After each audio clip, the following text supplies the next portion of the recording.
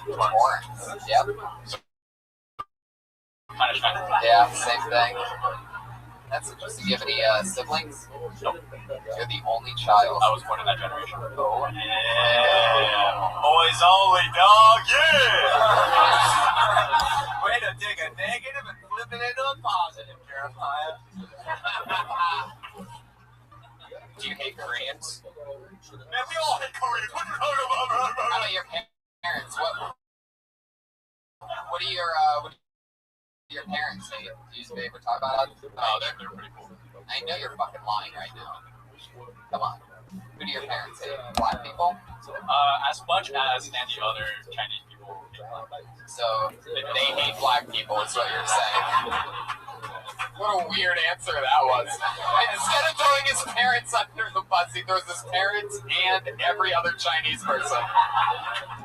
Only as much as every other Chinese person do we hate black people.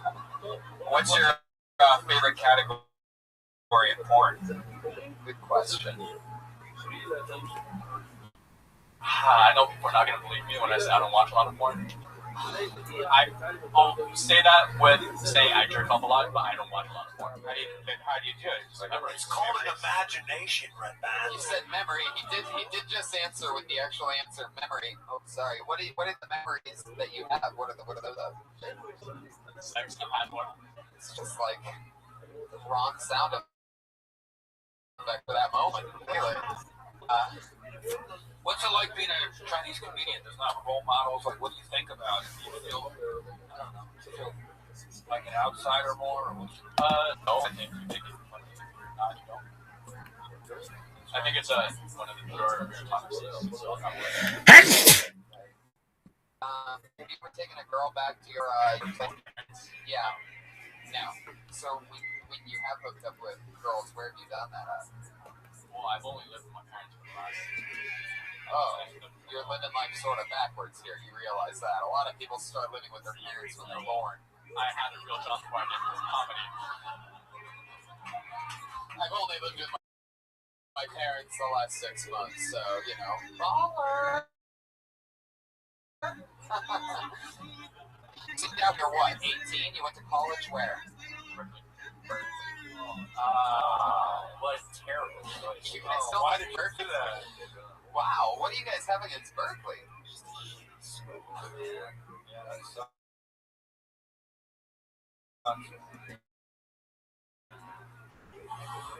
Hey, what would happen to a black girl to your parents? Yeah, what would happen? Give us an example of what you think would happen if you just walked, you walked straight into the... Oh, all right, well, let's start it off like a normal day. You pull into the driveway, you pull all the way through the living room wall, right? The car just goes straight through bushes and a window. You say, Mom, Dad, I'm home, what's up? Hello, son. Hello. Hello. How's the professional job going? You want some slim sushi? Mom? Who this? Mom? Who this, your cleaning lady? Who this? How come your parents talk funny? I'm Chinese. Oh, okay. What that? Who this? Is this your healthcare provider? No, I'm his baby mama. What? That's right, I'm pregnant.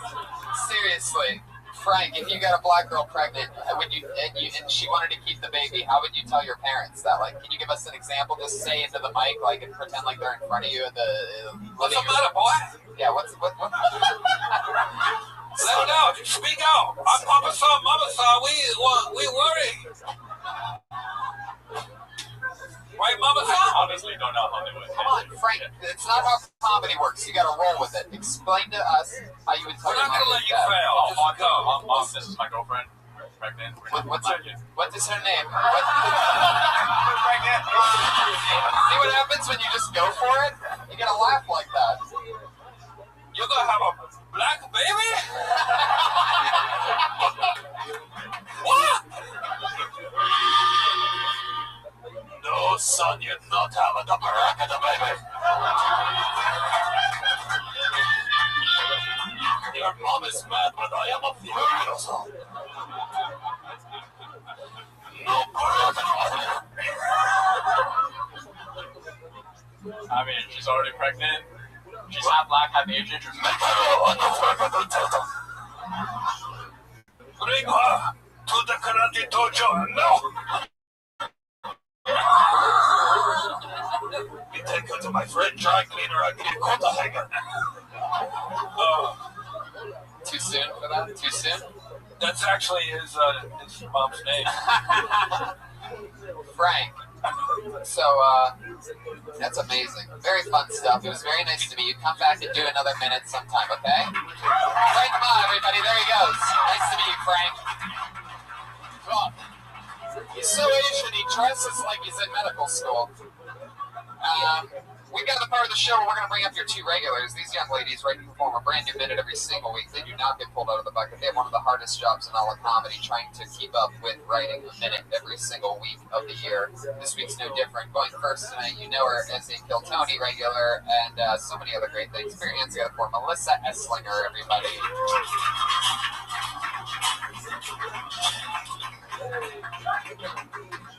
So not everything that you water will grow, because I've had water my whole life and I never made it past 11 years old.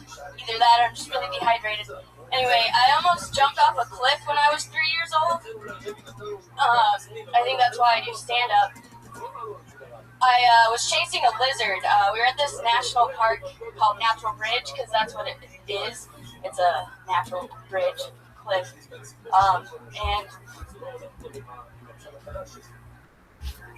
Anyway, I was chasing a lizard, and apparently lizards can climb on the sides of things, but people can't. But I was wearing overalls, so my dad grabbed them, and that day Oshkosh saved my life. I wish that I fell off of it right now, but that's all I got. There you go. A classic maneuver.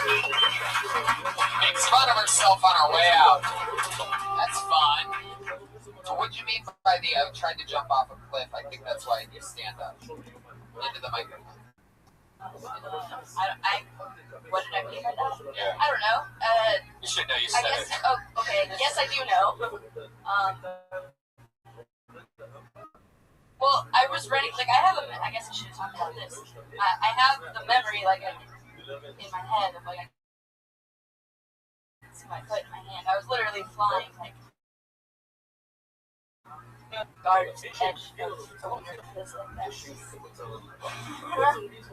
that. Yeah. You say it like that when you actually explain what you're saying, then you can get a big pop like that. How many times did you get up this week, or how many times do you usually get up every week? Lately it's only been like 3, which is not bad. Yeah, 3 a day maybe. Yeah.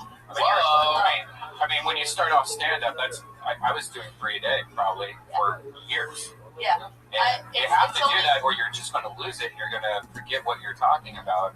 Like, yeah. You pretty much said stuff that you didn't explain it to us. Like, it makes sense in your head, but it didn't make sense. Brian hates you. We've noticed this every single week. It's been a very running thing that he simply can't hide it all. I did get my car back, and I'm just waiting so I have mobility again. Now I can't fill the tank, but I'm almost there. I'm getting there, and then I'll be back to doing as many slots as I was. Jeff, is this the first time you've seen little Melissa Esslinger? She has a nervous style, nervous delivery. Before she was shaking and apologizing, wasn't able to get her words out. So last week she had a great set. This week, it's one of the hardest things, writing and performing a brand new minute every single week. It's on the record.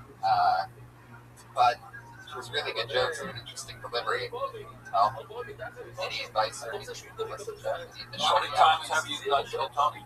I started in August. Wow.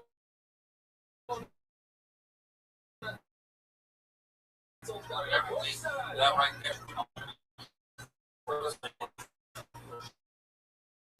All comic. But it was real, and it was about you and your family and your experiences. So keep going down that. Eventually, you're going to be able to climb up the side of things. Right. Oh yeah. Yeah. You definitely need points and likability, and delivery.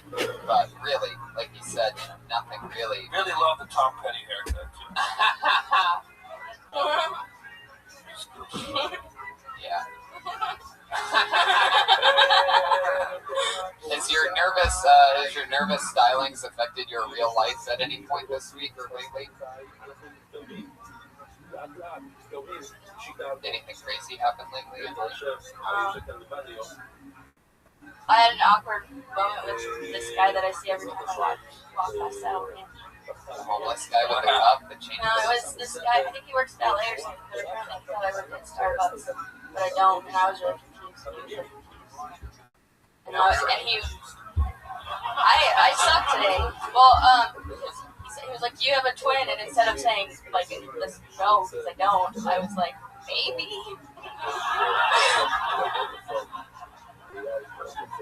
This is why I ask these questions. It's because that is literally. Let's tease it. Next week you should tell a story about the awkward encounter you have that week. Yeah, I mean, your real life things like that, instead of trying to dig for these deep jokes that sound like jokes, with your delivery and your likability, you can totally just say things that really happen to you, and that's the reaction that you're always going to get. So, remind me of Janine Garofalo. Watch her stuff. Right? Yeah. Wait a second. How old are you? Alright. You should know Janine. Check this shit. You gotta look back a little bit, and that'll help you. You won't steal, but just check it out. Get influenced by good comics. There you go, a little inspiration. There she goes, Melissa Esslinger. She's on Twitter, Melissa Esslinger. She's here every week. Oh, shit. Put your hands together for your other regular. It's Vanessa Johnston, ladies and gentlemen. Hey, guys. It's crazy that we live in a first world country, and yet it's unhealthy to drink the tap water. That's insane to me. In Los Angeles, they discovered that when sunlight hits the LA water supply, it becomes about as toxic as 2,000 x-rays. So what they decided to do was just dump a million little black plastic balls in the LA reservoir to try to block out the sunlight. And then they walked away like that was a solution. Like, yo, dude, cancel our tax money, go to like a giant Brita or something. It's insane. And then like the CDC recently announced that there's large concentrations of rocket fuel and birth control hormones in the water supply, which explains the 10-legged blue homosexual frogs fucking outside my apartment. I don't know if they're gay. They look the same to me still. Vanessa Johnson talking about water. There's a lot there. My CDC reference. Yeah, the CDC thing, that really stood out to me more than anything. Like Center of Disease Control, yeah. Oh, right. But it's like dropping that in there. They say that all you have to say is they. You know what I mean? CDC people are like, what? And then, Right. Little things like that. But there's some stuff in there. Move the Brita up, move everything up. Same thing as always. Trim the fat, figure it out. Have you been doing spots during the week? Good. Yeah, I do it like 2 times 6 times a week. Great. Yeah. Great. Maybe if you take that you have an eye for detail, CDC, Brita, just these kind of words. If you make those, maybe kind of incorporate them into your punchlines and have your setups be a little more easy to just flow into. Digest. And then the way you use the language is interesting. So maybe land on that stuff. That's a great piece of advice right there. Thank you. But I also could be wrong. Like if your thing is that, and you would know better than I would. Yeah, I'll try to think again. Confidence is key. Yeah, totally. Always tons of swagger with the great Vanessa Johnson. There she goes, ladies and gentlemen. Vanessa Johnson's on Twitter. Vanessa Johnson. Ryan J. Ebelt's drawing is right here. Look what he did tonight. Is that crazy or what? Wow. Look at you, Jeff. Oh my goodness. It's me, you, Brian, and the Horse of Truth. Made it all in there. I love Mangria. It's so delicious. So unbelievably good that I drink it all the time. Adam Carolla's Mangria. We love you, Adam. Reagan and Watkins, ladies and gentlemen, they did it. Josh Marcotte, At Jeremiah stand-up, at Patty Reagan. Joel Jimenez, Roast Battle, and Jeff Ross was the Boston Police Check out Department. Roast Battle on the road, coming to Chicago, Austin, New York, and the Belly Room very soon. Yep, check it out every Tuesday here at the Comedy Store, live or on Periscope. Fun episode for you long-time listeners here tonight. This one will go down for a little while, is that one. Nashville, we'll see you this Sunday. Thank you, live audience. Have a great night, everybody. Thank you so much.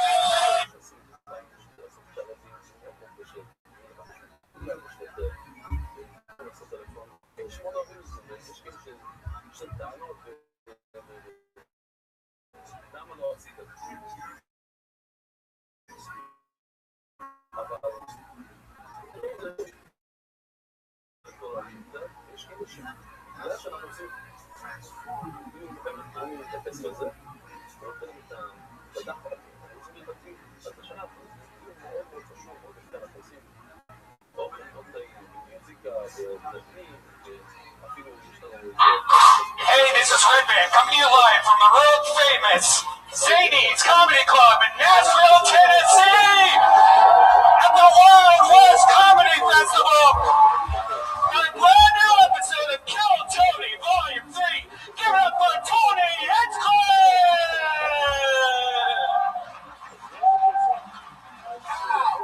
Oh my goodness. Nashville, Tennessee, what the fuck is up? Holy shit. Holy shit. Nashville is half-packed. Live on a Sunday afternoon. What are we doing? I love this. You guys ready for a fun fucking night or what? Unbelievable. The energy in this room, you can slice it with a plastic butter knife. I absolutely love Nashville. We've been here all weekend. We've had an absolute blast. We are fully recovered and vitamin enriched for this show right now. No hangovers whatsoever. We are at 100% full caliber blast. If at any point you seem to think, wow, these guys seem a little bit hungover, maybe we're only getting half a show, you're full of shit, all right? I'm at 1,000% right now. I was just doing dips in the green room. Yes, I was doing dips in the green room. Brian Redband, ladies and gentlemen, is the Hi guys, how's it going?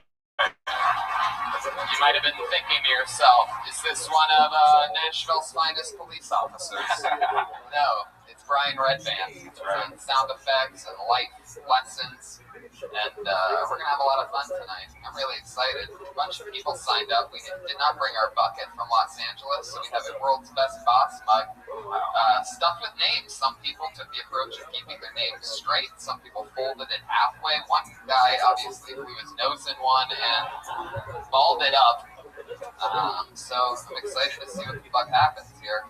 We're so happy. Met a lot of you guys on your way in, and some people from Texas, from Kansas City, from a bunch of different places. Not many people from Nashville came to the show this afternoon, but we got a lot of people from around the country that made the long trip to be here. So, I don't know. What do you guys say we just bring up tonight's guests and get this fucking party started?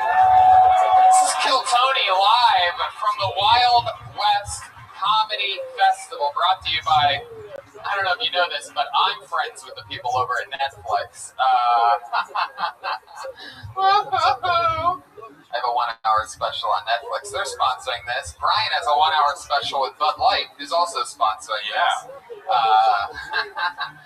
So, let's get this fucking party started. Nashville, I love you, and I would never treat you less than any other show. That's why, just like with any other show of Kill Tony, I always bring two of the funniest comedians in the world to be my guests. Tonight is no different. Put your hands together for the stylings of Ralphie May and Ahmed, everybody. Holy shit, holy shit, holy shit, holy shit, holy shit. Oh my goodness. It's about to go down. Motherfucker. Hi everybody, welcome. Make some noise, ladies and gentlemen. It's Ahmed and Ralphie May. Hi everybody, how are you? How you doing? us yesterday. He had this huge cookout. He cooked all the food all day. It was so delicious, and it made me take a 4-hour nap, old man nap after it. Yeah, it was just a food, not the big old fucking pile of weed. Yeah, it was both. And that big pile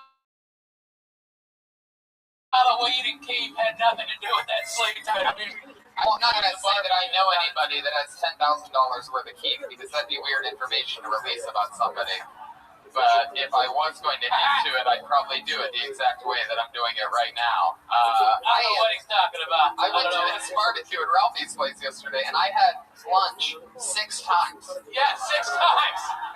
I literally filled up. I was eating more than He fucking anybody. eats, people. He fucking really eats. It shocks us all, but he He's your does. boss, Ralphie, cook. When he's chopping that meat, this motherfucker is focused. Oh, yeah. Well, yeah, but, don't do that when you look at Ralphie when he's chopping, because then you'll see the ripples in my back. Looks like a stormy sea on that back. Look at that back. Shipwreck. I love it. So, Ralphie, you've done this show before. We've talked to Yes, multiple times. I love it. We've talked to some comedians. Anything can happen. A bunch of people signed up tonight. Dude, the Nashville comics are really good. I think you're going to like them. I'm excited. Ahmed, this is your first time This on is the my show. first time. I'm excited. Yeah, we love Ahmed. He's the guy that I've been working with forever at the comedy store. Real store guy, just like me. Yeah. Drama! Man, Tony's one of the Ahmed, talented. you got to tell him about that story yesterday, okay? Ahmed yesterday was relaying to somebody how he'd been a victim of post 9/11 stereotyping at the airport. And I go, not for nothing, Ahmed, you are the guy who played terrorist number 4 in a movie. So that might be how they spotted you. They go, hey, you got that terrorist from that Kurt Russell movie. Hey, wait a minute, you are that terrorist from that Kurt Russell movie. Get over here, you son of a bitch. Get the fuck over here. No, you gotta roll into the airport with me. They always think I'm a pilot. You? Or steward. Yeah, flight attendant, more likely. Son of a bitch. Show's canceled. I do not look like a flight attendant. Hey, before you go anywhere, do you need peanuts? Does anybody need a drink or a hot towel? Peanuts. So, what do you guys want to do? You want to get this motherfucking thing started? I got a mug full of Oh, names. shit, mug full of names. Comedians, you get 60 seconds uninterrupted. We're going to talk to you. You're going to be a guest on the show immediately after your set. You're going to stay here and talk to us after you do 60 seconds on stage. Comedians that signed up, you know your 60 seconds is up when you hear the sound of a kitty. You could do a little bit louder than that because they wouldn't be able to hear it. There you go. That's when you know your time's up. Wrap it up then. Don't run the light or else you're going to bring out the angry West Hollywood bear. We brought him with us. He actually flew first class. His name is Larry. He has a rider and everything. He gets his own green room. We had to put him in the guest house across the street. And he has demands, but he's in the house, the West Hollywood Bear. So, you guys ready to do this or what? I'm going to pull a fucking name out of this mug right now. Anything can happen. Comedians, if you get pulled out of the bucket, be safe. Take your time. Don't fall. There's a staircase right over here. Just don't panic. All right? You guys ready to get this motherfucker started? Here we go. I pulled a name out of the bucket. The first name going up tonight, uninterrupted, is Moses James. Oh, shit. Welcome to the stage, Moses James. Here he comes. All right.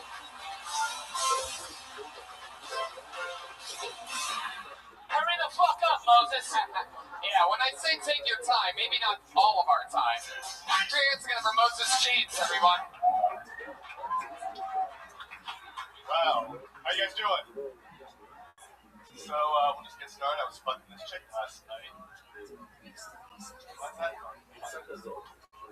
There's still feathers in my bed. Tinder, it's more like tender, right? But you guys ever have a hookup so gross that immediately when she leaves you freeze the couch? And I mean couch because you do not measured because that was last night. Now that you guys like me, I'm gonna let you know I do teach little kids. That's not a joke. So this is true. I was wondering, do black parents right before they have the kids play boggle, and then they decide to name it like LaQuisha. That one wasn't as funny as those moments. But I had a kid named Air Sean. His dad loved Air Jordan. So his name Air Sean, same old trouble, basketball player, great. Air Sean, this is my last joke. Air Sean doesn't know his father. Wow. One of the greatest closes I've ever seen on this show. He shut down the cat to let us know this was his last joke, followed by the line, "I'm done." Moses James. Fuck yeah, you went for it, huh? Is this your first time talking to the microphone? Is this your first time doing stand-up comedy? I've done open mics just for fun around here. I live here now. I should tell you, they talked to me coming in down here. I'm arriving on Friday. Wasted. Yeah. Thank you. Thank you. Thank you. Yeah. I gave you one of those, and I could probably put that away, so that's a secret. But that's Nashville. We just give us okay. Moses, relax. Before you, don't say the name of the band. Don't say it, but I gotta do that while I'm here. I'm a musician, not a comedian. You are? You look like a magician. You look like a magician that doesn't have any magic tricks. That or like an amateur pro wrestler or a prophet. Yeah, a guy that works at some kind of the last Blockbuster in Nashville. Well, I'm from Pittsburgh, and I know you were fighting Irish or something. I love that you read my bio on the internet. We played you. Basketball played you. My team came and traveled to Youngstown, Ohio, and I played you. You didn't play basketball. You were at the game. Well, you didn't play basketball. How do you know I was physically at the game? All I'm doing is buying more stations. No, there's no buying it, Moses. Stop talking. Ralphie, what do you think about this guy? Man, go be a musician.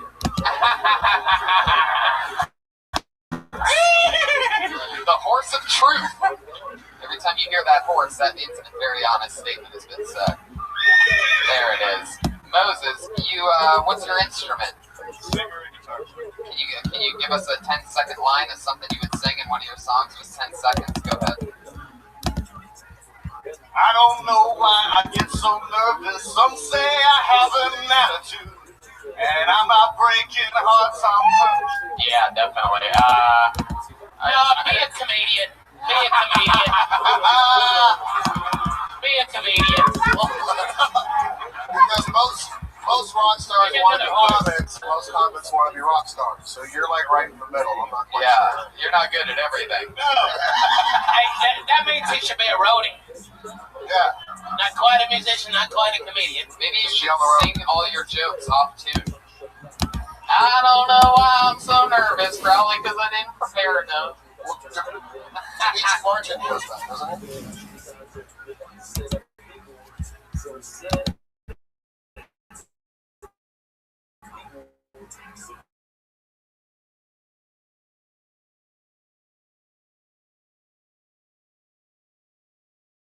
Comedy Festival. My brand new episode. Tony, Volume 3. Give it up for Tony Hinchcliffe.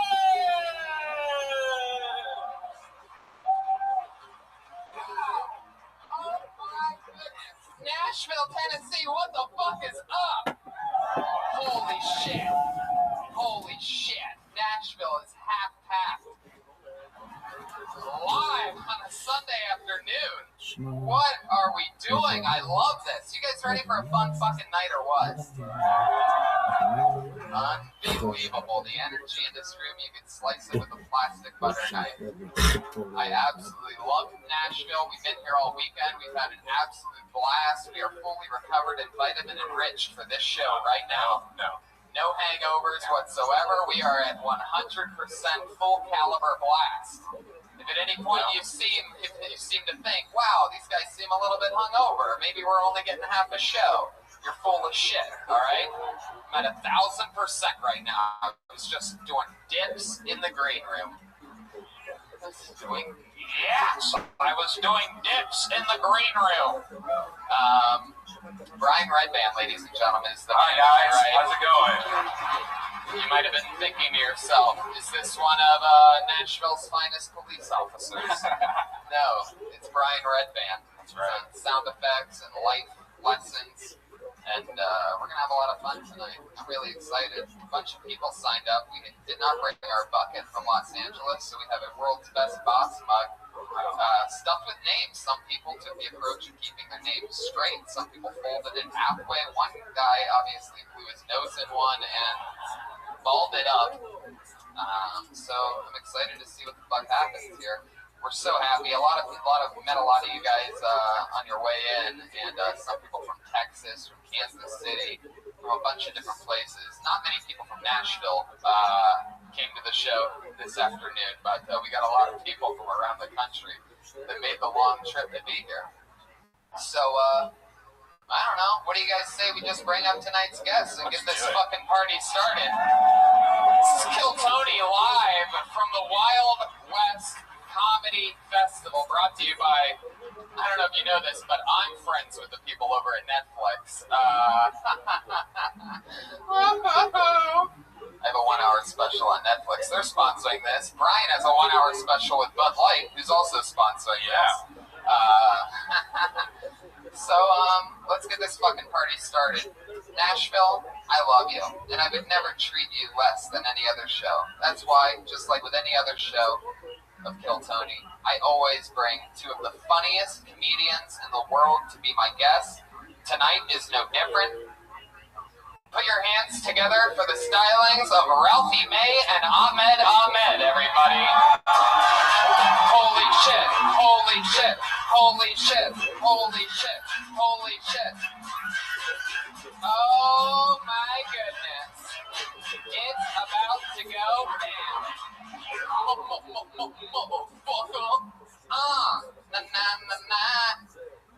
Hi everybody, welcome. Hi. Make some noise, ladies and gentlemen. It's Ahmed and Ralphie May. Hi everybody, how are you? How you doing? Ralphie May cooked for us yesterday. He had this huge cookout. He cooked all the food all day. It was so delicious, and it made me take a 4-hour nap, old man nap after it. Yeah, it was just a food, not the big old fucking pile of weed. Yeah, Right? it was That both. And that big pile of weed and keep had nothing to do with that sleepy time and all those beers. I'm not going to say that I know anybody that has $10,000 worth of keep, because that'd be weird information to release about somebody. But if I was going to get to it, I'd probably do it the exact way that I'm doing it right now. I don't know what he's talking about. I went to this barbecue at Ralphie's place yesterday, and I had lunch 6 times. Yeah, 6 times. So I literally filled up. I was eating more than He fucking anybody. eats, people. He fucking really eats. It shocks us all, but he You should watch does. Ralphie cook. When he's chopping that meat, this motherfucker is focused. Oh, yeah. Well, yeah, but, Iron you know, Chef.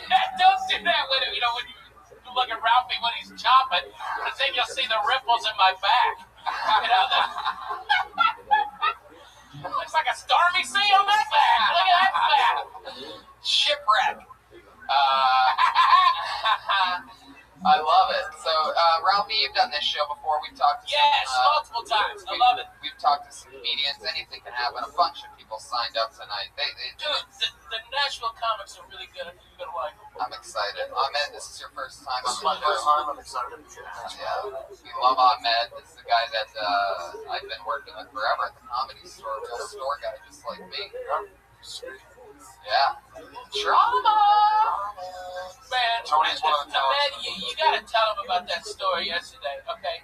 Ahmed yesterday was relaying to somebody how he'd been a victim of post 9/11 stereotyping at the airport. And I go, not for nothing, Ahmed, you are the guy who played terrorist number 4 in a movie.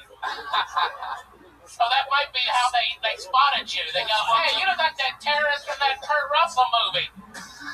Hey, wait a minute, you are that terrorist from that Kurt Russell movie. Get over here, you son of a bitch. Get the fuck over here. No, they You gotta roll into the airport with me. They always think I'm a pilot. You? or stewardess. Or yeah, flight attendant, more likely. Sons of bitches. Show's canceled. I do not look like a flight attendant. Hey, before you go anywhere, Does anybody need a drink or a hot dog? Peanuts.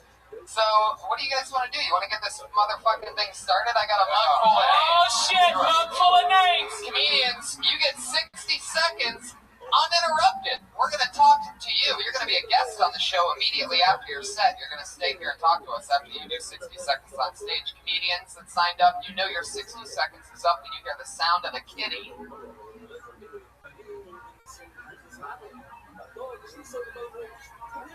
You could go a little bit louder than that because they wouldn't be able to hear it. There you go. That's when you know your time's up. Wrap it up then. Don't run the light or else you're going to bring out the angry West Hollywood bear. We brought him with us. He actually flew first class. His name is Larry. He has a rider and everything. He gets his own green room. We had to put him in the guest house across the street. And he has demands, but he's in the house. The West Hollywood Bear. So, you guys ready to do this or what? I'm going to pull a fucking name out of this mug right now. Anything can happen. Comedians, if you get pulled out of the bucket, be safe. Take your time. Don't fall. There's a staircase right over here. Just don't panic. Alright? You guys ready to get this motherfucker started? Here we go. I pulled a name out of the bucket. The first name going up tonight, uninterrupted, is Moses James. Oh shit! What is his name? Moses James. Here he comes. Right.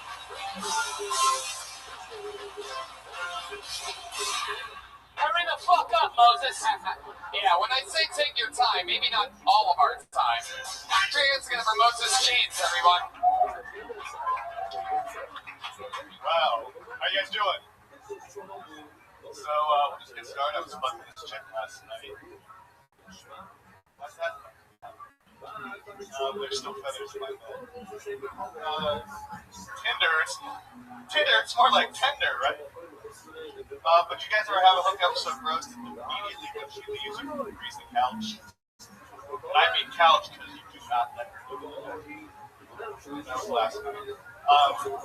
Now that you guys like me, I'm gonna let you know I do teach little kids. That's not a joke. So this is true. I was wondering, do blackout parents right before they have the kids like boggle, and then they decide to name it LaQuisha. That one wasn't as funny as those folks. But I had a kid named Air Sean. His dad loved Air Jordan. Was hoping for the best. Named Air Sean to save all the trouble. Basketball player, great. Air Sean. That's my last joke. Nothing. Air Sean doesn't know his father. Wow. One of the greatest closest I've ever seen on this show. He shut down the cat to let us know this was his last joke, followed by the line, I'm done. Moses James. Fuck yeah, you went for it, huh? Is this your first time doing talking to the microphone? Is this your first time doing stand-up comedy? I've done open mics just for fun around here. I live here now. I saw you talked to me coming in down here at the Ryman on Friday night. Wasted. Yeah. Thank you. Thank you. Yeah. I gave you one of those, and you probably threw that away, so that's a cigarette. But that's national. Just give us okay.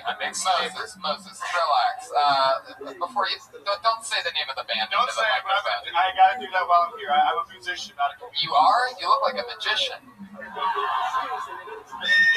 look like a magician that doesn't have any magic tricks. That or like an amateur pro wrestler or a guy that works at some kind of the last Blockbuster in Nashville.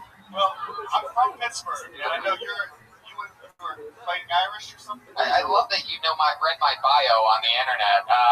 We played you. Basketball played you. My team came and traveled against Ohio, and I played you. You didn't play basketball. You were at this game. Well, you didn't play basketball. How do you know I was physically at the game? All I'm doing is buying more stages. No, there's no buying it, Moses. Stop talking. Ralphie, what do you think about this guy? Man, go be a musician. The horse of truth. Every time you hear that horse, that means a very honest statement has been said. There it is. Moses, what's your instrument? Singer and guitar. Can you give us a 10-second line of something you would sing in one of your songs? Just 10 seconds. Go ahead. I don't know why I get so nervous. Some say I have an attitude, and I'm out breaking hearts on purpose. Yeah, definitely. Be a comedian. Be a comedian. Be a comedian. Because most rock stars want to be comics, and most comics want to be rock stars. So you're like right in the middle. I'm not quite Yeah, you're not good at everything. That means he should be a roadie. Yeah.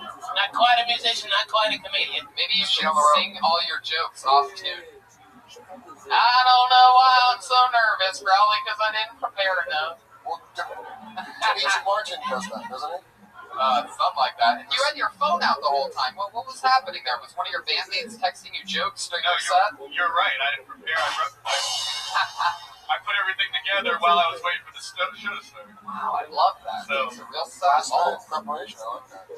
So the name of your band, I will end up get into this. It's called the Blind Honeybees, and you're the lead singer. I am. You guys have 11 songs. That's 11 more jokes than you did tonight. One of the songs is called Caroline. Yeah, but this is no Sweet Caroline, I'm guessing. No. Now, what's that song about? Is that an ex of yours? No, I just made it up. The truth is, one of my sketches. That's where a lot of the best songs come from, they say. Is you know, if you ask all the best musicians that have ever lived, they'll tell you all their songs come from a place of complete made-upness. Well, the story might be inappropriate, actually. It's about teaching. Teaching? Because that's probably going to be your future job? Music's not going anywhere, obviously. I love that. Now, Moses. I love your self-esteem. Yeah. It's really up there. Can you tell us what Not Quite Right is about? DMT and LSD. Oh, there we go. Yeah. I thought that should be the name of your next comedy album. Not Quite Right. Moses, what do you do for work? How do you survive? Oh, you teach middle school. What are you teaching? Probably shouldn't be saying that on a That's what I'm thinking. I think live we're talking about podcast. Not in Nashville, not in... I love that. You fuckers right on it too. Just like, So you were at the show that I did at the Ryman Theater. Yeah. Right? Yo, it was fantastic. How fantastic was it It was exactly? the best show I've seen in Nashville at the Ryman. Okay, stop giving descriptors. You had me at best show. It started getting really creepy there. It's the best show I've seen in Nashville at the Ryman on that night. That was comedy. It seems like he has kind of like a man crush on you, I think. Oh, I think they all No, do. you're hilarious. And I can't blame them. You know, I don't. I would call it Boy Crush. Kiss Tony, kiss Tony, All kiss. right, there you go. That was funny for that long. Moses, is stand-up really something that you could ever see yourself taking seriously? I actually, truth is, I met you guys 2 years ago. What is this shit that keeps going on here? Moses, I met Brian behind the Comedy Store, okay. and with Don Barris, Gotcha. and he brought me up on All stage. right, That explains everything, by the way. That explains everybody. You're hanging out with Don Barris. Trying to tell you the truth. Any other advice, closing advice from Moses James, guys? I would say check out Tony's website. Yeah. Just book all your flights for wherever he's going, because you know everything about him. Yeah. I would say, seriously, if you really want to do stand-up, get up as much as you can, lose the phone, don't look at your notes, and just commit. And that hairdo, what are we talking? Is that like almost dreads? Like, are you trying to go for? Because right now you just look like the top half of a centaur. My favorite joke ever was, this is what you get when Troy Polamalu fucks Yanni. But Yeah, mine is when Troy Polamalu fucks Yanni, but This is Nashville, so no one can get that joke. It's like if Troy Polamalu never used shampoo. He's a Head and Shoulders spokesman for those of you that aren't cracking up right now. I can't tell if you're hipster or homeless. Like, what's the difference these days? But I like the penguin shirt. I would. He'd light it on fire, and he would use that as the igniter for when he lights American flags on fire. Like he would use your penguin shirt as, what do they call that thing? The flint. All right, Moses, it was nice meeting you. You went for it. It seems like you're, sort of a little bit, slightly, somewhat serious, but there's a lot of people that are passionate about this shit. I don't know. If you don't go up every night, you don't love it, then. Thanks for coming out. Thank you, guys. Moses James, everybody. He's on Twitter at Moses James Music. So if you want to go check out his music, well, I mean, you're the only one. Can I download this? Because I don't have a CD player. Yeah, we got you, Moses. Okay. Sure, we know. I just need one. Just one is fine. Thanks. We know what we download music that we actually listen to on it. You know what? This is a great coaster. You can use it as a coaster. For now, I haven't unwrapped it. I love that. Was that bad? I'm sorry. That laugh is bad. I pulled another name out of the bucket, guys. This will be fun. Put your hands together for Catherine Cobanelli. She came right up. Oh.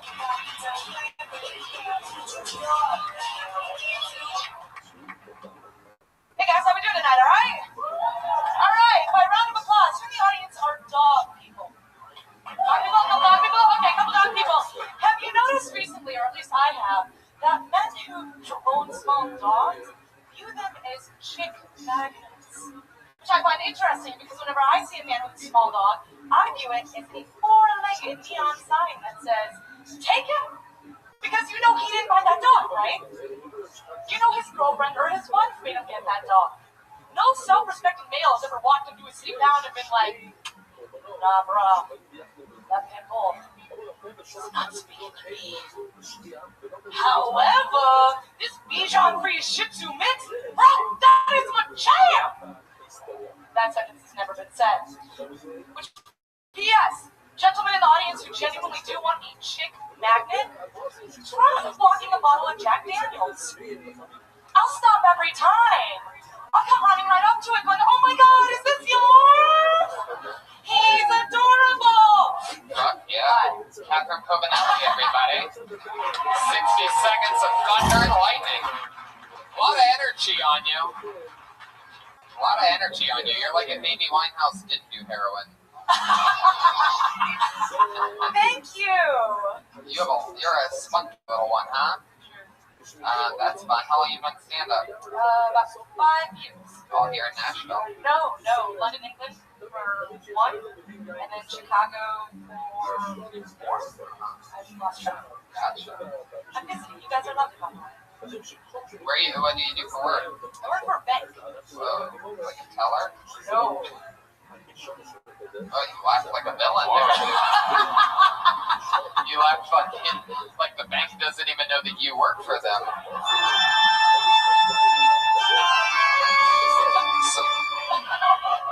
Some good old bank music. By the way, I have to completely disagree with your material. I own a small Shih Tzu. I bought it. I rescued it from the second floor of this mall,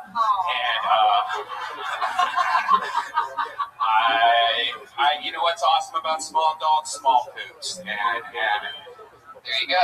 Small boners. You know what? My dog also has small poops. Get like a hamster. That is small. Yeah, that's true. Brian also, though, does walk a bottle of Jack Daniels along with his dog, so you have the best of both worlds with him. Catherine, you drink a lot, is that true? That's true. How do you know that? Yeah, you I did, didn't I? That was the whole build-up punchline to what you were talking about, was the bottle of Jack. That was all the payoff. Your definition of a lot might be different from mine.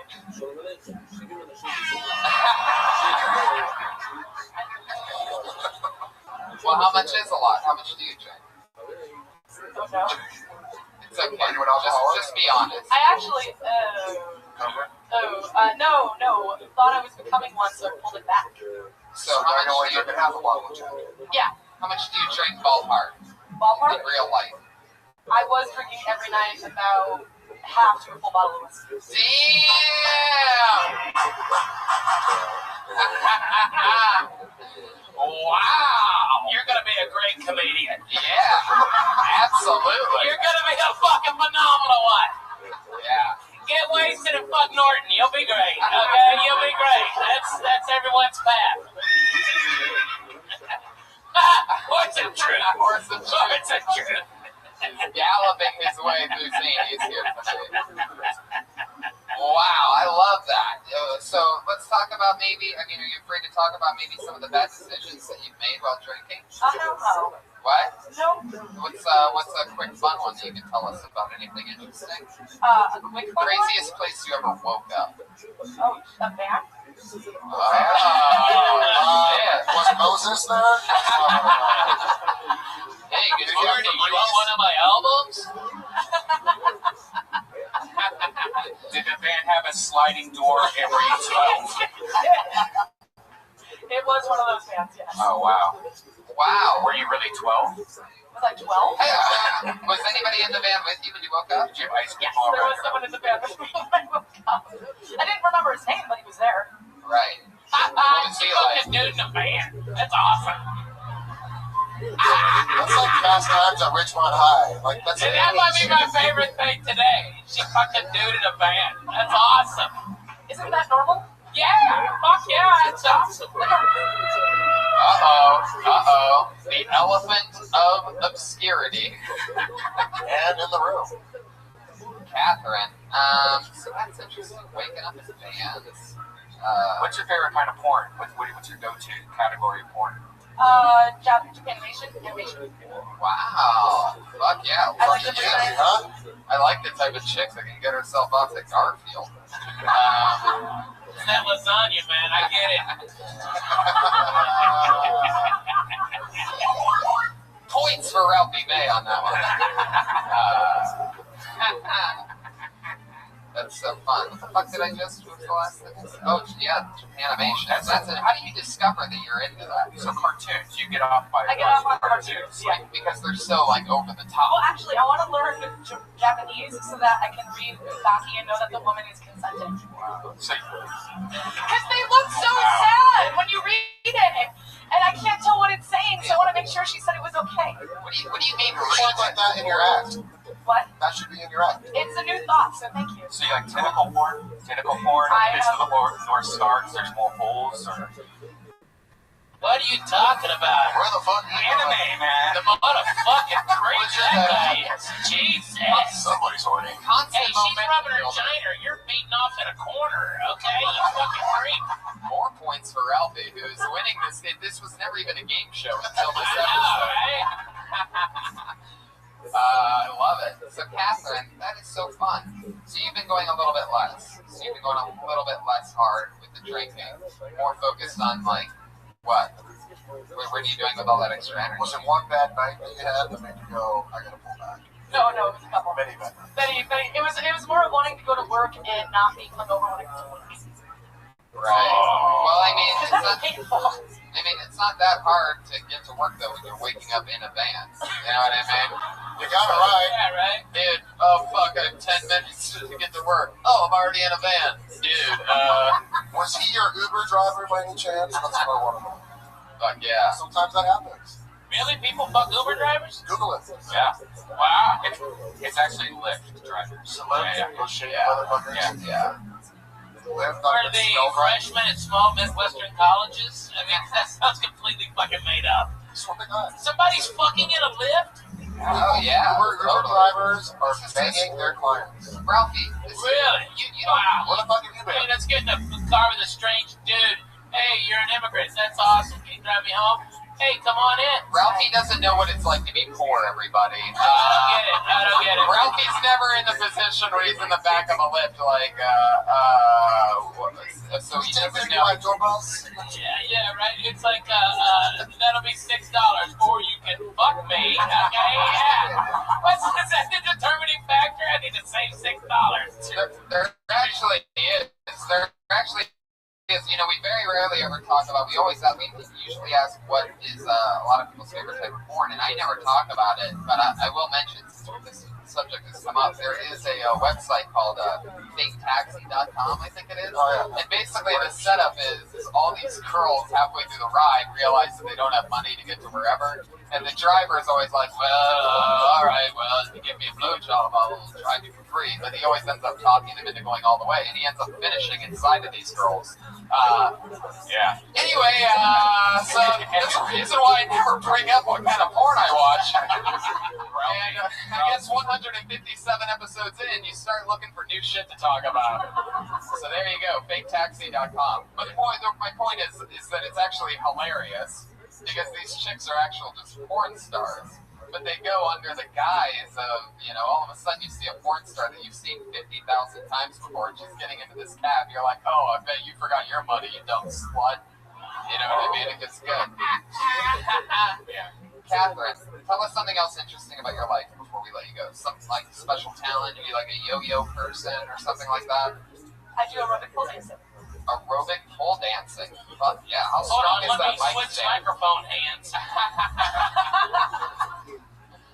What does that mean, aerobic pole dancing? So you like just, instead of going for like slutty pole dancing, you're trying to like sweat. Yeah, pretty much.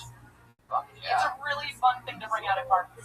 that's interesting. Can we see a little bit Can of we get her it? some Jack Daniels? Let's get her a shot. Yeah, can we have one shot of a half a bottle of Jack Daniels, please?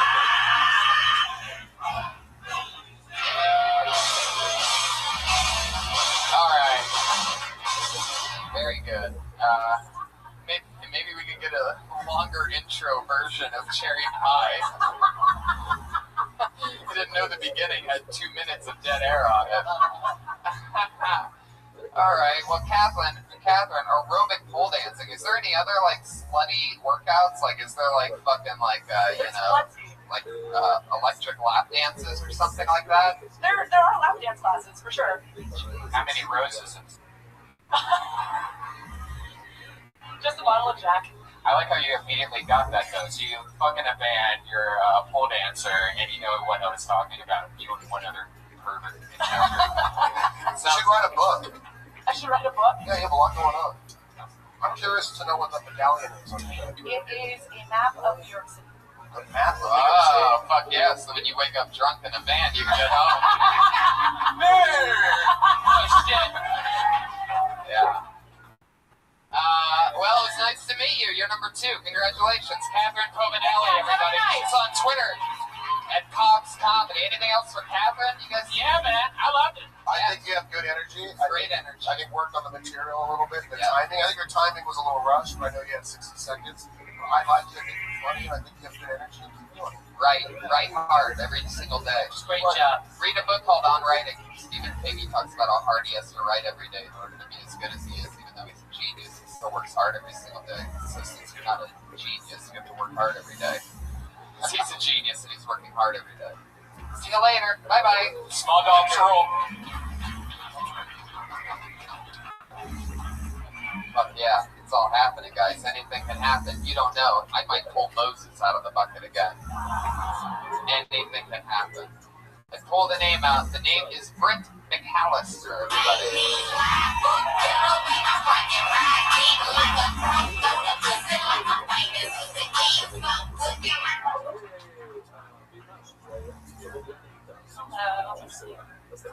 I only do one impression, but it's Anna Nicole Smith, so I don't do it very often because people seem to get me around that. I think it's mainly because her death was really sad, but I think it's also because her life was really sad. I never practiced that impression either. I was just told that when I was drunk in high school, so that's really depressing. But then I was like, oh great, should I like do a lot of drugs or gain a lot of weight or fuck a rich dude? I'm not really sure what I should do right now. I'm just like, no, that's ridiculous. I don't have to live with myself. I work at a breakfast restaurant, and one of our most popular items is a bagel sandwich with egg and cheese on it. And It was so popular that we did a smaller sandwich on a smaller bagel for our kids' menu, but I quit my job in protest because they absolutely refused to call it an egg bagel tuna. But yeah, exactly 60 seconds from Britt McAllister. How long have you been on stand-up? That's my second time. Her second time ever on a stage, ladies and gentlemen. Second time ever. All you chicken shits that didn't want to sign up. Britt, that's fun. You have a fun energy. You're like easy to listen to. You don't have many punchlines yet. I'm still waiting for this Anna Nicole impression that I never saw. Yeah, what You is he? hit towards an Anna Nicole impression, and then I thought you were going to come out of the gate and do it. yeah. Let us know. Yeah. But I like your. It would have been funny had you just been like, I do an Anna Nicole Smith impression, just gone like that. You see how hard that laugh is? I got a gummy worm. Get your first applause break Can I ever. have that, Tony? Yes, you can have it. Turns out I can't do that Anna Nicole Smith joke. Thank you. But yeah, you got it. I've loved your work ever since you married Chucky in only a half lap on a killer ride of Chucky. Really? Free reference? Well, it's actually the Bride of Chucky. I think it was the Bride of fourth one. Chucky, the Yeah. fourth one? There you go. Evil laugh. Everybody. Yeah, there was another Chucky. Did you ever see all the Chuckies? Didn't see all the Chuckies, babe. Chucky is one of the only things that actually scared the shit out of me when I was a kid. Like, yeah. Because you'd have to share clothes with him?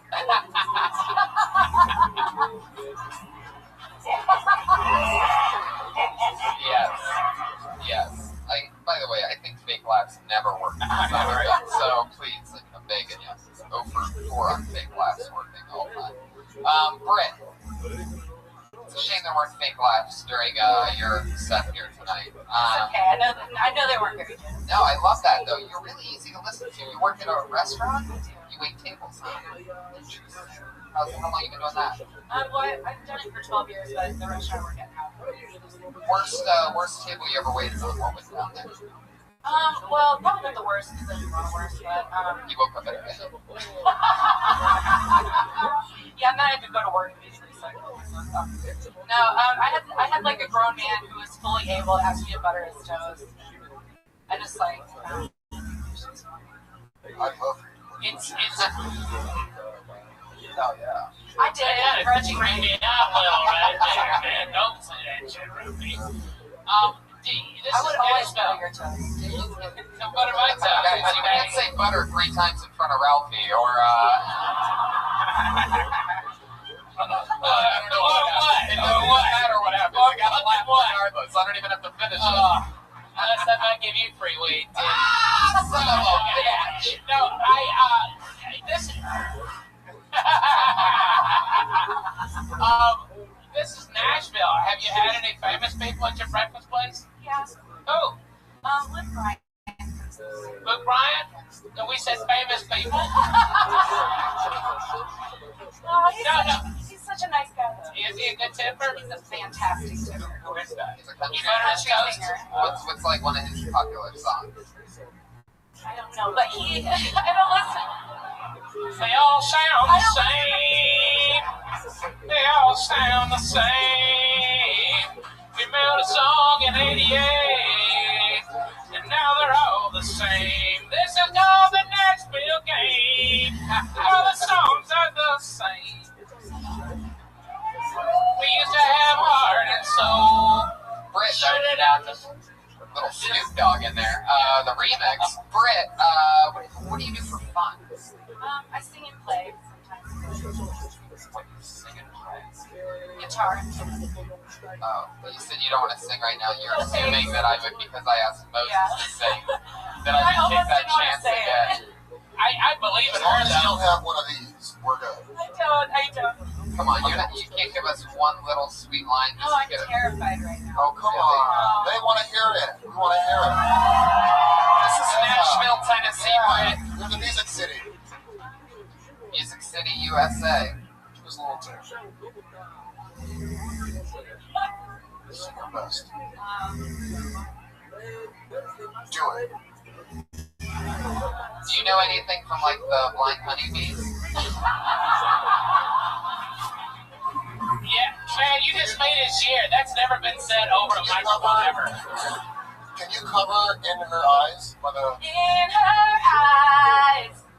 There you go. All right. What are we learning Already here tonight? better. Already better than Moses was. What did we learn here tonight? If you want a comedian with a good voice, do not go to Nashville, Tennessee. You didn't like that? No, I'm kidding. I'm kidding. That was lovely, Brett. I can see why you didn't want to sing now.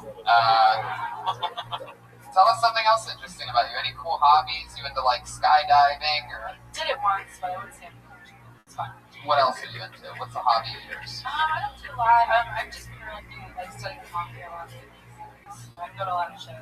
We got a good answer from Brian's question on the last one. Why don't we fire it off at you two? Favorite kind of porn?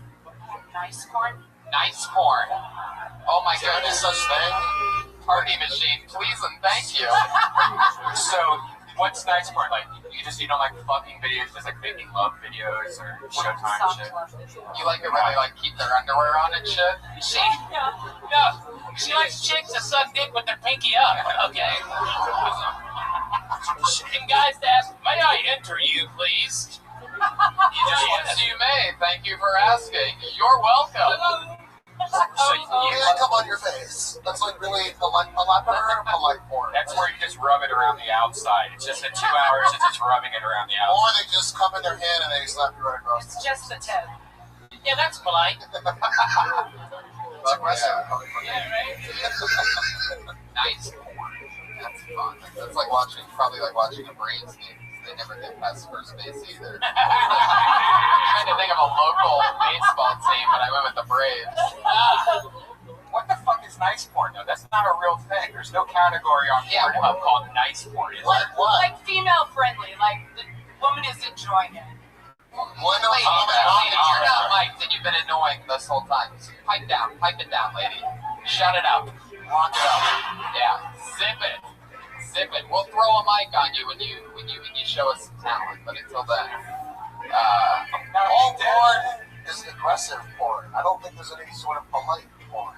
Nah, she's talking about that fuzzy out of focus shit. You know that What side are you on? We're dudes. We're all on the same fucking 7 sides, okay?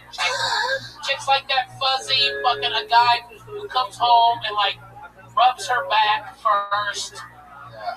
And lights a candle. She likes the kind of porn where they ask her how her day went. Yeah.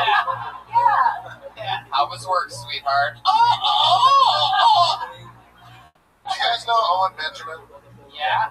My friend Owen Benjamin is a comic. I was asked because he watches porn religiously. And I said, how much porn do you watch? And he's like, I have like 4 different windows going up at once on my computer. And my buddy Steve Burton was like, what's your porn? Just, you're in the situation room, just fucking jacking off on your computer.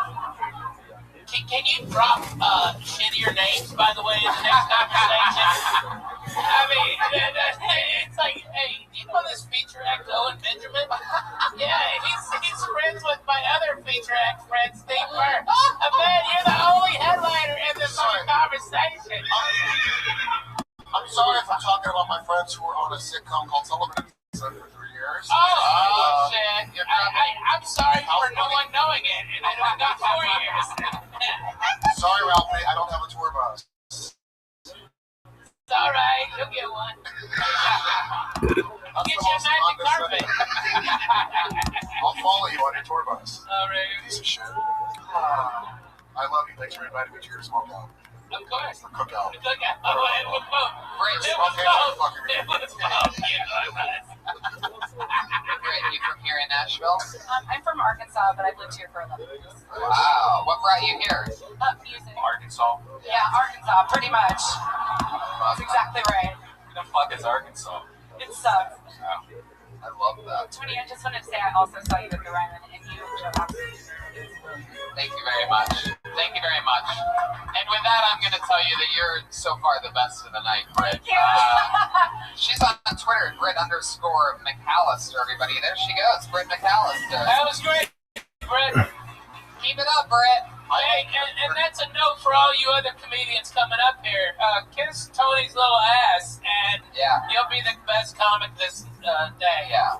You know, it's not a competition, but It is. It is, actually. But I mean, the winner gets $50,000. So. And $10,000 worth of weed. There's always a thing when you pull out a name and there's 3 names there. You know what I mean? Like the assassin type of name. Oh, We yeah. got one right here. If I've ever heard of a school shooter name before, this might be it. Put your hands together for James Victor Cherry, ladies and gentlemen.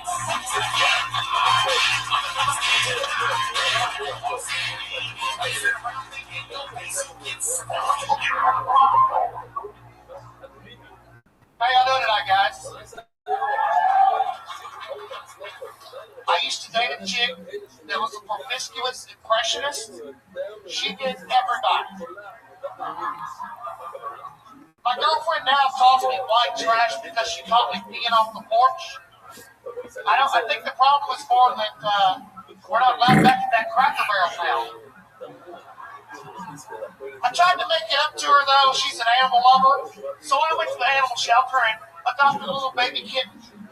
I named it Tyler Curry. Sometimes I like to dress it up like a woman and make shitty movies with it. If that didn't work, I was just going to get her a bottle of ranch dressing, because there's nothing white women love more than ranch dressing. Go into any restaurant, and you'll hear the white women bitching at their waiter, and it sounds like a horror movie stabbing scene. Ranch, ranch, ranch, ranch, ranch. That's my time, guys. Thank you. Fuck yeah, 57 seconds from James Victor Cherry. What's up, James? How you doing, man? Doing great. You're a Nashville comedian. Yes, sir. How long you been doing it? About 7 years. I like that. There's funny stuff there. I like your style. I like you're dressed like you just got out of prison. Yes, multiple times. I love it. We've talked to some comedians. Anything can happen. A bunch of people signed up tonight. Dude, the Nashville comics are really good. You're gonna like them. I'm excited. Ahmed, this is your first time on This is the my show. first time. I'm excited. Look at his athleticism. Ahmed is the guy that I've been working with forever at the Comedy Store. Real store guy, just like me. Sweet. Yeah. Trauma! Man, Tony's one of the Ahmed, you gotta tell him about that story yesterday. Okay, Ahmed yesterday was relaying to somebody how he'd been a victim of post 9/11 stereotyping at the airport. And I go, not for nothing, Ahmed, you are the guy who played terrorist number 4 in a movie. So that might be how they spotted you. They go, hey, you look like that terrorist from that Kurt Russell movie. Hey, wait a minute, you are that terrorist from that Kurt Russell movie. Get over here, you son of a bitch. Get the fuck over here. No, they, You gotta roll into the airport with me. They always think I'm a pilot. You? or Yeah, flight attendant, more Oh, you likely. son of a bitch. Show's canceled. I do not look like a flight attendant. Hey, before you go into Does the anybody need a drink or a hot dog?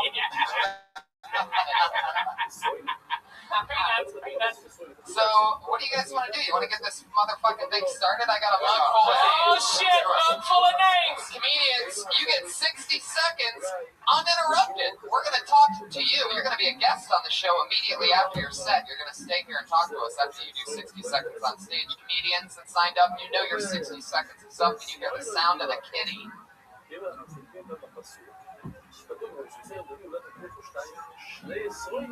can do a little bit louder than that because they wouldn't be able to hear it.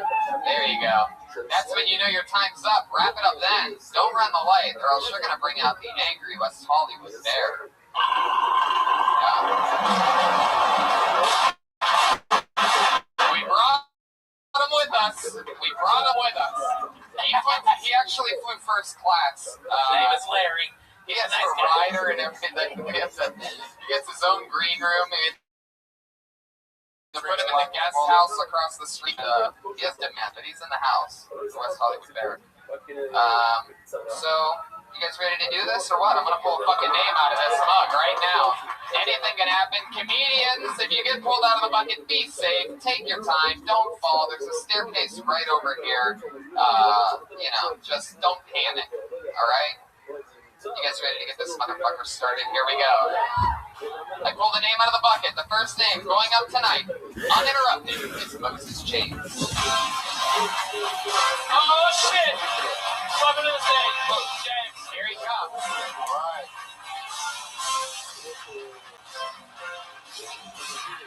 Hurry the fuck up, Moses. Yeah, when I say take your time, maybe not all of our time. Cheers again for Moses James, everyone. Wow. How you guys doing? So, let's get started. I was fucking this chick last night. How's that? There's still feathers in my bed.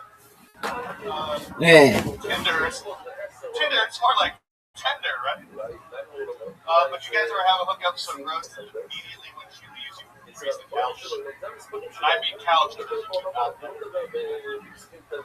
was last night. Now that you guys like me, I'll let you know I do teach little kids. That's not a joke, so this is true. I was wondering, do blackout parents right before they have the kids play boggle, and then they decide to name it LaQuisha. That one wasn't as funny as I was hoping. But I had a kid named Air Sean, and his dad loved Air Jordan. So Air Sean, same old trumps, basketball player, great. Air Sean, that's my last joke. That's it. Air Sean doesn't know his father. Wow. One of the greatest closes I've ever seen on this show. He shut down the cat to let us know this was his last joke, followed by the line, I'm done. Moses James. Fuck yeah, you went for it, huh? Is this your first time talking to the microphone? Is this your first time doing stand-up comedy? I've done open mics just for fun around here. I live here now. They talked to me coming in down here at the Ryman on Friday. Wasted. Yeah. Thank you. Don't ever do that again. Yeah. I gave you one of those, and you probably threw that away, so that's a secret. That's national. Just give us okay. Moses, relax. Before you don't say the name of the band. Don't say it, but I gotta do that while I'm here. I'm a musician, not a comedian. You are? You look like a magician. You look like a magician that doesn't have any magic tricks. That or like an amateur pro wrestler or like a guy that works in some kind of the last blockbuster in Nashville. Well, I'm from Pittsburgh, and I know you're fighting Irish or something. I love that you read my bio on the internet. We played you. Basketball played you. My team came to travel together to Ohio, and I played you. You didn't play basketball. You were at the game. Well, you didn't play basketball. How do you know I was physically at the game? All I'm doing is buying more stations. No, there's no buying it, Moses. Stop talking. Ralphie, what do you think about this guy? Man, go be a musician. The horse of truth. Every time you hear that horse, that means a very honest statement has been said. There it is. Moses, what's your instrument? Can you give us a 10-second line of something you would sing in one of your songs? Just 10 seconds. Go ahead. I don't know why I get so nervous. Some say I have an attitude, and I'm not breaking hearts. Yeah, definitely.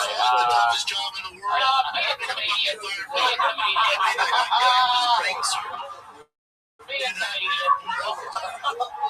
Because most rock stars want to be comics, and most comics want to be rock stars. So you're like right in the middle.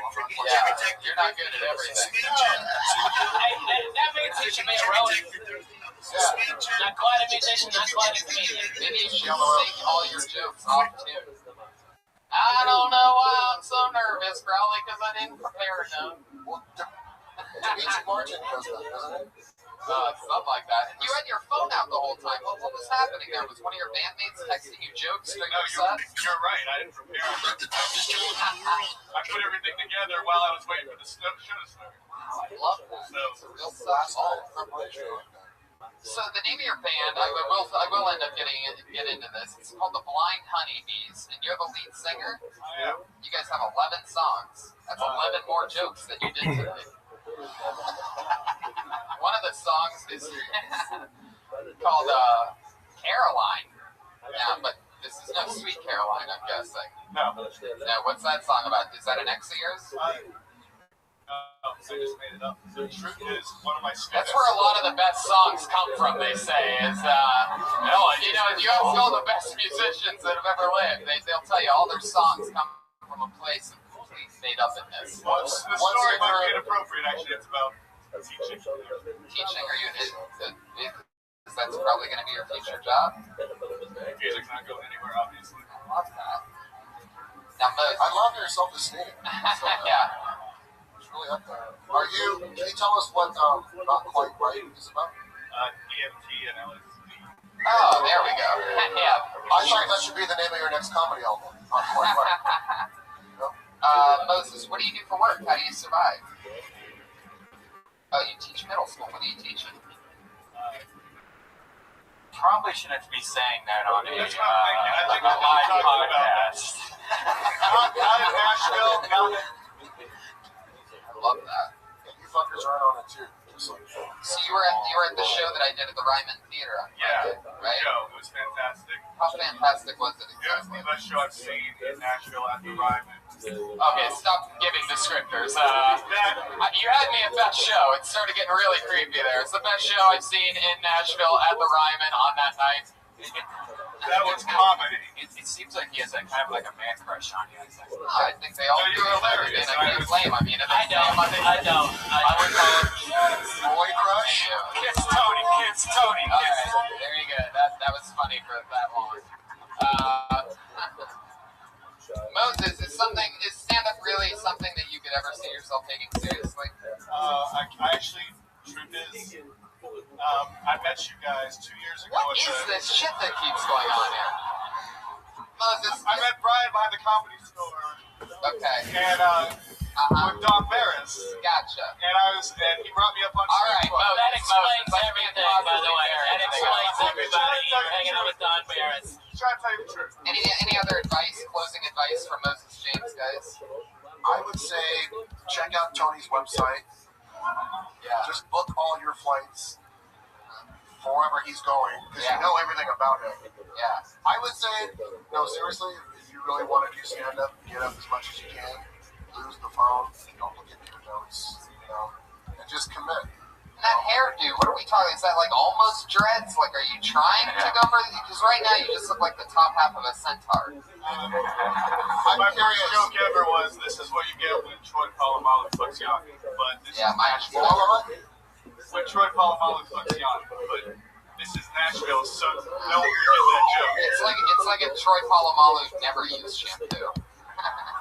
He's a Head and Shoulders spokesman for those of you that aren't cracking up right I now. can't tell if you're hipster or homeless. Like, what's the difference?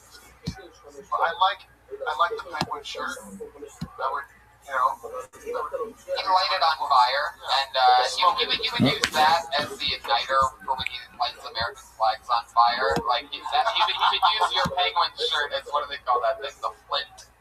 All right, Moses, it was nice meeting you. You went for it. It seems like you're, sort of a little bit, slightly, somewhat serious, but there's a lot of people that are passionate about this shit. I don't know, if you don't go up every night, you don't love it, then thanks for coming out. Thank you guys. Moses James, everybody. He's on Twitter at Moses James Music.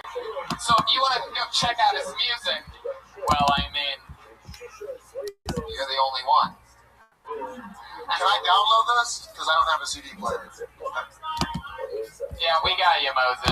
Sure, we know. I just need one. Just one is fine. We know what we download music that we actually listen to on it. You know what? This is a great coaster. I'm using it as a coaster. For now, I haven't unwrapped it. I love that. Was that bad? I'm sorry.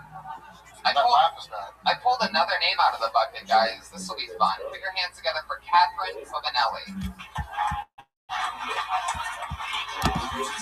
She came right up. Yeah, well,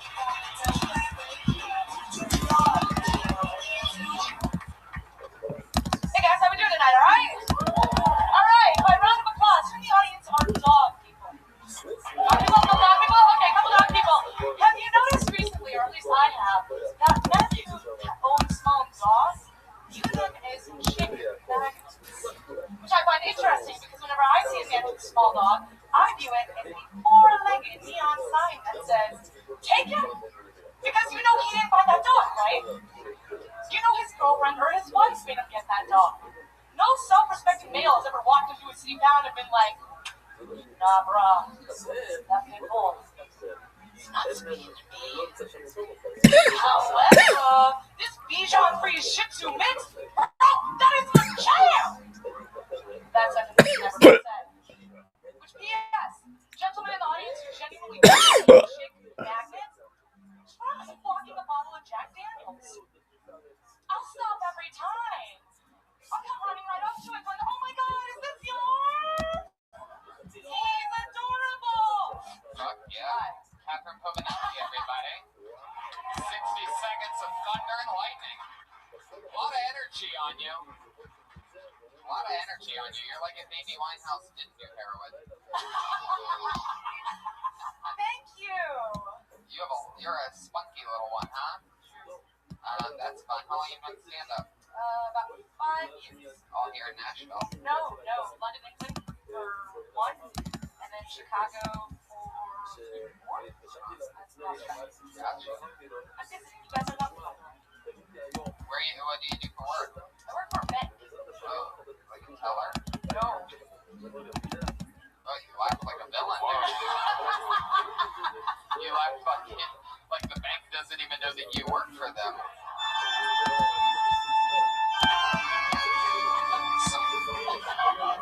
Some good old bank music. By the way, I have to completely disagree with your material. I own a small Shih Tzu. I bought it. I rescued it from the second floor this fall, and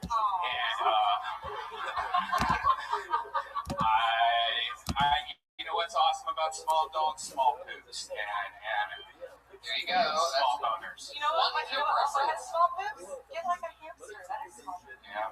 That's true. Brian also, though, does walk a bottle of Jack Daniels along with his dog. So you have the best of both worlds.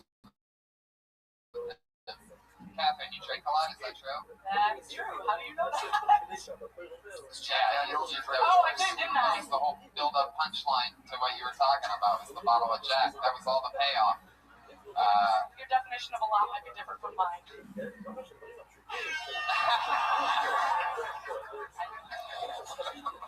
Well, how much is a lot? How much do you drink? Oh no. It's okay. Just be honest. I actually, no. Thought I was becoming one, so I pulled it back. So how much do you drink? Yeah. How much do you drink ballpark Ballpark? in real life? I was drinking every night about half to a full bottle of whiskey. Damn!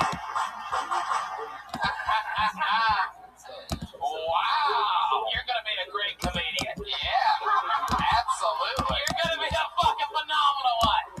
Yeah. Get wasted and fuck Norton. You'll be great. Okay, you'll be great. That's everyone's path.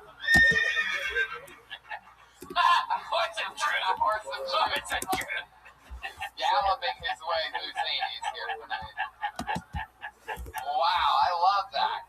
So let's talk about maybe, are you free to talk about maybe some of the bad decisions that you've made while drinking? Hell no. What? No. What's a quick fun one that you can tell us about? Anything interesting? A quick one? Craziest place you ever woke up? Oh, a bath?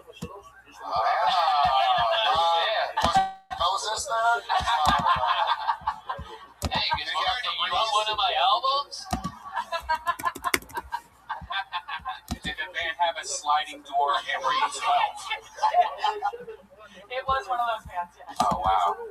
Wow. Were you really 12? Was I 12? Hey, was anybody in the band with you when you woke up? Did you have ice cream Yes, there was already? someone in the band with me when I woke up. I didn't remember his name, but he was there. Right. What's he like? dude in the band. That's awesome. That's like Fast Times at Ridgemont High. Like, that's And that might be my favorite thing today. She fucked a dude in a band. That's awesome. Isn't that normal? Yeah, fuck yeah, it's awesome. Uh-oh. The elephant of obscurity. and in the room. Catherine. So that's interesting. waking up in DMs. What's your favorite kind of porn? Like, what is your go-to category of porn? Japanese animation. Wow. Fuck yeah. I like Fuck the yeah. design. Huh? I like the type of chick that can get herself up to Garfield. It's that lasagna, man. I get it. Points for Ralphie May on that one. That's so fun. What the fuck did I just? What was the last thing I said? Oh, yeah, Japanimation. How do you discover that you're into that? So cartoons, you get off by I get off on cartoons. Like, because they're so like over the top. Well, actually, I want to learn Japanese so that I can read Bukaki and know that the woman is consenting. So Because they look so sad when you read it, and I can't tell what it's saying, so I want to make sure she said it was okay. What do you mean? You should put that in your act. What? That should be in your act. It's a new thought, so thank you. you like tentacle porn? Tentacle porn? This is the door starts, there's more holes. Or... What are you talking about? Where the fuck are you Anime, going? man. The motherfucking creep that guy is. Jesus. Somebody's horny. Hey, she's rubbing her vagina. You're beating off in a corner, okay? You fucking creep. Points for Ralphie, who's winning this game in a game show until this I know, episode. right? I love it. So, Catherine, that is so fun. So, you've been going a little bit less. So, you've been going a little bit less hard with the drinking, more focused on, like, what? What are you doing with all that extra energy? Was it one bad night that you had that made you go, I gotta pull back? No, it was a couple. Many. It was more of wanting to go to work and not be hungover when I do food. Right. Well, I mean, it's not that hard to get to work, though, when you're waking up in a van. You know what I mean? You got it right. Yeah, right? Dude, oh, fuck, I have 10 minutes to get to work. Oh, I'm already in a van. Dude, Was he your Uber driver by any chance? That's what I want to know. fuck yeah. Sometimes that happens. Really? People fuck Uber drivers? Google it. Yeah. Wow. It's actually Lyft drivers. Celeb, Yeah. those shady Yeah. motherfuckers. Yeah. Lyft Were on they freshmen at small Midwestern colleges? I mean, that sounds completely fucking made up. That's what they got. Somebody's fucking in a lift? Oh, yeah. Uber drivers are begging their clients. Ralphie, Really? you Wow. What about the Hey, Uber? let's get in a car with a strange dude. Hey, you're an immigrant. That's awesome. Can you drive me home? Hey, come on in. Ralphie doesn't know what it's like to be poor, everybody. I don't get it. Ralphie's never in a position where he's in the back of a lift, like,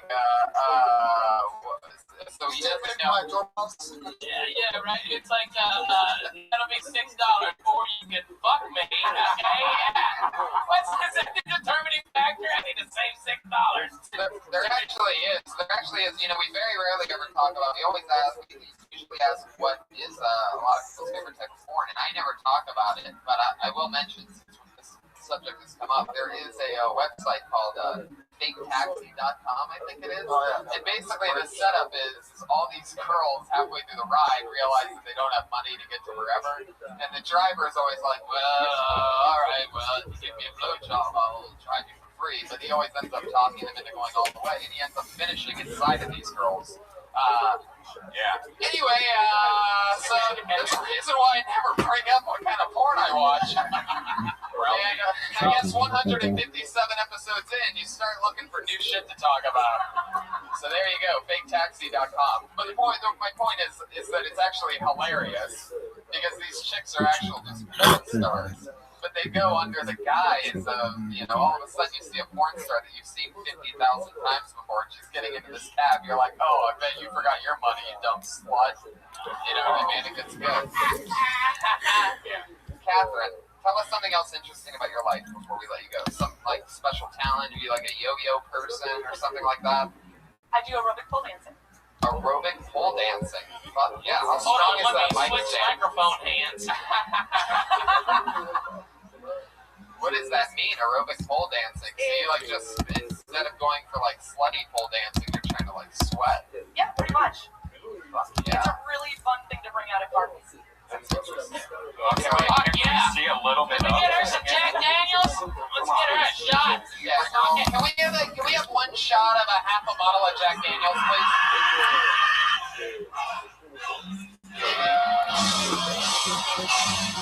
Alright. Very good. Maybe we could get a longer intro version of cherry pie. I didn't know the beginning had 2 minutes of dead air on it. All right, well, Catherine, aerobic pole dancing. Is there any other like slutty workouts? Like, is there like fucking like electric lap dances or something like that? There are lap dance classes for sure. How many roses? Just a bottle of Jack. I like how you immediately got that though. So you fucking a band, you're a pole dancer, and you know what I was talking about. You and one other person. You should write a book. I should write a book. Yeah, you have a lot going on. I'm curious to know what the medallion is. It is a map of New York City. A map. Oh, fuck yes. So when you wake up drunk in a van, you get home. Oh, shit. Yeah. Well, it's nice to meet you. You're number 2. Congratulations. Catherine Povinelli, everybody. She's on Twitter at Cobb's Comedy. Anything else for Catherine? You guys? Yeah, man. I love it. I think you have good energy. Great energy. I think worked on the material a little bit. Yeah. I think your timing was a little rushed, but I know you had 60 seconds. I like you. I think you're funny. I think you have good energy. And keep doing it. Write hard every single day. Great job. Read a book called On Writing. Stephen King, he talks about how hard he has to write every day in order to be as good as he is. Even though he's a genius, he still works hard every single day. So since you're not a genius, you have to work hard every day. Because he's a genius and he's working hard every day. See you later. Bye-bye. Small dogs rule. Fuck yeah. It's all happening, guys. Anything can happen. You don't know. I might pull Moses out of the bucket again. Anything can happen. I pull the name out. The name is Britt McAllister, everybody.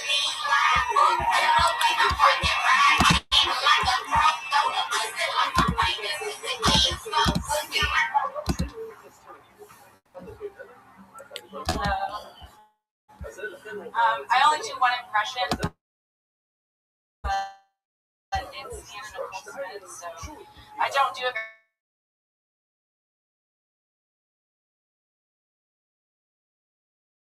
life. It was really sad.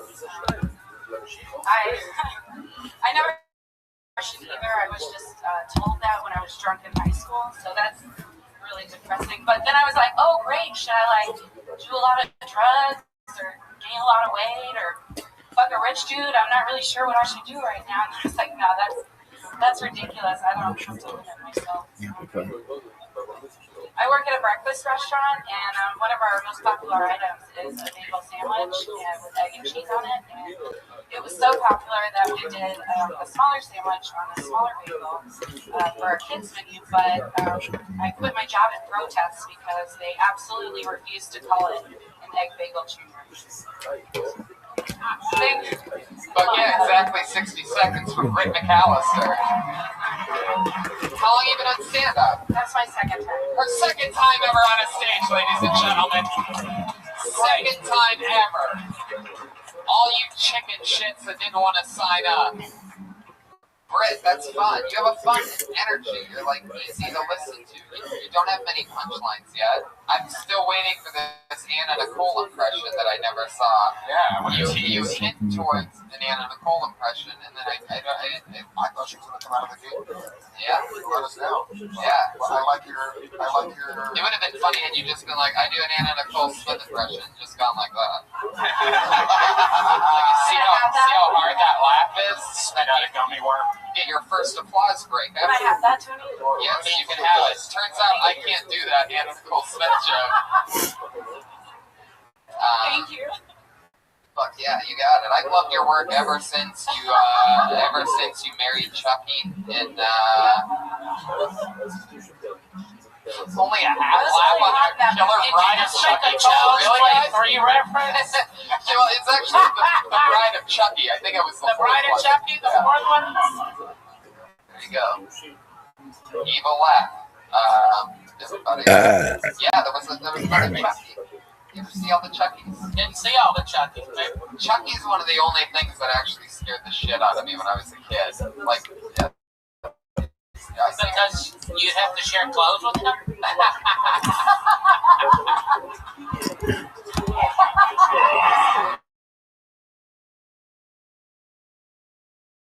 Never worked. So please, like, I'm begging you, go Britt, it's a shame there weren't fake laughs during your set here tonight. Okay, I know they weren't very good. No, I love that though. You're really easy to listen to. You work at a restaurant. You wait tables. How's long you been doing that? I've done it for 12 years at the restaurant we get out. Worst table you ever waited on? What went down there? Well, probably not the worst because there's no worst, but You woke up in a van. yeah, and then I could go to work immediately. So no, I had like a grown man who was fully able to ask me to butter his toast. And I just like I don't have any patience for it. I love it. It's Hell yeah. I did it grudgingly. yeah, well, right there, man. Don't say that shit from me. I would always butter your toast. So butter my toast. Guys, you can't say butter 3 times in front of Ralphie or Or what? It doesn't matter what happens. I gotta laugh regardless. I don't even have to finish it. Unless I give you free weight. Son of a bitch. No, this this is Nashville. Have you had any famous people at your breakfast place? Yeah. Who? With Brian. With Brian? No, we said famous people. He's such a nice guy. Is he a good tipper? He's a fantastic tipper. Who is that? He's a country You better country toast. singer. What's like one of his popular songs? I don't know, but he. Listen. They all sound the same. They all sound the same. We made a song in '88, and now they're all the same. This is called the Nashville game. All the songs are the same. We used to have heart and soul.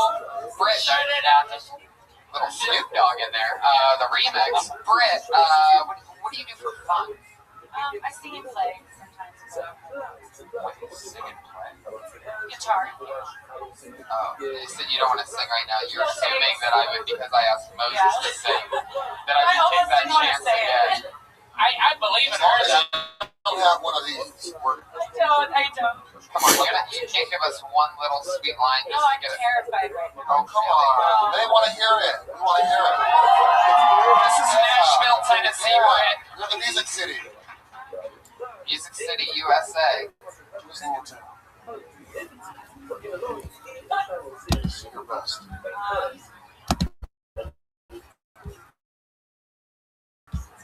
Do it. Do you know anything from like the Blind Honeybees? Yeah, man, you just made his year. That's never been said over a microphone ever. In her eyes. There you go. All right. What are we learning here tonight? Already better than Moses was. What have we learned here tonight? If you want a comedian with a good voice, do not go to Nashville, Tennessee. You didn't like No, that? I'm kidding. I'm kidding. That was lovely, Fred. I can see why you didn't want to sing now. Tell us something else interesting about you. Any cool hobbies? You into like skydiving or Did it once, but I was good. It's fun. what else are you into? What's a hobby of yours? I don't do a lot. I've just been really like studying comedy a lot lately. I go to a lot of shows. We got a good answer from Brian's question on the last one. Why don't we fire it off at you two? Favorite kind of porn? Nice porn. Nice porn. Oh my goodness. Such thing. Party machine, please and thank you. So, what's nice part? Like, you don't like fucking videos, just like making love videos. What kind of shit? You like it when they like keep their underwear on and shit? She likes chicks that suck dick with their pinky up, okay? And guys that, may I enter you, please? Yes, you may. Thank you for asking. You're welcome.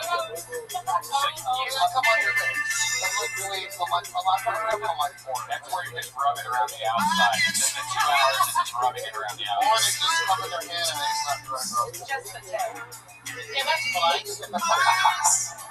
Oh, yeah. Like watching, probably like watching the Braves. They never just have to. I'm trying to think of a local baseball team when I went with the Braves. What the fuck is nice porn though? That's not a real thing. There's no category on Pornhub called Night Porn. Like what? Female friendly, like mine is enjoyment. Well, no, you know that. You're not Mike, and you've been annoying this whole time. Pipe it down, lady. Shut it up. Walk it out. Yeah. Zip it. We'll throw a mic on you when you show us your talent.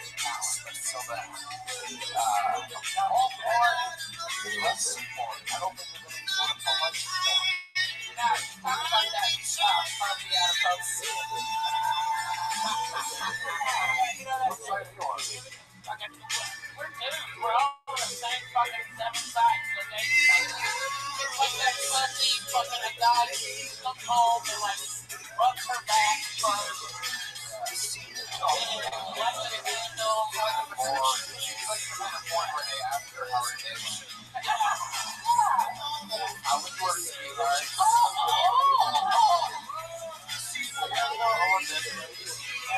My friend over mentioned in his comment, I was out walking I had like 40 for work. My buddy's was like, what's the point? We're in a situation where he's fucking jacking off.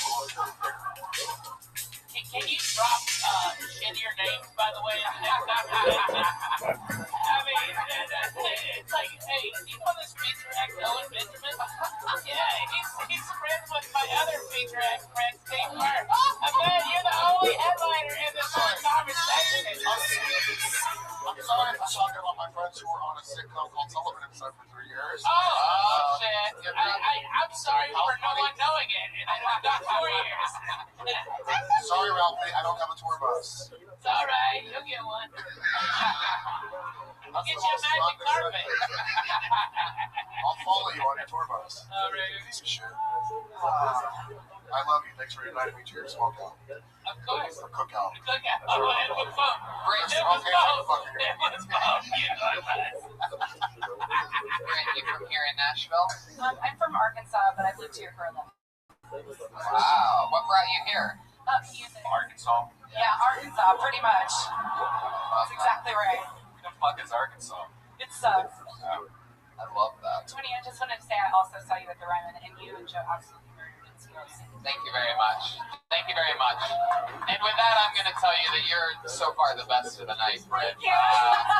She's on Twitter at Britt_McAllister, everybody. There she goes, Britt McAllister. That was great, Britt. Keep it up, Britt. Hey, and that's a note for all you other comedians coming up here. Kiss Tony's little ass, and Yeah. you'll be the best comic this day. Yeah. You know, it's not a competition, but It is. It is, actually. But I mean, the winner gets $50,000, so. And $10,000 worth of There's always a thing when you pull out a name and there's 3 names there. You know what I mean? Like the assassin type of name. Oh, We yeah. got one right here. If I've ever heard of a school shooter name before, this might be it. Put your hands together for James Victor Cherry, ladies and gentlemen.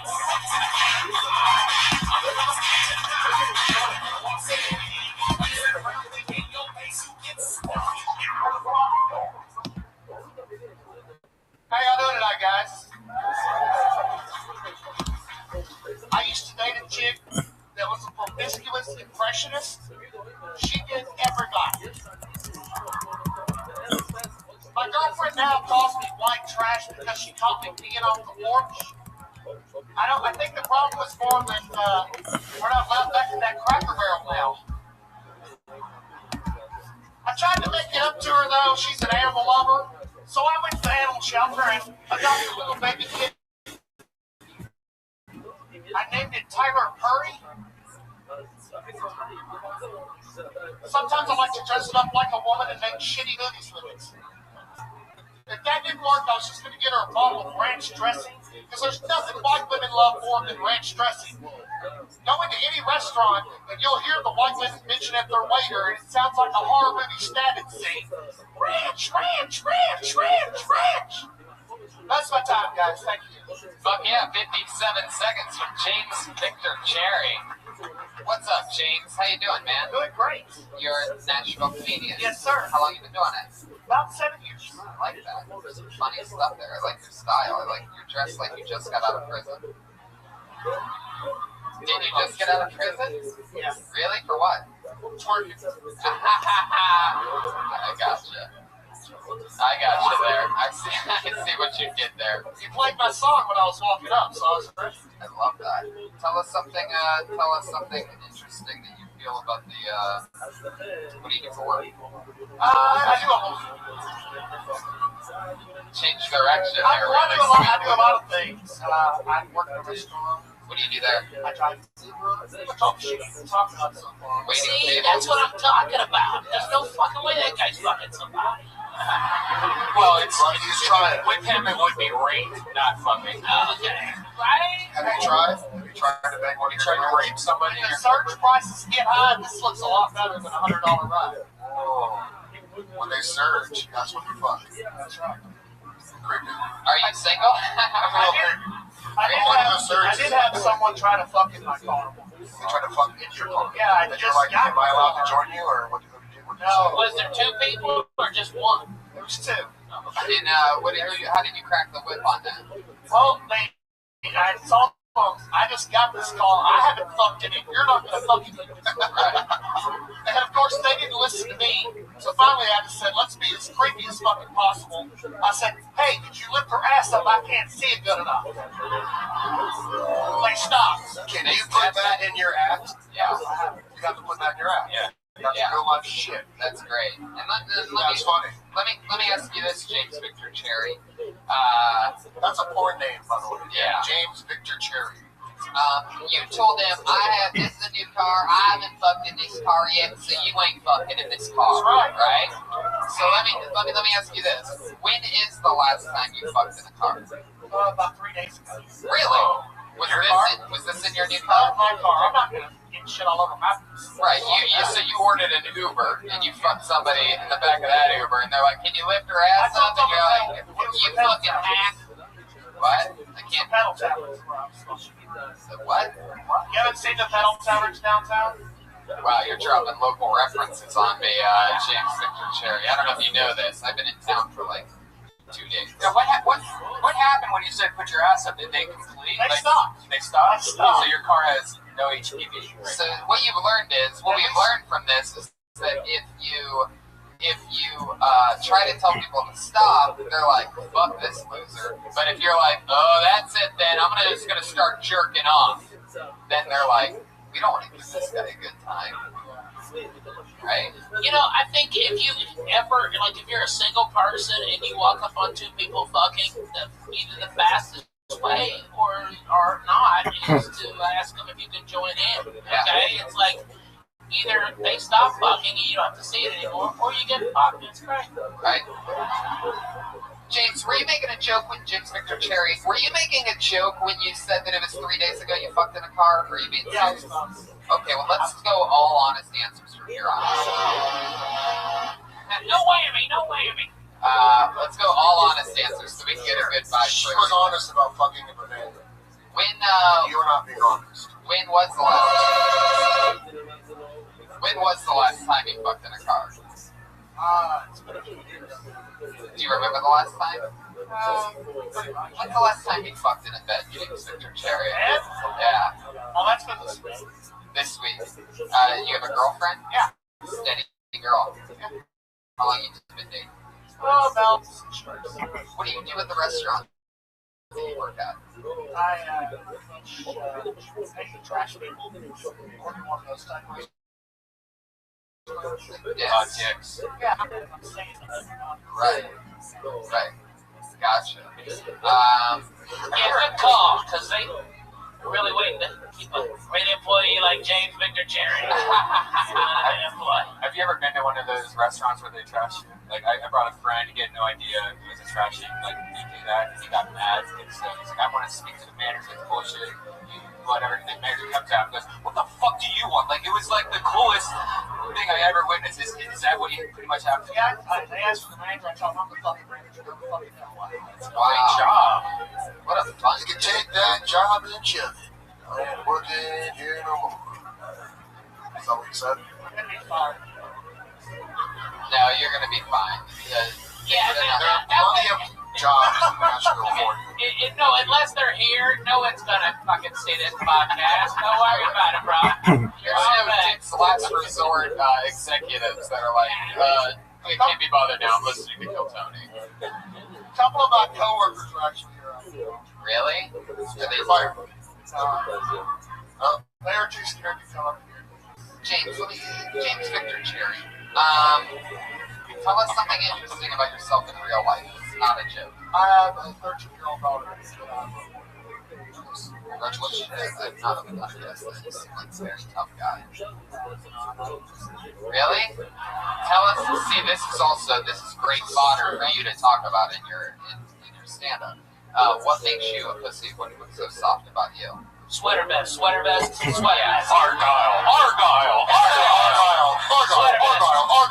Sweater vest. Yeah. Sweater vest, sweater vest. 2 buttholes. Out of the eight. What's so soft about you? Your second butthole. I'm just a loving father, and I know that I can't get all in trouble and shit because I got a little girl to where he's responsible. Party time! Pay my child support. I love that. So that's fun. Does your daughter like you at all? What way? She loves me. I'm divorced. I'm divorced, so she loves me because we do all the fun shit. Right, you're the fun dad. I love that. That's Do fun. you let your daughter go on Snapchat? No, she's not on any social media. Okay, relax. What's your screen? I'm not gonna look for your daughter. Yeah. I'm having you snap. Yeah, Jerry from Subway. What the fuck was that question? Jeez. Fucking guilty too, bitches. Did you play Club Penguin? Another small reference then. There you go. Right, exactly. Brian is a master at references that only he laughs at right afterwards. It's one You of know those what's great? This is a podcast. People are going to listen to this, Google it, and then laugh their asses I off. love that. You're right. A lot of people love Googling while podcasting, Brian. That's a good method. Are you on social media, Mr. Cherry? Yes, sir. Which platforms are you on? Twitter, Instagram. I do have a Snapchat. No, I hate Amber Alerts because they interrupt you. Jesus, how often are you getting Amber Alerts, dude? We're in Tennessee. Kids get kidnapped here all the time. Is that true? Is that a thing? That's true. Am I right? Really? I love. By the way, I love the What local are you guys grind. doing? Hey, we're clapping for fucking child napping. What are you talking about? I love that. Anybody that's clapping, that's the guy you suspect when the Amber Alert goes off. Yeah, Fucking A crazy. little too fucking hard. Yeah, like, oh yeah, I've got 3 kids now tied up. There you go. I'm not going back to jail. Fucking. Why, were you really in jail? No. Just use that reference to act like a little fuck. It's not working. It's not my jail. No, thanks. That's fair. Other than a little girl, any other hobbies or anything that are interesting? My life is pretty much work and comedy and daughters. Having daughters out. What's your favorite category of gay porn?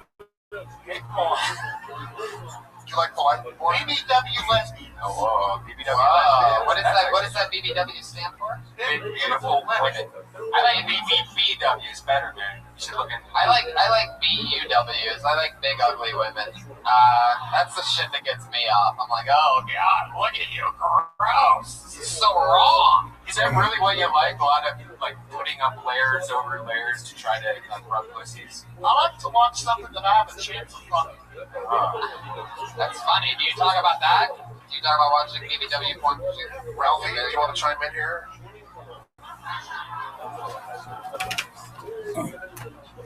All right, good talk. We tried. No, that sounded, yeah, good for him. Good for him.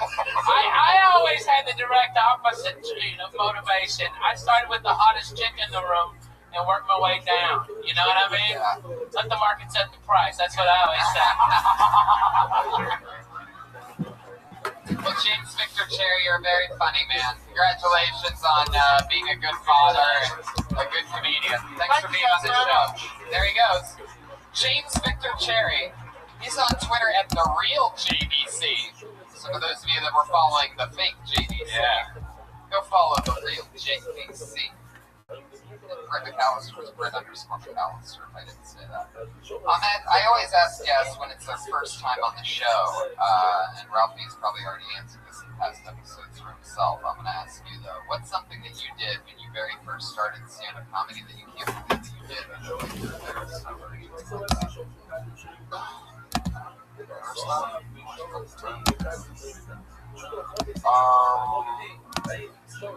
I showed, well, I don't like being heckled. I like to fight people. Like, I don't like to fight people. Like, I won't fight you. But you hit me, talk to me, help me, I'll punch you. So there was it's happened several times. You like go to a comedy store in Hollywood. It's inmates from each other. And the audience members have the ability to talk shit to you and nobody says it. So security, there's no door guys. It's just like comics that work the door. So sometimes you'll get altercations with people just to talk shit to you. So this girl was heckling me and you beat the shit out of her, everybody. No, I told her to shut the fuck up, and then her boyfriend came on the stage and wanted to fight me. I was like, oh, okay, well, I have like 7 more minutes, so let me finish my set that I came to do, and I'll go outside, and I'll just box you. And he was like, what? Who says that? Like, you're gonna box somebody? And he was thrown off by that. I like psychologically fucked him up a little bit. He was like, I don't know if I want to box you. And I was like, well, listen, then fuck down, shut the fuck up. And he did. It was very awkward, and then he left after the show. Because you don't want to fucking hear a guy boxing you, do you? Yeah. You had me an Arab. I don't want to fight that guy. I'll tell you. Blow up. I'll tell you one of the Arabs have great boxing skills. Especially shoe boxing. I'll tell one more quick one. It's a bomb joke, everybody. Thank you. Cereal box. These guys think I'm Arab. I'm actually Mexican. This is a marketing scheme. I was showcasing for the Tonight Show at the Improv. It was Urban Night. All black people smoking weed on a Monday night.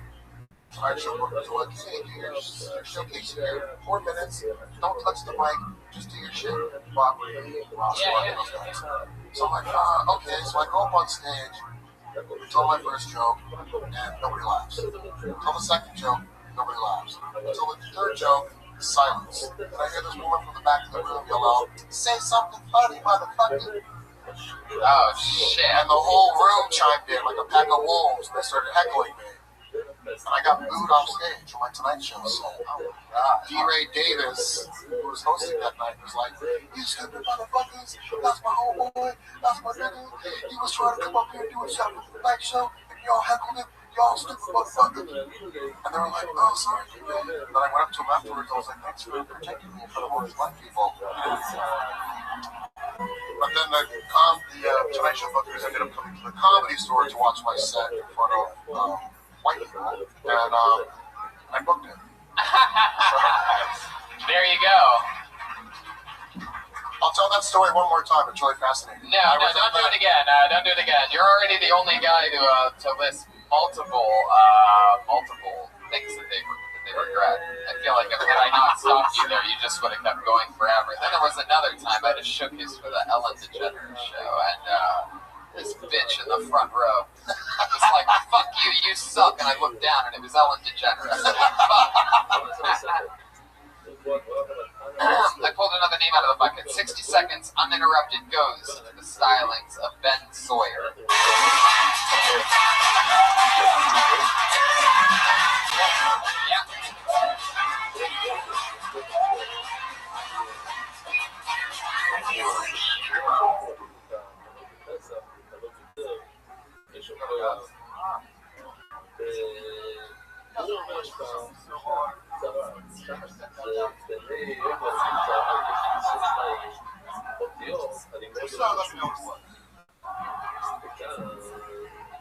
When I was young, Mom used to tell me You were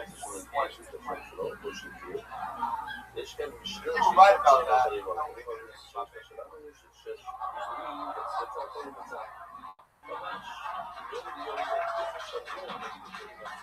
I'm just kidding. I'm still got it.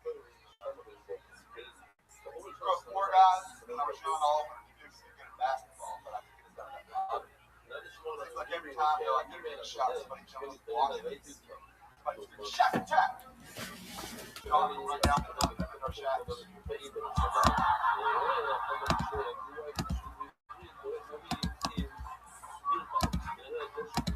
They tell you can't run his own defense. You can still beat the guy.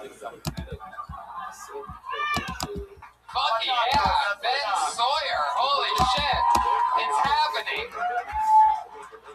Ben Sawyer, I love your style. That so far was the set of the night. You have real jokes, Ben. How long have you been doing stand-up? You have a real lanyard on right now. We're wearing the same lanyard. It's acting like I've been hanging out with these guys for the last 2 days. Like we don't know you. Hey man, get set. Ben's a comic that we did a show earlier this week with. It's a game show where comics just fuck off. Okay, it's a really funny show. Everybody should come and see it.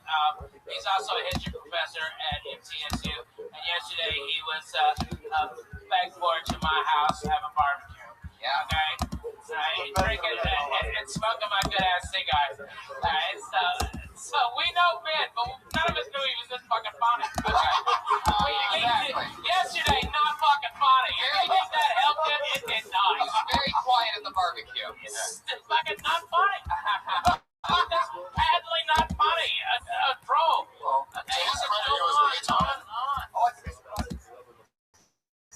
love that. That's so fun. Ben, you teach history where at? Wow. Yeah, look at all those people clapping with shitty SAT scores. Look at all those people. That's awesome. What's something that you know about history that's funny that we probably don't know about? William Henry Harrison was elected in 1840, and basically the only guy ever elected.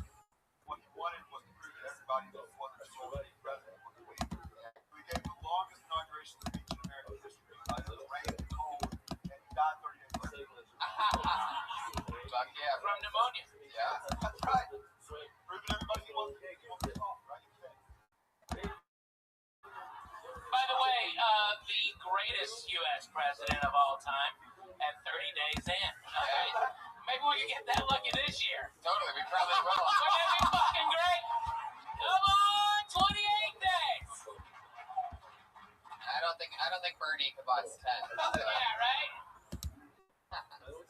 Wow, that's so cool, Ben. You get a lot of college girl pussy. You know what I'm talking about?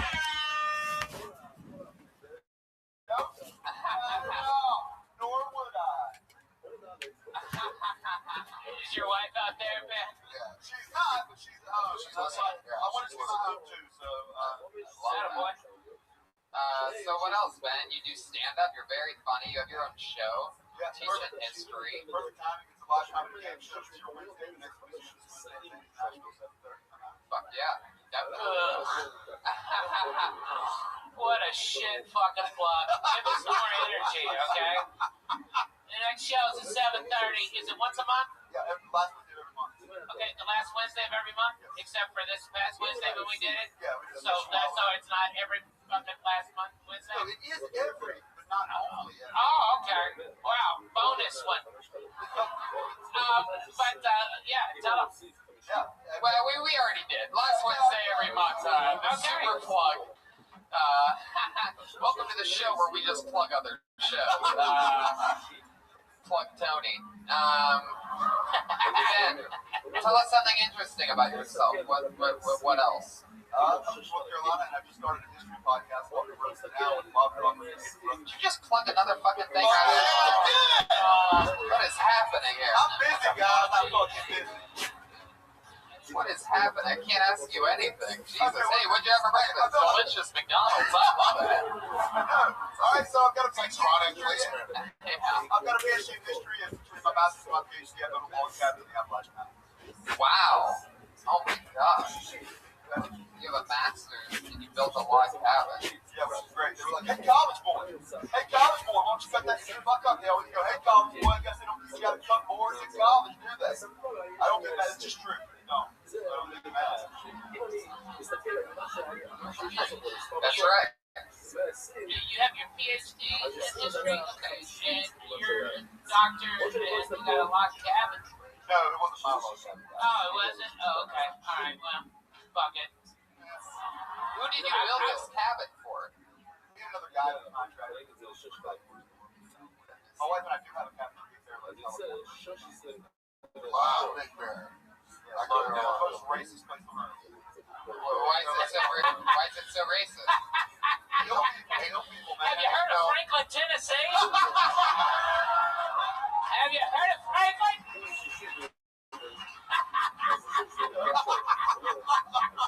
From here to there, you look to your fucking right, see Nathan Bedford Forrest. Civil War fucking general. Oh my god.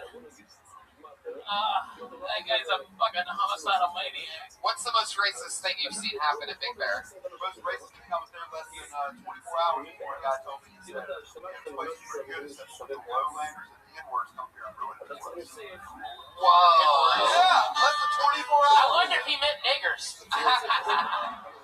I'm sitting right here, dude.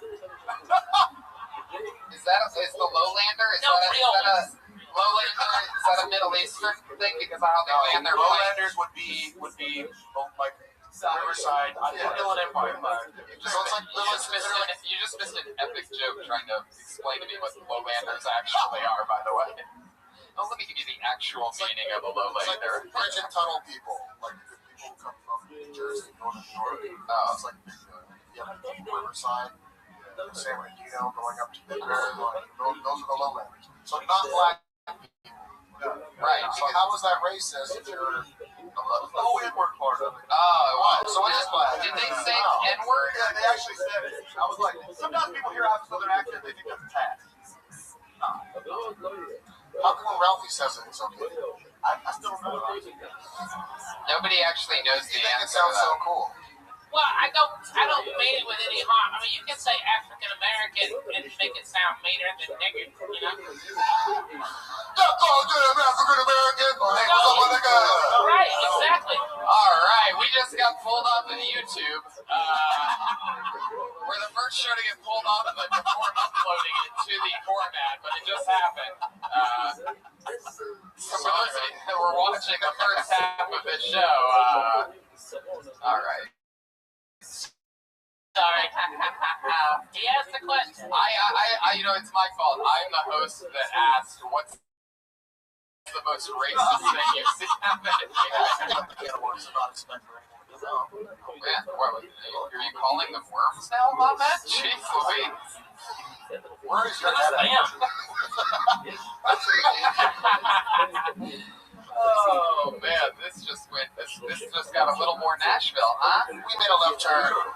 I think we made a left turn. Made a left turn on Martin Luther King Boulevard. All right. Isn't that ever in a better neighborhood? What's that? Nothing. You don't see Martin Luther King Boulevard in Beverly Hills. I know, they should have one. That'd be awesome. I have a dream that one day in time my name will be connected with some of the worst poverty streets and horrible housing and violence and That was the dream. Ben, any other crazy habits or parting words or anything like that for us? Anything else? I know, but these guys are great. I grew up with these guys right here. That's it. Thank you. You should come see Ralphie's show tonight. It's hilarious, right? There you go. One more plug for you. Let's see Ralphie's show. More show, after the show, after the show. Ben, it was nice to see your stand-up. Very, very talented. Very funny, man. Your very own Ben Sawyer, ladies. Give it up for him. Have a good night, guys. Thank you. He's on Twitter at You know, Sawyer Comedy. I gotta be honest, I never thought he was that funny, and he was really funny. I'm glad you brought it tonight, man. He fucking brought it. Well written, well prepared, no notes. Let's keep it moving. Put your hands together for Josh Ashby, everybody. Oh, yeah!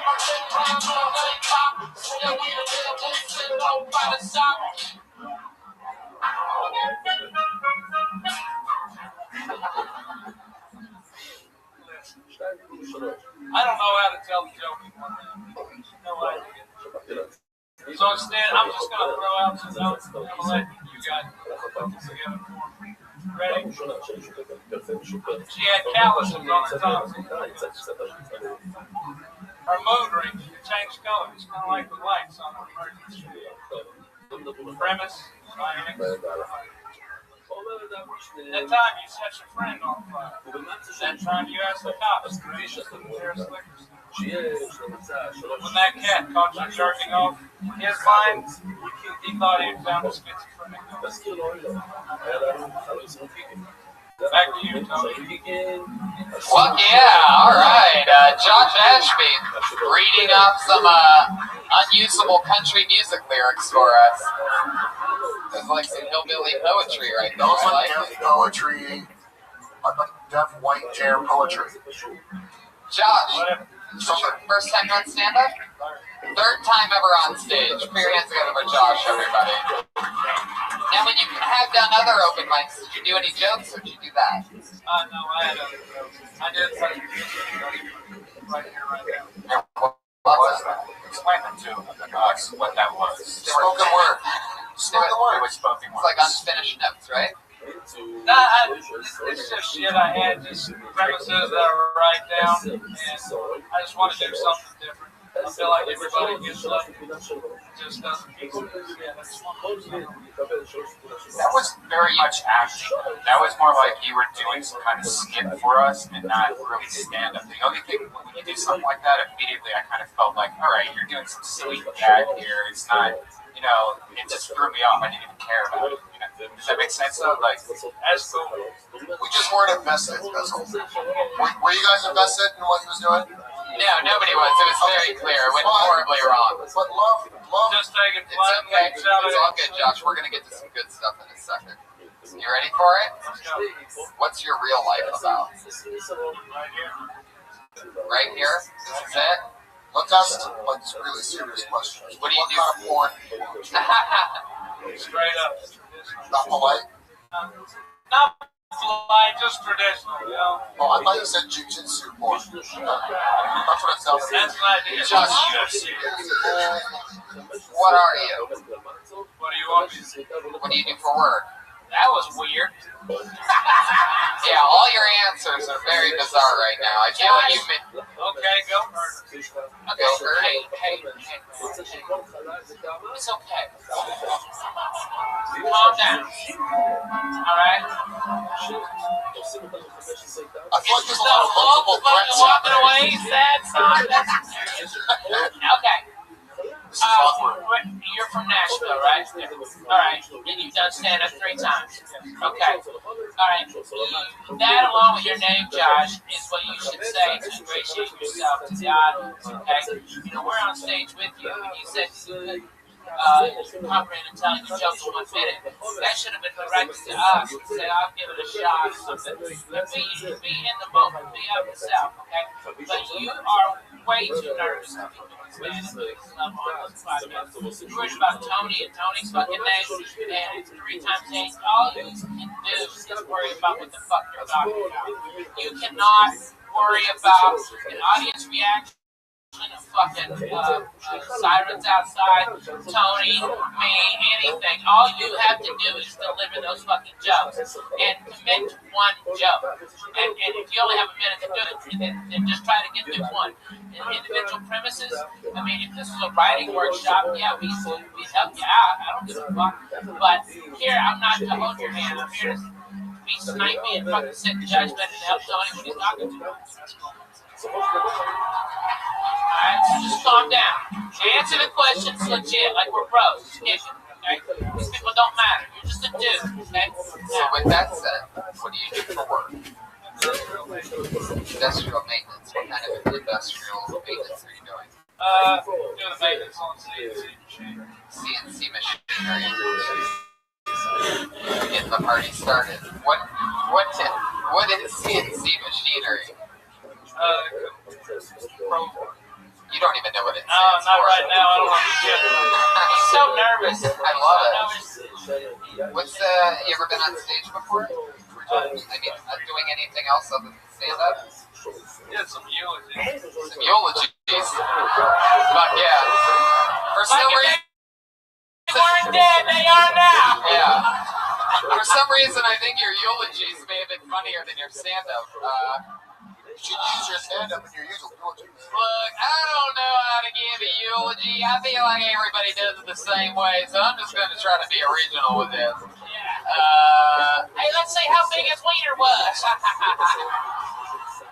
Originality first. I love it, Josh.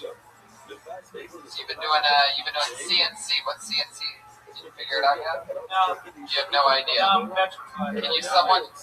Really? It's alright, dude. It's alright. Isn't that exciting though? Isn't that exciting? The adrenaline right now, isn't that exactly what you wanted? The feeling that you're having is the fact that you'll never even remember these moments. And you're not even gonna go back and watch it because we said N-word like 30 times 10 minutes ago. Really? Yeah, no, I'm kidding. I didn't say the N-word. You said it, Ralphie. I don't give a fuck. I just asked. I just asked. No, yeah. Josh, tell us something interesting about yourself. How are you human? Am I human? Yeah. Genetics. You're married, right? Yes. Okay, what's your wife's name? Just What is Jessica? Teacher? Right on. What grade? What, honey? Third grade is the answer. I just saw the number 3 go up. Okay, alright. You're way too nervous right now, alright? This is way too big of a crowd for you. It's okay. We all start baby steps. For me, I was 13, okay, when I started running. Alright, I had the same exact feeling. It's not how old you are, it's how long you've been on stage, how comfortable you are. You know, more people feel fear public speaking than they do death, okay? Alright, and so what you're doing is very brave, okay? I understand that you've got a lot of anxiety right now, and again, it's making you, don't be cute, just answer. The funniest part of you is you, okay? Let's try it again. Here we go. Now, being from Nashville, what are some things that you like to do for fun around here that aren't that don't involve stand-up comedy? Check out the predators. Catch some local mats. Wait. What kind of predators? Child predators or? Predators? I just like to go and I like to catch some predators. I hang out at parks. I make lemonade and put on a plate of cookies, and when they come in, I'm like, you're in big trouble. So you like to watch the Predators? That's the hockey team here. And you said something about, what was that next thing? Wow, jiu-jitsu. Brazilian jiu-jitsu. So you can fight. No. Isn't jiu-jitsu all about resistance? Not fighting. Yeah. What about boxing? I would never box you. I would jiu-jitsu. Okay. Wrestle you around. Are you making a pass at it? Is stand-up something that you've always wanted to do? Really?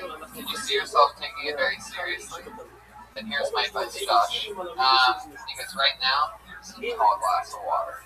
You need to go out there, you need to go to open mics every single night, and you need to drive hard to figure it out, to create that new habit of like figuring out what the fuck you are. You know what I mean?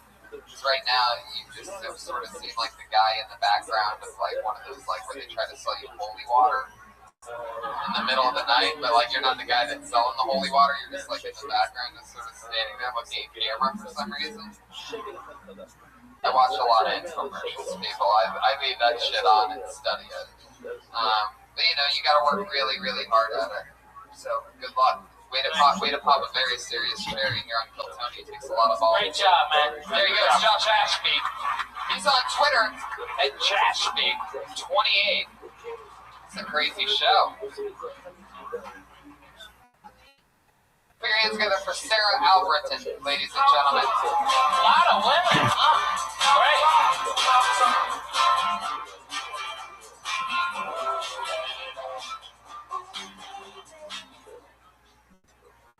Guys, tomorrow's Monday. It's the beginning of the work week, and work makes you tired, right? know what else makes you tired? Narcolepsy. See, I have narcolepsy, which is a sleeping disorder, and I love sharing that with people because I get the weirdest reactions. I had someone come up to me after a show and said, "Oh, you got narcolepsy, that's so cool, can you do it for me?" It doesn't really work that way, dude. It's not like a magic trick. I can't just snap my fingers and fall asleep. I have another person that came up to me and they always ask me personal questions. They were like, "Oh, you got narcolepsy, does that mean you fall asleep during sex?" Not any more than a regular girl.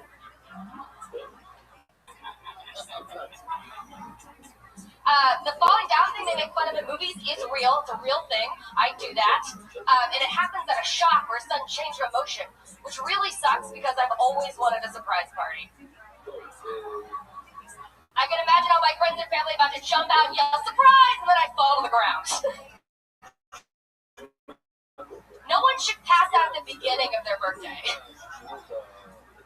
I was driving near a friend of mine recently, and halfway to her destination, she would go, "You dark street on the left." That bear shows no mercy. That bear. Sarah Albritton, very good.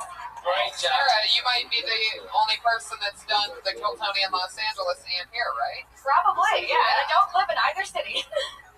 That's awesome. Okie dokie. So how badass are you? Where do you live? I live in Chicago. Yeah. Hey, all you comics listening to this, fuck you. Fuck you. This girl's going for a fucking minute. She's flying to LA and Houston. You bunch of fucking candy-ass motherfuckers. Get your ass up and get behind a microphone. That's right. Fucking the shit's state of affairs. Hell yeah. That's awesome. Taking a chance, hoping Fuck your name yeah. gets pulled out. I love that. You're a grinder. You're a hustler. Yep. Crazy for a person that can fall asleep at any given moment. Yes. Sort of curious as to exactly what route to take during this interview part, because honestly, I sort of want you to fall asleep during this. I think that'd be great for the show. It'd be a great gift. We don't have a lot of Kiltony gifts, and trying to increase our social media presence. So let's try to change your attitude a little bit. What can we talk about that might change? When's the last time you fell asleep spontaneously? Let's see. It was about 3 weeks ago. She was with my friend. So are you due for another one? Is it like the San Andreas Fault or something? Like, I mean, it usually for the falling down, it usually happens once every 1 to 3 months. You know, not too often. right. But in high school, it happened 5 times a day. You're like the only stand-up who specializes in fall down. Yeah. Hey, you know what? If I can go down and get a laugh, I'm fucked with that, you know? I mean, here. Do you really fall down, or is Yeah, it no, it's legit. immediate? Like, you would just, yeah. How much later do you wake up? Is it like immediate, or is it like, oh, you gotta let her sleep for like 8 to 10 hours? Oh. More like 8 to 10 hours, but then I got pills to keep me awake, so. Oh, yeah, you do some fucking Ritalin. Yeah, the legal cocaine, as I like to call it.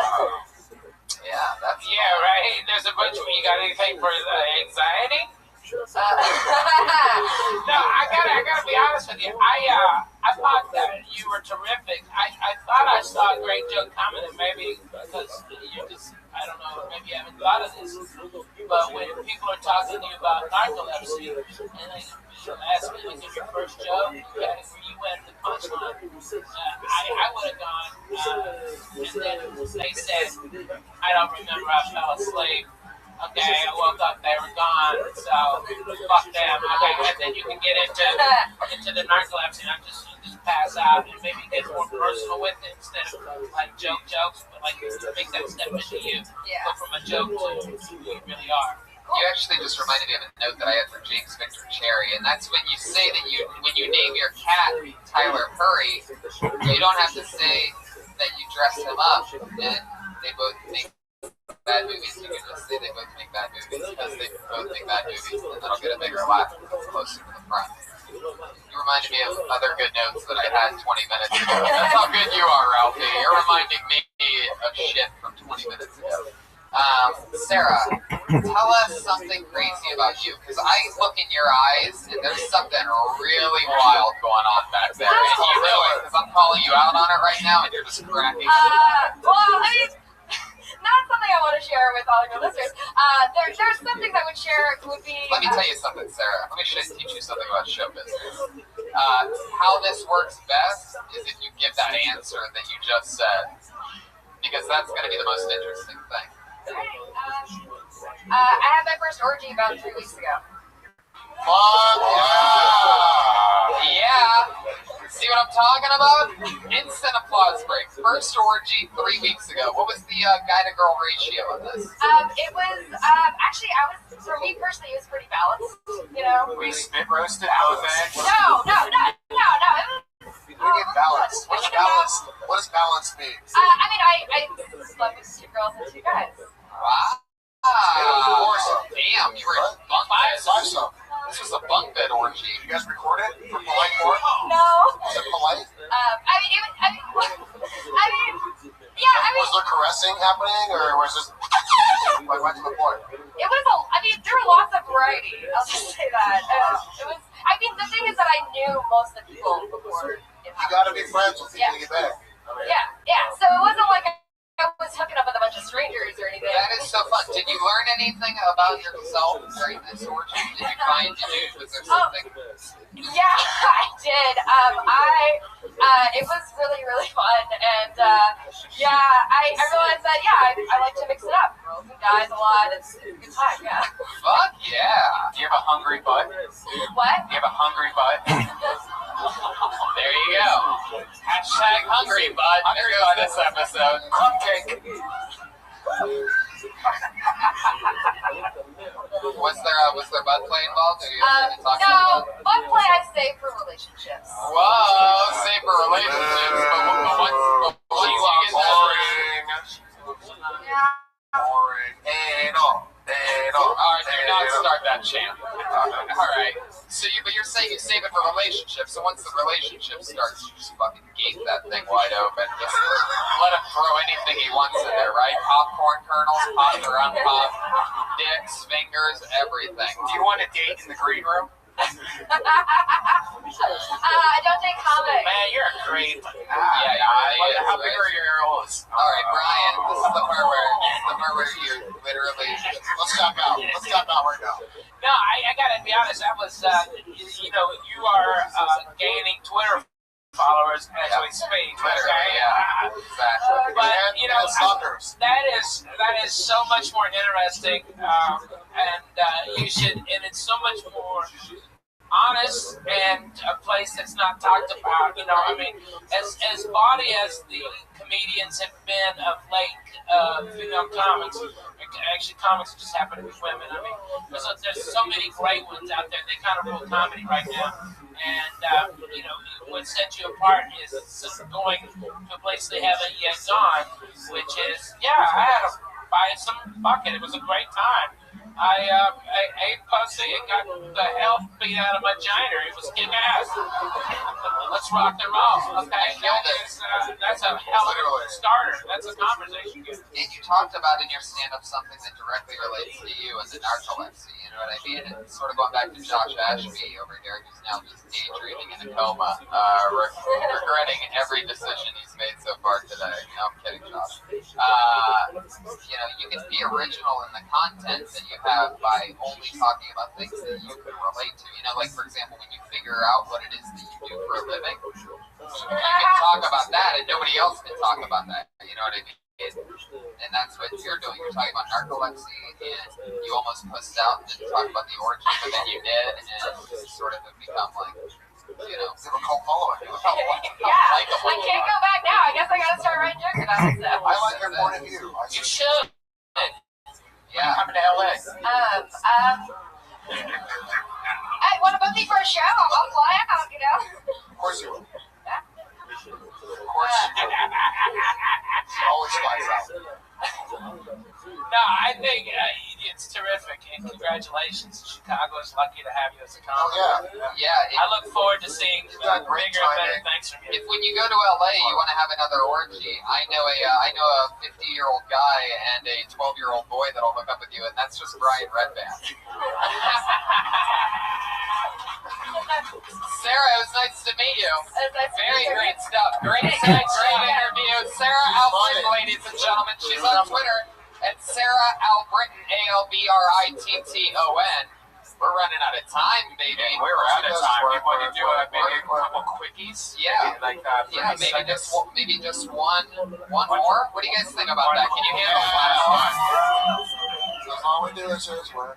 This will be a quick one. Put your hands together for Jeff Soper. Yeah.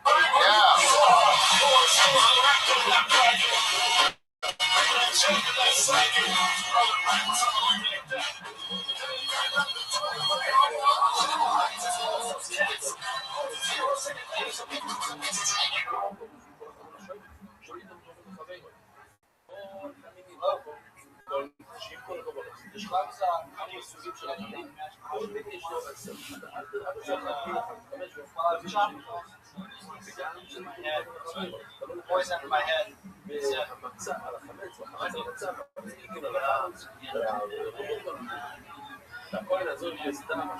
That's a question. Really long time. 5,000 years or more. International Organization, International Money Association. But wouldn't it have been a better gift if like 5,000 years earlier, the Aztecs could have had access to it? They would have been like, high priest, my feed to an actual slave magazine says that if you take my daughter's heart out, you won't fix our dicks. And some of you might say that they didn't do sacrifices to the dicks, and the dicks are funnier than crops. So that's it. Fuck yeah. Jeff Sober. That onion joke stinks. It's making me cry. Oh my god. We made the show longer for this? Yeah, What the fuck? Oh man. We have 2 minutes. Jeff, how long you been on stand-up? First time ever on stage. First time ever on stage. One could say we just popped your James Mr. Cherry.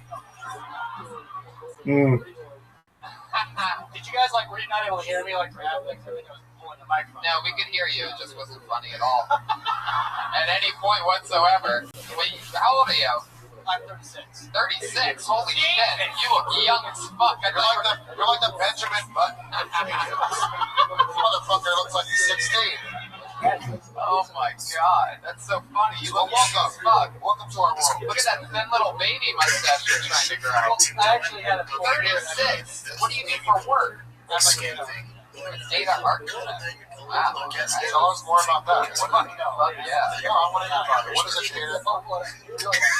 Yeah, Ahmed wants to know because he already needs to know how things are built because he flies airplanes and he wants to know if they melt or not.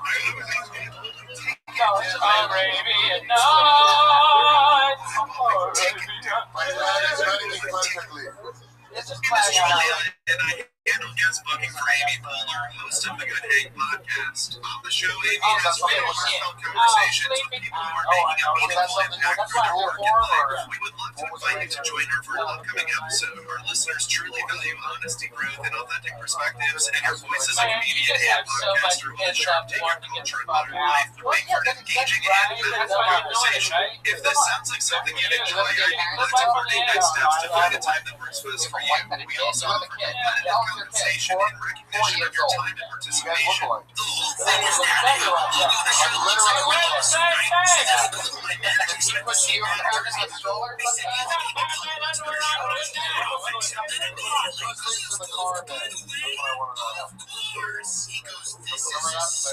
Yeah, we're literally running out of time. Tell us something interesting about yourself. Because they think they're Because your audience members don't. does it say anything about compensation? We also offer competitive compensation in recognition of your time and participation. I know about that. Next email is you send your back info. Try to get that. This is being emailed to people. So not only do you look young, you're also afraid of jokes. Well, now I know what it is. There's a lot of fun now. I mean, trucks driving through my closet. Man, give me some of what the fuck you're on, bro. Fuck yeah! Let's drop some shit. That's really wealthy. Fuck yeah! There's a go God, I'm in the corner. Please don't hold my apple bomb.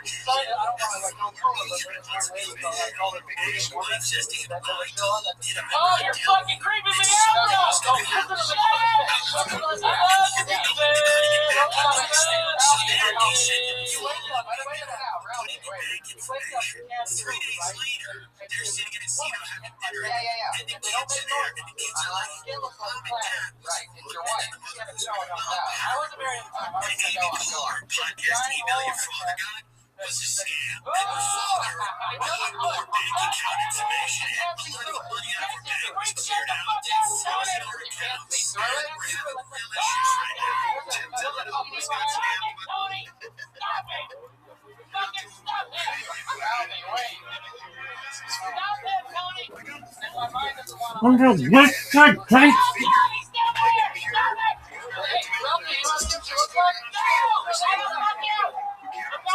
What does she look like, Jeff?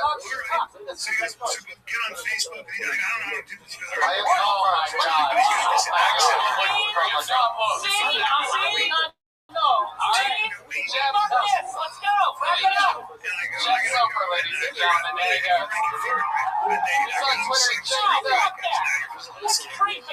Just be happy you didn't see what her mouth moves like. Hey, we all have imaginary friends. Alright, mine's somebody else. We made history here tonight. The first ever self-talking from Music City, USA, Nashville, Tennessee. Quick shout out to all the people that did get out. My buddy Trey Thompson drove all the way from Kansas City for his first chance to do stand-up ever. He didn't get up. Curtis Fowler, Jackie Carter, Frank Hudson, Jackie Forrester, John Funky Town Kingston, Seth McBride, Josie Schneider, Kylie Ellis, Kayla Evans, and whatever this fortune cookie motherfucker did.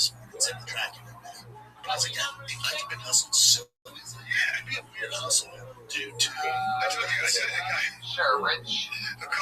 Jamaica tells me that I won. Live audience, thank you so much for coming out. We did it. That's Cal Tony. The live show where anything can happen. Thank you so much to my guests, the great Ralphie May and Ahmed Ahmed. Catch this episode on the internet when it comes out. Netsblog.tv and everywhere else. Thank you, live audience. Have a great night, everybody.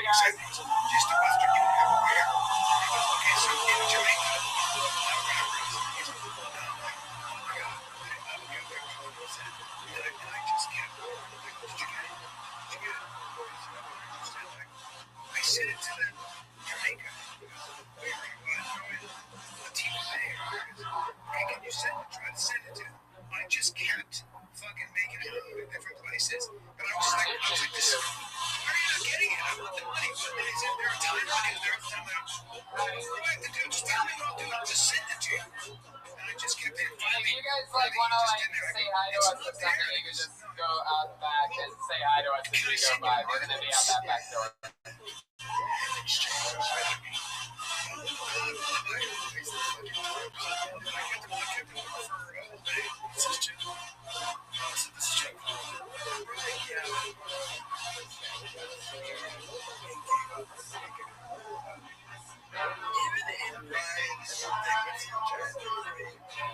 I just gave them access to my computer, but as soon as they you didn't make it to that point, all that other stuff would have already been taken care of.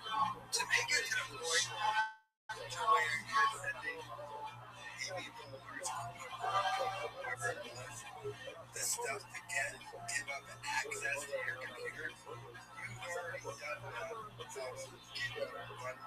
You already gave them access to your accounts and stuff. If you're now to the point of, now all we have to do is set up the actual streaming part. So, he still gave up his bank account and stuff. But you would do that before you go set up the stream. So, I don't know why I'm trying to lie about that particular part. I get it. Sounds like I called him an idiot. And of course, Tim never was talking about Brian's really the only one who's out because, the guy you called of course. They're all there in Austin at the Comedy Mothership. I mean, Charles out there, but Callan's at the Comedy Mothership. He has a residency. He's there like every night. He chills with her roommates. Like Bob. So, yeah, definitely 100% Callan gave them. And you got Darwin here. Lots of Venmo selling some money that dawned out of this guy. I bet you Shab said. Remember Shab? The hackers he tried paying to take down the fire against subreddit. Oh my god, these guys they can freaking get taken by hackers and scammers and all this stuff. It's just so hilarious to me. Callan really thought he was going to be on Amy Poehler's podcast, and that's what's probably killing him the most. That was probably the nail in the coffin. Why he's been extra depressed. Because he's like, I thought Amy was my friend. Sorry, stupid. Not happening, but let me know your thoughts and comments. Anyway,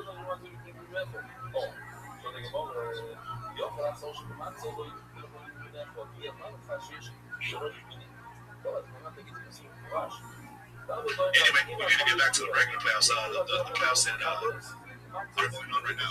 Okay, so who do y'all have coming out of? Let's see. I've got Lakers Rockets.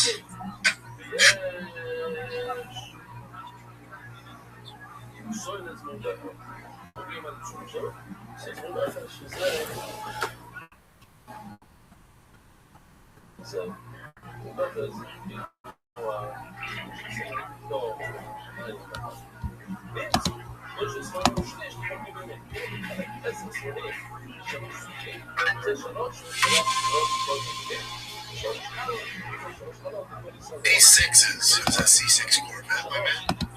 I made a real mistake.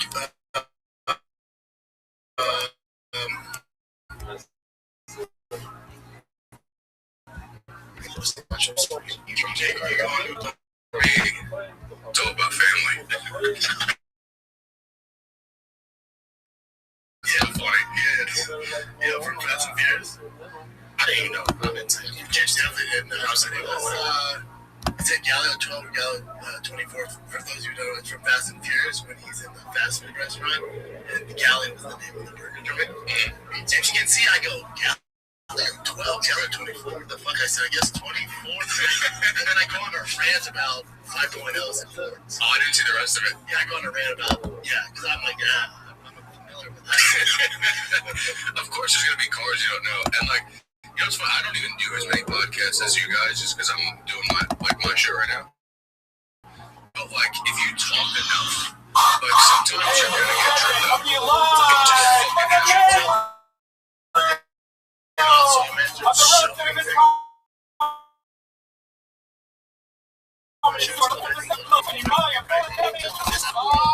Yes, listen to how low my mic volume is in this fucking rock concert of a room. So low. Hi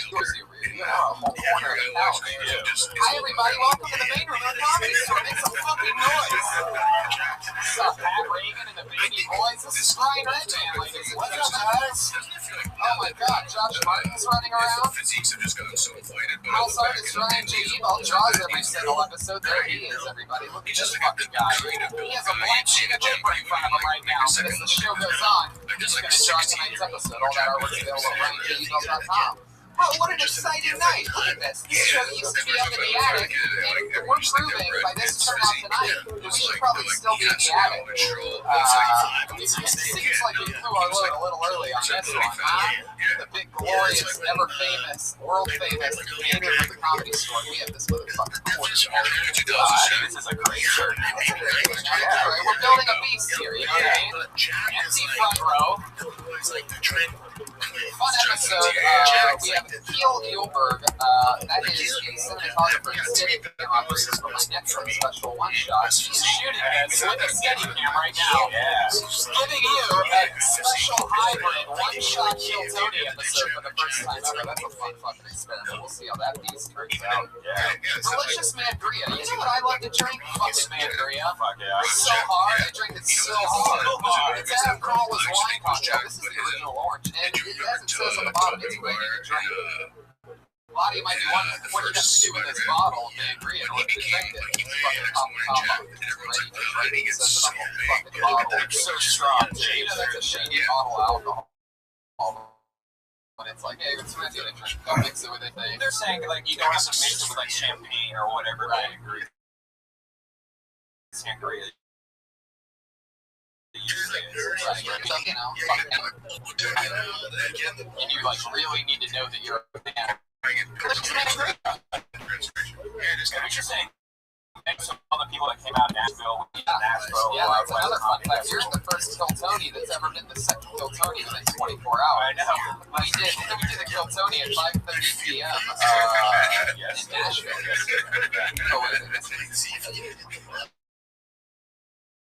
Well, now it's time change. 3.5 hours short. No, it's technically only 24 hours. Yeah, that's pretty much 3 hours and 45 fucking minutes. Wow. I could have done the math on that at any point in the last 24 hours, and I didn't. So I just said 24 hours and did it for everybody. And Rocky May cooked this big barbecue with all the best cook ever. If you ever eat barbecue sauce, give it a taste of barbecue sauce. Delicious. I love it with a good glass of Mangria. So, you know what else is cool about doing it in the main room? We don't have any time limit. We can go as long as we need. We can go through the whole book. We have a whole slew of comedians over here that are like, yeah, let's go all night. Dead souls over here. Put your hands up, everybody. On for a chance in 60 seconds on the stage. It's going to be a really fun episode. So let's get the ball rolling. This is the part of the show where I get to bring up, you already saw them. It's one of the most interesting things that we're the only show where the band disappears for a minute and then comes back. But I'm going to bring them up right now. Put your hands together for Pat Reagan and Joel Jimenez. The band. Pat Reagan. Reagan and Watkins. Oh, I see something happening here.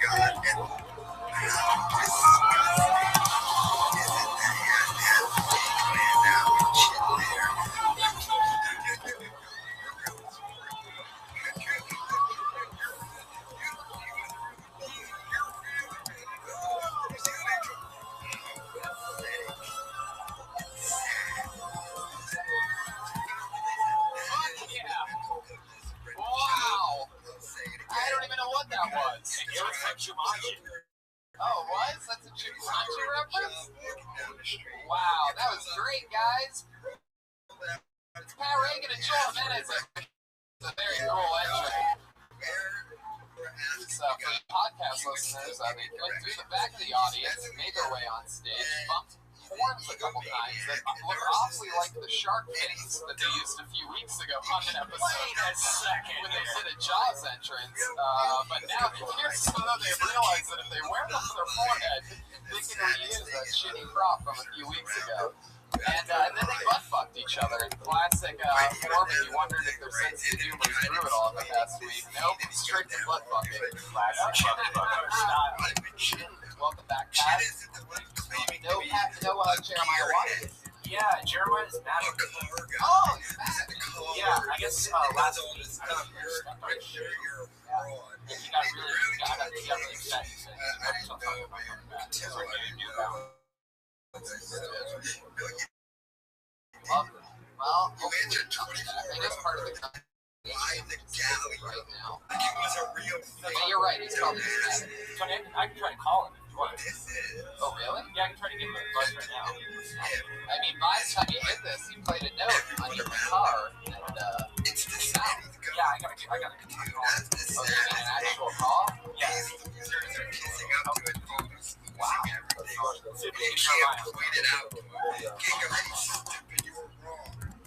Why are you selling your house and going broke? Oh, we're moving studio right next door, right? Now that this seems Let's hold off on the sound effects for a moment here, Brian, while we have a low volume call. the next door, except I'm sure the next one is going to cost less. I mean, we knew he was going to lie, but Jeremiah? one mistake he would just own it, especially since we always said he's going to lie. But he just didn't know how you get there. Because that's the mental illness. Everything he said.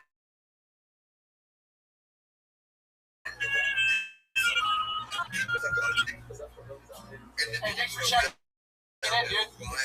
Thanks for Jeremiah, thanks for calling in. There you go, Jeremiah Watt, Matt Reagan. God, that is so funny.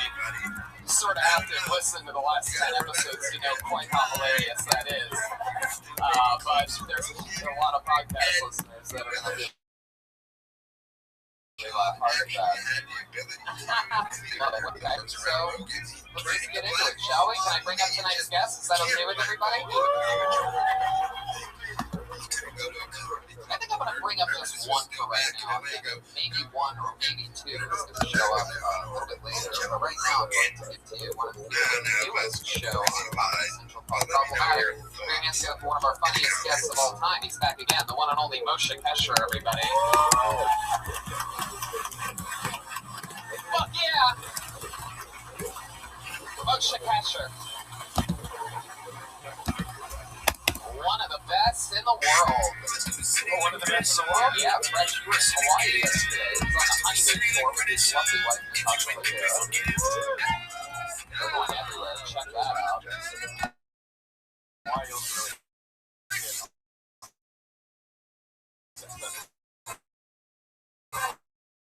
Yeah, it's small.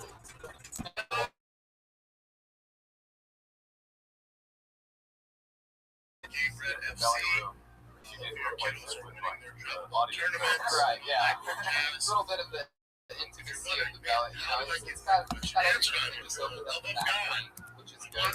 They're exposing another empty seats for no reason. But this looks good. This looks good. This is more people than you get over, right? Yeah, totally. We're already creating this strong group of people. My goal is by October, November, to have this be Monday night. watching this. Let's get to it. Where people can go at What are your thoughts on amateur MMA fights? That's so cool. How long You're should gonna become fighters like the fight Hawaii that? When you're first starting out my own. on the pro circuit, should you be fighting 4 or 5 times a year? Yes. Get as much experience as possible? Yes. Or take going some on to tour, begin? yeah, me and Natasha going on Thanks for tour taking the time to answer the show. Thanks, brother. Look, listen. We were in Hawaii yesterday. Best guy to ask on this? Because I didn't have any amateur fights. I'm a straight pro. There's a different Oh, I kind. didn't fit that way. Now there's so many guys. Because you never know if you feel hard on a Amateurs out there. podcast. You got a lot of experience. Nothing falls in your pocket. You know what I mean? Say Like, 6 times. You think this is It's not amateur. where when I do slip it off. The more experience you get as a Danny, you know, it can do nobody cares too. Like if you're speaking of falling off, 5 years what do you amateur, think it about doesn't our matter. band's None of it matters. So you're kind of playing with the house of money, getting experience, and life crowd, going through the walk, going through the nerves, and then There's you a do little that. rhino sound That's what I'm saying. you The that amateur we're wondering where what you do that that, Is that really what a rhino sounds like? commission you're going to get, the company Oh, you get. really? It's funny. Some people don't know that. Yeah. Funny is it's a leopard. I guess it plays for You get both. a lot of fights under your belt before you get to UFC. I would say you get to UFC. Oh, that's all right. Now we're talking rhino. Classic rhino. No, rhinos are very wise and they all You gotta get look going. aggressive. Get as much fights as you can before you sign a UFC contract. They're Like great stand up, boner you're kill. gonna reach it. No one gives a shit. Rhino 11 And is then the best one. again, first guy to ask when they come out. Oh, no, I mean, just like at the gas stations. Yeah, I'm a totally addicted to Fights. all of my collecting Did you ever do any open mics? No. Yeah, I used to one of mine. Anything to get a crazy boner, including drinking, mangria. Just trying shit A lot of out. people don't know. You want a hard hit boner like you've never had before. A glass of mangria will knock you right for shame. They want some tickets, so ready to suck. Yeah. I'm feeling bad. People are there, so So let's get into it. I don't think any of our surprise guests have popped in just yet. John's pretty much been on all that, right? Maybe have Rich to keep it used. MMA was just a different time where you didn't need a lot of MMA fights. You guys ready to get this motherfucker started or what? Main room, we're in the main room. So it's still just a fucking podcast. You know what I mean? No pressure. No big deal. Don't let the neons from the 1930s. It's such an event. We are lining up against history. So let's get basically, you guys know how it works. You sign up for the chance to do 60 seconds by pulling your name out of the bucket. You can come up here and do 60 seconds. you pay $1,000, and you're pro. And there's no going back. That's a little major. How about that rhino? That's right, I got a rhino. There you go. That means wrap it up now. I'm going to bring out the angry one. Call it there. Consider myself one step above a casual as I find it. I would consider myself one step above a casual as I find it difficult to find out fighters with a ginormous roster. Yeah. Wow. The last one was. It's just I didn't like that, Tony. You didn't like that one? I was thinking about back in the day, just being how Grunko was when I was going to fight. Today, the fighters that give me Grunko, Sad Daddy, Tolera, Chef, Sid Hagen, Throwdown. or some of the Will you? How would you do that? Nick, if he's there, and Chin, it's CHIN. Chicken sound effect. For those of you that missed it, with the rhino variable. I'm cool with chicken. You watch Gabe? Yeah, rhinos and chicken. YouTube. What kind of fucked up wildlife imagination do you have? Where rhinos are no chickens.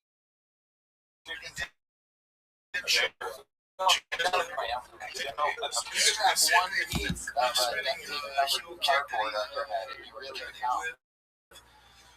As far as today's fighters, Pull the name out of the bucket. How long yeah, does it take Elliot for him took to for me, use to go down this terrible path? Aspinall, Patty Pimlet, I pulled our first name out of the bucket. Ladies and gentlemen, I think it's a pretty cool name to have put up one of the guys that was at the show when we started years ago, worked his way up to being considered one of the funniest door guys and writers here at the comedy store. Wow, one of the funniest door guys here. That is a great Not one of the funniest door guys in the world, one of the funniest door guys in this particular building. Yeah, that's a huge compliment in this place. Let's go. There's a very, we might have the funniest door guys in this strip of Yeah, I don't know. I mean, now that you put it that way, I think the Rainbow Room door guys might have a little. If you're gonna count those in like a winner page, But a lot of great Canadian door guys. what's the MVP on the I mean, not the way he's fought. Oh, I'm sorry. The one I was getting at. I'll get excited. There's a big build-up for that one. Laurel and Hardy. Now, this guy's great. He's currently working with the new Comedy Central show, Roast Battle, You're taking what you do to shut down the beast, so to speak. Great Frank Castillo. I think you're tired now. These like butterfly beast and butterfly beast. So for nearly 18 years, and every now and then I get there to want to compete. The field, get my hand. Get my hand. Imagine since you made all the way to the front. I'm waiting for you to come up with it. It's even worse. Let's do it one more time. Frank Castillo, everybody.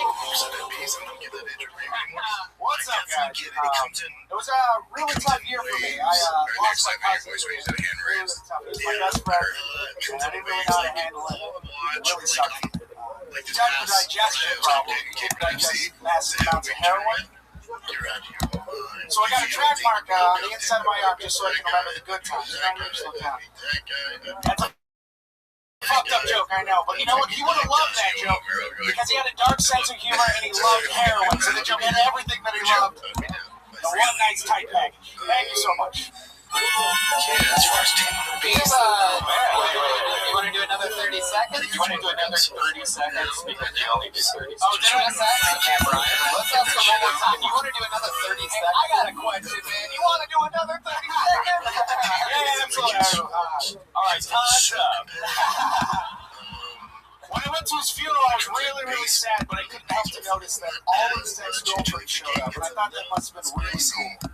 that he fucked so well that all of his ex-girlfriends showed up. And they were like consoling one another and like, hugging each other and trying to fill the hole that he also used to once fill for them. So it was very sweet. Yeah, I like that. We got to hear the whole thing. Frank Castillo. That's fun. That sounds like it comes from a real place. Yeah. My cousin did die. That's cool. And it fucking sucked, and I didn't know how to handle it. And then just one day, I just wrote like that joke, and then that was like the next thing that I was obsessed with for the next 8 months was just making this joke work. And I finally figured out how to make it work, and it made me feel so much better. Yeah, like heroin. Yeah. Tell us more about your cousin. Are you guys close with kids? I mean, you're Mexican, so I mean, how many? What are we dealing with? I'm guessing it's not your only cousin that died from an overdose. I mean, I'm just saying, he's very Mexican. I've met his family. I mean, yes. There could be, thousands of cousins, and just one died from a heroin overdose. Yeah, it was unfortunate. He drank a lot and stuff. I mean, we were really close. We grew up together. We worked together. He was actually, me and him, he's the one who showed me Dave Chappelle's Killing Me Softly. So he was actually the one that kind of got me into stand-up and stuff. Wow. And then heroin killed him. So, yes, it did. Wow, coming through with the horn. But and it's so funny because it was like my family came and saw me do that joke at San Jose, and it was like I didn't know how they were going to take it or anything. They fucking loved it because it was true. He had a super dark sense of humor, and he would have loved that shit. Yeah, of course. What did he do for work? He come on, he was a heroin. He was slinging them drugs like you. He worked at restaurants and stuff, and then he started giving back and did Alcoholics Anonymous and stuff, and became like a sponsor. So all the way up to sponsor. And then worked his way back down. No, that sounds like a whiz banger of a sponsor. I don't know, sponsor. What should I do about this problem? I would suggest shooting a gram of him. Whatever you do, don't drink, man. Just find something that helps. Oh, that's fun. So, your family thought that was cool, and all of them? Did anybody say anything? No, man, they all loved it. They all were just, I mean, they didn't love it, but they were just like, that's a really good joke. Congratulations, by the way, for selling your handgun. Thank you so much, guys. Thank you. Yeah, it's you. And getting a job at the Daily Show at the same time. Late Show. I'm just trying to get that lead role in the biopic once it comes out. I'm trying to act. Well, who are we talking about? The first one was George Zimmerman. The second one was he just floated a few references out on that second one, hoping that any of them would land. Daily Show, Late Show, one of those guys. About a boy. I like trying to say that the Mexican Frank Castillo reminds me of James Corbin, who took over for the Late Late Show. Is that what you're trying to say? Yeah. I don't see that at all. I also liked how you described Trayvon Martin as that black guy.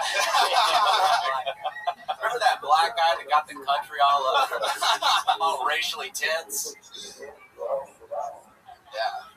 You killed Trayvon, and then you took his footing. I like that. That's a ballsy move.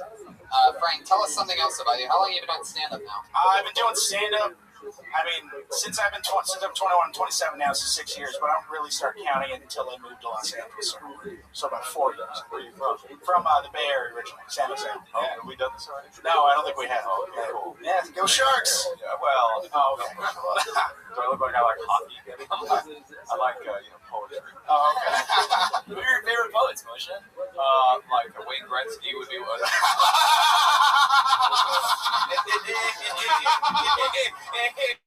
Sometimes you just look down that ice and you see that net thing and you're like, goal. Yeah, that's elegant. Frank, tell us something else about yourself other than stand-up comedy. What's an interesting thing about you? Not much else. No, I mean, I have a girlfriend that I've been dating for a long time. I know that's interesting. Well, I mean, it's great. She's going to get her master's recently. You just had her talk to your cousin a little bit. Figure out some of his deep-rooted issues. She wasn't available that night. No. Do you like dating a coming-of-age psychologist? Yeah, it's kind of nice. It's got its perks. Does she talk to you? a lot about issues? Do you think that it's like having a girlfriend, or does it sometimes get a little bit like shrinkage? It's actually not like that at all. It's so funny. Do you suffer from shrinkage? I'm sure you do. You should try this owl pill I found at the 76 station. Is her dirty talk like get in your head? Oh yeah, it's a lot of Freudian stuff, so it works out perfect. Really? No. You guys having fun? Is everything? How long have you been with her? I was dating for 5 years now. But you only counted since you started working at the comedy Yeah. Really? I only counted since I started taking the relationship seriously. Sure. Do you ever look at her in the face and think, man, this is right? Yeah. I'm just trying to keep this. Alright, so things are exciting between the two. You're still 5 years in? Yeah. She fucking puts up with all this guy and shit. She's cool. How many times do you have sex a week? How many times do you have a sex? Hey, how many times you have a linguine? Another Cristiano a week, everything a week. You're looking like the guy from the Late Show. Oh, you're looking like an American hero, George Zimmerman. He's that black guy. Just don't eat the skin around. Frank. Alright. You didn't answer the question. We fuck a lot. We still fuck. Like once a week. Like 3 times a week we still get it. I mean, it's I'm still a player. Hell yeah, bro. we have a roommate, so that's the only thing that counts. Can you use him also? No, we make sure the door's open so we can hear. Is that true? You guys do have a roommate? Yeah, we do have a roommate. So what are some things that you do to keep your sex extra quiet? Not on the bed. We close the door. She fucks you. That handles her noise level altogether. And then the second part, if you've ever seen One Flew Over the Cuckoo's Nest. Always the most topical reference. Brave, you've ever seen the 1986 hit movie? This reminds me of Inherit the Wind. I can tell by looking out that most of you weren't born yet, but you're going to love this next joke. Trickle down I want to go back to that original question. What do you do to keep the sex quiet? Family Guy, very loud. Wow, really? Yeah. Wait, you're committed to the comedy game. Oh, listen. I have a fuck to comedy. Although I will admit, I have been having sex and then laughed at something that's happened in the background. It's ruined it. You got to be careful. You're Mexican, so while listening to Family Guy, you might make a family. It's got that demon seed. Jews are only allowed to fuck while watching Schindler's List because we're trying to remember the people that were lost as we make the people that will come. Like the Equalizer. I like that. It's exactly like the Equalizer. That's a film you might want to reference in one of your next shows. Washington and Johnny Scortis in the Equalizer. I think that was a Charles Bronson film originally. It was. But Or as you would call it, Denzel, that black guy. Charles Bronson. Do you ever talk about having sex with a roommate? Yeah, actually, that's the bit that I'm working on now. And what do you talk about with that? Well, Wait. Why didn't you do the bit you're working on now instead of a bit that you've already done? Hey, it's called Skill Tony, not The bit that I'm working on now is a lot longer than a minute, so it's like I don't want to like do one thing. Yeah, they didn't say anything as long as they've never done it on the show before. Yeah. Why are you dressed like an Easter egg? What is that T-shirt you're wearing? It's the Peanuts is Peanuts. Peanuts? Penis is peanut. No, the Peanuts. I heard peanut. Yeah, you're a penis fan? Alright. Big penis.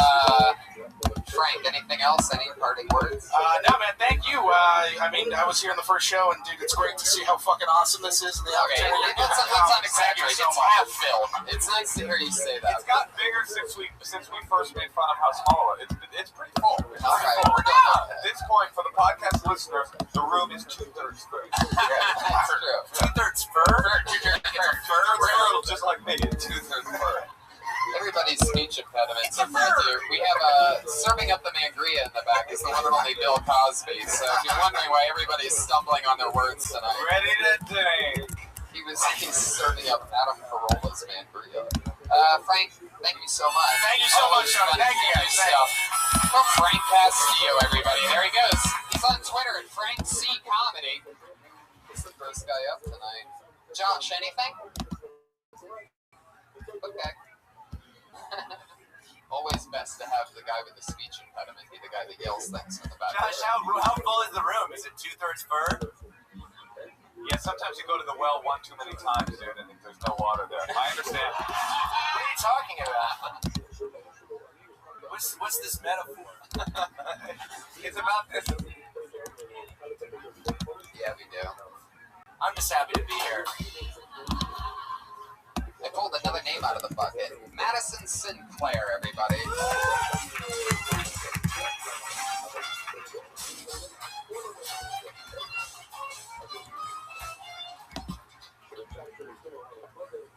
Hey guys, what's up?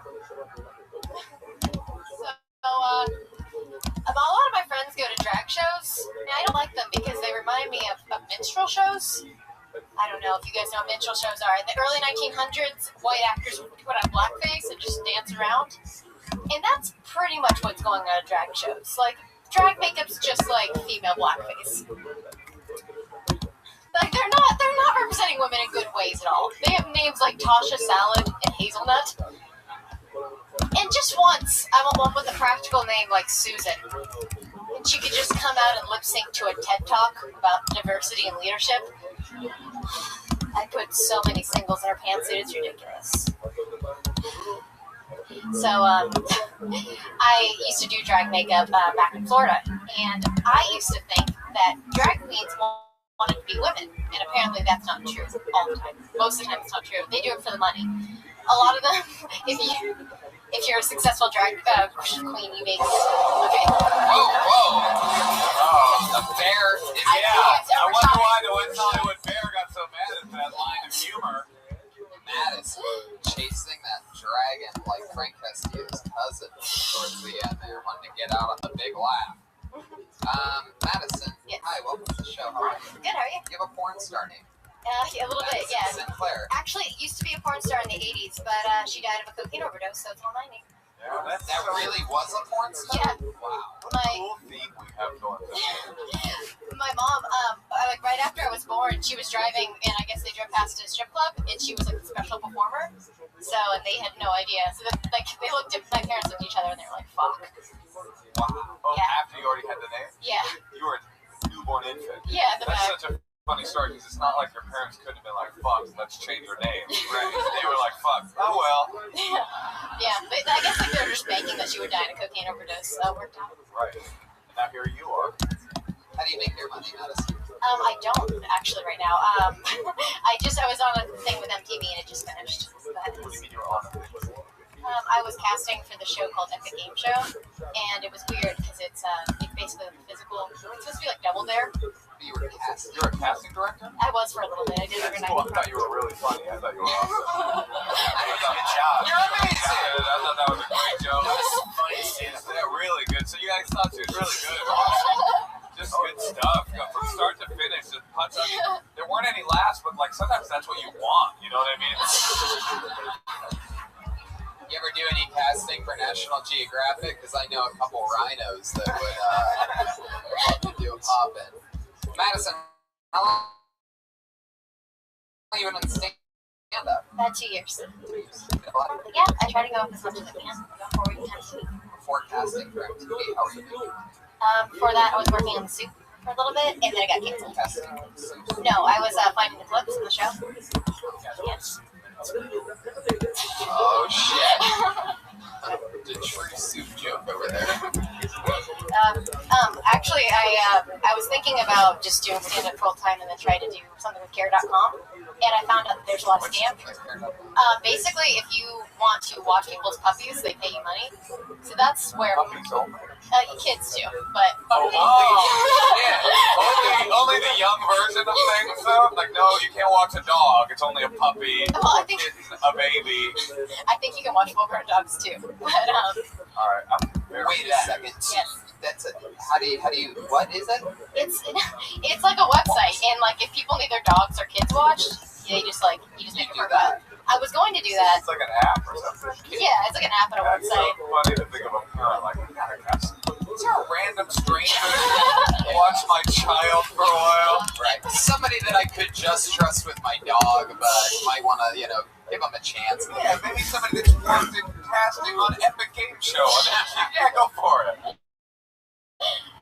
I used to do things for kids. Put them in the backseat.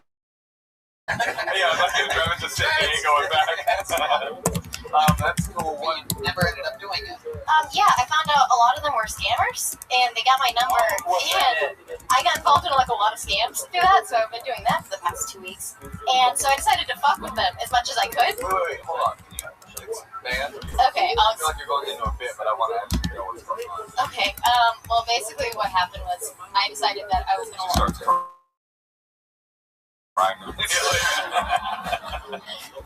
yeah, I was gonna watch puppies and then do stand up because I'm 21 and I think that's my plan basically.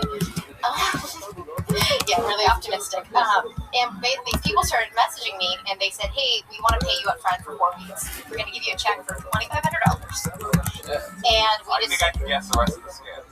They give you the check, you cash the check and send them money. Yeah. It's a fake check. Yeah, that was me, dude. He doesn't even have any puppies. But this one was actually for a kid because I decided, I'll watch a kid. And they got really detailed with the lie. They were like, "Oh, it's a baby and it's disabled, so it's going to be in a wheelchair, and we need you to use the money." Wait, this sounds suspicious from the get, right? A wheelchair for a baby? Don't we call those strollers? It's going to be a baby in a wheelchair, Tony, don't you mean a stroller? Was it?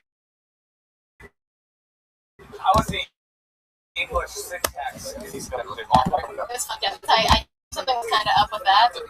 Babies that you see everywhere, nor is it a sprinting baby that you may have seen. My dear Madiston, he have tell you big story of big sad in my heart. Small baby mine have big sick in leg, no walk, can't. He said 2,500, you put little money in your bank, send me big money. Why? Yes, we saw this drag queen thing, drag not like minstrel show at all.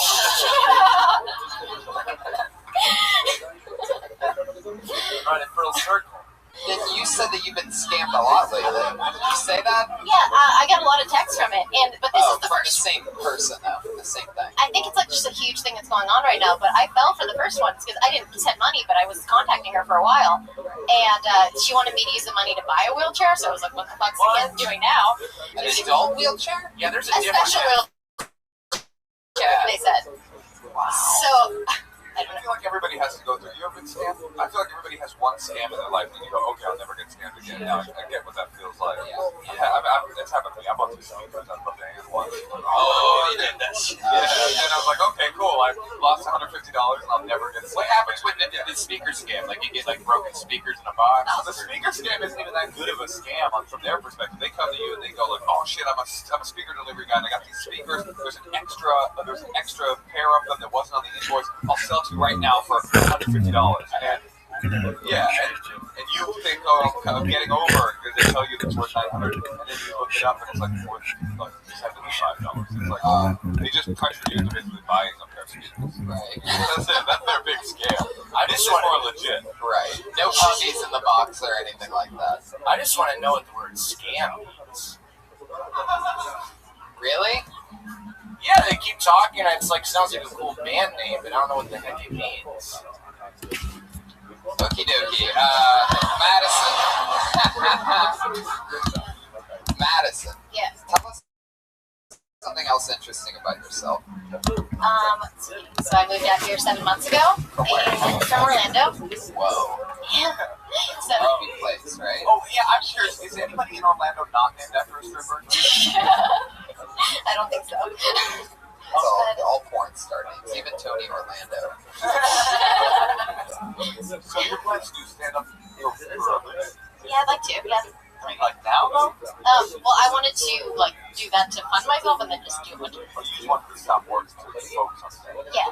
Oh. So now that you're done working and you're fully focused on stand-up, like how often are you performing? I've been performing. I haven't been performing that much, honestly. It literally just ended. So I'm just trying to figure it out right now. How long ago did it literally just end? 2 weeks ago. Test. There we go. I've been writing. I wrote a pilot, doing things like that. You wrote a pilot in 2 weeks? Yeah. No, she wrote a letter to a pilot. Take that one.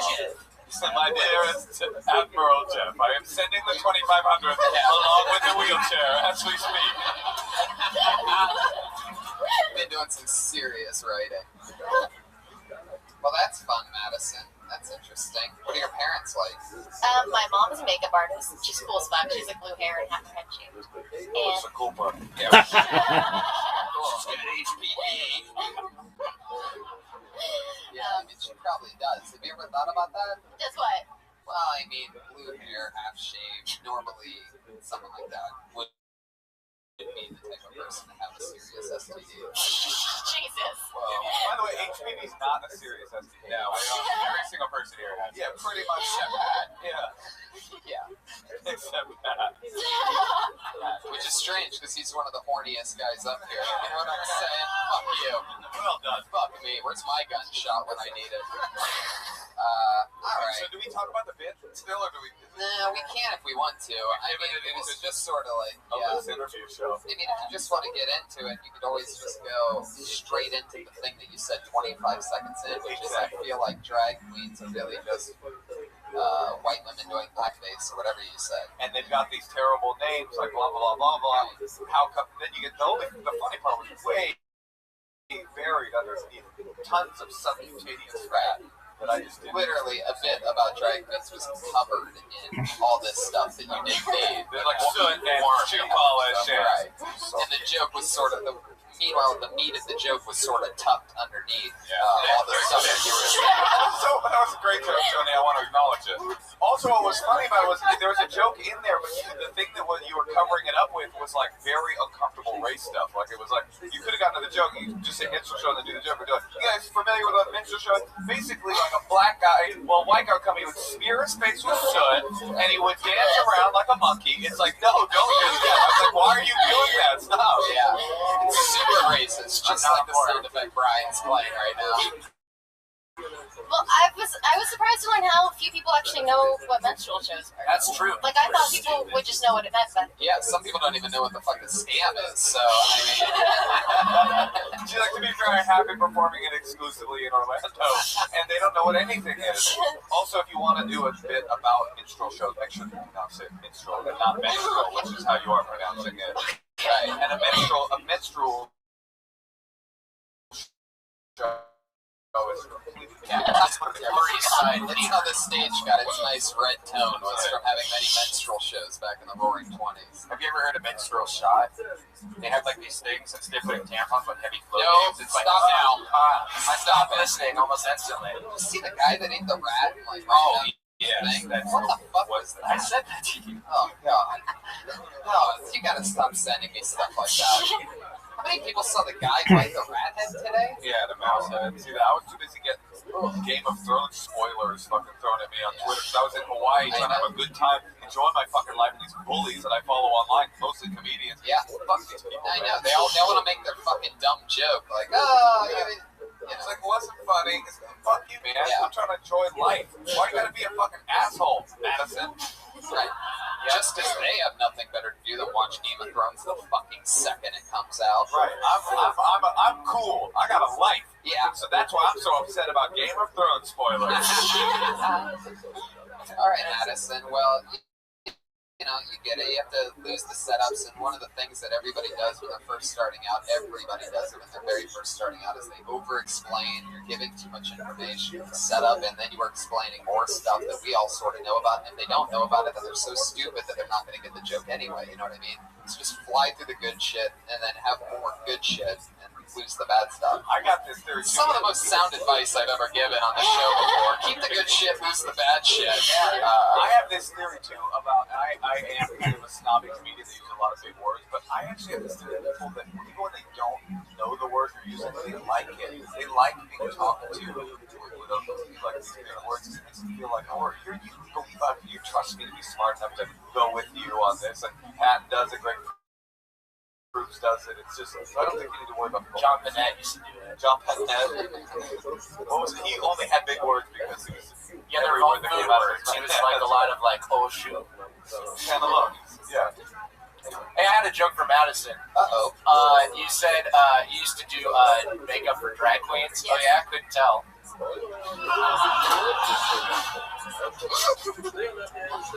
even know what that means. It killed. It must have been something. What's your tattoo on your wrist? Oh, okay. So I told my mom she could write whatever she wanted, and I'd get it tattooed on me. Wow. Yeah, And really it's risky. just like rotoviral loads there. From the great writer minds that brought you Madison Sinclair. Hey, thanks for the name, Mom. How about even more embarrassment? Imagine looking at a woman with half blue hair, half shaved head, and be like, anything you want, go for it. You're so lucky it's not a swastika. I can't believe it. Or like a penis coming swastikas. Yeah, I was pretty scared about that. So But what did she write on your arm? Love You Forever, like the book Love You Forever, Love You B.O.B. Oh, you here? Love you forever. Man, I just do not get tattoos at all. I think you're going to say I just do not get a mother's love. I did not understand that. I remember this one guy that I knew when I first moved out here fucking forever ago, and he got a tattoo. He was never a guy that I really liked. I think I just like sold pot to him or something like that. Way back. We're talking like I'm like 20 or 21 hanging out with my brother out here. And he got a tattoo on his leg that said, forget 2004 or something like that, because he had a bad year in 2004. I'm like, what does that tattoo say? He's like, forget 2004. I'm like, what happened in 2004? He's like, my grandma died. It's like, dude, if you want to forget 2004, don't write it on your fucking body. So I never really made friends with that guy. I was the loser that got the Asian symbol that I thought meant like an R for my last name, and then this Asian girl came up to me a couple years ago and was like, why do you have that on your arm? I was like, what do you mean? It's an R. Yeah, it says faggot. No, it says waterfalls. Okay. I think he was ready. Wow. Can you guess who had that story queued up? Does anyone want to take a guess? No, you Rebbe was like the whole time, like, how can I do waterfalls? How can I do waterfalls? I got you know. I actually had waterfalls as the next song to play, and then you started talking about shitty tattoos. Shut up. Reminded me of my dumb tattoo. All right. Madison, there you go. All right. You did it. Welcome. Thank you. Madison Sinclair. She's on Twitter at Sick and Satire. There's some people. This is an exciting time. You guys having fun or what? I pulled another name out of the bucket. How about Chris Osborne?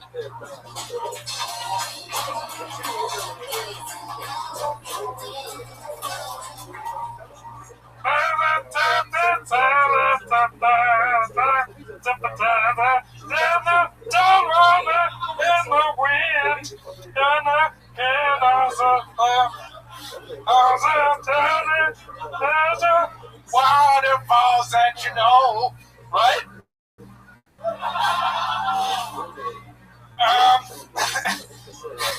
Hey,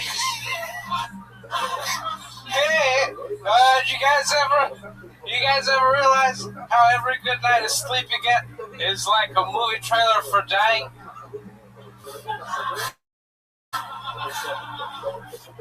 You get a good 10 hours and oh, that's what it's gonna be like. I can't wait.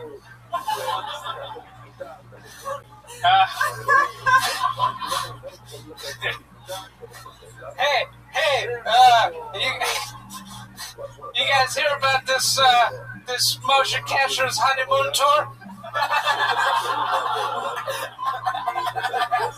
I hear next they're going to the moon. Wow. I never on this show heard somebody get so many laughs from doing absolute nothing whatsoever. Well, that's a perfect example. Not a real single joke. That's a perfect. Yeah, it's a perfect example of only stage presence. He had one joke. That was so funny. He had one-liner, and he's just like, all I've ever written is one-liner. Yeah. Let me pad it with this completely constructed persona. How do I pad an extra 50 seconds onto this 60-second set? Chris, very likable. Oh, thanks. Oh, it wasn't a persona. Awesome, you're retarded. I can't help it. No, No, I thought. I mean, I liked it. Honestly, I liked the beginning. Because there was a moment when I, in your position, would have bailed. I was like, oh, he's gonna bail here, and then you didn't bail. You were just like, nope. Louis Armstrong. One of the things that always happens is the comedians can influence a room, and comedians laugh hard when other comedians are struggling or committing to something much more than they should. I mean, I know a couple of these people were just losing their shit because I looked at them with the look of, why the fuck are you laughing that hard at absolutely nothing whatsoever? I thought it was But then that builds some momentum, and then it starts over there. It's like a little wildfire of accidental laughter that you're able to get. Yeah, but there's a lot of comedians like that, though, that use that formula where they just pretty much Oh yeah, totally. They're called bad ones. I'm not as. I don't hate it. I thought it was funny. I liked it actually. And honestly, it's a little bit. It's like an Easter egg. It's like not everybody knows that the L in TLC actually stands for Louis Armstrong. So I thought that was cool that you finally. That's a good one. I'd like to thank the Academy. I'd like to thank my agents. But then I was like, okay, what's up with the joke? So I think that's what you were feeling too. Like, okay, cool, you've done this, like adding a Fozzie Bear. Like, now what's up? And then you did one real joke. I was like, okay, maybe he's got jokes. And then you did a riff about me, which I didn't like that part at all. No, I like, but you know what I'm saying? Yeah, like, where was the next joke? When you do longer sets, are you like sort of a more like you improvise a lot? Is that sort of your thing? You're sort of uncomfortable. You acknowledge the room or the music that plays you up and things like that. You just sort of roll with it, or do you do more of a set? You were just playing the room here today. Well, I have a bad memory, so I try to improvise as much as I can. But I do have jokes. I got them. They're in there. They're in them. They were in there? They're in there. They're pointing to your mouth. In the mouth. Somewhere. I got one for each tooth, Tony. I love that. It's hard to wade through your personality to figure out what's really happening here, but that's what everyone that's ever met me says. Yeah, you have an interesting one. It almost feels like when you were a baby, you may have fallen out of your wheelchair. There you go. Yeah, waterfalls. Madison jumps up, throws money on the stage. I thought you were funny. I think obviously you've got a lot of funny persona vibes, and I just wanted to hear more jokes. Yeah, the last joke about me was like, I thought it was entertaining because I like hearing my name, but I just didn't think it was necessary. And to prove to me that you were a good comedian, I wanted like 3 more of those one-liners. I want to know more about you, Chris. I want to know more about your real life. Where are you from? I'm from.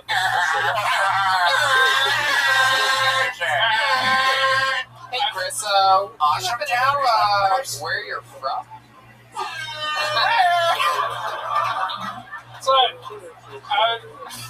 Are you from Austin?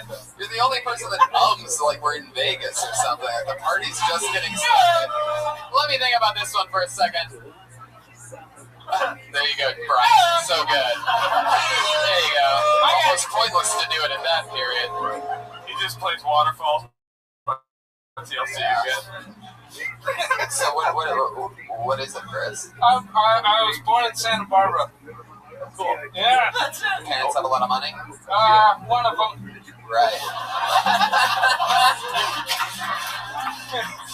It's funny. Wait, you grew up in Santa Barbara or what? You look like that LA, like that murderer from Santa Barbara. That's cool. He's such a dick. He's got a fan here. Let's go. But he does look like him a little bit. Let me tell you, I went to IV and I did not kill. Right. Tony? Now. So, what does your dad do for work? See, my dad's not the rich one. My dad's a dermatologist, and he's the only reason I'm in Santa Barbara. My mom's Brazilian, and she's rich as fuck. Wait, your poor parent is a doctor? Yeah. Yeah. And your rich parent is a Brazilian? Man. Do you know what rich means? Everything is backwards about you. Do you know what rich means? Oh, did I say rich? I mean poor as fuck. My Brazilian mother is so poor. How's your Brazilian mom so rich? So my grandpa, he imported surgical tools to the South America. That's a lot of money. Yeah. For Like, a dermatologist. His dad's a dermatologist. His mom is a Brazilianaire. I do first aid. A Brazilian knife error. Wait, how much of this is real? Oh, all of it, man. People don't think I'm real. They're like, you just dropped out of a comic strip. You get back in that book. We get it, Chris. You're super likable, and because it works for you, you're not No. going to change it. I have no friends, son, I promise. I had a conversation in Chris's defense. You had a conversation with him before I had the a show? conversation with Chris, a couple weeks ago outside of the Comedy Store, and I was just stunned. I was like, what is going on? Right. But yeah, that's Chris, what do you do for work? I'm How long have you been doing stand-up? Answer that one first. a year, almost a year and a half. You do a lot of spots. As many as I How do get. you make money? I'm a PA Where at? for a show on TNT called The Last Ship. I think I've seen that. How did Grips treat you? How did Grips treat you? Like, hey, I need a stinger. Hey, I need a stinger. Are you somebody's personal assistant in particular? Like one person that you're assigned to? Yeah, I'm set like one of those production assistants. I actually work post. Wow. Yeah. Yeah, you work postmodern. I've seen your persona. I was thinking post-op. Whoa, what? Somebody made a funny noise at that one. I think you're funny, dude. Obviously, you know what's interesting is that people with this kind of like weird, like whatever this is, they often go into one-liners. So, like Joe Pera vibe, like you, like Joe Pera's awesome. He's really funny and got a very strong persona. I saw his. I chose that or something. I texted my friend. Is this real or is this what's happening with his personality? Because I think you're sort of going in the right direction. You mostly write one line. Yeah, I'd say the majority of what I have is one. Do one more before you leave? Well, yeah, totally. Of course. Yeah. Instead of just humming a song for 36 seconds. It's a good opener, though. It's not It worked. Nobody else tried that. Ever. You really hate stuff like that? I mean, it's just sort of cheat mode, you know what I mean?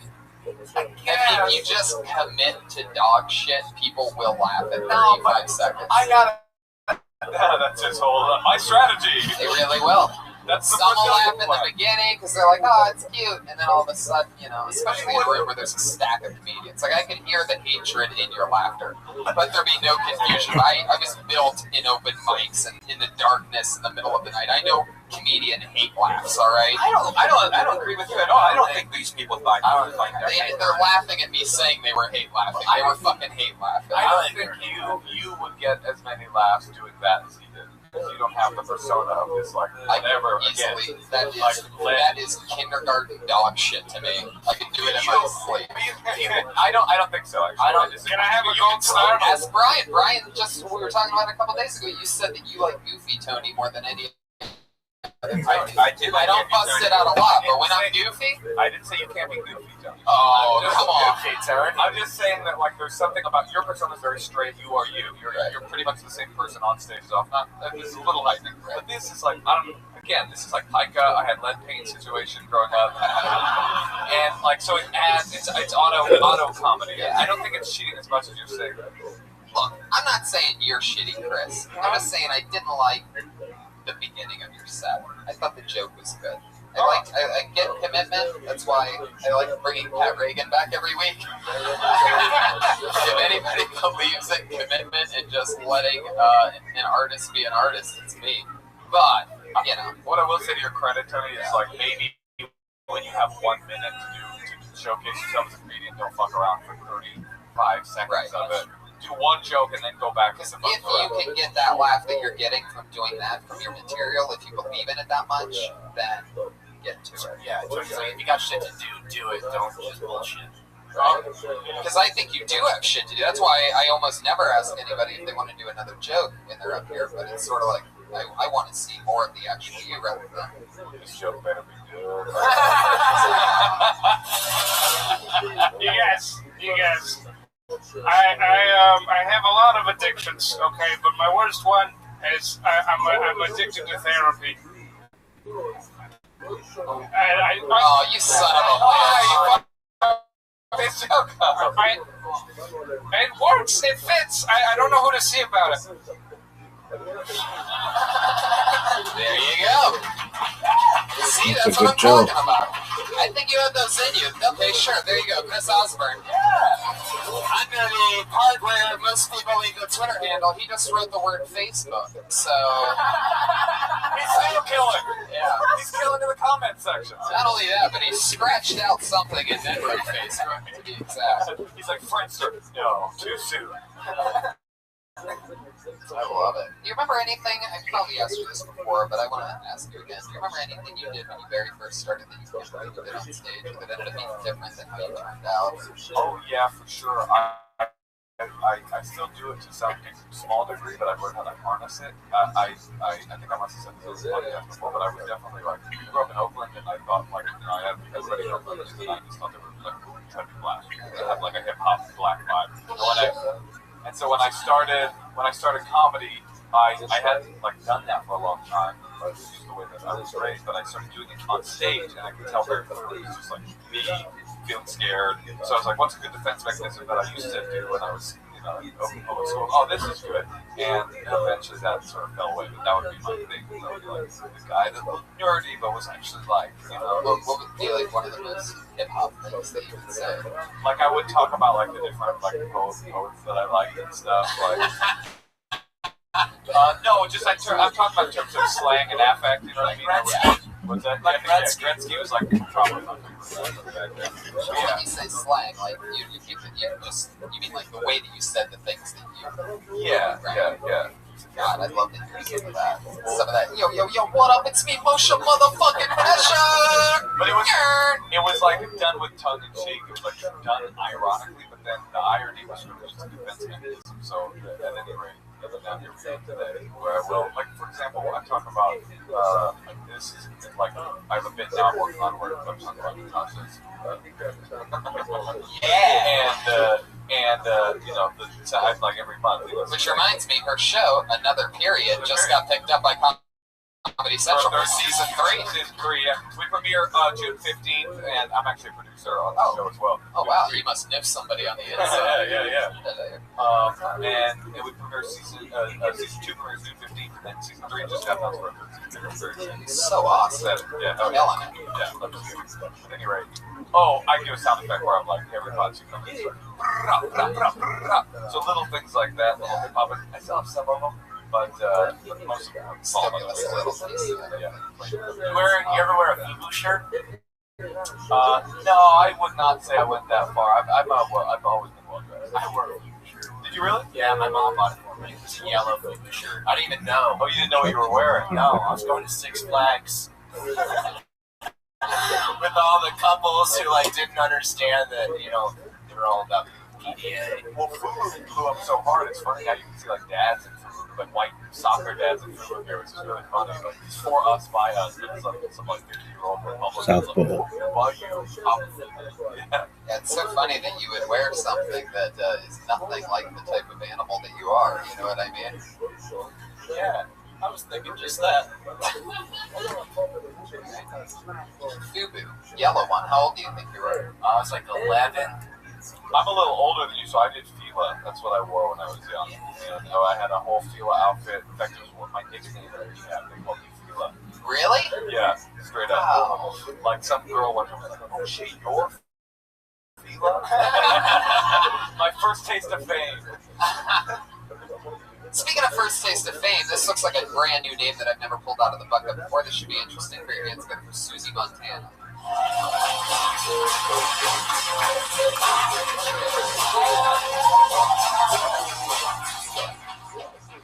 la la. Susie Montana. Go back to Montana, Susie! Yeah. Fuck you, Susie Montana. All I have in this world. This person's definitely here. Good handwriting, always present. Put your hands together for Lonell Price.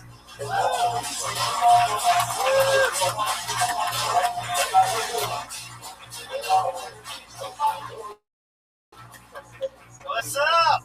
I look like I got called on the Price is Right. I was like, yeah! And before I start, y'all give it up for my girlfriend. Her and her husband just celebrated their 3-year wedding anniversary.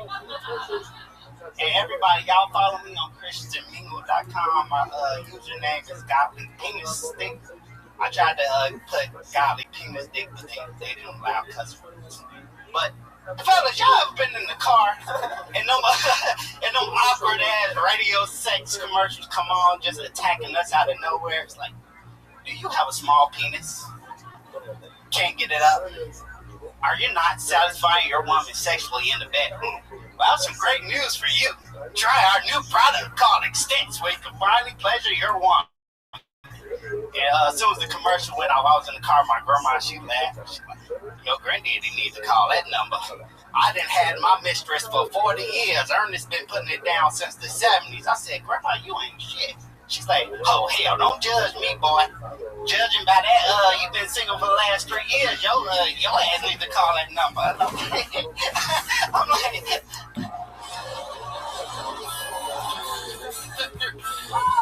you're funny. I really like you.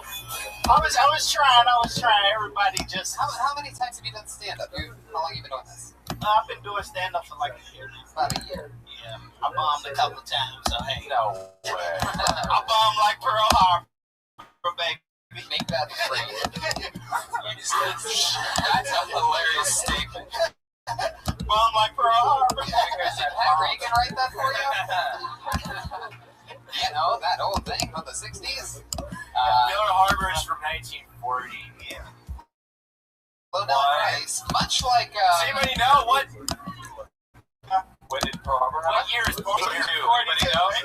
1942. Who gives a fuck? 41. You were right. Who gives a fuck? Yeah, I don't. I was right. Nightmare. Let's move on. Well, my dad cares. Hey, why does your dad care? Because he's a fucking smart guy. And he reads David McCullough books about fucking John Adams and Henry Kissinger and all that shit.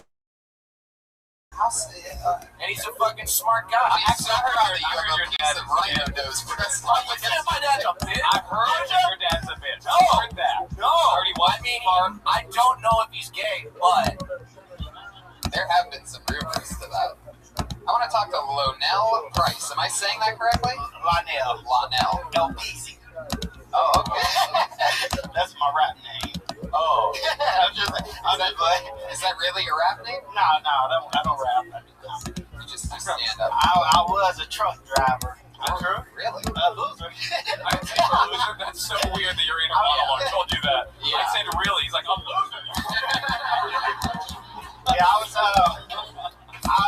was driving for a company called Swift, which stands for Sure Wish I Finished Training. You son of a bitch.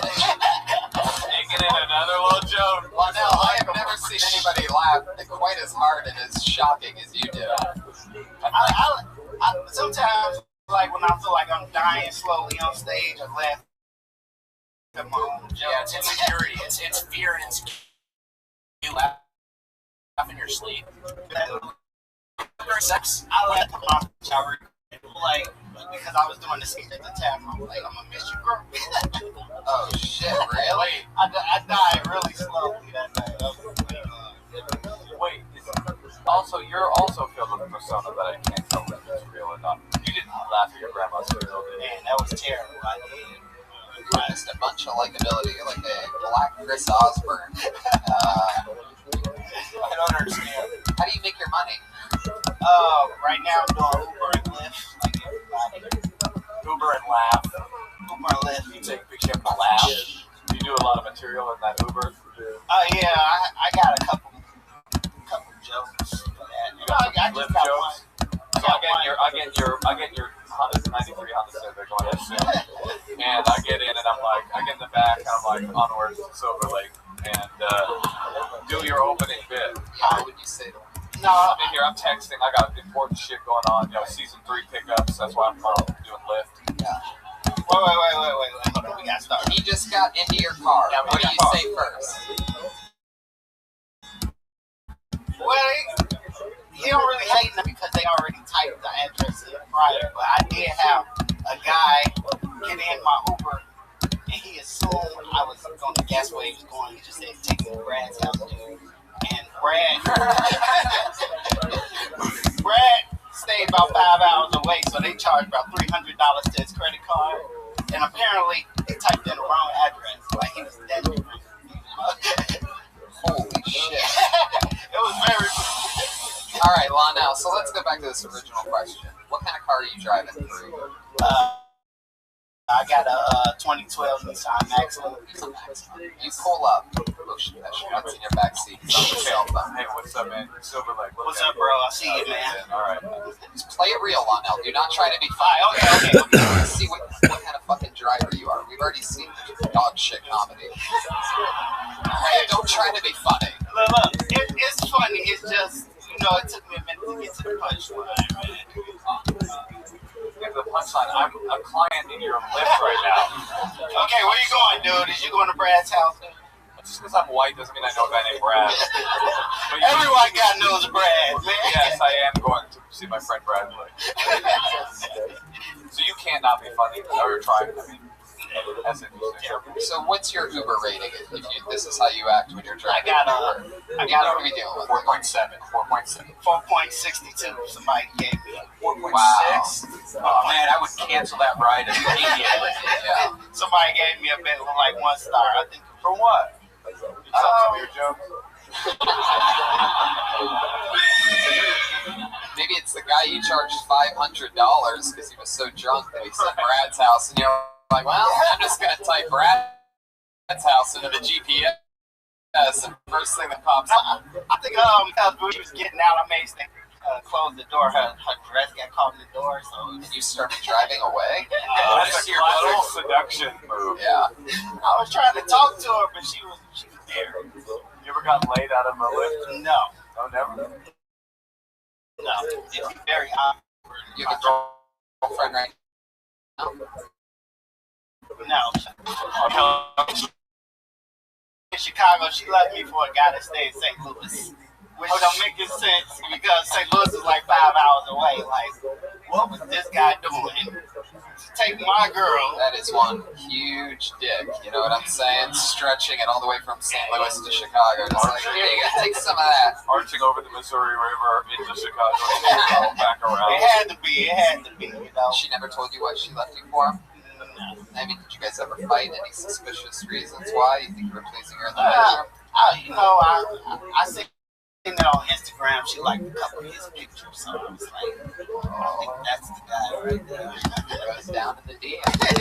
It definitely did. It don't go down in my DM. My last message was from like 60 weeks ago. 60 weeks ago. He knows the exact number. Oh, 4.2. I didn't even know there was a second. It was a message. It was a message from my auntie asking me, "Can I come back and cut the grass?" Which doesn't make any sense. Shit, that means I'm trimmer cute. Yeah, I know what's going on. Hey, I have a question. Would you fuck your auntie? Type of sick shit. After a delicious glass of mangria, you would. Well, it depends on how, like, where she hangs on the family tree. Like, is it? Whoa, that's the most racist thing I've ever heard a black guy say about his own black family. No, seriously, like, wow. I mean, I guess you can get away with saying it. I can't say that. I can only say that backstage with Tony alone. Before tonight's show, we were talking about this literally. Hanging on the family tree, Lionel. No, like, like the family tree. Like, is that your closest auntie? Like, is that your sister's mother? She's your play auntie. You can fuck. Told you guys. You seem very sort of like, there's something sort of like Prince about you, sort of like. Oh, wait, hold on. Yeah, you're giving me the hand right now. Hold on. You're not Prince. Hey, no.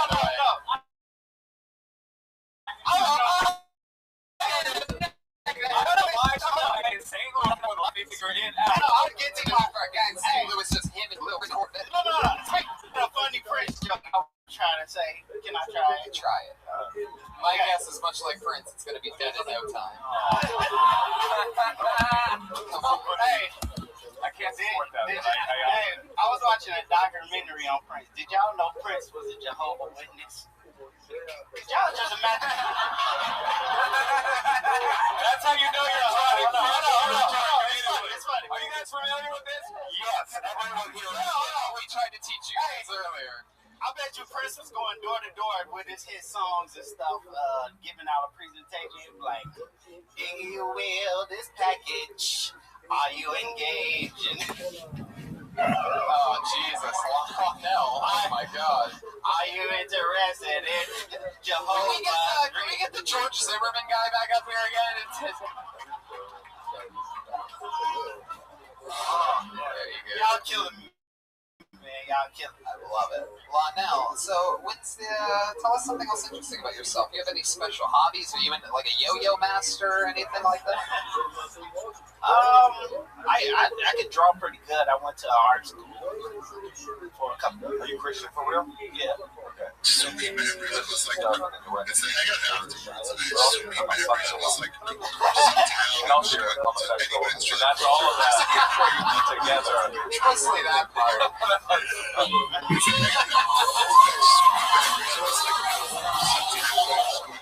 Look how hard he danced.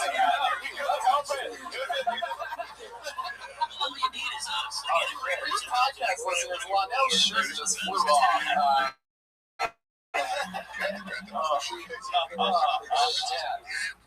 So I prefer the what in the butt song though. I said what in the butt. I said what. Fuck yeah, so now we are figuring out that you indeed, like most Uber drivers, go both ways. Go both ways like the traffic. I love that. Interesting. How long have you been in Los Angeles? 2 days. I stay in a shitty apartment in LA. That should be a movie title.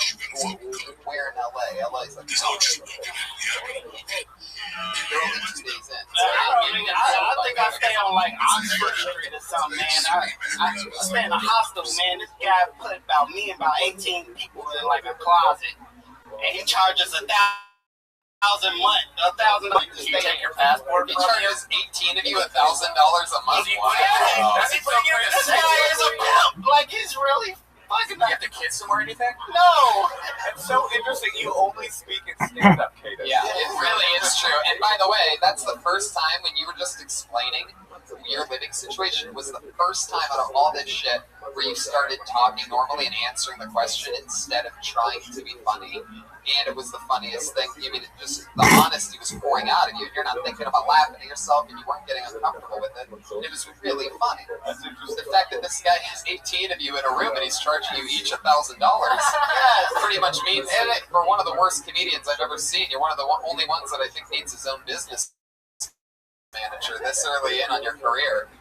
Because $1,000 a month on L, you're getting fucked. What do you in LA for? Just use the spots? Yeah, do stand up. Oh, cool. And how did you move? This is my first time actually on stage out there.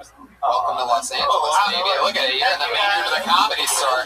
This is where greats like Richard Pryor and Jim Carrey and David Letterman and a lot of other people you're never going to be like. I'm funny, guys. I'm funny. It's just, I think it's interesting that you only talk to stand-up. Yeah. Welcome to McDonald's, and you're like, oh yeah, you heard of this big bag? I mean, apparently you can supersize it, and I'll have that actually.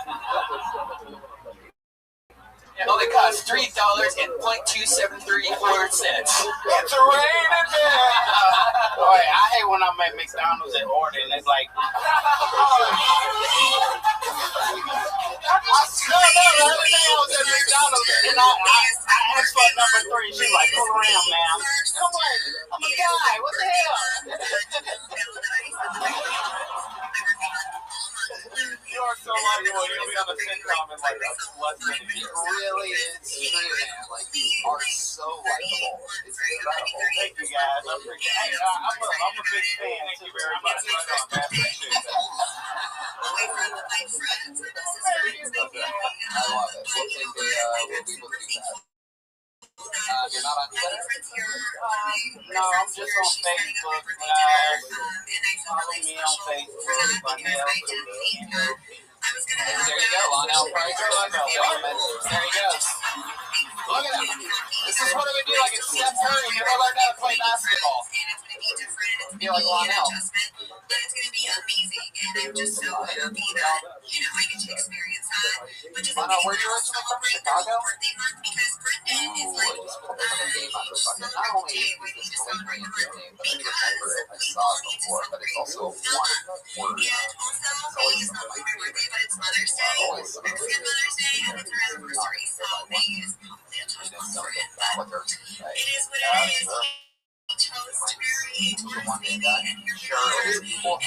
Oh, the skirt was just awful. Shirley Temple. There you go. She didn't stand up, and she was just a little baby thing. Pat just had a stroke. There's a doctor that's a Kill Tony fan in the room. We might need to get a little checkup there. All right, let's try this. I'm going to say it how it looks. Bradley's.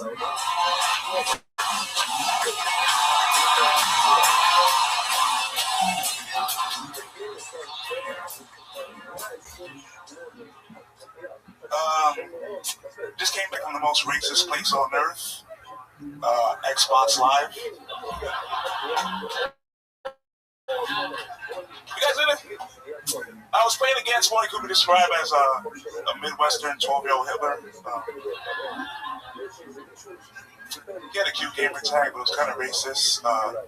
Cute at the same time. It was Nigga Killer 69.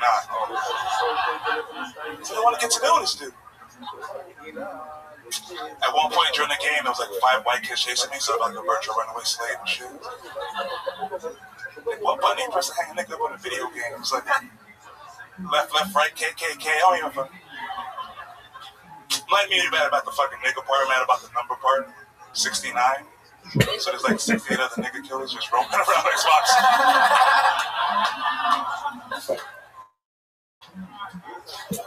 I'm gonna play the Wii where it's safe for my people. You know what I'm saying? Thank you so much. Boom! 59 seconds. That's how it's done.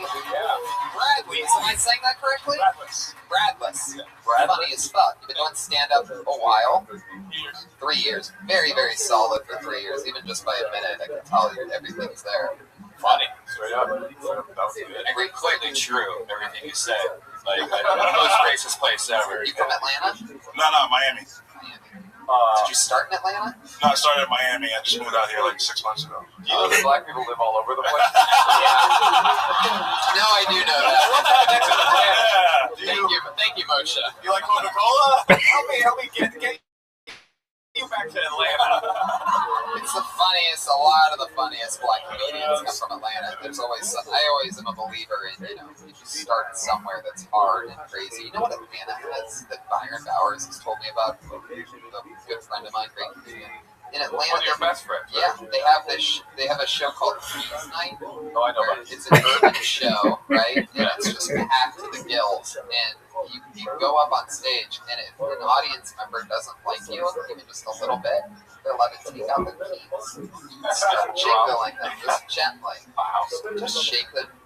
So imagine what happens if somebody's bombing for more. I mean, people will naturally start doing that. So you have to start killing the keys. But what ends up organically happening is everybody pulls out their fucking keys. People want to kill themselves. And you know that club is called, I believe, the Uptown. And I can't remember who was on my podcast. Might have been Byron. And they were saying, it might have been Kevin Hart actually at the Uptown. We're throwing food at them. Imagine what a difficult set that is. I can imagine with their Xbox Live name my name. That you were funny. Why do you go by your first name? No. Sometimes I go by my old name. Your what? Bradless Faloctet. My last name's Faloctet. So yeah, my last name is Bradless. What? Bradless Faloctet. He's Nigerian, man. Back off. No, I'm Haitian. Oh, Haitian? I thought I was going to come through by a genius. You're Haitian? Yes. You ever been there? One time when I was like 7, 8 years old. You ever heard about it? Yeah. What was that like? That was awesome. Yeah, picking mangoes from the tree, hanging on my elbows, swimming in the waters. That was like before military coup happened. Just like, It's the toughest job in the world. Yeah. It's one island. Wait, this isn't one of these stuff. The Dominican Republic, that's what's crazy about Haiti. It's one island. It's and got the tires for oil. There's just Freaking Jimmy Jack, the imaginary border. And then you get into Haiti, which is problem. But it's one island. Always yeah, but it flips back and forth though. Like sometimes Haiti has the power, and then I thought you said one side is the Dominican Republic. Like, all right, all the poor people, bring the rubble, come this way, bring the rubble. You're funny. I thought that was good. Really funny. Yeah. How much material do you have? Would you say? Like, what's the longest set? 26 minutes. How long have you been in Los Angeles? 0.57. I went over the line. I remember, and she was like, "You did 20 fucking 6 minutes." I was like, "Oh." How long were you supposed to do? Like 15. Wow. Oh my goodness. Yeah, that's a big one. But I didn't suck though, so it was like, it was right? Fine. Yeah, but it was disrespectful. Yeah. You live in LA? Yeah, I just moved out here 6 months ago. 6 months ago. How you making money? Doorman at a hotel. Oh, you're one of the funniest doormen we've had on. You've worked at that hotel for the 6 months? Yeah, for the past. Yeah. I've always been intrigued by hotels and the crazy shit that you guys must see. A lot of stuff, right? Yeah. Can you give us an example of something that's happened? So 2 weeks ago, there was a German couple who didn't have American money to meet with. And so they're very nice. Like, "Oh, we don't have any money to tip you. I don't tip you." If you don't have any money to tip you. You just busted out one of Pat's 4 characters that he could do. It's the German character. Even he almost forgot he could do it. Oh no, I remember. Like a little girl stuck in a little attic somewhere. So they just kept telling you that they were German and they couldn't tip you. They're gonna tip me, so they asked for ice. So they told me to bring ice in their room, and they specifically asked for me. I was busy doing something else. Like, yes. And the guy goes, "I don't have money." After 208, his shit's about to be Yeah, I don't have any money, but my wife will like to give you a blowjob. Yeah, blowjob underneath this glass coffee. But you just almost stopped yourself in between blow and job, which no, because I'm guessing that you took the blowjob. No, I didn't take. You know your hotel bosses don't listen to this. No, they don't listen to They don't listen to it. But it was like, I'm new to the job, whatever. So I didn't get health insurance yet. So I'm just like waiting. And then they have a sensor on your, like, you open the door of the sensor so you can time how long you've been in the room. Oh, I thought you meant how long did it take you to come? I thought you meant there was a sensor. They would put around your dick and be like, they could sense like MILF juice. MILF saliva, like. Yeah, man, that's an interesting one. Yeah. So he goes, my wife would like to, he offers it to you, and what do you say? He pantomime blowjob. How did he pantomime that? He was just like, with the white. Wow, he did that. Yeah, and then he just pointed at her. Was his hand that wide open, like, because he knows that your dick's that girthy? What country were these people from? Germany. Oh, easy pantomime. He's like, and then afterwards. Was the wife hot? Was she? She was like, she was cute. She was like 45, 47. Like, you could tell she had some, like, knowledge. Like, she has some. Well, that's cute because that means, she was alive during that dirty World War II time. She had, like, some good-looking creases on her. You have no idea. I know. I actually do. I actually know that I fucked up on that one pretty good. Harder was in the 60s. 47-year-old definitely lived through the Holocaust. It's just one of those things, like, when you said she was born, she was like her jaw just wouldn't shut, or like, no, like, she was very, like, you could tell she was, like, really cute. Like, she had, like, she had what? But she had, like, lines, like, things under all the time. This guy goes, she wants to suck me. What exactly do you say? I did, like, a German spouse, so thank you.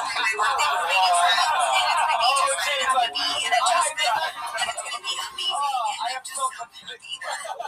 Oh, God, that is so fucking great, dude. Do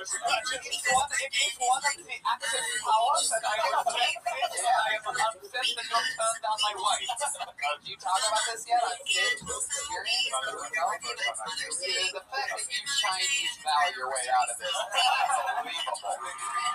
It's so great. Do you ever do that for anything else? It's pretty much probably a special Chinese bow. No, I just felt nasty. Say anything Chinese? Like, oh, thank you. Again, you don't know about World War II.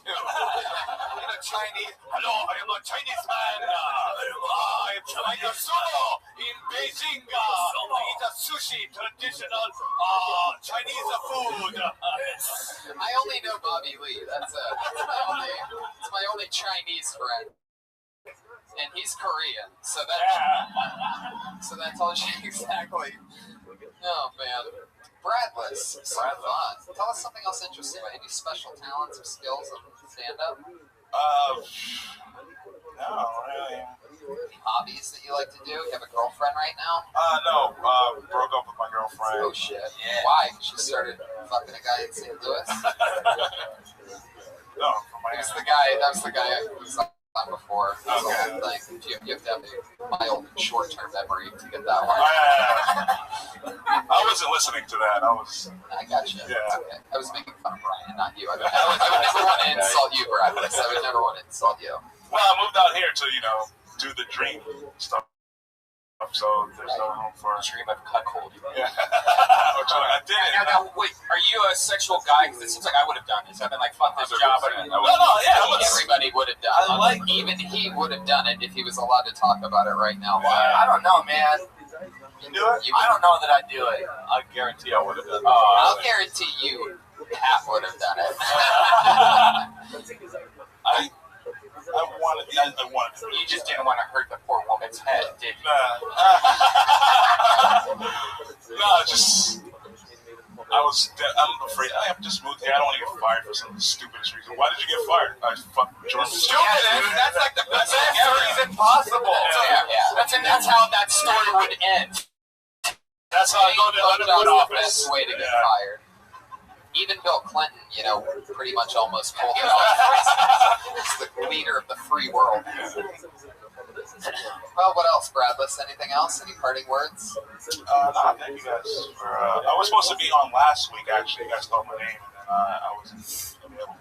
Your band? I'm not even supposed to be on this. You got blacklisted. But you know what? You're so black that the two blacks just cancel each other. You're unblacklisted.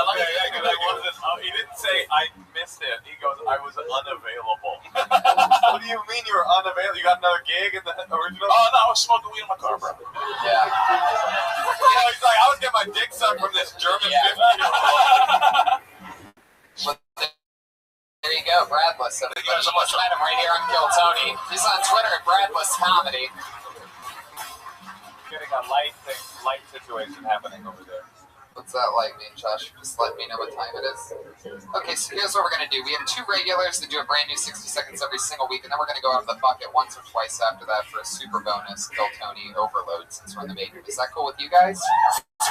Great.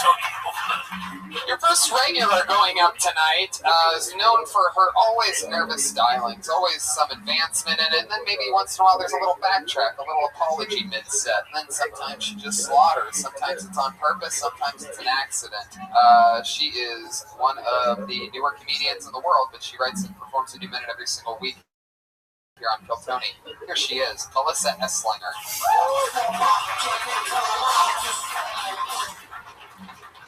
The stage is taller, but I feel smaller right now. But my dad always told me to be a mover and a shaker, so I got half of that going. Anyway, fuck it, I don't care. I'm 5 feet tall and 3/4 of an inch, and that's important when you're 5 feet tall and 3/4 of an inch. I check every time I go to the doctor. I check when they still measure height, and I check for that 3/4 of an inch. Make sure it's still there. It means a lot to me.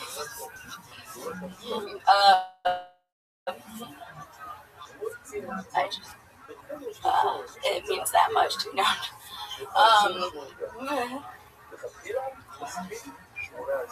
I just did that. I just dove off into, I don't remember. Hey.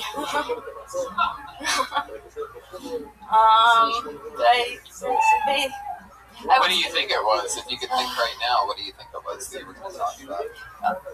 It was. Do you remember now, or did you really not have any? I was gonna do the. Well, I was gonna. Oh, do you still not remember? I have Because two that's things. a possible answer as well. I have two things. Do you remember what? Yes. Let's just stick with not how many things. Okay. Yes, I do. Do you now remember what you would have said 40 seconds in when you didn't say anything? Or are you coming up with something else right now? Do you remember what you I was going to open with? No. Wait, what? When you said that you just forgot what you were going to do next. Now I remember. What was it? Is this like who's on first? Sort of. It's like who's on first? It's like a lot of... When I need to feel confident, I'm like, I'm 5 feet of fury. So I was going to say that. And then move on to something different about the thing that I did. Let me see if I can know the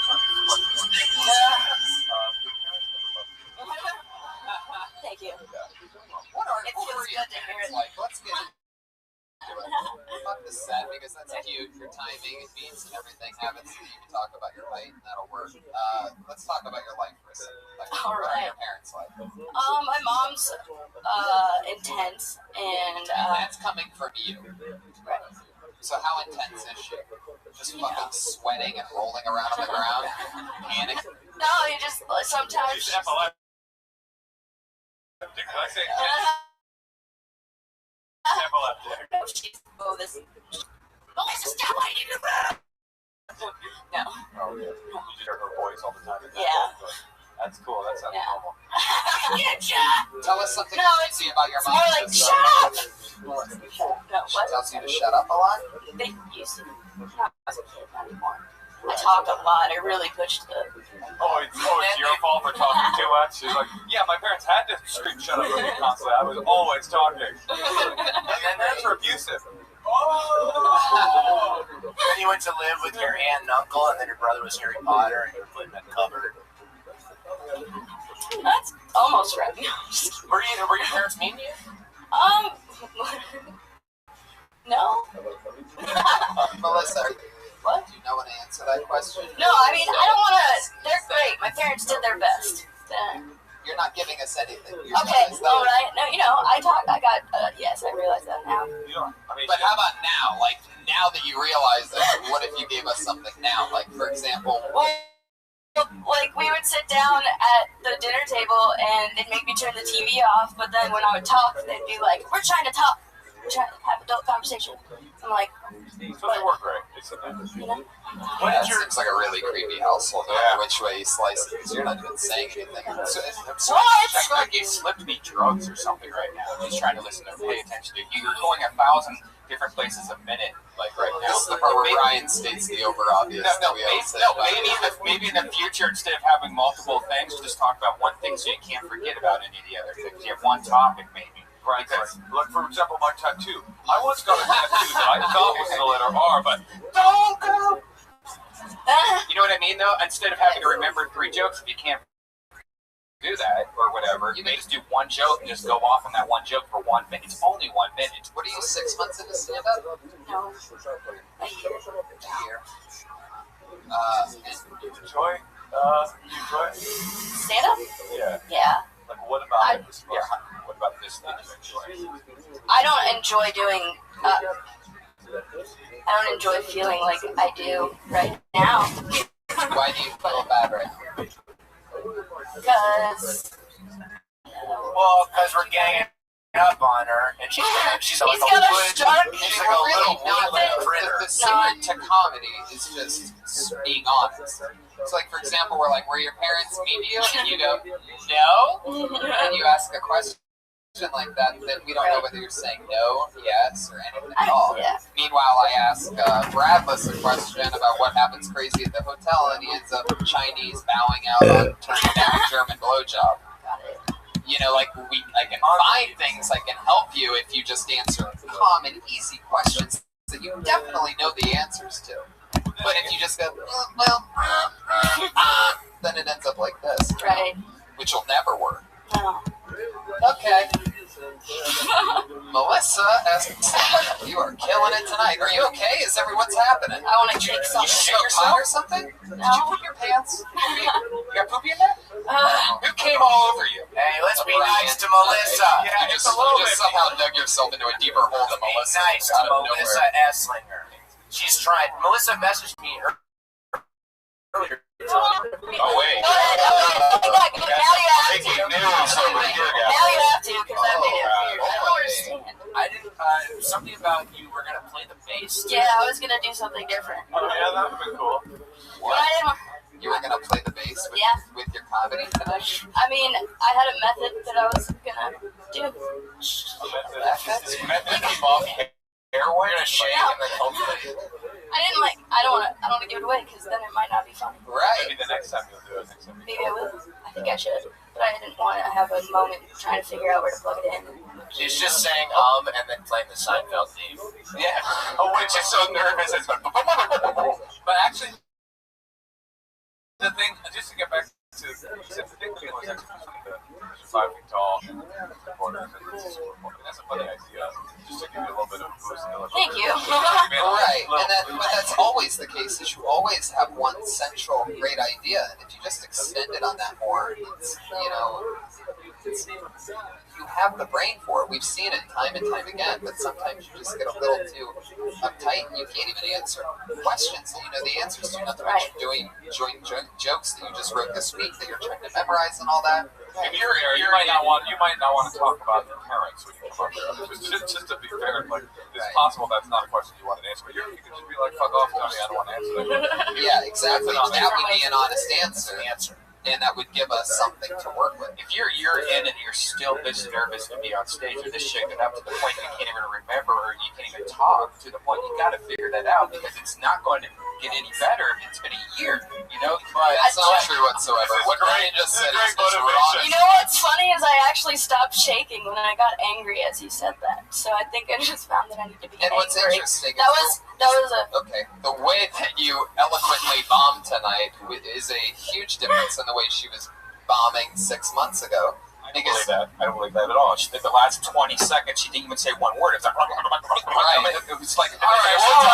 You're getting the hotel. Moshe, please, everybody, relax. We are live, ladies and gentlemen. To answer that note, instead of just talking over me, the note is, you're right, she didn't say anything the last 20 seconds. But 6 months ago, she would have apologized in that 20 seconds, said that she didn't remember anything. She was actually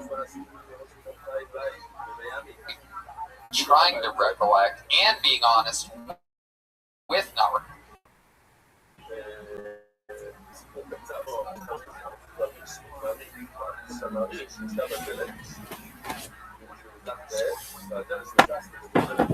Look at this athleticism. This, look at this move.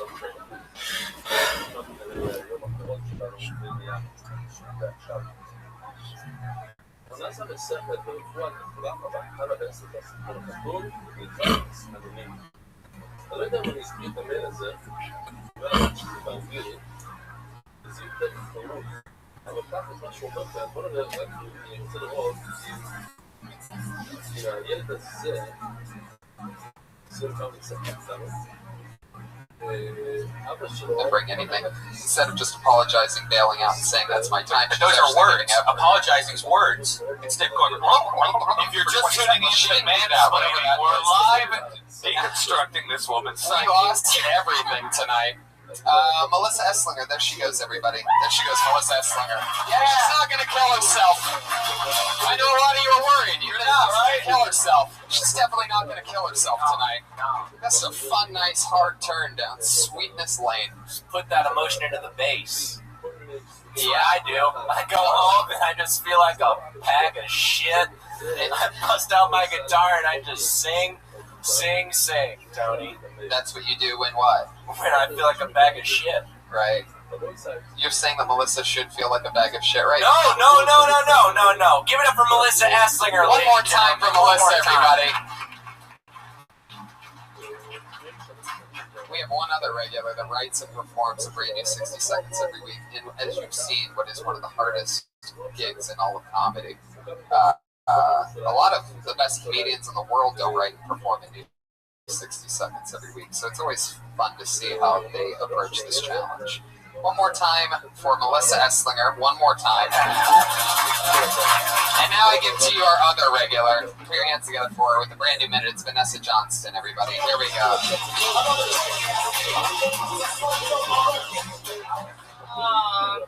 Hey guys. Fuck yeah. Awesome. No love, that's fine. The worst prison and torture facility in the U.S. is called Guantanamo Bay, which sounds like a vacation destination. Like, it sounds like the place where they invented the Rainforest Cafe. Like, at least other prisons sound scary. Like, if someone told you you're going to Alcatraz or San Quentin, you'd be like, oh shit. Someone tells you you're going to Guantanamo Bay, and you're like, will there be turtles? I was looking up the 10 top worst forms of torture, and they were like impalement, which is like if you take a stick in your rat in the bucket torture, which is where they put a rat in a bucket on your stomach, light it on fire, and then the rat eats to your body. And I was like, I don't know why stepping on Legos is not on this list.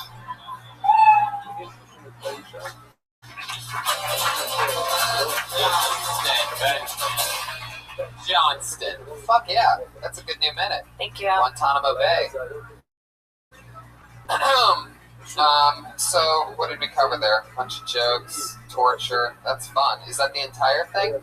No. You have more to it? A little bit. Yeah. Actually, I have like another 45 seconds. Oh, wow, that's cool. So you're writing a lot and performing other places too, right?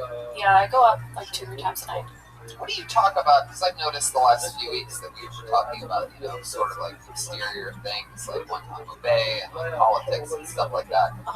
What are some things that you've been working on recently that's sort of about, any topics or anything like that? Or do you think there's a reason why you've trailed sort of away from that lately? Yeah, I mean, I think I feel like I got into a lot of minutes that were all about me, and I felt kind of guilty.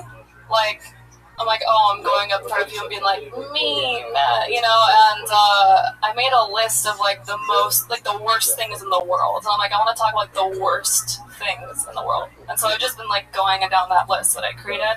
I was going to go towards more personal stuff. I want to see what's on that list. It was like, some of his things are not even that bad. It was like kitten torture. Anyway. So, meat brain. Yeah. Exactly. Is this your first time seeing Vanessa? I don't think so. I think I saw them both before. I think this is the changeover. Yeah. What do you think of Vanessa? She's bad. I think she's bad at comedy. No, it's funny. Yeah, it was funny. Those are obviously good, developed jokes, especially for having written them this week. I think that was... Anything else fun and happening in your real life? Anything exciting going on? I have a startup. And we just started raising money, so I've been sending that out. Oh, you have a startup? Yeah. Of what? It's in Care.com. Just raising money for babies and wheelchairs. I mean, pretty much. No, it's in luxury biohazard protection products. What? Maybe why I've been going. That might be why. Luxury biohazard, so yeah. Ending, and you're rich. Hold on, how old are you? 24. What kind of fucked up millennial shit is this? A biohazard startup and also doing 2 to 3 sets a night? When I was 24, I was just fucking raver girls. That was it. You weren't even known as Fila at the rehab facility yet. Mr. Lothario. What do you mean you started a biohazard company? That's crazy. Can you give us an example of what it is? It's like a Cadillac. Yeah. Drive it. No. It's like, let's say you go to a high-end hotel room and there's this German jizz everywhere. Right? You have to clean that up and move it. Yeah. That's a great one. It's your jizz. No. Can you give us an example of a luxury biohazard product? I could, but it's our first product. Yeah. We just kind of want to keep it, Right. But it's like everything we're doing is like NDAs and So, but in like 6 months, we're raising $1 million. We're like a quarter way there. So, What's your function at this job? I'm the founder. You're the founder of the biohazard. Wait, you raised $250,000 already? Yeah, we could really use a better budget here. I mean, I did business affairs and legal at HBO, so it's not like a huge deviation. But yeah, it's a huge departure from business affairs and legal at HBO to luxury biohazard startup CEO at 24. It's a big departure. I mean, a little bit. Did you hear the original job? What, business acquisition? Well, I get what you're saying. It's sort of like cleaning up the gym. I mean, a 24-year-old making business acquisitions at HBO is sort of a big one, too. What the fuck is luxury biohazard? Right. It's like mace with Bluetooth. I was so hoping you were going to say scam again. Full callback points. Well, that's so cool. I mean, I'm sorry, you can't say what it is? Not really. You can't describe your own company? No. She doesn't want to give out the idea. Yeah, it's like we're on like a podcast. Biohazard thing before they actually make the products and be able to sell them. Some little fucking, who's that Facebook guy? Yeah, he's gonna go steal a shit. Who's that Facebook guy? Fat Jew. Zuckerberg? It's like those yellow, like, decontamination suits, but they're like brand name. I don't know what the fuck. I don't know what the fuck. Moshe's so right. What the fuck? 24 years old. I don't know, Did you guys all get the new Yeezy nuclear suit? Alright, well, Vanessa, you're a cold-blooded assassin. You did it again. Awesome. Another brand new Vanessa Johnson, everybody. There she goes.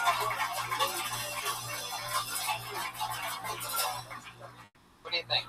One more? Oh, I'd love to. Do you guys want one more comedian? It's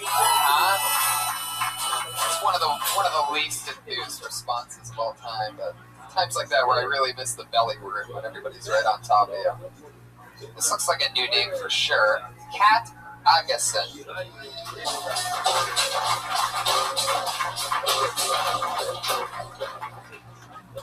Hey, do you guys like impressions? Okay, this is my impression of every guy in LA. I really wanted to put my dick in you, so I tried really hard, then you let me, and now I don't respect you. I had a really horrible experience a couple weeks ago. I was alone with this man, and he pulled out his guitar.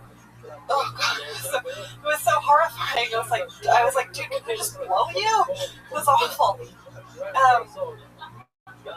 Worse than. So Shit. I object. I have a girlfriend. Girls are so competitive and strange. I was at my girlfriend's house for dinner the other day, and she made this sensational sauce. It was so good, but she wouldn't give me the recipe. She was like, no, you can't have my recipe. I thought she was joking. She was so mean about it. She's like, no. It's like, what? She thought I was gonna steal it. It's like, you think I'm gonna take credit for your sauce recipe? Like, I'm gonna get the sauce business and make my own sauce with your name? I'm like, no. I'm just gonna make it sometime, and if anyone asks, I'll be like, I got it from this cunt. So. Fuck yeah, Kat Agason. Am I saying that right? Agason? Yeah, you got it. Where are you from? Omaha, Nebraska. How long you been stand-up? Yeah, it's a shitty town. 3, yeah. Oh, sounds like... It's a good point. It's a really good point. Sounds like Pat has some pent-up anger about something you may have said back then.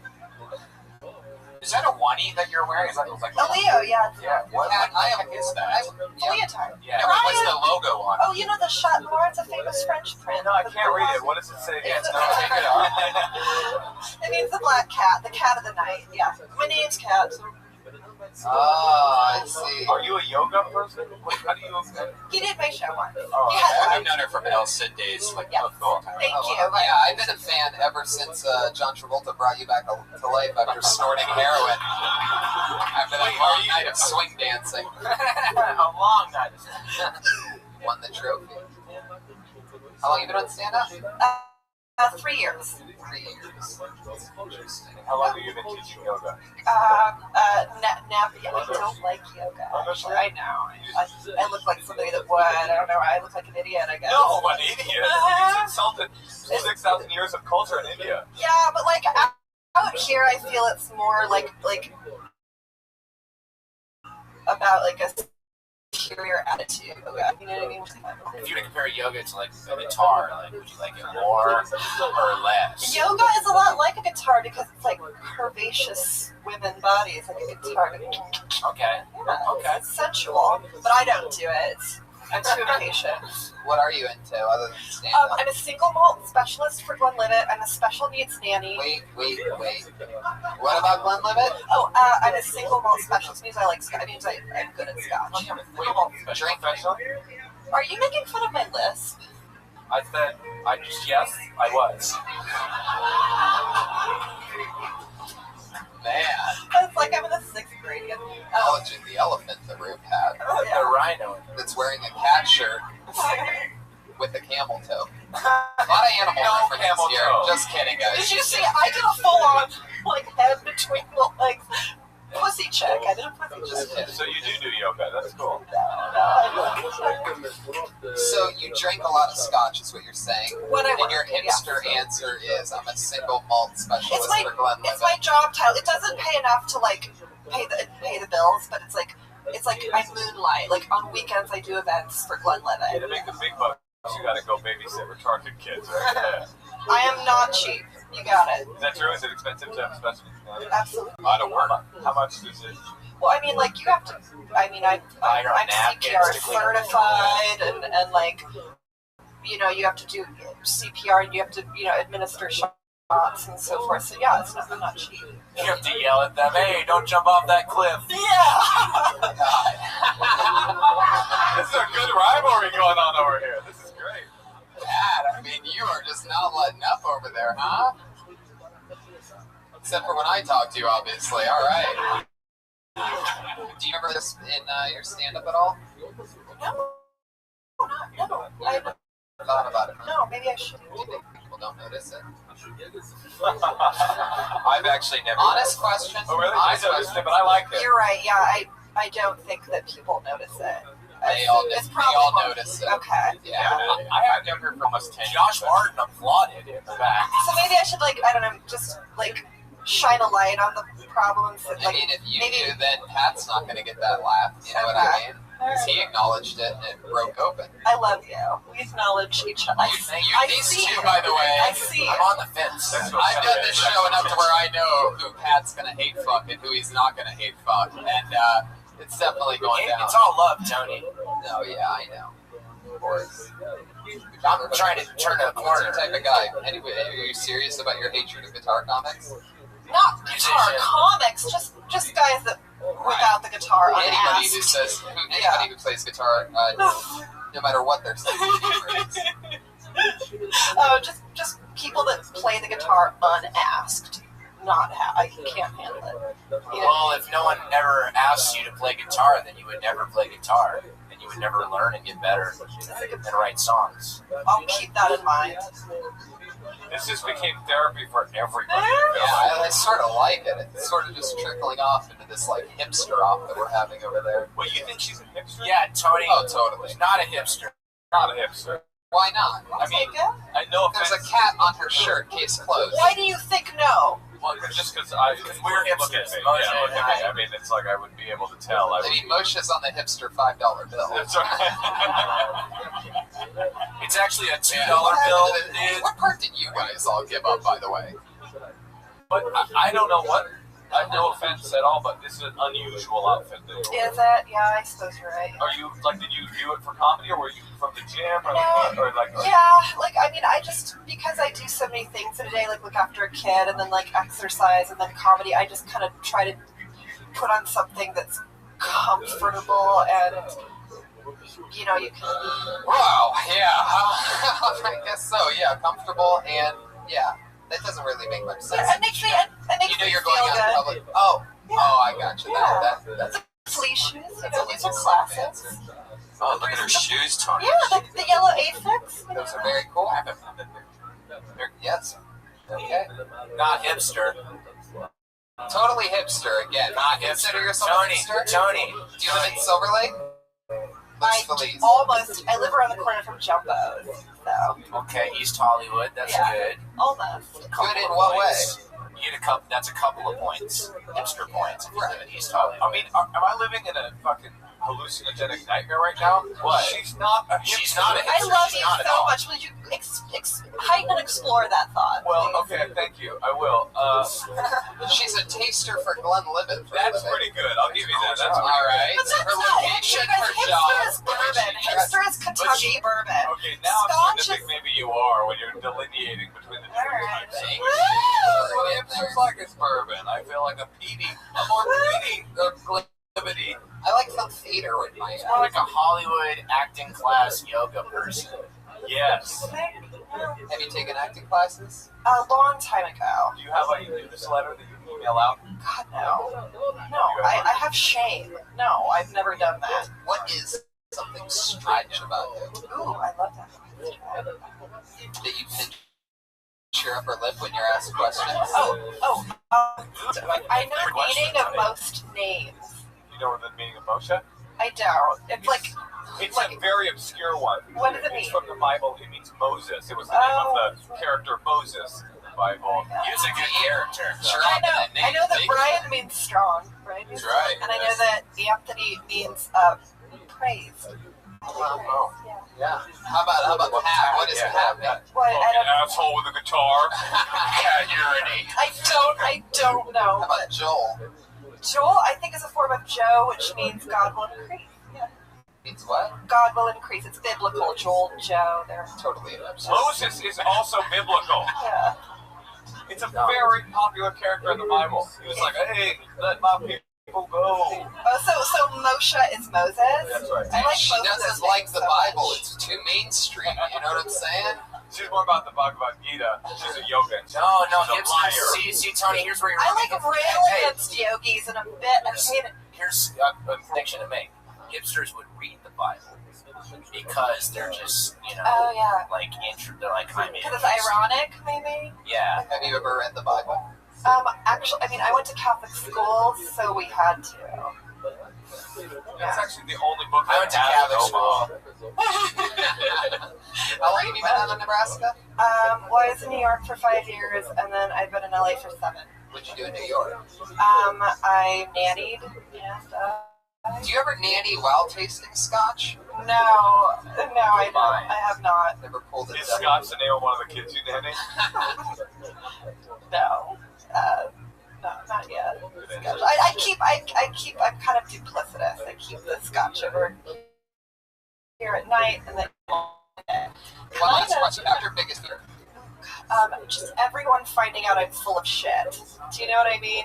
That, like, I'm selfish and I don't know what I'm talking about. What's the most selfish thing about you?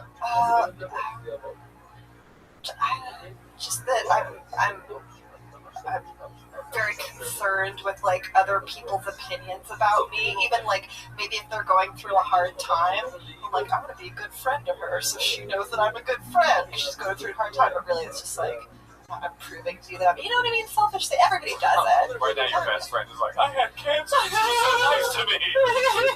You know, like breakups or things like that. I'm always like, I'm going to prove I'm a good friend. So you think I'm a good friend. You know what I mean? What's your biggest fear? Just pretty much just like death, I guess. Yeah. Death? Easily. Every single day. I pretty much classic. That's classic. I pretty much spend about 20% of every day wondering how I'm gonna die and thinking that it's gonna happen. Are you worried about the way in which you will die? Because I'm not worried about that. My fear is the being dead. What's really creepy is that I smoke cigarettes still, and I don't want to, and blah, blah, blah, blah, blah. But every time I'm smoking one, even though I can be talking about multiple things and doing other things, I'm still thinking about how that cigarette's definitely killing me. I mean, every single fucking minute of it. It's sort of creepy. All The the second oldest that I want people, one. all the people that are in the news for like living the longest, they all have smoked. It's Yeah, weird. it's true. That's why, you know. And honestly, every person who's ever lived, they say, has died. It's true.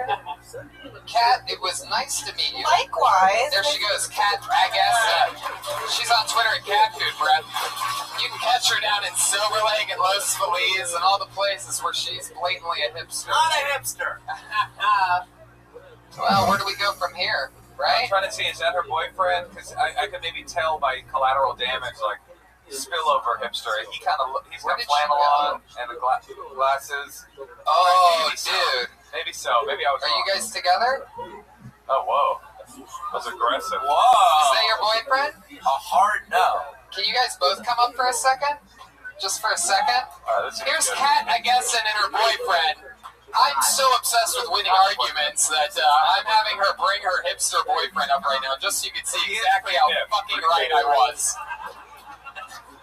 Michael Rothschild. You guys are so right. Not a hipster whatsoever, you motherfuckers. Look, this guy, he's got all the accoutrement. He's got the thing. That's By the way, I have no idea how, but you have more confidence and swagger already than anybody else. That's been on Thank you.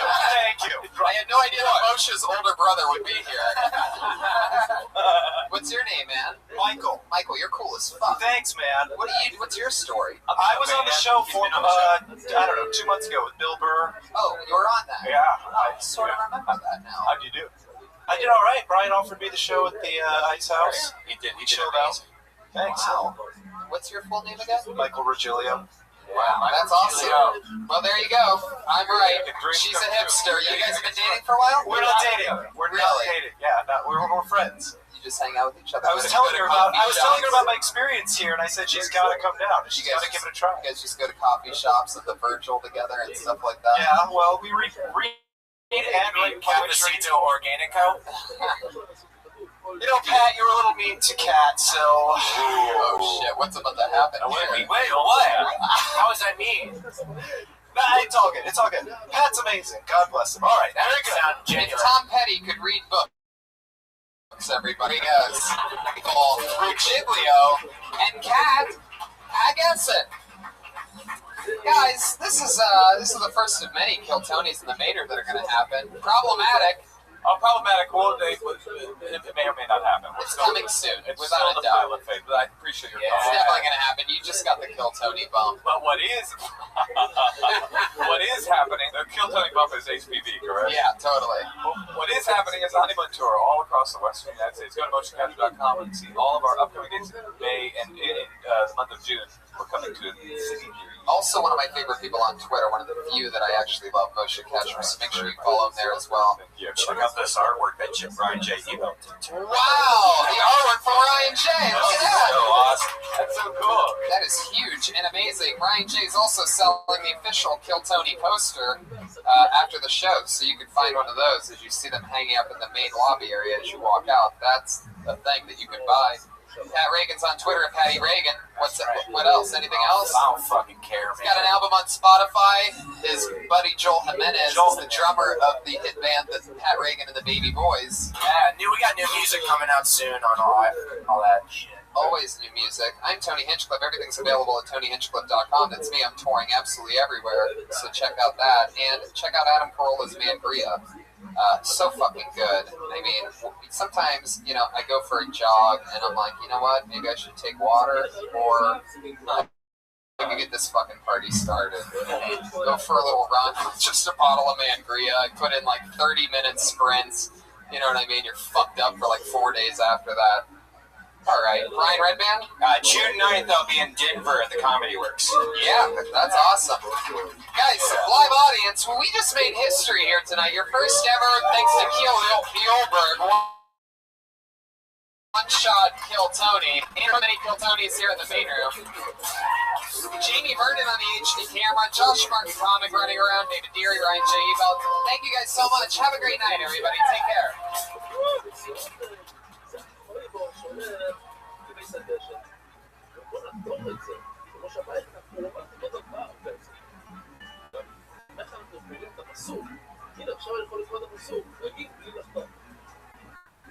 החלק הראשון של הפסוק, 5 מילים הראשונות של הפסוק מדברים על מקרבודו, כל מיני חייס, כל יסיופן, מדבר על המקסמות.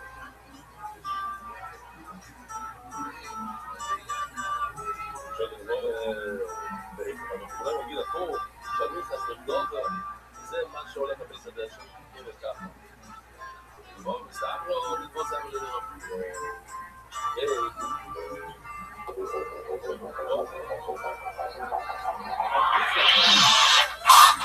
Hey, this is Raymond, coming to you live from the room. store for a brand new episode of Kill Tony Volume 3. Give it up for Tony Hinchcliffe! Yeah! Hi everyone, yeah! We are back in the belly room live due to some scheduling things, and we're moving back to the main room in a couple weeks. And hi everybody, welcome live audience, make some noise. It's like a real show in here. For those of you watching live on Live Ustream right now, hello and welcome to the show. We have a lot of fun things coming up. I'm doing Boston, the Wilbur Theater, and a bunch of other fun things we're doing, and that's all available to imageclub.com. A bunch of other dates coming up, crazy stuff, so keep an eye on that. Brian? Yeah, we have a Death Squad show here at the Comedy Store with Joe Rogan this Wednesday, and June 9th I'll be in Denver at the Denver Comedy Works. Yeah, there you go. Fuck yeah, so come check us out live, people that are listening to the show for free right now. And then there's you people here live at the live show. I am so excited to be back in the belly room. You know, the main room's fun. It's a glorious place, but, you know, this is home. So I'm rationalizing a little bit. The main room was so much fun last week, and now we're stuck up in this shithole again.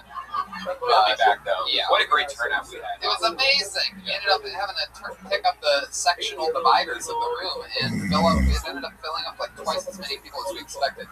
Huge diehard following here on Kill Tony. And one of the main reasons why, in my opinion, is not only because of how great the show is, but also because of its constant evolution. Like, for example, what once started out as an iron robot being the co-host ended up evolving all the way into one of the most talented musicians, risk takers that we know, and some of the other most talented people and some of my most funny, hilarious friends have created somewhat of a band here. Put your hands together for them. You know them. You love them. It's Reagan and Watkins.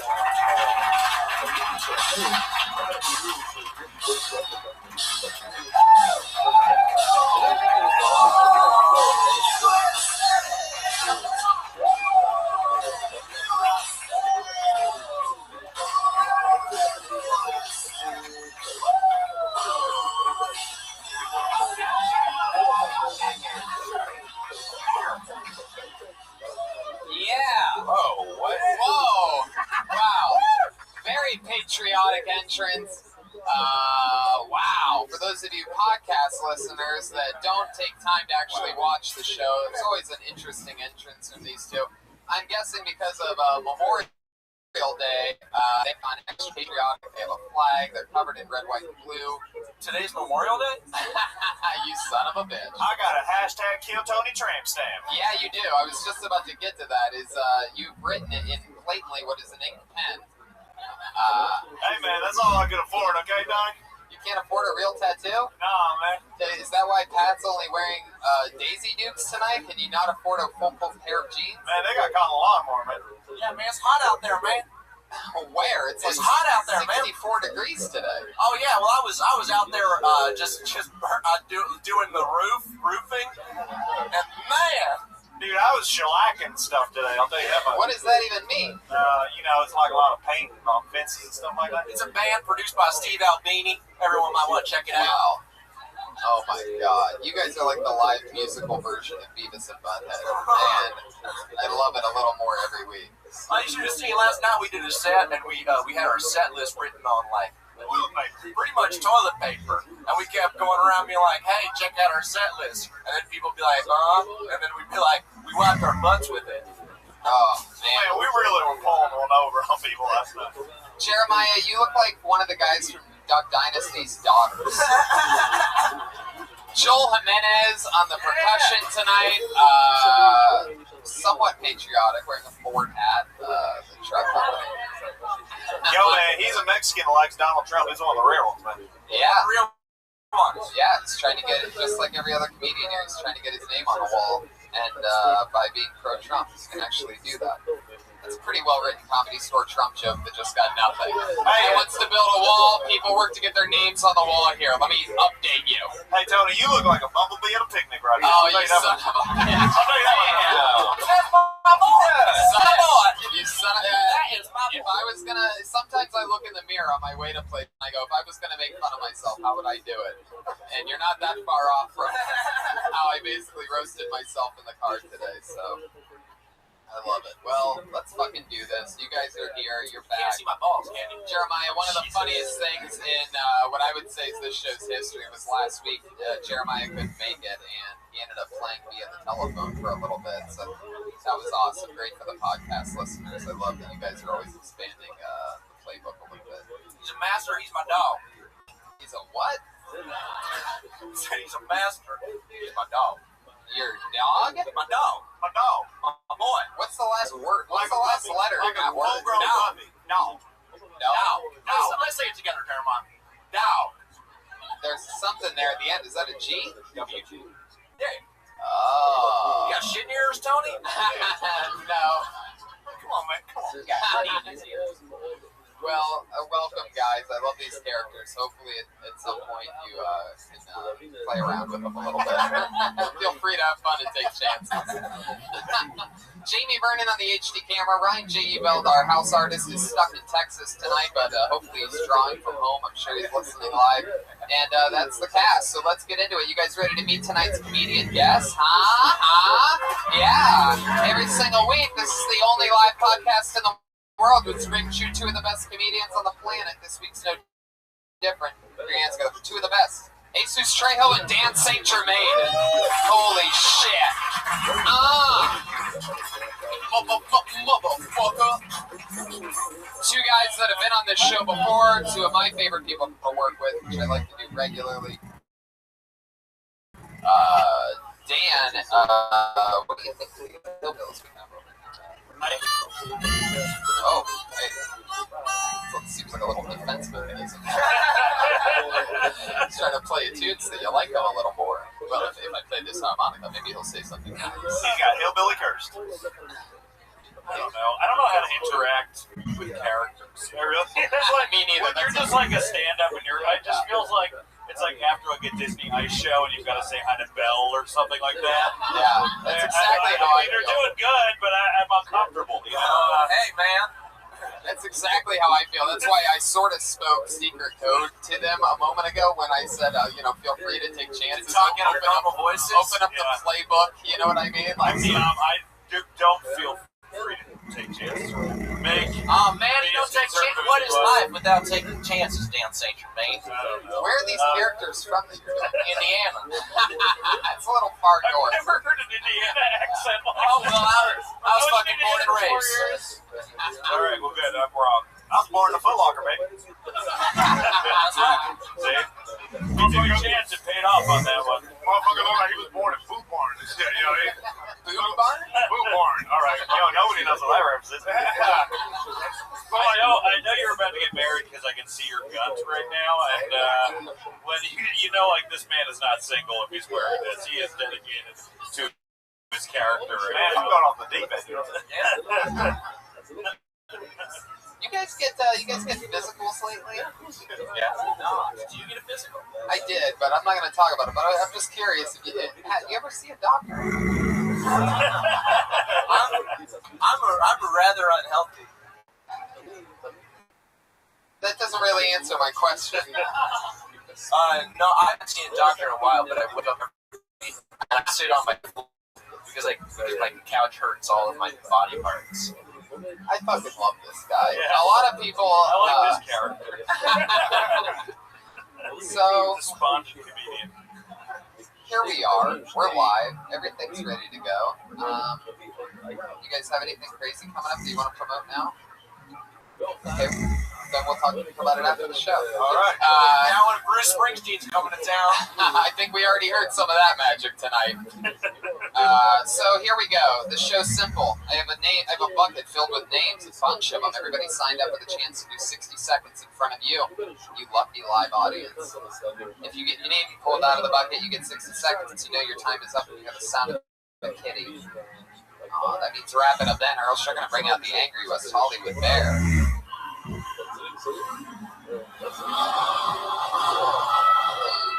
Extra angry. Extra angry. Sad day for animals. Did you guys see that gorilla get fucking blasted? God damn. You know, is there a video of the actual shooting? No, I don't think so. Did you see that video of the little kid getting dragged around? Yeah, pretty crazy. You see the director's cut of that, or what?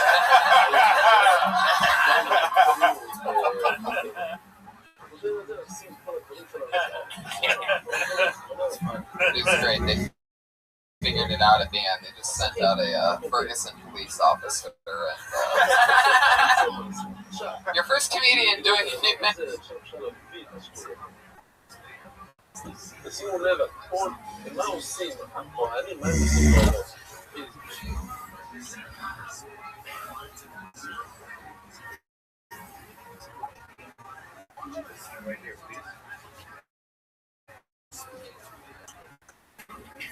Gama, ela falou da coisa, da mesma distância,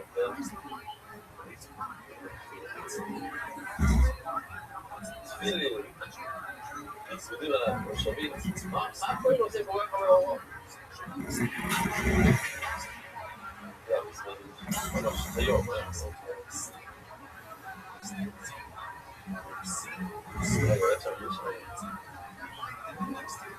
Tonight, okay, Jill Chrissy, everybody.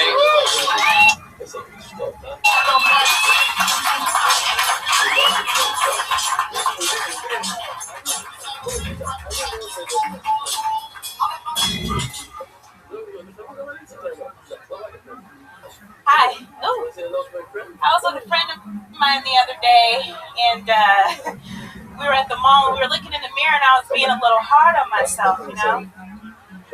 She was trying to be nice to me, and she was like, "I don't know why you tripping, Jill. You're not bad. You just got some big titties, right?" And I was like, "You know what? You're right." But then I thought about it. What do my titties got to do with these chins, though? Yeah.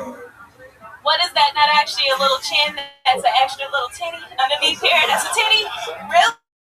All this around my waist. That's not fat. That's titty meat. Really? Come on. Why do friends tell you the truth? I don't give a fuck. I'm a little bit fat. So what? You know? I realize as long as I'm the skinniest bitch in my family, I really don't give a fuck what the world got to say. I don't care. You know? She comes in, talks about her real life. A little self-deprecating. That's a magical combination there. Fun good minute. I love that you're dressed like a Reese's peanut butter cup, by the way. Peanut butter in the middle, chocolate on the outside. What's up? I'm uncomfortable now. No, don't be. Don't be. Me and Jill. This is how vlog starts. Yeah. Jill, how's it going? You've been on the show before, always funny. How long have you been on stand-up now? For about 3.5 years. So almost 4. How long have you been in LA? For about 2 years. Where are you originally from? Wow. Denver. Oh. Denver, baby. Denver. No, I'm just kidding. Damn. For those of you listening on the podcast, Reagan Watkins just got stabbed. I don't know. I think there's some chemistry there. You ever been with any guy that looks anything like that before? What do you? Any honest What do you mean answer? been with? Like fucked? I mean, let's get real. What are you willing to answer, Jill? Yeah. Oh, shit. There you go. Wow. Pat, if you were gonna hook up with Jill, what would be the first move that you make? Where would you start? I'd say, hey Jill, I know you pretty well. I'm attracted to you. I've been attracted to you for a while. You want to hang out? Ooh, it sounds like you may have swooned her by the sound effect that I just heard. Jill, how would you respond to that? I'm breaking my fun game. It's killing questions. When will you people learn? Just follow the fucking lead. I'm the host, I promise. Welcome to the new reality show. Is this real? Yeah. I mean, Oh, and you said that? Son Pat, she says, yeah, what's your next move? I say you have to understand that I lead a very complicated love life. And I would say I know. Damn. You guys would make some fun. Is this real?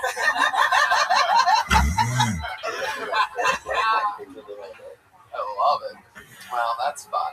Your stage presence is awesome. That's one of the greatest things about you. Like you're so happy, and everyone just loves you on stage. So you did such a great job as usual. Just keep up with the writing. Thank you. So, what do you do for work? I don't have a job right now. Oh shit. I lost it. What'd you lose? I was an assistant at a chocolate factory. What the fuck? Wow. Those goddamn Oompa Loompas coming and taking our jobs. Is this real? I was a chocolatier. I love that. Damn. I was. So what was that like? It was terrible. So, I got laid off. Lost your job, you were getting high on your own supply. Oh, of course. Yeah. So, it was, I just did it. Yeah, you ever been with a lady that's ever been an assistant at a chocolate factory before?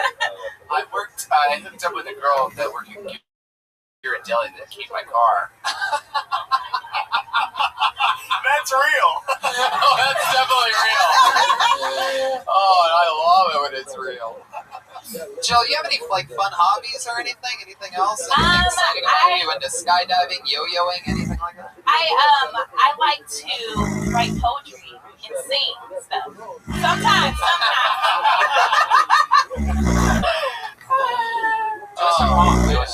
Get romantic. Yeah, do us a poem. I've never heard it more poetically. Brian's trying to be my angel. Can you do us a poem? Do us a poem? Oh my God. Your 4 seconds is up when you hear the sound of a kitty. No, that's a I hate poetry joke. Am I right, people? No, you don't have to do us a poem. Okay. Hit us with a haiku. I want to do us a poem. I don't even have a haiku. I've been doing just pure stand up. You want to sing it?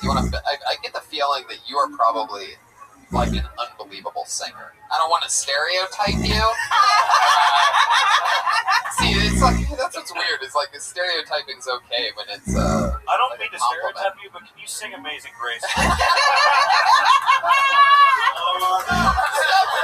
got to get rid of this fucking slave music you've been playing the last few weeks. It's not okay. The show. Bitch.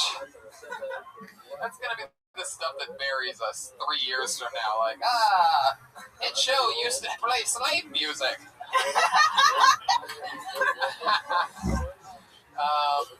Do you have is there any chance that you do want to belt out a line real quick? Oh my God, belt? Sister theme song? Oh, come on. Sister! Ooh. Stick with the No. Yeah, don't. Talk about a two-way twister. Sister. Talk about a two-way twister. Is that a word? Is that a song for real? That's the Sister theme song.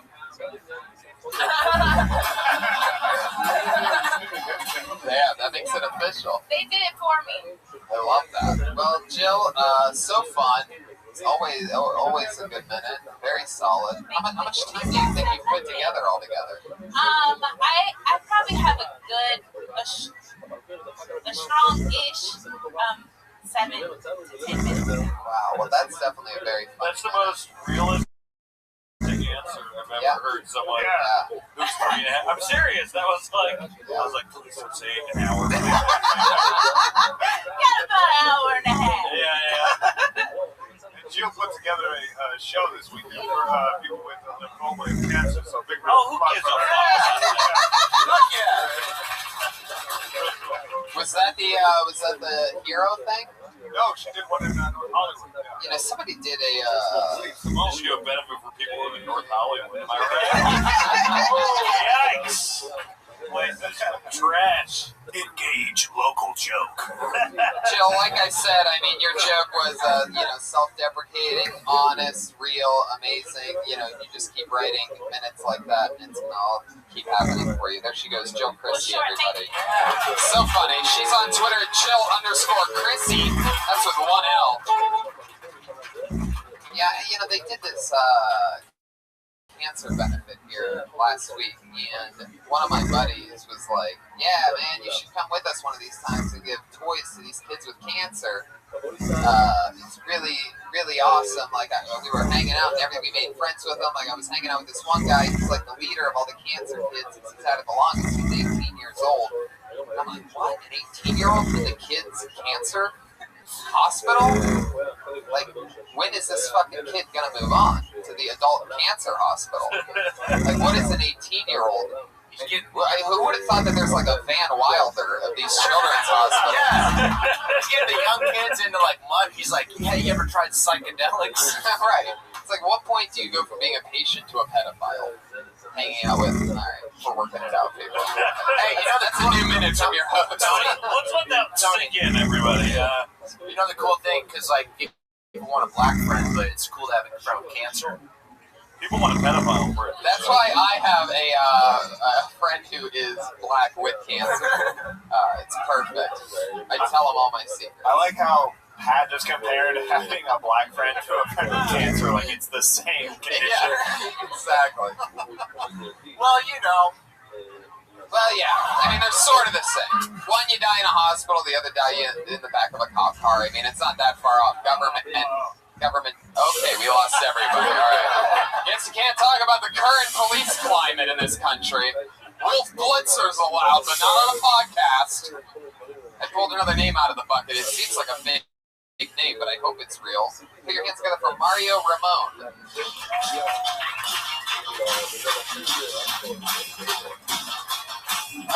Yeah, I've done this so many times that I know a fake name. That's what happens when you miss your spot. That guy sounded too tough, anyway. Wow, this guy's a legend. I believe he's working the door right now, so we might need to go grab him. Is it you, Josh? Is it it's a guy, yes. It's a guy who has done the show many a times, always performs a brand new minute. And he's working here right now. Live. David Letterman. Yeah. And he started here, and now he's working here, and he's doing a job here, and he kills it every single day. One of the hottest young comics in the entire comedy store building right now. I love it if this was how you talked like to a bring loved up one to everybody. sleep. Well, you guys are gonna love this next one here on AM 1390. It's a really good one. Put your hands together for him, ladies and gentlemen. It's the one, the only. Fang Chow, everybody. Here he is. What? Why am I seeing you? Josh thinks it's funny that I'm still seeing him instead of Fang Chow. Oh, looks like Fang Chow's caught in some rush hour. Because he's Asian. More like Out of Luck Club. Not as good.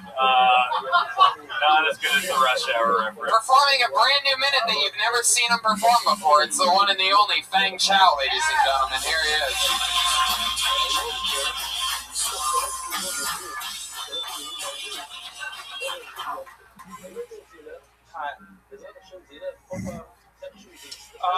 Let's do this, guys. About 7 years ago, I left China to come to America. I took 3 things with me. My half white, half Chinese baby, my white girlfriend, and my yellow dog. No jokes there, just fact. My mom got pissed. My mom was so pissed, she wouldn't come to the airport to see me off. But she called me the night before. She goes, I'm really pissed. I don't like it. This devil white girl come to my country, take my only son and my only grandson away. I'm fucking pissed. What am I gonna do to my life? I'm fucked.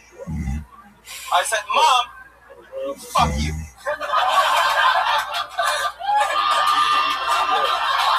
There you go.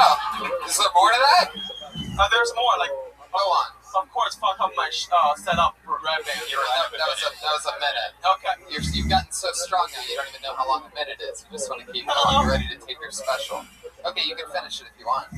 Okay. Fuck you, Mom. Mom, fuck you. My American dream is about bacon cheeseburger and pink vagina all day. Don't fucking ruin this for me. Mom, just stop being bitter. Maybe you will figure out why my father left. Oh. That's right, guys. You got a Chinaman behind the microphone. Somebody is going to be the victim. Jesus Christ. All right, Fang Chow. This is an all Kill Tony all-star episode so far. Fang Chow coming in strong. I love that. So, what happened to the yellow dog? That's my real life. That's what I want to know. What is this? Golden Retriever? Is that what you're saying? It's like a half Shar-Pei and half Husky. You know what I was thinking might be funny? Because you really didn't. Your setup there, you didn't really do anything with it. You have a half-white daughter, or half-white child, a white girlfriend, and a yellow dog. Maybe like if you said like two of those things are dead now. Yeah, and the dog is still alive. Right, something, yeah. You can do anything with it. That's a real punch. You can say the dog is still like, and I slept with my dog last night, or like whatever, you know what I mean? Like any way you want to do it, but there's definitely something there to break that tension, because you set it up, and you can do anything. I mean, the shit that you say, sometimes I don't even think you know what's funny. Like you said, like, I do it to, you said something, you just say shit wrong, and it's beautiful. Yeah, I can just say, do you do poetry? I can just say, honey, not Cheerio. The crowd go bananas. Oh, I know. Just the confidence. I mean, I wish I had your confidence on stage. I mean, even if you say it wrong the way you just say it, you just fucking stick it shit up others. Like, you said honey nut Cheerio. There was no plural on that whatsoever. And then he said that the crowd went bananas. How did he learn the crowd goes bananas in the last 2 years when that's like a 1950s expression? It's like a lot of rigmarole going on in the Comedy Store. Hey, Fang, I got a question for you based off the classic fortune cookie joke. Are you good in bed? Very good. Very good in bed. Yeah. This is what happened the other day. On Monday, I did really good on potluck. There's this white girl came up to me after the show. She goes like, "Oh my God, you're the funniest guy on the show. I love you." And I was like, "Oh, I know. If you want to suck my dick, get back in line." That's how confident I am. And there was already a line formed. Is that really what you said to her? Yeah, I said, I know. Yeah, get back in line. And then what did she say to that? She said, return to your job at the door. Yeah, exactly. That's sort of my thing, because, like, if there is a line. She's like, oh my God, it's just a compliment. Why do you want to check my ID again? Why? So, are you not hooking up with girls right now? Why did you not accept her advance? No, I do. I just feel like they're all distractions. Whoa. Why? What did you guys want to say? You nobody piece of shit. What did you guys say? Fang is now I'm wearing a attacking fucking the shirt. comedian. Shut the fuck up. Fang is now repping the comedy store like a Diaz brother. It's no joke. Motherfucker, I wear black and red, fuck you! It doesn't even...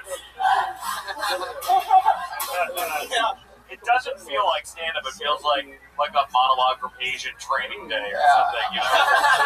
Thanks. Yeah, I'll take that as a compliment, thanks. What else is going on in Like Fang Chow? So when's the last time you were with a girl? March. What went down there? The girl was like, you were so great, you were the best of the night. You're like, No,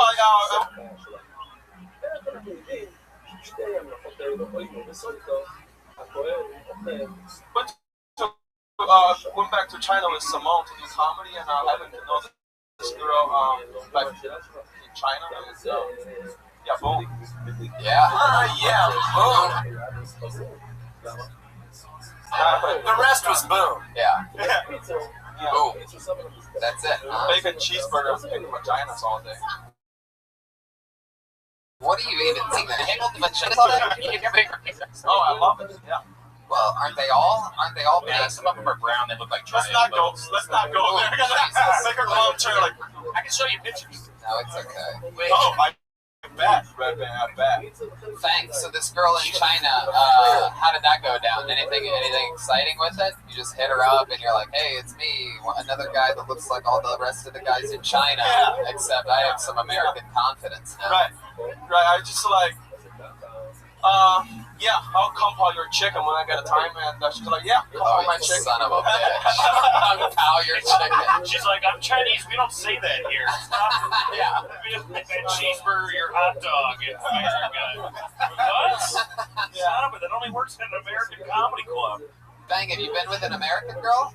Yeah. All the time. One he had a kid with, right? Yeah. All the time, but not in at least 3 months.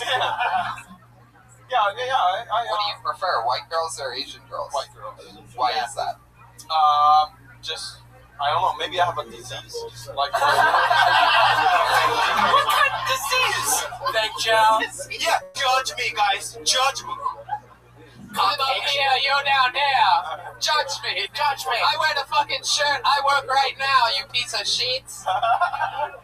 That's called Caucasia. All right. Right when you forget that's there. There he reminds you. Hey, I got one question for Fang. Is America more fucked up or China? Real question. Good question coming from a guy who's been to both. Lieutenant Dan. I think we're all fucking our own way, but China's a little scary. Like they would just like make you vanish and use it wrong. What's wrong there? That's why I'm here. So fuck all of them. So I'm here. Have you been in prison before? Yeah. I've been arrested a few times in China. Yeah. For what? For just fight. Like bar fight. Punchline and shit and pick up girls. Yeah, Well, how'd you get into a fight? What happened there? Just, like ignorant foreigners coming to my country and acting really crazy. And I'm like, no, white boy. Whoa. You fucked up. Wait. Okay. Are you like the Chinese equivalent of a cholo? I can make a couple phone calls to make things happen. Well, Fang, you did it again. Your yellow dog is barking for you. Dinner's ready. Thank you guys. There he is, Fang Chow. He's on Twitter, Fang Chow 8080, FENGCHAO. One of the best rising comedians anywhere. He's great. They're hustling him up so you can go to the spot downstairs. That's how in demand he is right now. He just goes from one room to the next, much like a hibachi chef. Just goes from one table to the next, just serving it up. You motherfucker. I pulled another name out of the bucket. This looks like a new name. Here we go. Put your hands together for Jamie Alexis.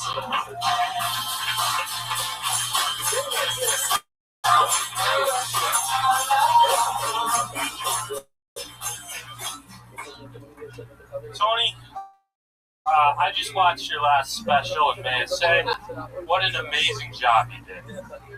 Naming it, one shot is such an appropriate title because halfway through I needed a shot. Right to the back of the fucking head. Better jokes have been written by chicks, while Bill Cosby fucked them.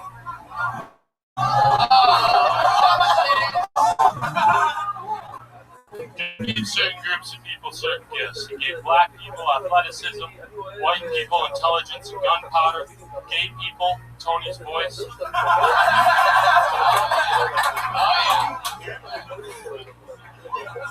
Oh, shit. And he did it for a reason, because even the staunchest social conservative has to admit he'd prefer anything to hearing Tony talk, even him sucking at dick.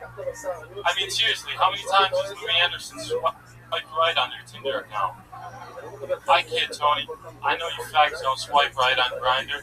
Fuck yeah, Jamie Alexis coming in strong. Jamie, how are you, buddy? Is everything okay? Do we know each other or something? No. Have I been mean to you at your job at Trader Joe's or something like that? What exactly the fuck is going on here? Dude, what is this rehearsed roast jokes that you're throwing at me? And obviously you could barely get through because the cottonmouth kicks in when you get really nervous, huh? Right when you realize that you're burning a bridge that you never even built before. Jeremiah wants to... Dude, I'm gonna call this guy David Shade. Whoa. Okay, I get it. Jamie, what's up? Where's the hatred coming from? I've never had somebody come up with prepared roast jokes before.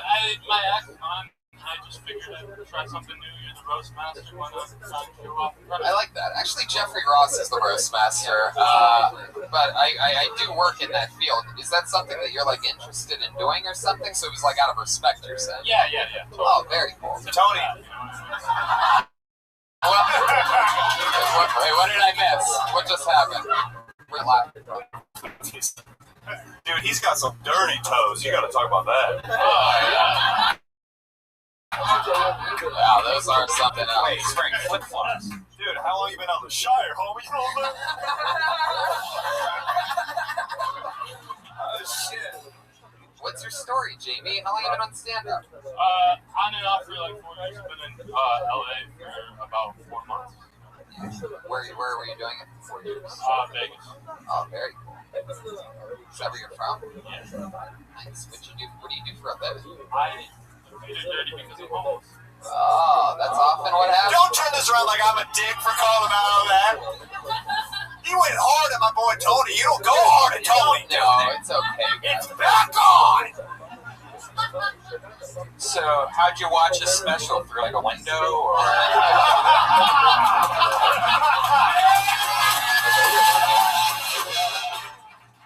a month for that Netflix.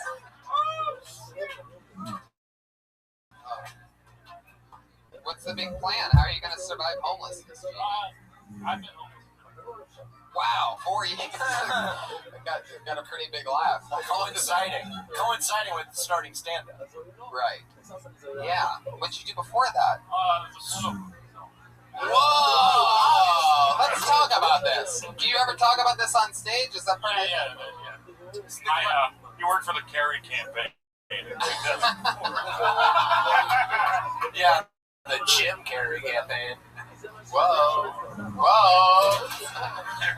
It's a classic story, you know. Boy meets girl, boy becomes political consultant, boy divorces girl, boy becomes homeless, writes Tony Hinchcliffe special jokes. How do you make your money being homeless? Are you like an intersection guy? No, I call buildings. And you call Tony a fag? Guys, I'm done getting my revenge on him. I want to help him now, alright? Take it easy on this guy. Tony. It's the worst that someone roasts you and then they're just like, I'm homeless, so you can't. Right. It's like the worst. It's crazy. The worst fucking. He insulted you and then you can't even get the joke. He's burning bridges that he lives under. No, I take pride in it, man. No, I love that. So, like, you know, are you an old school fan of roasting? Is that the thing? I just beans over a garbage fire.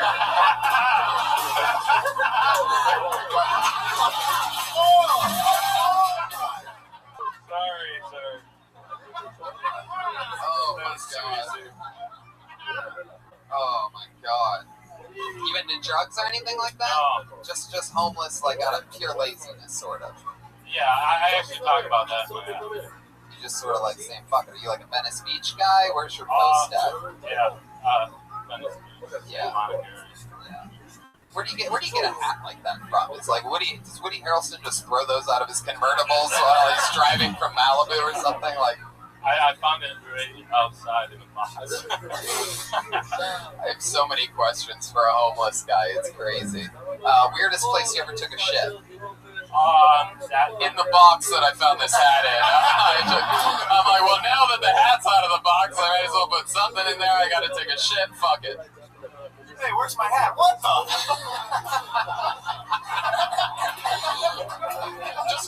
just gonna reach in this box without looking and throw my hat back on my head. What was that sound? Who did that? Is that you? Did they Zeus on a sound effect? Oh shit. Jamie, tell us something else interesting about you. You're homeless, you're honest.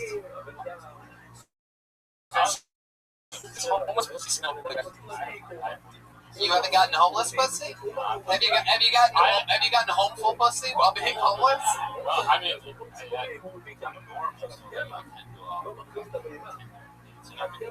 wait, how do you Tinder? You like paper Tinder or something? Yeah. I don't think you realize. Old school, you like tear a little slip of paper. Everybody at once. Hold on, wait, what, Pat? Old school Tinder, you tear a slip of paper off of a lamppost. Yeah, I sort of just said that like 20 seconds ago. So you just said you made a lot of money selling roses and strip, and I had no fucking expense. I love that. I'm just curious, like, I've even asked the last two comedians this, like, last time you got laid, like, sort of how to go down. Did it involve a boxcar? No. I mean, it was in a hotel in Vegas. So. Oh, shit. So what happens? Did you know the girl? Did you meet her at the hotel? No, she just on the strip. She's on the strip? She's a drunk tourist. She's a drunk tourist. I'm driving. Really? That's what you were rocking? Yeah. But you were still homeless. Yeah. Clean feet. Yep. Because everybody knows you can just go for a walk in that Bellagio fountain and everything's okay. This is the greatest fucking foot bath ever. I think like in the beginning, it must be not like the girl's like, oh my god, he's staying over, this could be a real thing. And then it's like, shit, he's not leaving. What the fuck is going on? Like, you got a great cable package. What can I say? Anybody ever give you anything awesome? Like, they felt bad for you, so they're like, here's a fucking $1,000 bill, dude. I've gotten $200 Wow. Vegas is crazy. Like, drunk guys that don't care, that are just super bitch. I've heard of a guy that got a $5,000 chip. I mean, they just went. Scariest place you ever slept?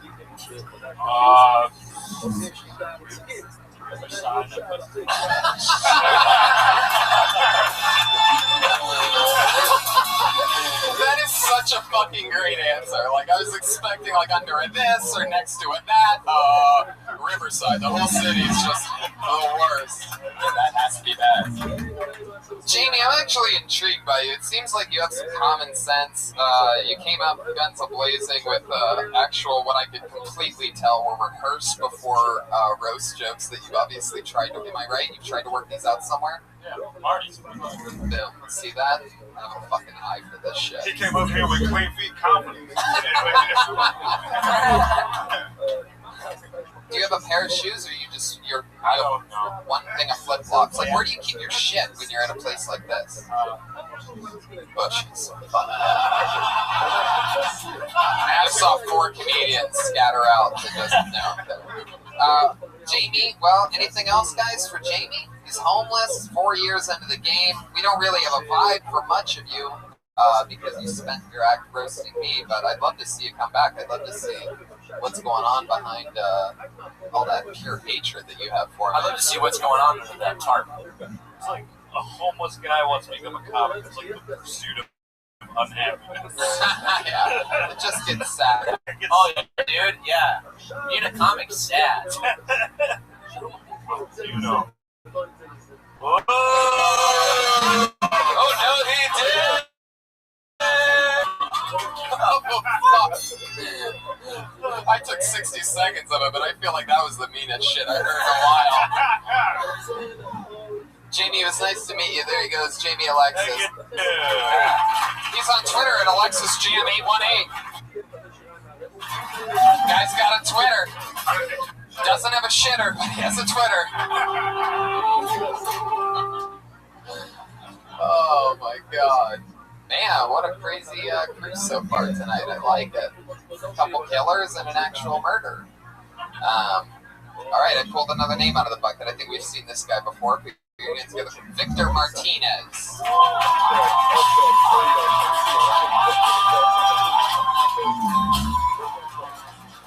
Whoa, a Martinez that doesn't show up to work.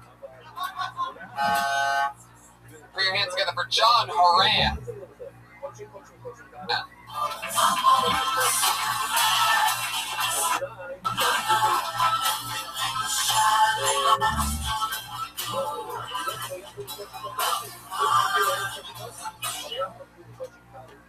Hello. So, I used to not be very good at making friends. I didn't have a lot of friends growing up. But then I realized that a lot of girls want to be my friend. They ask me all the time.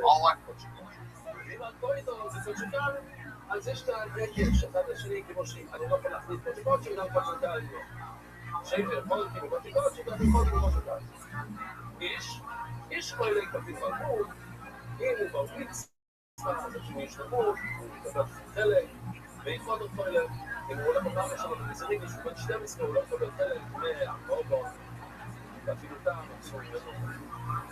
הכל, בואו נבדוק. שער של הבא מסתכל על השאלה. נשאלת השאלה, איך אתה לומד מהפסוק? אז זה. Have to do is ask them out, you know? They'll let me down easy. Like, I just kind of like, just be friends. It's like, boom, that's exactly what I wanted. Make them think it's their idea. I have so many fucking friends now.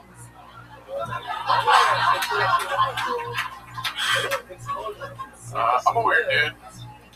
A weird thing that I like to do is I fantasize about girls spreading rumors about me. That's kind of weird, you know.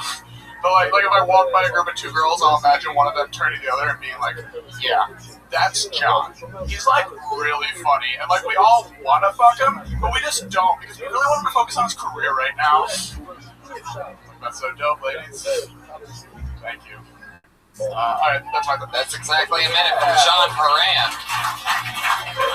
Hi, buddy. Very funny. Thank you. Very funny. How's it going? Great. You homeless? What? You live with your parents, right? No, I don't. You don't? How old are you? So you have a home? You have an apartment? Where at? How long you live there? A few months. Where are you from? Philadelphia. You've been in LA for a few months. No, I've been in LA almost 2 years. Okay. What do you do for work? Wow, what TV show? Adam Brody.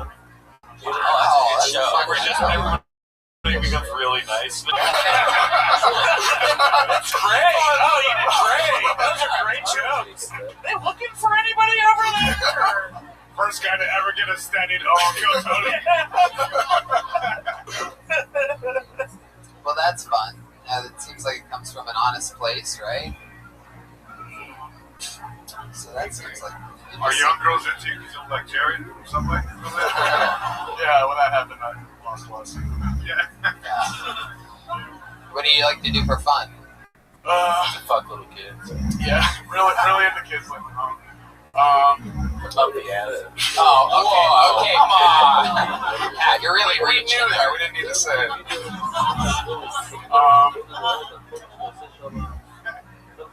I like to dance. Show us some moves.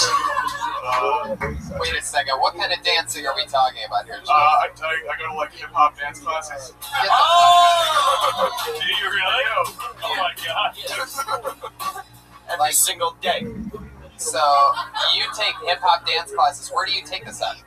What Ivy League institution teaches dance classes? It's the Edge Performing Arts Center in Hollywood. You want to give us a little example of something maybe that you've... Sure, I mean...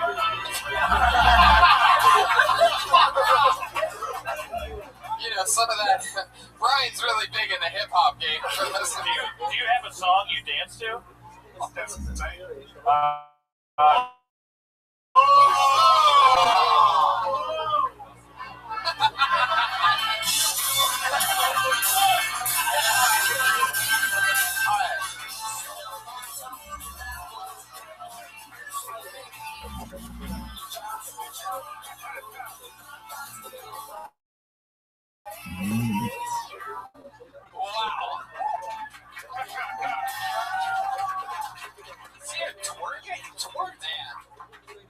about you, but my penis inverted inside my body. You got it. That's how they taught you to dance? No, I don't listen. So if we play hip hop music of some kind, would that actually help? Sure. I mean, I don't want to do this. It's just something I like. Oh shit! This is lady. My pussy be yanking? Oh my god! Do it.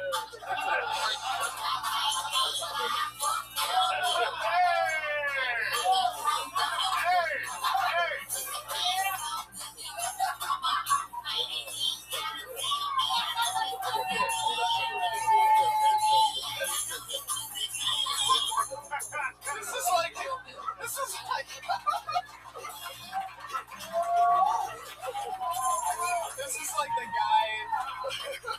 He's gonna use that someday, by the way. That's gonna come in handy. Like, some girl's gonna try to fucking break his heart, and then at the end of this whole big climax, he's gonna take off the glasses, and that song's gonna come on, and he's just gonna take the dance floor and get it. My pussy be yanking. And yanking means because the pussy's tight, so it yanks on the dick. I never thought I'd see the kid from 2.5 Men all grown up and dancing on my podcast like this. Best thing about that, he had a creepy white guy smile the whole time. Oh yeah, totally. The dance move, the way his body was moving said hip hop, and his face said, "Let me sell you a car." Man, so you're into hip hop dancing. What else, John? Russian pussy. After dancing like that at a club in front of girls, I love it. I'm like, dude, I'm fucking too much. Right, because you have that nerd thing going for you, and they probably think you have money too, right? Yeah. Because, like I said, you look like you look at your parents. Do your parents know that you can hip hop dance like that? Really? Some people from Philly are very racist. They're not. But no, my parents are still racist, but that's why you learned how to dance like that. Oh yeah, Dad? Well, guess what? My pussy be yanking. Just get into it. It really piss off your racist parents by doing the son of mine, pussy's gonna yank. God damn it, I swear to God, you ever do that whip for that nay up in here again? Why are we making the Philadelphia? Yeah. Sound like they're from God damn it, I'm from Philadelphia, Pennsylvania. I'm a real hillbilly. I'm from Philly, but our relatives are also from Indiana, you know. We're real hillbillies, Philly and Indiana. John, if that's the most cool thing about you, what's the least cool thing about you? Alright, what's the second coolest thing about you? Hip-hop dancing is number one, obviously. Dick for days. Is that true? Dick for days? No, I'm very average. Very average. Very average, as in like there's like levels of average. It's like you look at the dictionary and it's like, oh, that's a dick. Like, it's exactly dictionaries. They're literally actual dictionaries. Exactly. Dad's like, study the dictionary. Your dad fucked you. John, why does every ruler in this house smell like balls? And I was doing the dictionary. What's your favorite category in porn? When you really need to get off quick. I'm in the amateur. What was the first thing that you did? Yeah, we saw your comment. Yeah. Oh, Pat Jason. Oh, my God, you're like Jack Ruby. You're just right next to these guys and you shoot them right in their fucking gut. Smart Jack Ruby reference. It's always the worst when you burn someone, you realize, oh no, the crowd likes him more than me.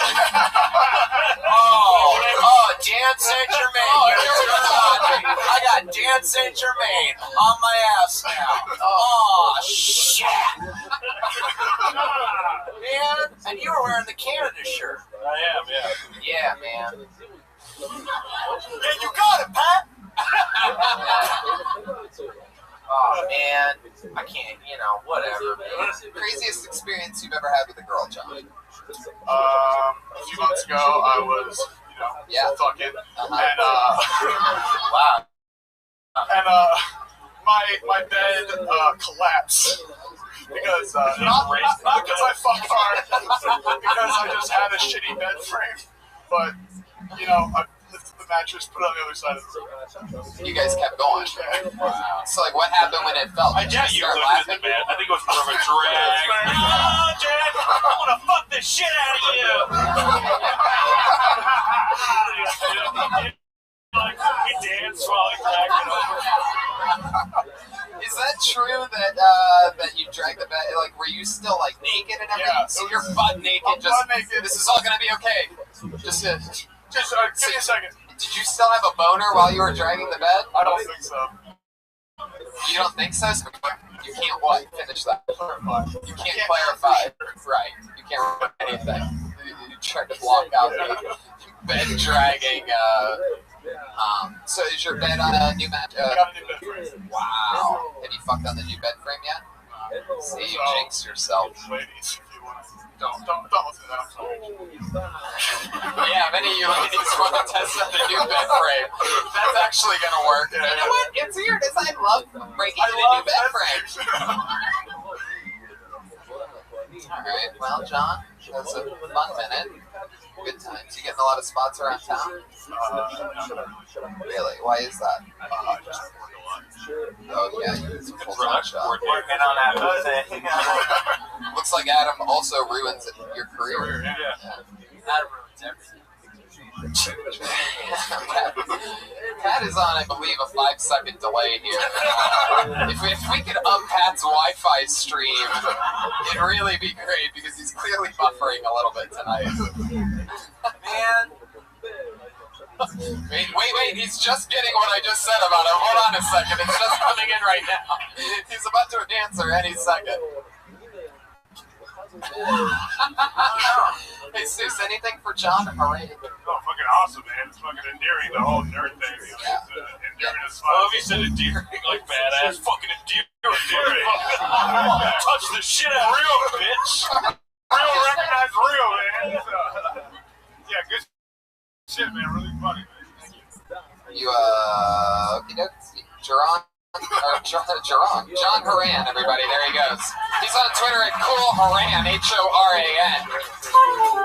plays nerd well. Let's get another motherfucker up here. How's the live audience doing? How you guys doing? How we feel? Getting there. We're climbing through it. Anything can happen. Put your hands up for Roger Lopez.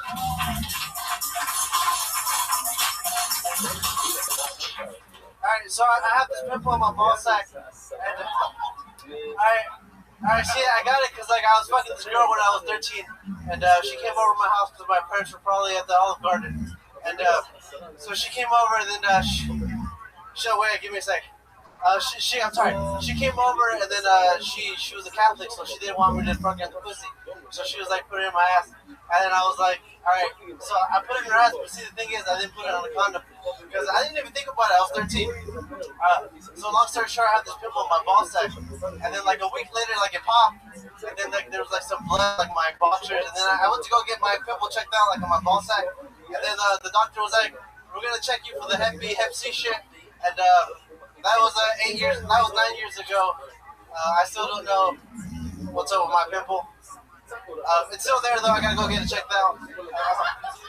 I mean, I still got good dick. Like, if you guys, I'm not trying to fuck or anything, but I'm just saying, you know, I got good dick. Thank you very much. Roger, you don't. You have herpes. You definitely have herpes. I just think it's great we have our second homeless comedian of the night. That's herpes, a pimple that's been there for a while. That's you got something else. It's not a pimple. No, it's called a lingerer, man. No. I don't think so. Roger, have you shown a doctor this pimple on your ball sack? That was true. I showed him. What did he say? He said he's gonna check me for a Hep B, Hep C. I don't know. How old are you now? I'm 22 now. Is there like a little cyst? Can you always pop it? No, it doesn't pop. It just one time, like when I was 13, like a week later after I got it. But now it's solid, but it's white now, like it's like a pearl. Oh, dude, have you seen a doctor for this one? Oh, no, it's been a while. How long has it been on you? 9 years ago. Roger. Where do you live, Roger? Why are you surprised that people are disgusted by this? Like, come on, guys, give me a chance, man. Yeah. For 9 years. He's surprised that they're disgusted. He's still like trying to sling it. Like, come on, I got good dick though. I mean, my balls are covered in disease, but I got good dick. He never specified why his parents were at Olive Garden, working or eating. No, they're just eating. It's a special moment. When you're near your family. They don't use that. They don't? What's their saying now? Come on in. Really? That's it? No. That's pretty low standards. Yeah. Come on in. You don't even have to order anything. Just please, anybody come in. Roger, tell us something about yourself. You're 22. All that we know about you is that you have a pimple on your balls, and if you shave that half mustache, you could easily be a chick. I know that you used to be the lead singer for Mars Volta, but see, Joel Jimenez, the actual music guy, was laughing at that one. Yeah, what is that shirt? Like an 80s thrash man. Oh, nice. Oh, Testament? That's not the 80s thrash band. Old Testament or New Testament? I have a pimple on my testaments. Roger, tell us something about yourself. You still live with the parents? Yep. And all the brothers and the sisters? Just the one younger sister. One younger sister? She's just turned 17. She's 8 years older than that lump on your ball. Quick math from Jeremiah. Wait, that's not right. Roger, what do you do for work? We're gonna dry cleaners. If you guys want $1.75 for work Tuesdays. It's over on Venice and Do not give a shout out to the dry cleaners. I work 1 to 7. Hey, if anybody wants their clothes washed, I got solid. You know, I fold it between my legs. You might get some pimple juice. Roger, tell us something else. You work at a dry cleaners. You live with your parents. You're 22. You have a pimple on your balls. It's been there for 9 years. I got hit by a car 5 years ago now. It's been 5 years. This is not a comedy set, it's a cry for help. You were trying to get that pimple pop. So what happened 5 years ago? You just crossing a street? Oh yeah, I just got out of school, and then I was crossing over by Robertson. It was the Domino's, and I had the pedestrian crosswalk, and then I was waiting to cross, and then I crossed, and it was some old black lady in her van, and when she hit me, she came out of her car, but she was like, "Are you alright?" And I was like, "Yeah," and then she got her walker out of her car, and then she started walking towards the curb. I don't know where I was going with that, but I got hit 5 years ago. Fuck that old lady. Whoa. Is there a map in your head of restaurants? Yeah. Because you were I was right by the Domino's. Because it was next to the high school, so it was you guys know Robertson area. You guys can kind of picture. You know Robertson goes a long way, right? There's not just one area, but all right, but deep, where the 10s at, around that area. Roger, what would you say so far in life is your greatest accomplishment? Oh, dude. Yeah. Getting lost. That's the shit. Jack off, that feels like. Now, really think about the question for a second. Honestly, just getting laughs. Okay, well, you didn't do that, so let's try again. Let's say that didn't happen. Then what would be your next greatest accomplishment? I jacked off today, but I didn't eat chips today, so that's good. I ate a lot of potato chips. Wow, you're an interesting case, Roger. You really are. I think he's just dumb. I don't think he's interesting. I feel like this is Kenny Lyon's new character that he's working on. It's where do these guys fucking come from? It's just I'm just living the dream, getting laughs. It's what headphones with laughter do you have on your head that we can't see? Roger, come on, I'm going to give you one last chance. Tell us something interesting about yourself that we wouldn't really know, other than how much you masturbate or something about your genitals. Nothing about that. It's tough. I thought. Are you a good student? Were you a good student? No, but I still go to school. I'm about to get the fuck out of Santa Monica College. What college? Santa Monica College. It's over here. What's it called? SMC, Santa Monica. Oh, gotcha. What are you studying there? English, I'm gonna get a degree in English, creative writing, hopefully. I want to drop out. How long is the skateboard ride to school?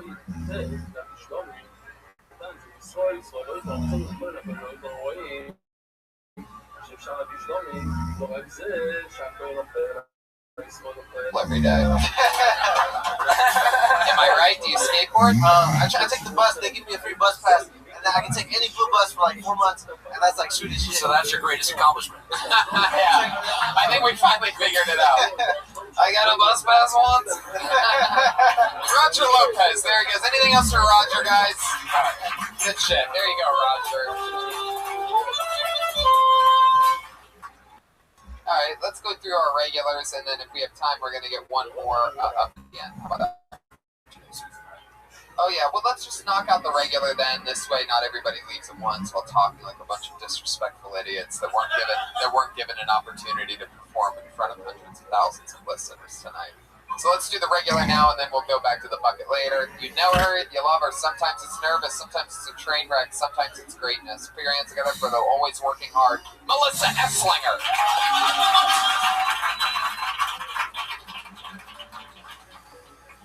I had to go to the Sprint store the other day because I am apparently still in my terrible twos. I threw my phone. I threw it in a fit of anger that...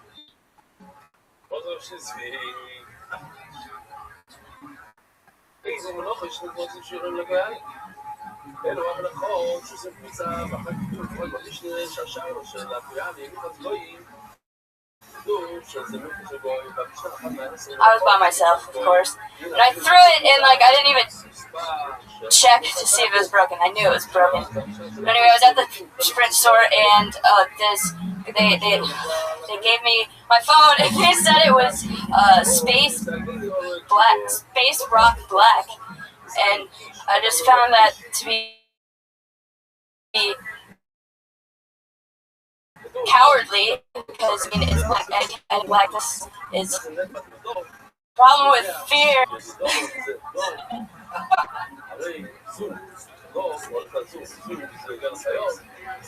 Yeah. There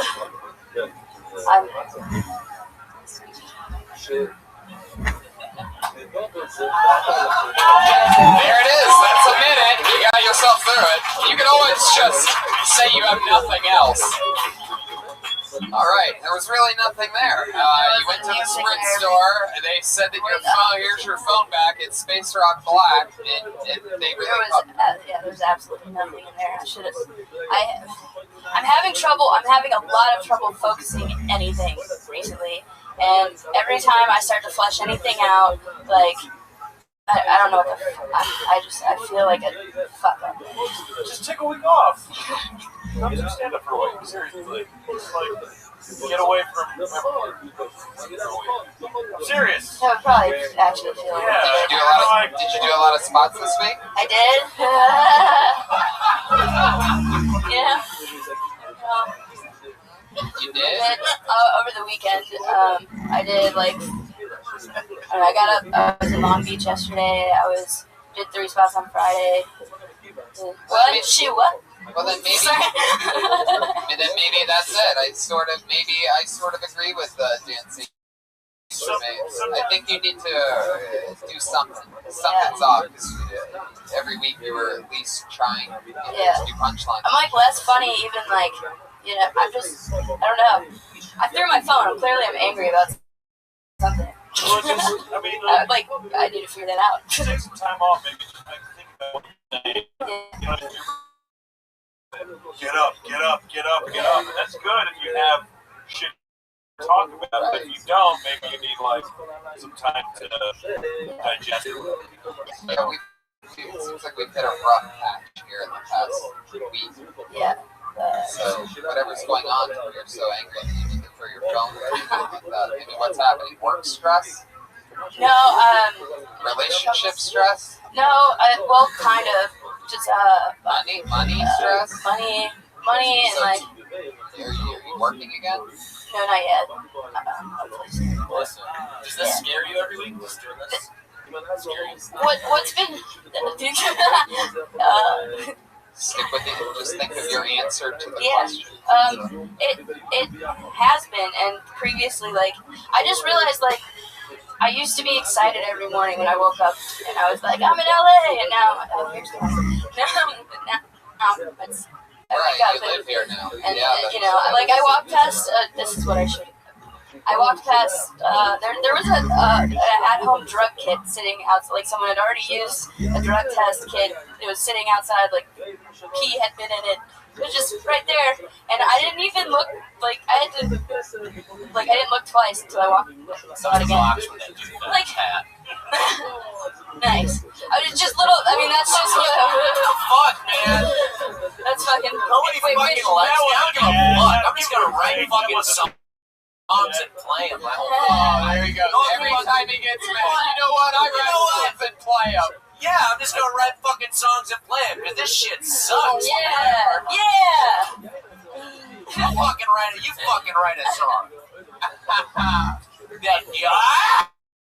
I'm serious, man.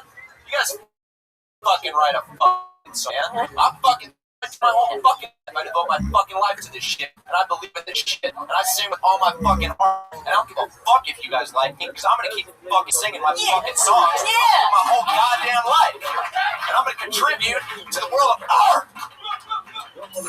By the way, that was real. Yeah, that was fucking real, Jeremiah. Goddamn right, that was fucking real. All right, anyway, sorry, Melissa. Wow, I love that. Who would have thought? I'm doing stand-up on BuzzFeed tomorrow. You think I give a fuck? I don't even do stand-up. They asked me to do it, I'm gonna fucking do it. And guess what? I'm not gonna give a fuck. All the people I'm on the lineup with suck. And I'm fucking funny, and I don't give a fuck. You never want to foul a proud moment with, I'm going to be on BuzzFeed tomorrow. Yeah, well, that was meant to be humorous, obviously. Whoa. Maybe BuzzFeed will have one of those cool lists of all the crazy things you said. Like, if you're doing comedy, so you want people to like you. That's not like, oh, is that it? Is that it? Yeah, absolutely. Oh, really? You don't want to fucking split an audience? You don't want to fucking do something that challenges the fucking status quo in this bullshit society we live in of fucking robots? Yeah, man. Do something fucking different, man. That's what I'm fucking trying to do. Look at me in the fucking eyes, dude. I'm looking at you right now. I'm doing something fucking different. Right now, and I don't give a fuck if these people don't like me. Alright. Because this is my fucking life. And I do this every fucking night, fucking write my fucking day, and I fucking write my fucking pilot for Town all fucking day. Yeah, that's right. I'm gonna write my fucking pilot. I went to USC screenwriting school. I don't give a fuck. I went to USC film school. Fuck all you. Damn, I love it. That's amazing. Sunday.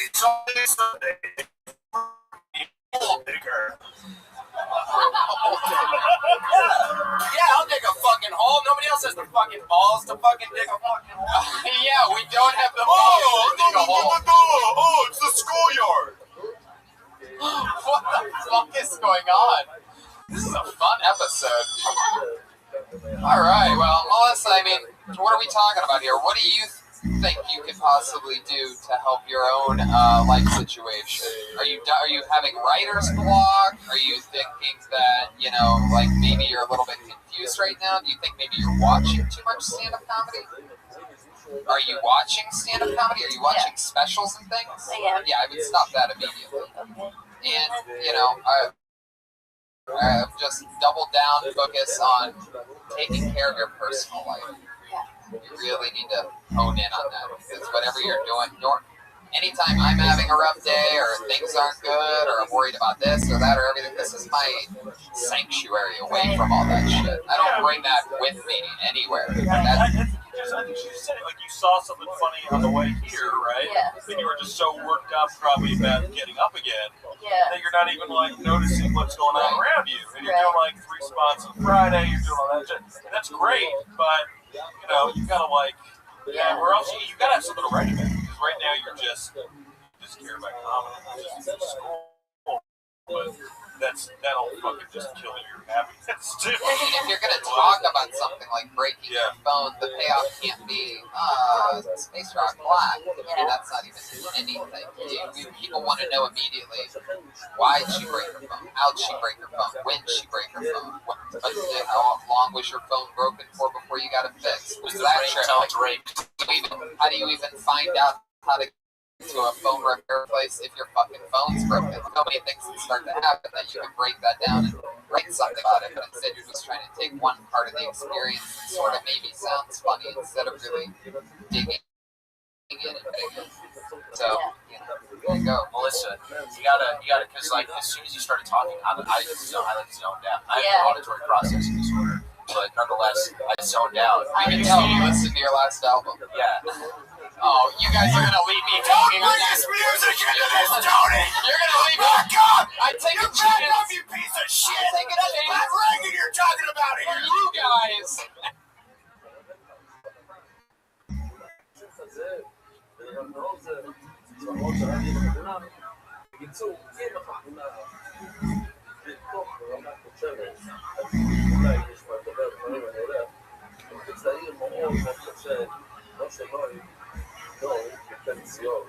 מזל טוב.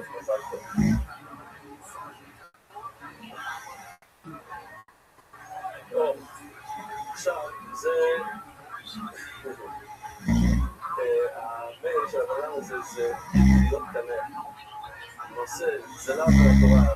לחצתי בכמה כפתורים כמו שצריך, כאילו זה אחת מהכפתורות שלחצתי, יש לי כל כך הרבה. And you're leaving it, really? כמו שאומרים, אתה צחיק עליי. אתה מדבר לי pieces of shit in this room. Some real pieces of shit. Thank you, Jeremiah. I'm fucking on the edge, man. Pat, you know I'm a huge. You know I'm a huge. Every day I wake up suicidal wanting to jump off the Pasadena Bridge. Why are you waking up on the Pasadena Bridge? I wake up. All right. What? That was offensive? No. How am I supposed to? What are you going to dig a hole right now? No, I think Melissa. I don't know, Melissa. You had a rough couple weeks. Pat's about to fire you from the show right now. It really sucks. I don't know. I gave him the power to fire people today for the first time, and I feel. Come on, man. No, Melissa, keep going, but you gotta come. You gotta like you have the power. Your mental state. You can pick. You can choose to be happy. You can choose to be excited. You can choose to come out here and like basically puff your fucking chest out and hold your head high and seize the moment because you have a moment every week. And you're not fooling anybody, by the way. You're leaning on your character and you're not writing. So, you know, we see that. You know what I mean? There's not like you're not fooling anybody. You're falling back on your nervous character without what's great is that when the nervous character is delivering attention jokes. But to come out and just talk about something and hope that that's not going to get you through it. I'm not fooling myself. Right. That's why this. Sure. But I'm just saying, like, you know, we all know what's happening. So the most important thing is writing, but if you have to clear your mind to be able to get there, then do whatever you have to do. If anyone here thinks they're fucking happy, Melissa Esslinger. There she goes, everybody. Melissa Esslinger. We only have one regular tonight. That was her. She writes and performs a brand new minute every single week. Very important to remember. That's a pretty tough fucking position. 2 rough weeks in a row for Melissa. 7 rough weeks in a row for Pat Reagan. But, you know. Are you okay? No, man, I'm not fucking. This is real? What's wrong? What happened tonight that bothered you? Something weird? Did I do something? Let's talk about that. Fuck, it got too real. Sexual tension. No, it's fucking real. That's what I think is that you know, you do a show and it's not real. And I break down the fucking show because this is how I feel in the fucking moment. I'm like, fuck. I mean, I do fuck that shit. Yeah. Well, how about this? What if I told you, Pat? Not you. Could you just flip me and Red Man off? No. Could you flip out? Only dancing to me. Because I feel like he doesn't fucking respect me, and I'm like, dude, I'm fucking doing my shit, man, and I don't fucking appreciate it. I really don't. Well, All right. You guys are having. You can't like fucking act like it's a reality TV show or like try to have fun. Like just have fun. If you fucking bomb a joke, I've bombed here before fucking many times. I have a special treat. Deal with it, man. Speaking of I don't bombing fucking here, understand. I've bombed in front of people I respect. Fucking the only things that make me disrespect you is like turning it into a real fucking thing. When it's just like take your fucking bomb like a fucking man, dude. We've all done it here. By the way, Pat and I are think wearing. they're just made up. I see a little smile on Pat's face. I agree. Is it made up? Yeah. You're right. It's love and harmony. Real? Was that For the podcast listeners, by the way, real? Was your thing real, or were you just? Was that just a bit?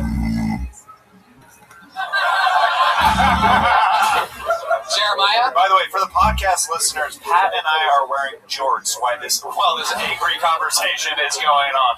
Listen, man! No, you listen! Alright, guys, I have a special treat for you. This guy signs up, at least he says, every single week, and he's not gotten pulled out of the bucket for literally 2 fucking years. He's known for his unbelievable meltdowns, unbelievable risky style. He just got pulled out of the bucket. One of the old school legends here on Kill Tony, one of the most hated people in the history of the show, and in the same way, one of the most loved people in the history of the show. Put your hands together for Comedy Store legend, GT.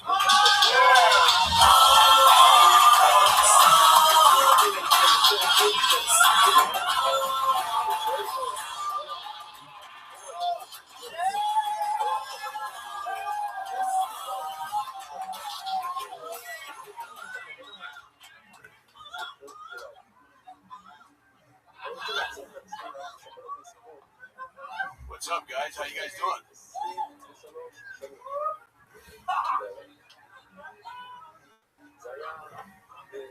What's up? I thought the show was over. Are you guys bringing up new people or what? We got some hot babes in the front. What's up?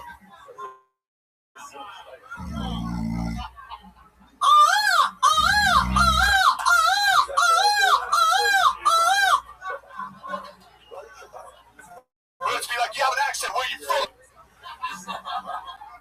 I was like, even birds be saying like racist shit. So what's up, man? You know how the show works, GT? Do you remember? The show? I'm supposed to do like a minute. Yeah, you still got... Is that it? I didn't know my minute started. Yeah, it starts when your name's pulled, GT. You've done the show like 7 or 8 times in the past 3 years. I just found out that asshole licking is a new blowjob. Did you know that? No, I didn't know that. Yeah. Can you get more into it? I've been doing my asshole licking bit, and women been coming up to me and telling me, I love GT, we have actually run out of time. I'm not even kidding. We wanted to get you up here. It's so good to see you. He's on Twitter at GT Music. GT, there he goes, everybody. We've run out of time. GT, thank you. There he goes. Pat Reagan and his new album are on Spotify, iTunes. Reagan Watkins, Jeremiah Watkins. At Jeremiah stand-up, at Patty Reagan. My music's going to be around after I fucking kill myself. Pat Reagan. Pat, we love you. What's all right? Dan St. Germain, so fun. I love you, Dan. Jesus Trejo is on Twitter at Jesus Trejo. Anything else you guys want to plug or promote? Any dates or anything? Catch a special Kill Tony episode. And Pat Reagan's calling hours I can expect in like the next few days. Okay, I can't make a joke about that. You can, but I can't. Jamie Vernon on the HD. Check out his website. He's got a cool poster for sale. Thank you, live audience, so much for coming out. Fun times. We get paid for it? Cool.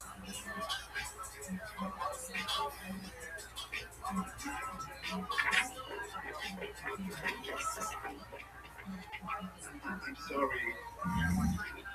The list is full, but there's no way to sign you up. Maar als je zo leuk mee gaat bij Adam, de hele schillen mee gaat bij Adam. Maar als je in kon je gewoon mee. Actually gonna pay us? I want to go and let you fight. Yeah, of course I'll pay you. 1 hour of learning without a tiny reward is 7 shekels. With a tiny reward, it's 9 shekels.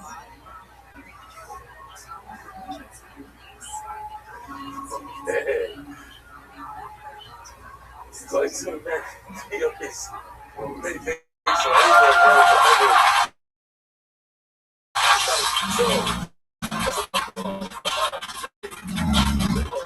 Yeah! Absolutely! Fucking fire hazard! Hi, everyone! Yeah, it's exciting. Fucking half-pack painter. Here we are. This is how we like it. Holy shit. Hi, everyone. Everyone, happy Monday to you. Welcome to the #1 live podcast in the world. Kill Tony. You know what I love? Delicious mangria. It is so delicious. Hi, Brian. Put your hands together for Brian Redband, everybody. Here he is. Hi. Oh, good Lord. Another beautiful day at the office. This episode special for Muhammad Ali, everybody, who we lost this week. Not a lot of people know Muhammad Ali was a big fan of the show, and yeah, we're deeply moved. Anyway, welcome back. Hello, new people. You're gonna have a lot of fun. What else? We have dates coming up. What we're taking bus messages. Go to our website and find our dates. I'm sick of promoting dates. I'm going to be in Denver, Colorado, though, this Thursday at the Comedy Works, and we're going to be partying with Mangria on Sunday. We get $1,000 every time we say the word Mangria tonight, if you haven't noticed. Mangria. What was I saying? Oh, yeah, for those of you watching the live stream, we're in Denver in a couple days. Yeah. So, should we just keep getting into it? Let's just go right into it. First thing I'm going to do is, this is the band. You live audience already got to see some of them here tonight. And what? Oh, Ryan J. Belt's back. I just noticed that. Oh, yes. Without his spotlight, I miss him in this room. House artist Ryan J. Belt drawing tonight's episode. He's got a blank piece of paper in front of him right now. I have a show to see that he draws the whole fucking thing all at once. And right now, I'm going to bring up the band. You know them. You love them. You've already seen them tonight. They do this thing where I have to bring it back out, and they always have a silly intro. Let's see it. Put your hands together for my favorite band in the world, the Kill Tony band, Reagan and Watkins, everybody.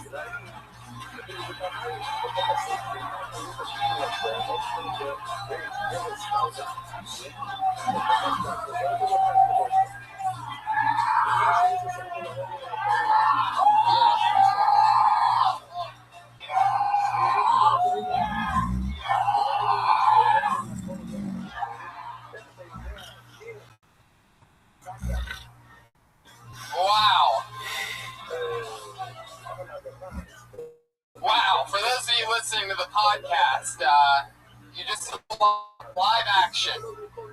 And the cheapest pizza you can buy on a budget. They handed out pizza, and they're dressed as the Teenage Mutant Ninja Turtles, everybody. Throwback to Teenage Mutant Ninja Turtles. Michelangelo, go ahead. Hey, we just had a new movie come out this weekend. I love that. Well, I'm glad you guys could fit it. Are you guys fans of the show? I didn't even know. Oh, they did what they did, man, dude. I didn't know they talked like that. Maybe I didn't watch enough of them. Yeah. I love that. Jeremiah, what's our favorite food on Hanukkah? Pussy! Dang. Joel Jimenez, Donatello tonight, Jeremiah Watkins, Michelangelo, and Pat Reagan, I guess, is purple one, Raphael? Because he's an artist. What? Donatello? Because he's an artist. Some fucking open makers over here got pissed at that. Those were the walls from last night, Tony. Paper guys. What's just extra furious. His name is Rob, bitch. Oh, that's Raphael. That makes sense. That's the it's not April. Double J, Joel Jimenez on the percussion tonight. Reagan and Watkins, guys. Hey, we have to pay Tony. Oh, yeah. Something to unveil. Surprise. Surprise. Oh. Is that shirt for me? Is that hoodie on the drum for me? Whoa! A new Kill Tony bass drum. Holy shit! Wow. I thought shirt that was covering it was the surprise for a second. That is awesome. Eating pizza before playing sax is a bad idea. Oh my God! One of the things Jeremiah committed to was screaming "yeah" as loudly as he could in my face while having pizza in his mouth. It really tested our friendship. I'm just gonna break the fourth wall for you. I could tell you were uncomfortable. I really was. I mean, the smell, it was almost worse than cheese pizza. It was like a mixture of hot mouth and cheese pizza. All right. There you go. You guys ready to meet tonight's guest comedians? How about that? We're almost there. We're building the framework. Every single week, I have two of the funniest comedians in the world on this show. And this week's no different. Put your hands together for Workaholics, The Tonight Show, so many great things. Put your hands together for Eric Griffin and Michael Costa.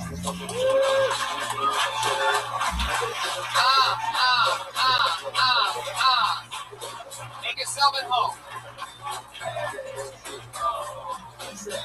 You know them. You love them. You're here. It's Eric Griffin and Michael Costa. This guy. Eric, how's it going? I'm good. Good. Good to see you. As always. Welcome back to the show. Welcome to Shots to Sing. Belly room is off the charts today. This is my first time in the main room. This is the big belly room. This is the big belly room. Man. I'll play the cat sound for us. Hey, oh shit. That's happened to me a lot.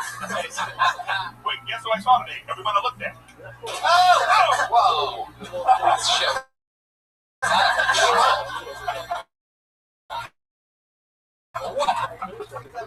Pizza on stage. That's where we're at. I don't know if you noticed, but Kat and Jeremiah are wearing Ninja Turtles masks. I know it's hard to tell. We had a movie come out this weekend. How did it do? Dude, it bombed. Love this. How's Master Splinter been? Any word on him? Can we get him to come out sometime? Yeah, he's crawling around somewhere. Sure, we can dig it, Jeremy. Michelangelo, what do you think? All right. You're on fire over there.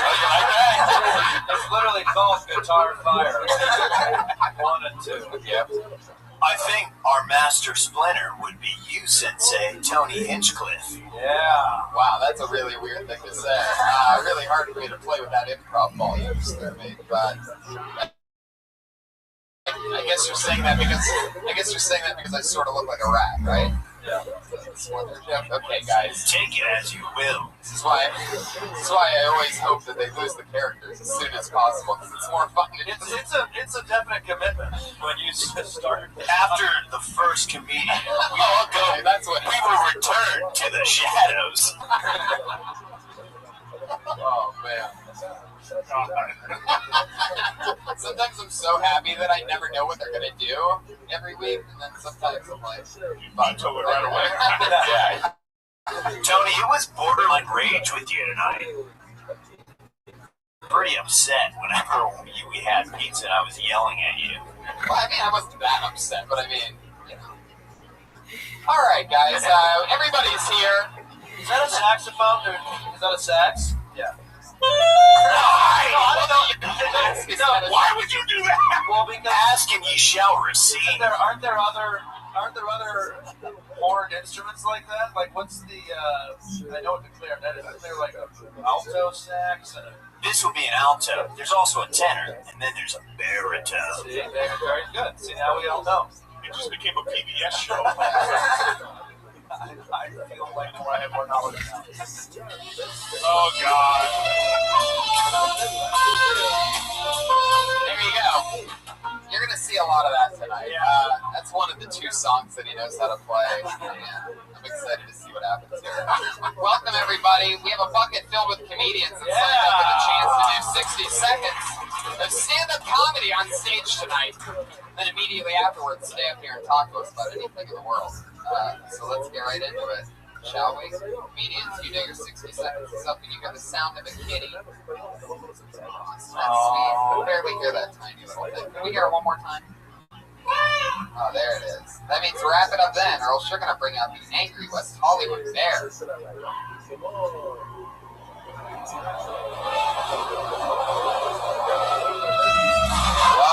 Whoa, there's a lot going on. That sounded like the fucking zoo the other day, huh?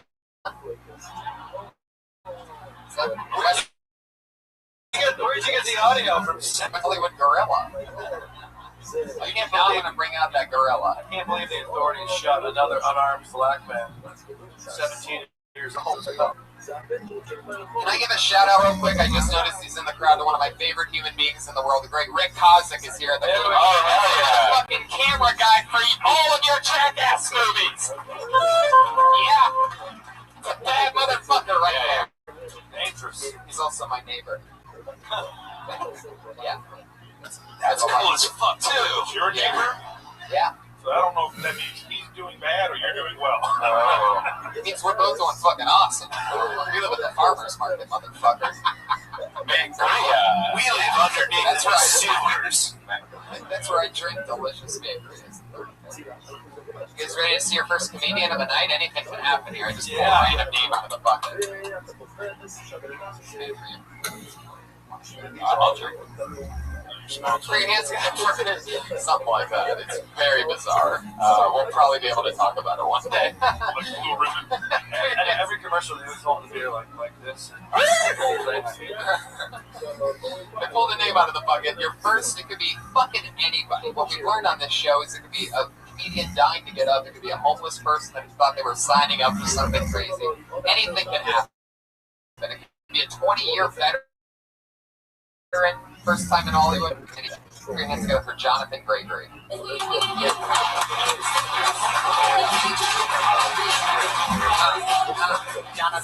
Jonathan Gregory.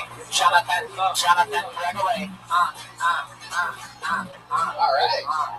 Is this Jonathan Gregory? Pussy. Now you? Is that the Hartley Kid, Shawn Michaels? Who are you, sir? Welcome. It's him. Oh, I realize it's Either that or... Hello, how are you? Welcome. Right, Jonathan Gregory.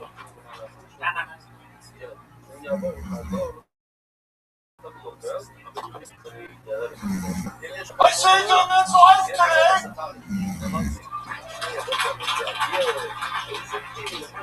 He was joking! I took my hands off his throat!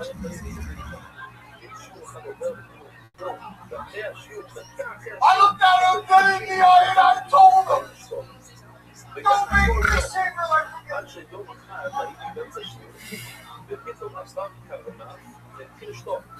like to stand in the middle of a crowded mosh pit with a sharp knife in my hand.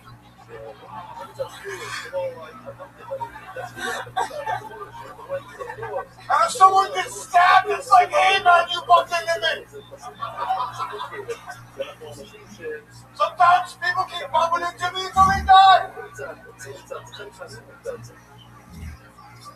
I'm only lighting up the mood a little bit. What do you say? There you go. 60 seconds from Jonathan Gregory. Wow. I don't know what to say right now. It's a very dangerous situation. Jonathan, you're a scary guy. I love your style. How long have you been on stand-up? 3 years! What's his real voice? Are you talking to me? Yeah. You're Jonathan Gregory, right? Yeah. Seemed like you were quite certain there about that. I think his name is Andrew W.Y. Very good, Jeremy. Thank you. John, is that your name? Jonathan's my name. Thanks. Yeah. Alright. Jonathan, Whoa. Jonathan, you gotta be careful. Don't touch Eric. Don't touch Eric. Jonathan, please. Eric's face. Please, when you first started talking. Please, Jonathan. Eric's face. Is Eric Patriot here? Jonathan, stand over there. Stand over there. You're scaring me. Please, I can't have what's... Alright. I mean, I thought it was funny. I didn't like it at first because I just thought it was like, okay, here we go. Big character. It's going to be too loud. But I thought it was funny. But the thing that actually I don't think is funny and is actually scaring me is what's happening right now. After all this. Personally. Jonathan, if I ask you some questions, maybe a guest on the podcast, talk with us for a minute? I will. All right. How long have you been doing stand-up comedy? Sort of guess years there, man. I thought he was going to say days, weeks, months, and then he went to years. All right. 10 years. Where at? Comedy clubs? Yeah. Lots of basements. What cities? Some of those. What cities are those comedy clubs in? I live in Scottsdale.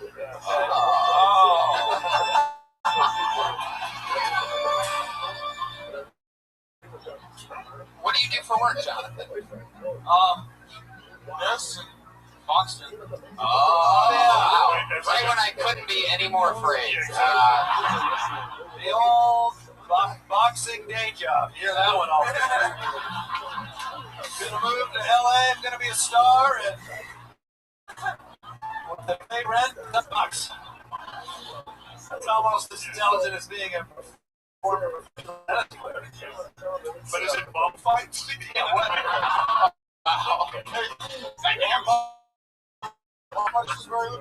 Which just reminded me, by the way, we just found out literally like 25 minminutes ago some really sad news. Kimbo Slice just passed away. Really? Yeah. Kimbo Slice. So, by the way, I don't think it's a coincidence that we're meeting Jonathan Gregory right after finding this out. Nor is it a coincidence that we passed out pizza slices. Yeah. Ah, very. What are the odds of that? You have any pizza love? You should take the one you spit on over here. Wow. This is epic. Jonathan, can you just wait until okay? It really doesn't. As if you were pretty bad at answering questions before, Jonathan. But the mouthful of pizza. So have you ever played flappers and done that character, or any of the local clubs, or is this something that you've just tried here? Wow. How long have you been in Los Angeles? Flappers, that character at Flap.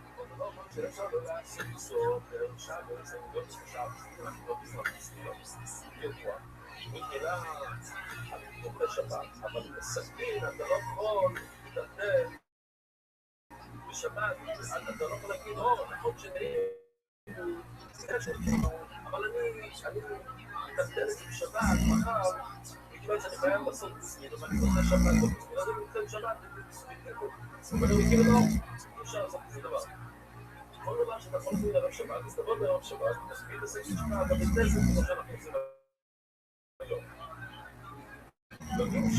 אי אפשר לעשות לערב שבת. Man,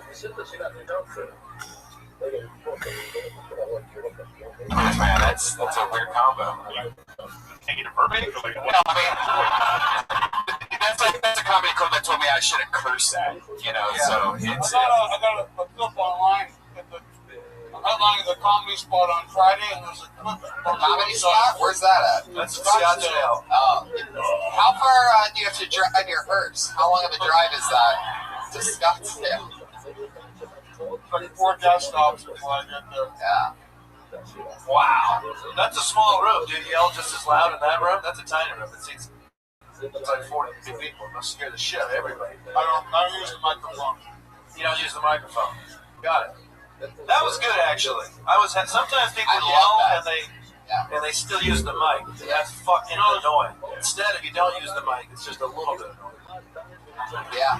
Hey, backed up the road, didn't I? I didn't use the mic, backed up in my waist. It's very good, John. What? Are you going to look for something positive? Very good. I love that. I'm glad you're getting some food in your belly. You're starting to make some sense. Did you take Sean's comedy class at in Scottsdale? Did you comedy class, guy, or you just do it on your own? I didn't do Sean's Yeah. Sean was teaching a class. Teaching a class, yeah. Jesus Christ. So how do you make money boxing? You just box people and then take their wallet? Yes, what happens I exactly? think it's called jumping people. Like, how do you get paid? People want to work out, Oh, you work mitts with people and shit. There's a piece of pizza in your main. Yeah, I tried to say that earlier. Sir. It's every. It just was like, you know what I mean? You told me. Yeah. By the way, every next comic enjoy this pepperoni microphone. Yeah. It's got it low, so So it's gonna smell like dick. You know what I'm saying? It's just... Jonathan, how long you been doing? What's your life like? Nice. I'm married. Yeah. Really? Oh. Where's the ring at? Married with her? I love you. That's what the vowels. I love you. I always will. I love you. I like John. I didn't like him at first. I like him. I love him. We're building a relationship. Well, no, when you sometimes a big character, you think, oh shit, this person's gonna suck at comedy.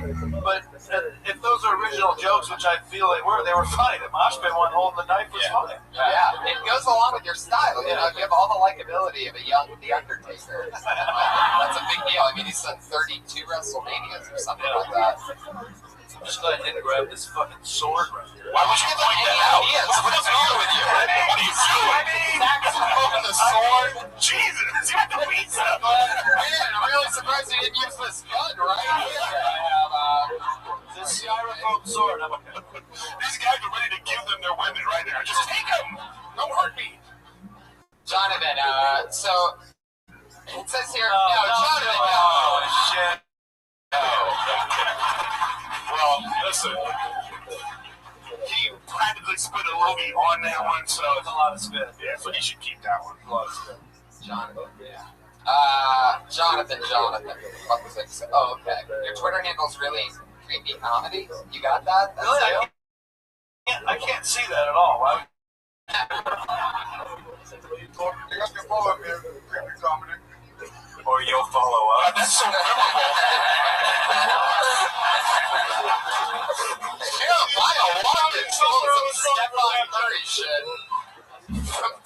It was almost like when he said you can follow us, it's like almost like you didn't know how to talk normal for a second. Like all he was trying to do is be scary. So, you have any other gigs coming up? Where else can people find you other than through their bedroom window?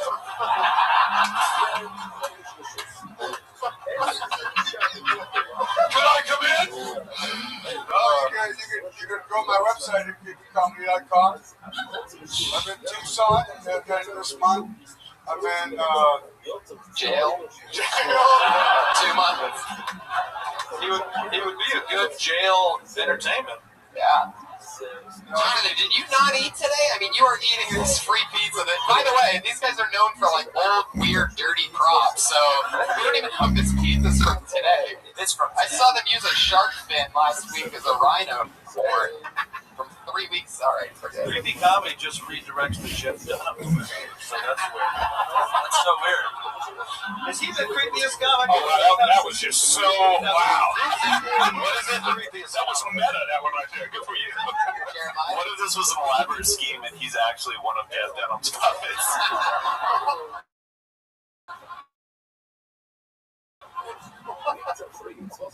Anyway, you know Louis Anderson's website, you can pay for the after hours, like $4.99 and extra for a month. He has like webcams and stuff. Yeah, it's way worse than Jeff Dunham's website. No. That's what we're watching now. That's true. Jonathan, how come you don't have the ring if you're married? Where's the wife? What does she do for work? She's a She can have a ring on. It would just ruin it. She's a counselor. A manager and a counselor. This is getting married. This is your very close relationship. She's my counselor, and she manages when my next appointment is. So she works for her company. She deals with children in this place called. She helps all of them. Those kids that don't have a home to go to. My wife is there for them. Right. And when they come to your wife and they go, the scariest thing happened. This guy came up to me today screaming, asked me if I had any extra food in my lunchbox. Yeah, she sets up a table right outside of his shows, and people just see him and then go and register with her afterwards. My merch table. Love that. It seems like such a. It's quick. This guy, regardless of all this, he's right in the pocket right now, so I can appreciate that. Absolutely. I can appreciate that. Yeah, totally. Jonathan, I love your fucking style, man. How much material like that do you think you have in that dark tone type of thing? Like how much have you built it? Enough to get paid in Tucson. Yeah, that's true. So 4.5 minutes. How long do you say you could do? I do 8 clubs.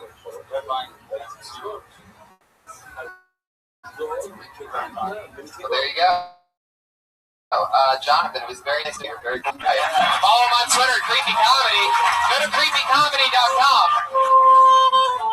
Whoa, no touching, no touching. Oh, Jesus. Mike, what is your problem? Mike's throwing us all under buses tonight. So he shakes his hand, puts his arms around me for a hug. I shouldn't have brought up the sword. Definitely. And I'm the closest. Well, yeah, that's why I felt comfortable. I wasn't even saying anything, and I was like, he's going to kill me first. Just don't look him in the eye. I didn't look him in the eye once. He didn't even touch me once. That's how you do it. But listen, I understand why he didn't have his ring on. You can't have a ring with that persona, and he's got like conditioner in his hair. You know, he's well taken care of. He's got like a Live Strong bracelet on his hip. There you go.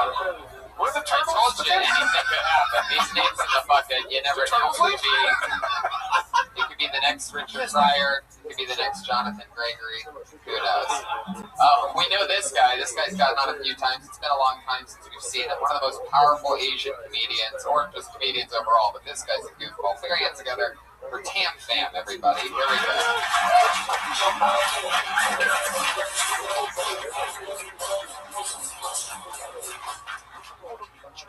Hey.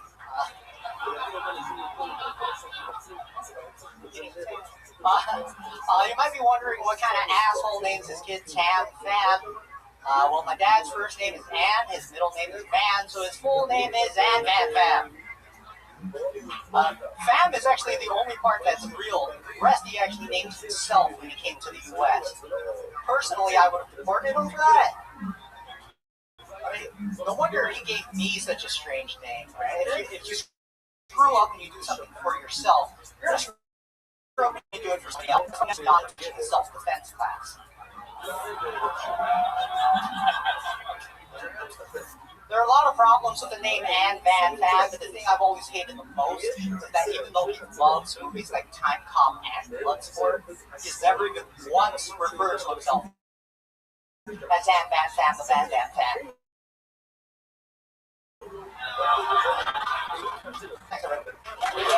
Oh, yeah. Not racist at all. Damn. Is that racist? It's respectful, right? How is that demeaning to the Asian race? For real. I'm curious. I mean, he did 60 seconds on a guy named Ann Van Fam, but yeah, that's pretty. Well, you set it up good because you said powerful Asian comic, and he came up and said, everybody was like, it's not powerful at all. All he had to do was bow. Tam Fam, that's very fun. What does your dad do for work? How did he get over here? You're Vietnamese, right? He's Vietnamese. How old is he? Fighting the Vietnamese War? What are we talking about here? Sneaky little bastards. Do you speak English or just when you perform? Oh, it's like karaoke? They can't speak any English, but they can sing the song. We're all being racist! Oh, yeah. I love it! Oh, yeah. God, I feel like I need to get some cleaners. I want to give him, get some donuts in his hand. Anyway. It's true. What does Ann Van Fam do again? He's a machinist. He's like 50 something. I don't know. What kind of machines? Don't really? Wow. What a close bond you have with your man. Is he proud that you're a comedian? Yeah. Really? So you don't know anything about each other? I mean, is it your father? Do you want to talk about this? Dad thinks he's adopted. Hey, someone go grab Jonathan's wife so he can talk to the therapist. Did you guys not remember? Call back. Listen, that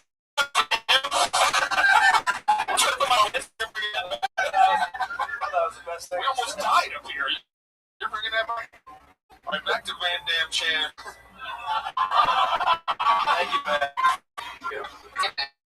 you're one of the guys that's been doing this show forever. How long have you been on stand-up in LA now? 2 years. Right, 2 years. And how many moons is that? You talk a lot. Really? Yeah, He pulled that deep out of his Rachel. Curious. I like your hipster vibe right now. You know, the skinny jeans and all that, and your jokes were very biting. So I think you're doing all right. You know, I think you should be powerful, like you said. Take command of the stage, but other than that, you know, I think you're comfortable in your own skin, which is good. So you know, I think you're doing all right. I liked him a lot. The only thing I didn't like was the Biana joke, but I love just because I feel like it's been done so much. And this is coming from a guy that just made a Jeff Dunham joke 5 minutes ago. Yeah. So keep that in mind. But the hacky president over here. I'm not only a client, I'm the hacky president.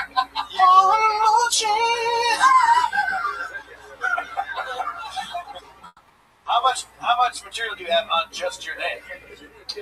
My name? Or the name? Sorry. You know what I mean. Names and Tam Fam. Thank you. let's just say on a he has scale a lot of fun. Yeah. That's his middle name. On a scale of 1 to Tam, how many like Tam jokes do you have? Tams are like fire over here, these two. Yeah. Like You're supposed to do that in Ninja Turtle, fucking, you know, characters. No, I'm sorry. I didn't actually mean to do it. Can we have Tam move his mouth and Pat and I do the voice for Tam? Yeah, let's do that. Team, you face forward and answer my next question. You ready? Ninja Star at the same time? Ninja Turtle impression. He can have the sword, right? We're having a ninja off right now. Turtles versus whatever the fuck Tam Fam is. Vietnamese eat turtle. Turtles are Squirtle over here. Anyway, let's keep this show going. You know what I'm saying, guys? Right. No, take it like a man. Take it like a man. Take it like a turtle. Take it like a turtle. My boy, I stick with my boy. Oh, this is the part where they start defending each other. You want a piece of 2 men up here? Oh. But back to the question about your name thing. I mean, how long do you think? I mean, are you gonna keep doing that, or like, what do you want to talk about? Yeah. I'm going to keep doing it for a long time. You see, ever since I was a little boy, I knew I had comedy that derived from my name. Oh my god. This is the greatest show on earth. Shouldn't he do them now? Yeah, he should do that. He should do them. You be a dumb white guy. Go. Yeah, exactly. And you guys move, it's all right. 2 brains, 2 heads, 1 brain. It's fine. Jeremiah and Pat, what would you say to your colleagues? If I can't think of jokes, I play instruments.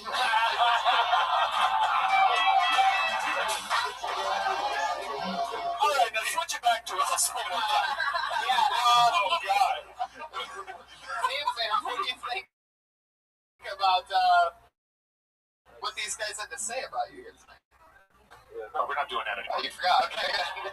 Anyway, Tam, what do you do for work? How do you survive out here? I work at Trader Joe's. It's unbelievable. I'm so mad that people didn't actually watch this podcast. And the camera's so far away tonight, too. But Tam Fam is doing an unbelievable job at selling this. Do you, like, lip sync like a puppet often? Is this something you... Was that the actual answer to your question? Absolutely. I can't even deal with this right now.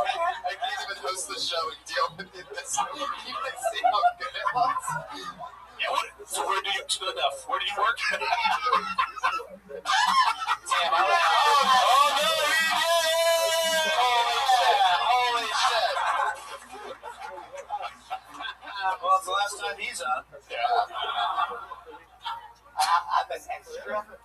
Oh, wow. An extra. You literally are Asian guy number 3. Like, literally. What have we seen you on? Teletubbies or? Teletubbies, Nickelodeon, Disney. The home and garden network. You can. Damn. What if this is what the podcast evolves into for everyone? All right. Yeah, it's just Jeremiah answering for everyone. You can't do that before. It'll be a Mexican guy, a black guy. We'll just do all the things. The weird guy, he lets do stand up. Yeah. Are your nipples dark or pink? Oh, now you want to back up?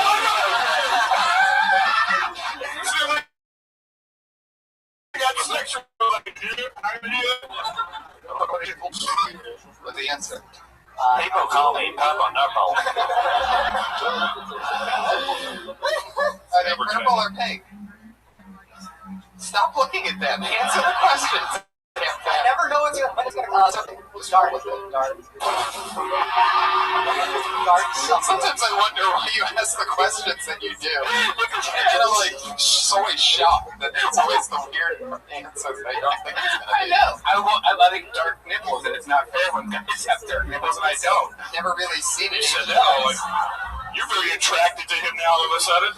Tony, would you like to see my dark nipple? No, Tim. Thanks for asking. But I'm okay on that. So extra work's been paying the bills? No, it just makes it a whole.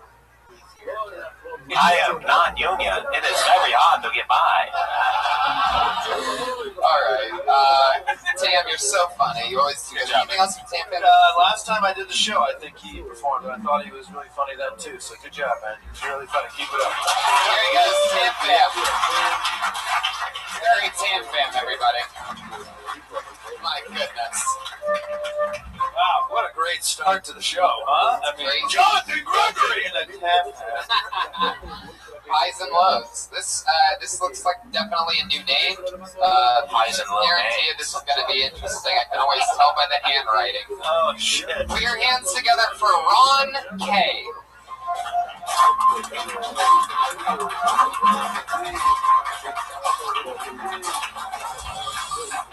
Ron K.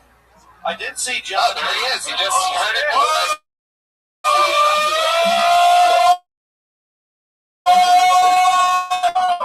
Go that way, that way. This one's gonna be good. He knows. Ron K. Hear himself? Use the disabled entrance.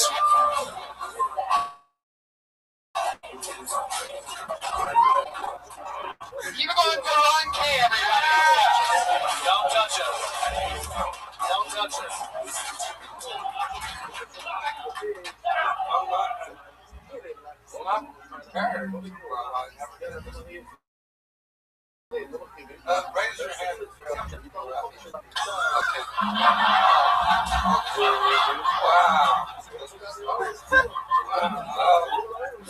You know, I'm from Vegas.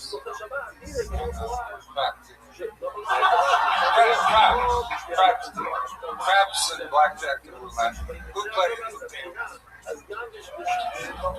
Can't win. You know they can't win. You build the tall buildings. They have so many slot machines in Vegas. You go in this airport, there's many slot machines. 7-Eleven slot machines. I went in the bathroom the other day. I took a piss, flushed the toilet, and I was playing poker machines. I got a royal flush. Oh, shit. Unbelievable. That's a minute for Ron K. Wow. Stay up, Ron. You say you can't believe it, but you remember, did you forget that you signed up tonight? In between the whole thing? Talking to the microphone, Ron. The microphone, right? Oh, we know you had a drink. Well, I got a couple of drinks. Ron, A couple of drinks. We drove all the way here from Vegas. Practice on that. Ichabod. Ichabod. How old are your friends? Well, Ichabod and Sloppy Willis. Yeah, like are you the ghost of Comedy Past? Oh, fuck. I'm taking this guy on the road with me. first time ever doing comedy? Wow. Have you ever done? Yeah. Come on, people. Let me tell you something, Ron. You accidentally did one of my favorite opening jokes I think I've ever heard in my life. How many people are out there? I can't see the people. Can you raise your hands? You got a huge fucking laugh.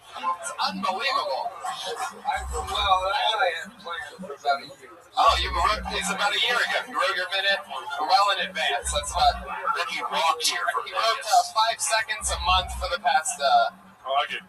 It was a little NASCAR-y right now because we were waiting for the crash, but you stuck in there. Yeah. I gotta give it to you. This is hard for some people to come up here and speak in front of people and It was an incredible 60 seconds, and I'm just talking about your walk up to the stage. Hello. You gotta be ready, man. Ron, you're really a dealer in Vegas? That's what you do for work? Yeah. Wow, you must see so much crazy shit. I dealer 10 years in Vegas, and I see a lot of shit. I see people throw down 10,000 on the reps, they will lose like an hour. Does that make you upset? Does that make you upset when you see how much people just give money away? Not really, no. It's all about the tips. Well, with this figure, I'm sure you're getting a lot of tips, maybe. No, I just know that Ron's house, he's in the bathroom, he's got one of those combs that's in like the blue liquid. Oh, yeah. Yeah, I mean, he does, right? Yeah, that's what, by the way, I like that. That's what we come Thank you for saying that because I went in your bathroom here and said employees must wash hands. Yeah. Forgot the rest of that. Wait. Oh, this was good. We were all in for you on that one. Employees must wash hands. You didn't get the punchline, but you nailed that fucking setup. Yeah. Saw the sign, employees must wash hands. But it was so strong. That setup was so strong, we were all like, okay, they said employees this motherfucker. Some comedians are good at punchlines, some comedians are good at setups, and Ron Gay is clearly a setup to the punchline. Let me get to it. Go, Ron. Okay, start again, though. You went into I went in the bathroom here, I can't believe it. Oh, we could believe it. The sign said employees must, the sign said employees must wash hands. I waited in there 1 hour for an employee to come in and wash my hands. It was working. There you go. It was working. It was working. But you have to say after that, but seriously, folks. You have to say that after that. Seriously, folks.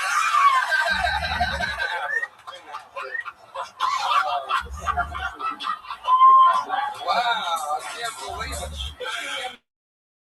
You have blue eyes. I saw you a couple weeks ago. Oh, wow. Thank you. Podcasts every week. Just when you think it wouldn't get any scarier than Jonathan Gregory. Guys telling me, look at blue eyes. It's true. A lot of people, okay, there. Okey-dokey, Ron. You want to be here in the tweet. Ron, where are you going? Where are you going, Ron? This is like your father runs out of the nursing home. Don't walk away with the microphone. We need that. Ron, are you married? Twice. Oh, wow. Yeah, 2 kids. Eligible. And one clearly. Here they are, right here. Jeremiah! That explains everything. That's great. 2 kids, Ron, and the best part is that clearly you have a third on the way. That you're making yourself there. Wow. I actually had an operation. I had a Well, you definitely had. It's amazing that you had the guts to come out here. Show us that scar. There it is. Scar. Show us that scar. Show us that scar. Show us that scar. Show us that scar. Show us that scar. All right, do it. Show the scar. Show it, Ron. Yeah, show it. Show it.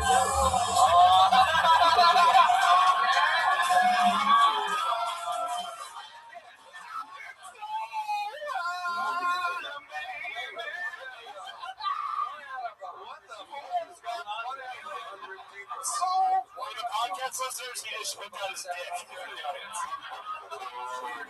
No, this is like... in the hospital 3 months. Ron, settle down. There's a whole show going on over here. Let's give it his monologue. You know that scene in Aliens right before it busts out? It's like, what? Oh my God. I love you, Ron. You do it. Ron, tell us like a hobby or something of yours. What do you do for fun out there in Vegas when you're not working? Play horses. Play horses? Well, not play with horses. Play the horses. Alright. You know, Of course, Red Band's always there. 3 seconds. You have a gambling problem? What'd you say? You play a lot of racquetball, don't you, Rob? You play a lot of racquetball, don't you? Handball? Handball. No, racquetball. Racquetball. And Well, you convinced me. wait, I think of a golf joke. I play A what? A golf joke. No. He said, can I think that I something of bad? You're being naughty tonight. You settle down, sir. Something of bad influence. You know, obviously Ron K is easily, you know. Wait, I shoot in the low 70s. I really do. You shoot in the low 70s, huh? That's crazy for a guy in the high 80s. No, Ron, how old are you? Gotta hit that. Pow! Now that's symbols. Ron, keep the focus, Ron. How old are you? 65. Oh my God. Yeah, you don't look a day over 92. That's incredible. You're a testament to being a dealer and how it doesn't affect you physically and emotionally.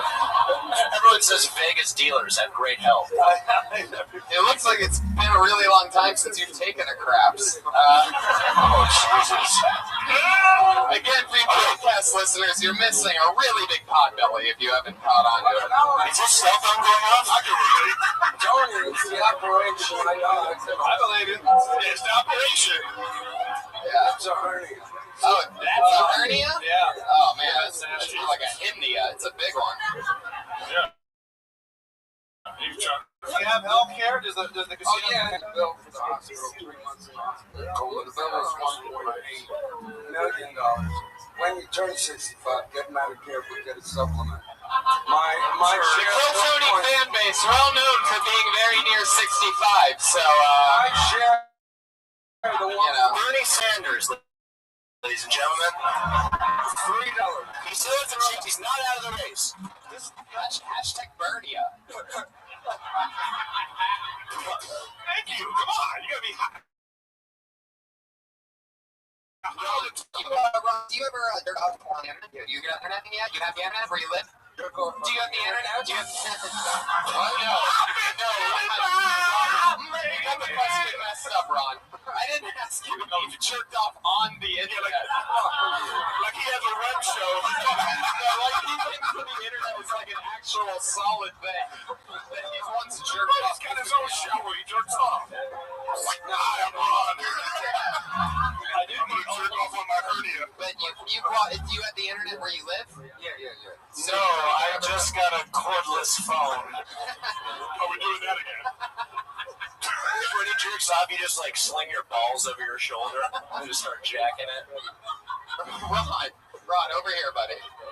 So with this internet that you have at home, do you ever look at porn on the internet? Sometimes. You never do. No. You still look at the No, every magazines? time I try to do that, it's like lots. What's your favorite kind of woman? Like, It just goes down and it just.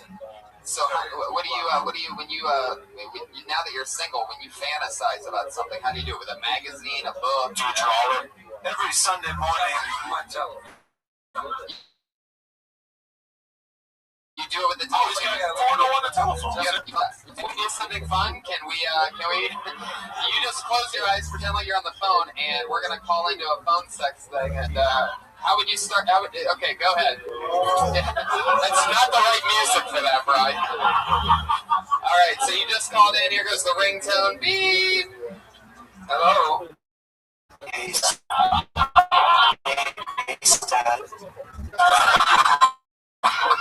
Look at me!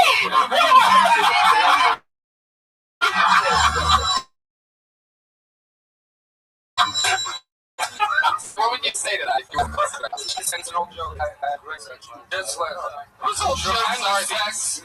problem was I was all alone. It was terrible. Oh my God, Ron! I can't imagine why he would be confused. Yeah, I'm alone. Oh my God. But my memory is.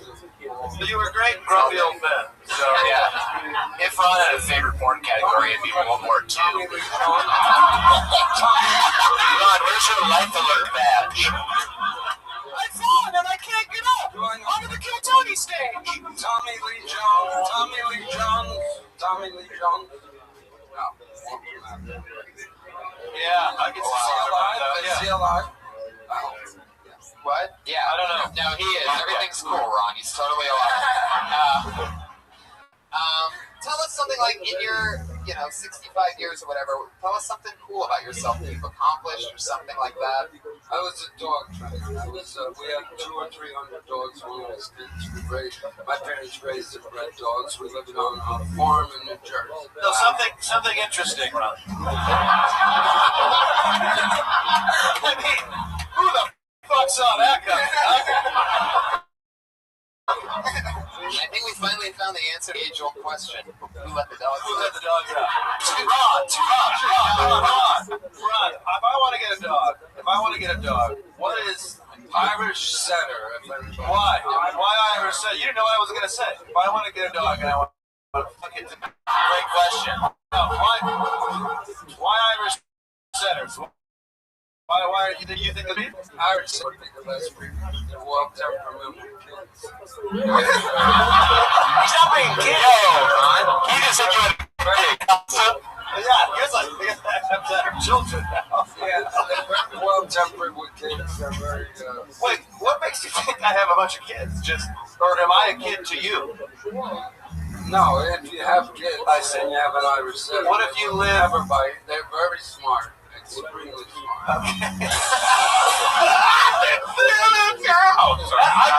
I got it. It's good to know. Irish setter, everybody. Ron, what's the best possible name for a dog? What's the best dog name? Well, our dog, we named our first dog Maury. You do your taxes also. I'm a dog. Big show. Oh, I don't know the kid. Maureen. Oh, Maureen. Mike Clancy. Mike? You named a dog Mike? And yes, our second dog was named Mike, so we call her Kennel. What do you think of Kennel? First dog Maury, second dog Mike. M&M. Maury, Mike, Kennel. Maury, Mike, Kennel. Wow, it was even fucking more diabolical than I ever could have predicted. You know, my dad got a dog, and it was half cockapoo and half peekapoo, and he used to call it a cockapoo-poo. Wow.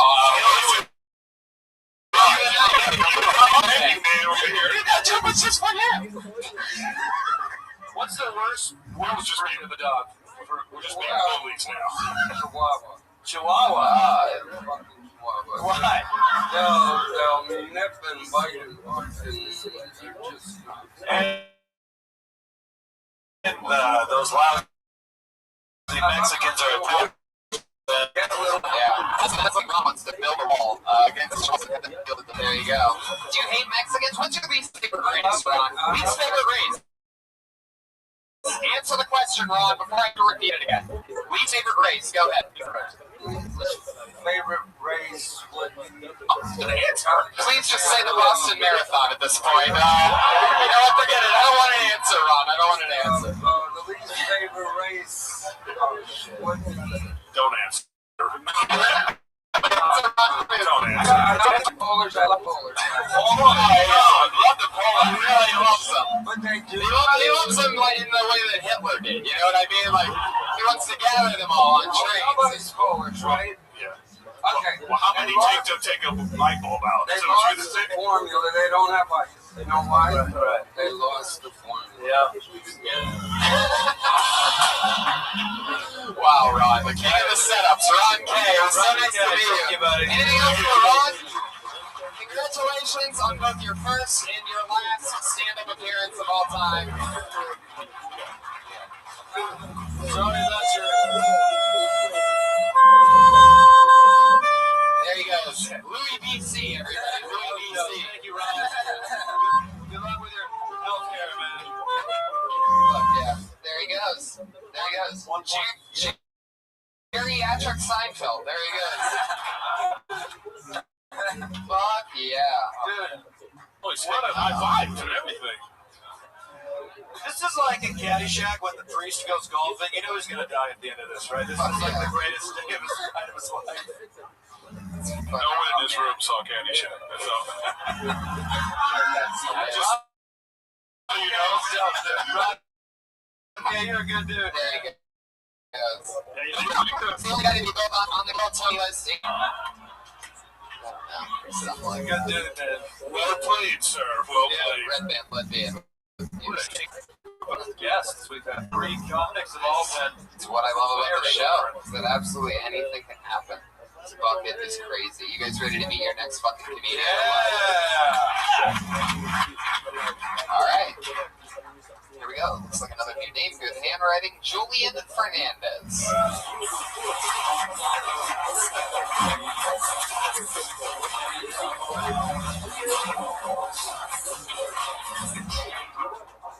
Why get something out of the way? I'm not Native American. I'm not Hawaiian. You'll realize I have very small eyes. It's very bright. I'm really high.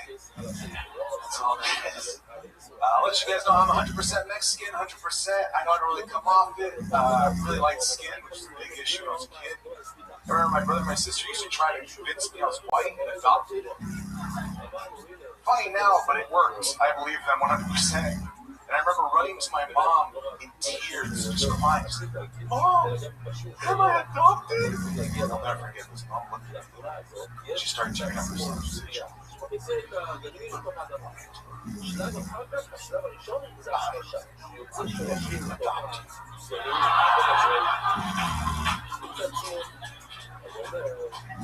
fucked up, but I believe her. I'm kind of a weird Mexican. I hate tamales, which is a big sin if you're Mexican. It's kind of fucked up, yeah. It's like hearing an Asian person hates rice, or a black person hates chicken, or a white person hates privilege. It sounds weird. My name is Julian. Thank you very much. Yeah, Julian Fernandez. How's it going, buddy? Going good. Yourself? You've been on this show before, right? Once. Yeah, but our neighbor in Lawrence. That time. That's fun. I did some questions for you guys. Yeah, we all remember that clearly.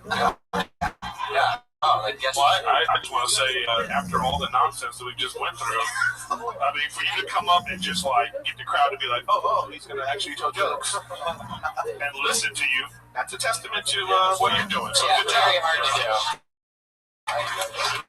It's hard to do that. It's very, very hard to follow Ron K. Yeah. By the way, especially while trying to drive to a destination. Sorry, no, I cut you off. I was just going to say, by the way, Ron K sound asleep right now. Yeah, exhausted, out like a light. Still waiting for one of those employees to wash his hands. Julian, how long have you been doing stand-up? You turned into the 1940s all of a sudden? Yeah. Stand, I want your hands. I didn't make fun of Ron K ever since the best women started. Oh, can we order 2 tennis balls for Ron, wait staff? Why would he need 2 tennis balls? Put on the bottom of his walker. Oh. Yeah. On ice. He didn't have a walker, though. Now back to the Mexican. That's which he was just about to say the race he didn't like. But anyway. Wow. Do you like the racial humor? I don't do it a lot, but You think you have to? no, but when it comes to just talking about myself, I think You go with that first.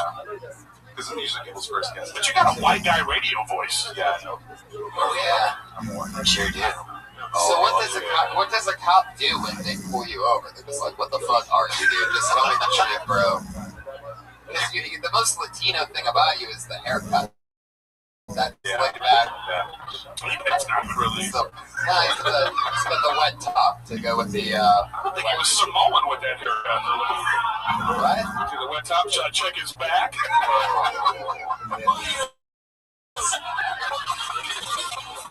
Look like you've done to me. Ever blow a cop to get out of a speeding ticket? Don't bring your personal shit in this. Julian, what do you do for work? How do you make money? I work at Universal Studios as a tour guide. Yeah, that's a voice. Yeah, you got a very to your left. We have Jaws. To your right. Yeah. What part? You do the same part of the tour, or the whole thing? Is it just like?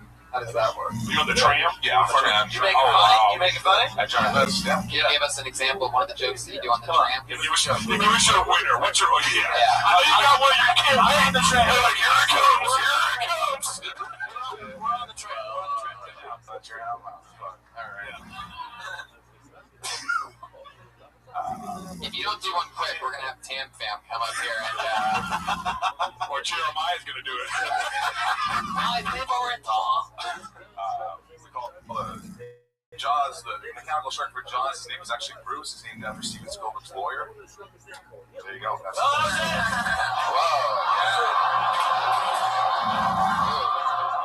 That's That's all you get, you non-paying pieces of garbage.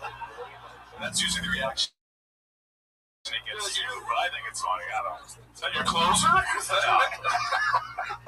You have such a white guy radio voice. Yeah, that's what I'm saying. You should be getting. You should be talking about that up front. Yeah. Valeria, I would love to attend your quinceañera. You really do it. You created a He's roasty, and I've gotten a little better at being goofy since And Redman's got better at turning up the volume.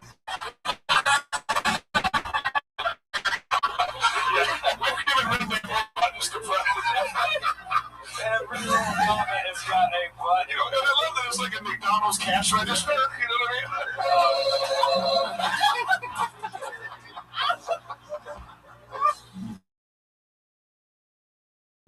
Is that an app? Was that like no, it's totally. It's free? Yeah. That's so funny. That last sound, surprisingly, was called boing. Julian, tell us something interesting about yourself, other than stand-up comedy and stuff like that. You really do have like shockingly tiny eyes. Yeah, I mean, really. Are you high right now? No. Can you try your best to open them as wide as you can? Oh my God. Open your eyes. You have beautiful eyes. Open your eyes. You just have a massive forehead, is what it is. Let's have Ron K decide how pretty your eyes actually are. No, he only likes young white boys. That's honey, your eyes are much bluer than I thought they'd be. I have a lot of fodder for my nightmares tonight.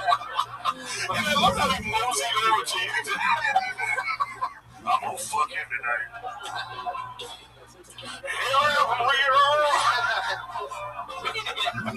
We need to get Eric Griffin to a karaoke bar. Yeah, I love karaoke.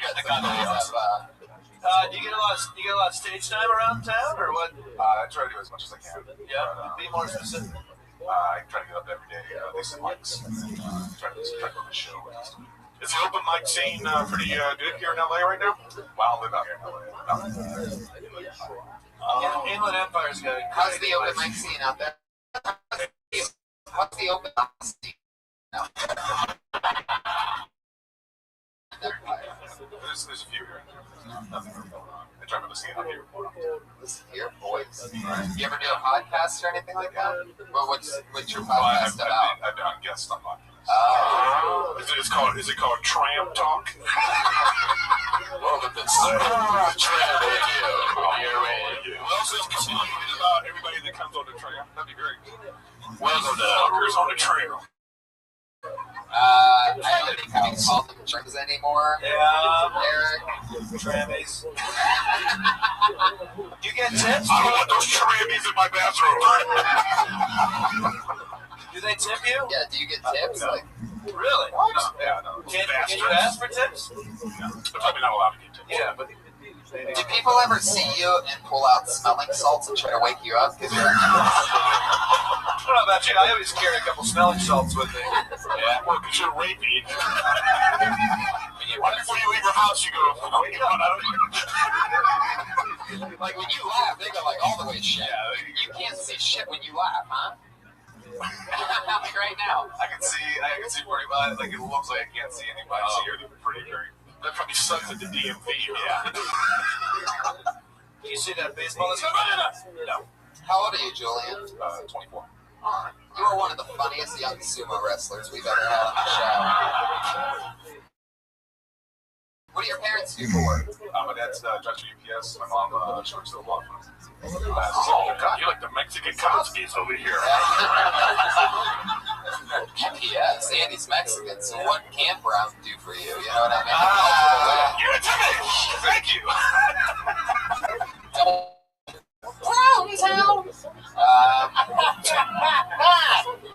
Julian asks you the same question that I asked Ron. Hey, craziest thing you've ever jerked off to on the internet? Craziest thing I've ever jerked off to? Well, I tried to ask, but we ended up finding out that his phone. Ron said he checks the phone on his phone. I use the telephone. Or he doesn't like fuck himself with the phone, you know? I great app. The yellow pages is the internet. That's what he thinks it is. I like to put it on vibrate and sit it on the bench and sit in my bathtub. Just shower, and I fucked that one up. Shower would have gotten 30% more of a laugh, strangely enough.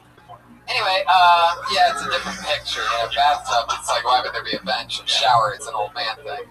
Anyway, Ron, how many times, just yell it from your seat, how many times in the middle of the night do you average get up to go pee? Very good. Very good. By the way, you get hold on. 3.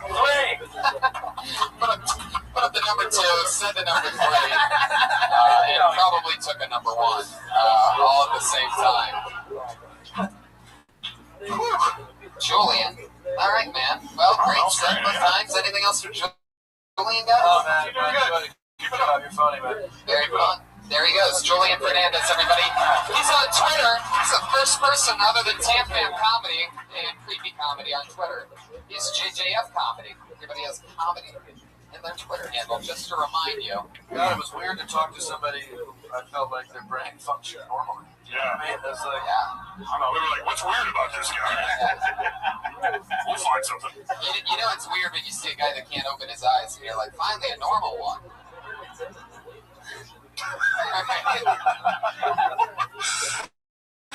Your hands again. I like, you know what I love about this is that handwriting is very really not. Yeah, it really is. 160 of this. Wow. Yeah.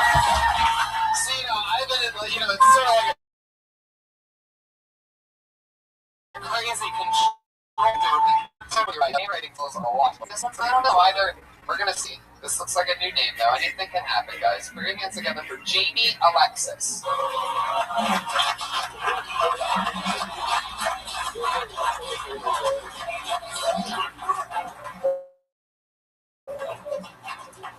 Skirt.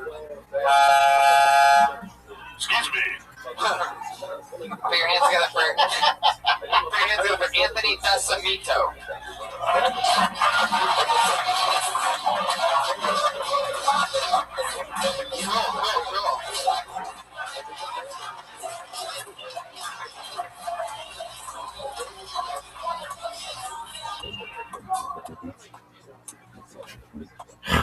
Cool.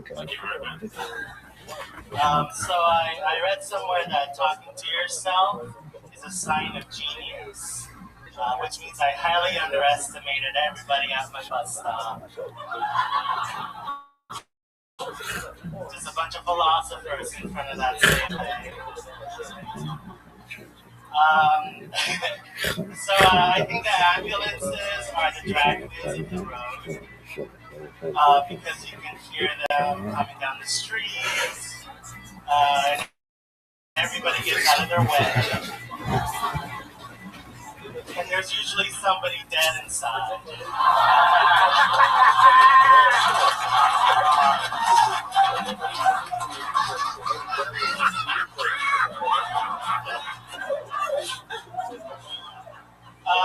It's weird because for a gay guy, I'm like morbidly obese.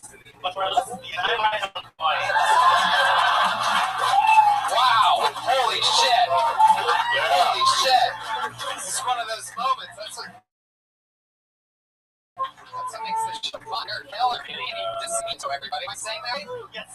Wow. I thought that was like I said, same with the last guy, but you even did it even more so. You just came up and owned us all. Yeah. That was fucking great. You made me laugh, genuinely laugh. Aaron doesn't laugh. I don't laugh. Keller doesn't laugh. What's your story? You've been on this 7 years. You're from Portland, Oregon. I've been doing it for 5 years. and I'm from Phoenix, Arizona. That was gonna be my first fucking guess, but I didn't guess it because the other guy was from fucking Arizona. I came here with Jonathan. Did you, for real? Really? Holy shit! I didn't realize he had a sidecar on his motorcycle. Fuck yeah! He has a sidecar on his motorcycle, but Anthony still rode on the back. It's an empty sidecar. Where was all his clothes? Don't go too Clothes and snacks, you know what I mean? Anthony, I love your style. You're owning it. And by the way, oh, sorry. No, I mean, go ahead. I was going to say, like, I was wondering if you were going to say that you were gay or not, you know, in the 60 seconds, you know, because we were all like, is he gay? And you're welcome to another episode of Gay in 60 Seconds. Nicolas Cage, ironically, is always the indicator. Do they immediately start dancing to that song? It's the final test. I don't know if you guys saw it. Just fucking do the robot. But not on it. You can't even help it. Is that something you like? All right. I mean, when you do a longer set, or do you like to talk about that right away? Is that something that you want to address because it's like an elephant in the room? Yeah, I addressed it right away. What was that? I need you over there. The big gay elephant in the room. Yeah, I addressed it right away. I usually start off by saying homo is us. That'll do it. That'll do it. Love it. Well, you own it. It's like, I'm just curious. That's not actual real Spanish. Jeremiah's man didn't use that in high school. He would have been his one. So movie stuff. Sorry, how old is that anecdote? This is how to do it. Is that the second time you ever told that joke? Yes. Oh, wow. Wow. Yeah. That is a killer joke. One thing I really liked about your comedy was how, in the first joke you told, talking to yourself, I thought it was really good how you tagged it up after with a safe way. I think a lot of people, including myself, I'm getting real for a second. We always forget to tag up a great joke. Like, if it's funny and it got laughs, you can get even more laughs by adding something at the end of it. You did a great job of that. How long have you been drunk? 5 years. 5 years. All right. You were almost, you get comfortable with yourself now, and you're like, yeah, what subjects do you want to talk about? Like, I've been talking a lot. Oh, I grew up in Mexico, so I've been trying to talk about that recently. It sucked. Well, that's very funny that the two Mexican guys don't talk Mexican at all, whatever that means. They do have chihuahuas, though. What do you do for work, Anthony? I'm a freelance video editor, but we got a big video editor crew over here, Blaze. Any Avid users in the house? Any Final Cut Pro heads? What's going on, dudes? What's up? Any Premiere people? Is it mostly like solo scenes, or like in the back of a car, or? Sidecar of a motorcycle. Sidecar of a motorcycle. That's how you make your money? No, yes, that, but no, I've never been on a motorcycle. The question was, how do you make your money? There's so much going on. He was tagging the joke, man. Like he was listening to it. So how do you make your money? I went out kind of unemployed. I just moved to LA like 3 days ago. Oh, wow. Wow. I think it's funny. He moved to LA 3 days ago. He wrote a joke about being dead inside 2 days ago. Welcome to LA. My soul is dead. You're in the right place. Fuck yeah, Anthony. So, is that sangria, like sangria for man? Yeah, it's like twice the alcohol. It's super strong. Probably a little different than the mangria that you down every night. It's not a bottle of cum. Even though it probably is about that thick and fucking long. This is not a bottle of Jonathan Gregory's secret. It's just blood. Oh.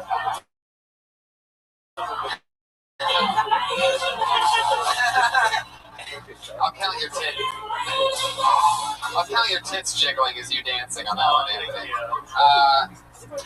Wow, that's fun. Are you excited to be gay in LA rather than Phoenix? Because it seems like it'd be a hard place. You know what I mean? It seems like there's a lot of haters there. I mean, are you Latino as well, right? Yeah. So you already got a lot going against you in Arizona. Yeah.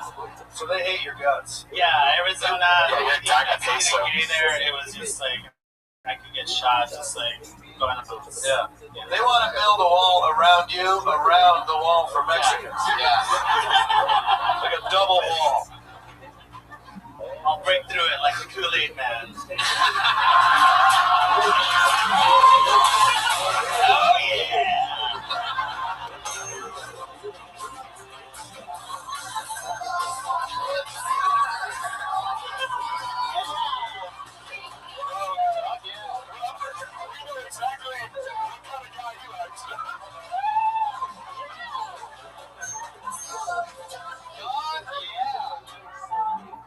So it's safe to say you would fuck the shit out of Jeremiah. I think you guys just had that was deep eye contact when he said, "Oh yeah." You guys just had butt sex. Oh. Tony Hickman on fire! Do you have a big chimichanga? No. You can't follow up butt sacks with that. Yeah, that's exactly what that actually. So Anthony, you just moved to LA. What part of town are you living in? I'm living here in Sunset and Las Palmas. Yeah, sounds like that's true. Living here. I'm living in the living room. So. Oh, you couch surfing? Couch surfing. Yeah. So that's his name. Did you find that on Craigslist? No, his friend Kirsten. Kirsten, okay.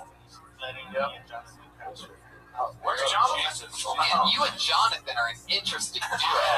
Surreal, like fucking Rocky Bullwinkle shit going on. I'm like sleeping right next to him. Yeah. And it's really good night, Jonathan. Fat Jonathan? Yeah. I did not sleep at all. That's like a great detective show on Fox. That is a funny TV show. That is a funny fucking TV show. Constantly getting creeps. I think we might have an idea now where Jonathan Gregory's wedding ring got lost at. And I poop it out later. Yeah. Anthony, I actually had a feeling you were going to say that. Red Pen's just pressing the buttons out. Yeah. Just finding animals. Sometimes it's just too easy. What is sonar? It's like if there was like something in the room, like a sonar. That's how you find the ring. That's the ring. No, that's Anthony trolling for dick. That's my Bonar. gaydar. It's going here. Anthony, have you met up with any?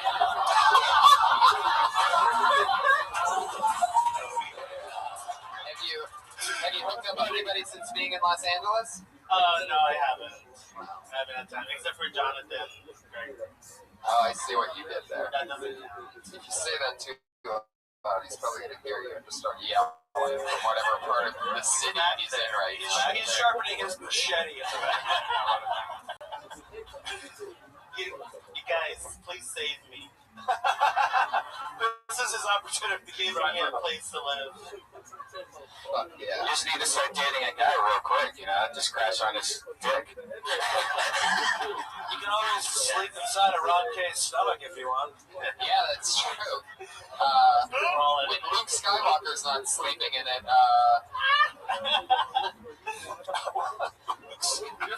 funny, dude. You made me laugh. Anthony, That's a dead Star Wars joke just slipped right by you? yeah, you know what I should have said is fucking edge again. It's literally Leo and the Revenant. That's Leo slept in Ron K's belly in the Revenant.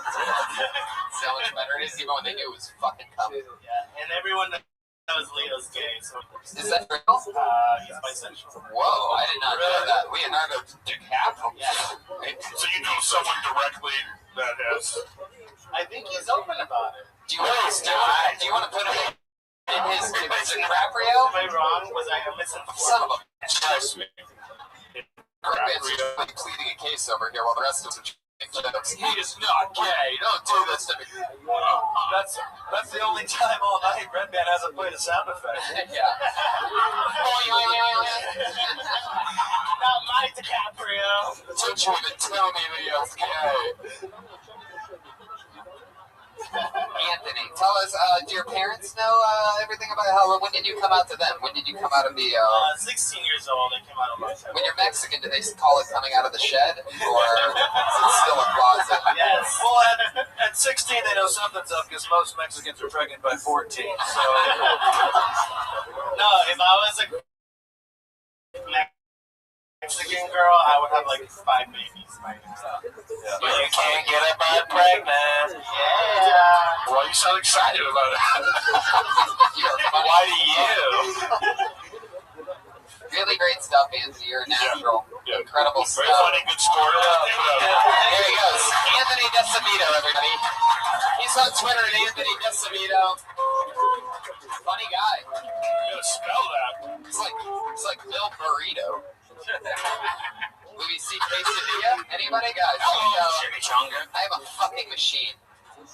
Anthony Decimito's on Twitter at Anthony Decimito, all one word, D-S-M-I-T-O. Alright. I'm tired. How can Why don't we quit the regulars and then we'll go back to the bucket for one last bonus one at the end so that not everybody leaves. Put your hands together for your regular tonight. You know, always nervous stylings are something to watch. Sometimes it's electric, sometimes, you know, we're working here with one of the newest comedians in the world, a new minute every single week. Put your hands together for Melissa Esslinger, everybody.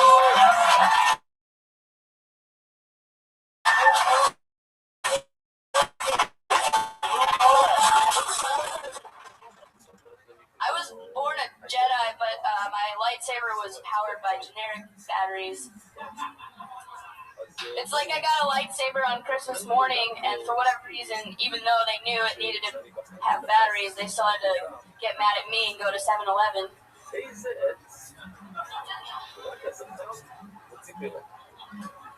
But when my lightsaber doesn't work, I just put a helmet on. Because anybody wearing a helmet that's 26 years old, nobody's gonna fuck with you. I don't think there's one evil person in the world that wouldn't back off from a helmet on an adult.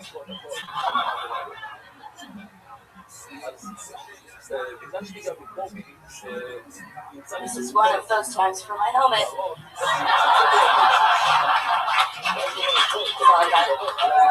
There you go, 55 seconds of thunder and lightning from Melissa Esslinger. Working it out.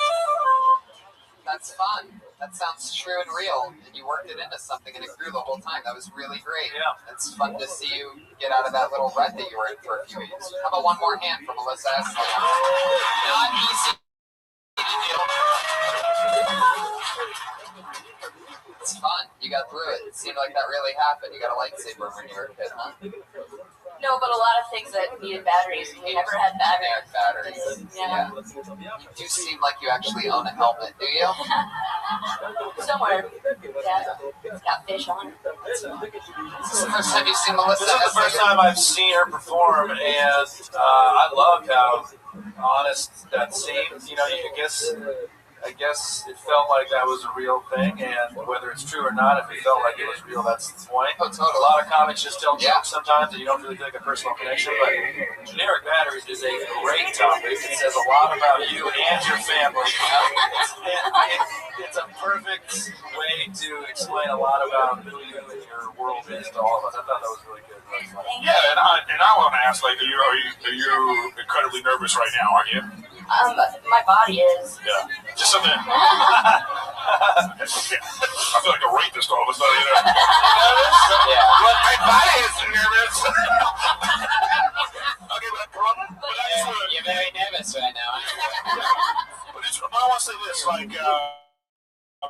You know, one, I appreciate that, like, since you've done this a few times, and you're prepared for it, so you're like, okay, I have a minute, and you went through this. This is like a great exercise for doing comedy properly or trying to build an act, so that's a great skill you've learned. And the second thing is, I can tell that you're very nervous, but even with that, you still came up here and just like sold it, did it, so you're able to deal with that nervousness because some people just can't do that. You know what I mean? So that's a real for auditioning for a lot of things, but you just got to work on not being so visibly nervous. Where we were talking about like, oh shit, is she gonna fall? Or, but even just dealing with that, I commend you on dealing with it, and especially after all of this, and Jeremiah's gonna talk, and you know what I mean. We're gonna.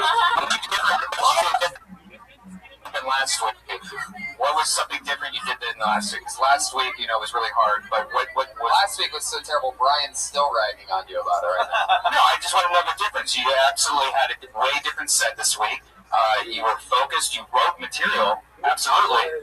What was the difference? Just the writing, or did you go up more? Or? Like that. Got your mind off everything. Can I ask you? So last week she came up and it wasn't very good. No, and then you came back this week with this. I commend you more. Even more. This is. I wouldn't have done that when I first started. I had horrible experience. This is a very unique way to develop as a comic, because most people, when they do open mics, getting better, it's not in front of 100, 200 people that are actually listening. It's in front of 3 comics. So it's not, for one, there's more stakes here, and people are actually listening. So what I was going to say is, in response to what Eric said, you look nervous, but you speak clearly and loudly. And if we couldn't hear you, you'd be fucked. So I'm cool if she looks nervous, as long as she doesn't sound nervous. You were shaking, but you absolutely killed it. And I think that's perfect for the special Muhammad Ali episode. Well, maybe that's what she was doing. Why, did something happen? I died.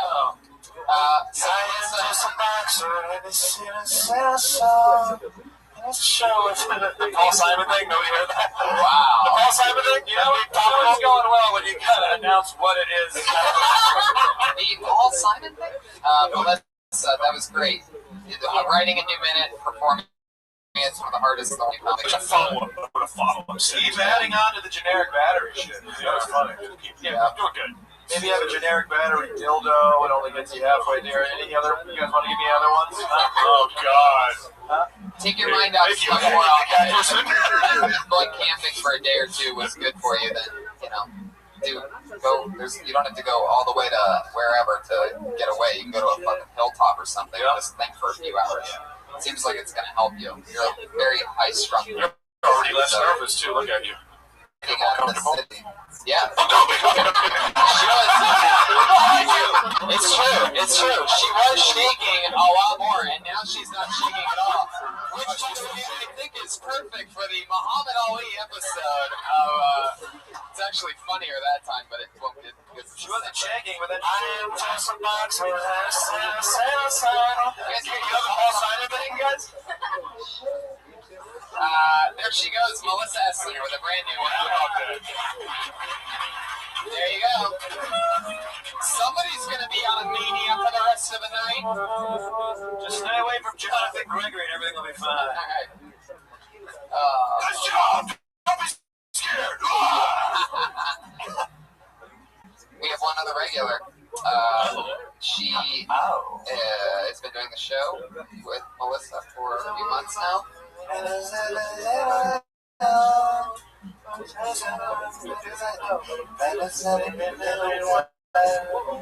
How far are you guys gonna go? If it doesn't work the first 2 times, let's double down on the third. It's kind of bigger next regular Vanessa Johnston, ladies and gentlemen. Oh shit. Oh, guys. I didn't go to college, and when I graduated school, I applied for a job as an assistant.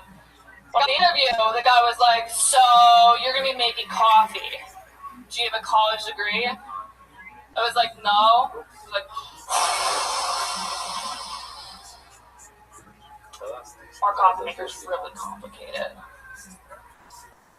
Cause it's like so crazy to me, cause like what you learn in college is useless for like 80% of the jobs you United States, you know? But, like, colleges will make money when they can, so they say everyone needs to go to college. Like, everyone, even fucking Down syndrome, droopy-eyed little Jimmy, who can't even see the textbook, so that when he graduates, he can spend the rest of his life working at the arc lights to pay it off. Stand-up's hard, okay? Yeah, exactly a minute. Vanessa Johnston. But yeah, it's going to be very hard for people to laugh at a person like you making fun of Down syndrome people. Maybe you should try this though. Maybe she does this when she's doing the joke. No, I don't think tagging it's going to help out. No, it's weird because so originally it was longer and I had to shorten it to make it a minute because it was a minute 30. I didn't know until I was like right before and I was like, fuck. Right, like so, Down syndrome, like the joke itself, you know, you have to lose a chromosome or two, you know. No, yeah, I mean, it's not what's me, but like... Pitch clip was on fire today, everybody. Today? Hey, Redman, play the Down syndrome track. Yeah. Obbity. You don't have a Down syndrome queued up already? He actually does. That's crazy. All right, now that's pretty talented right there.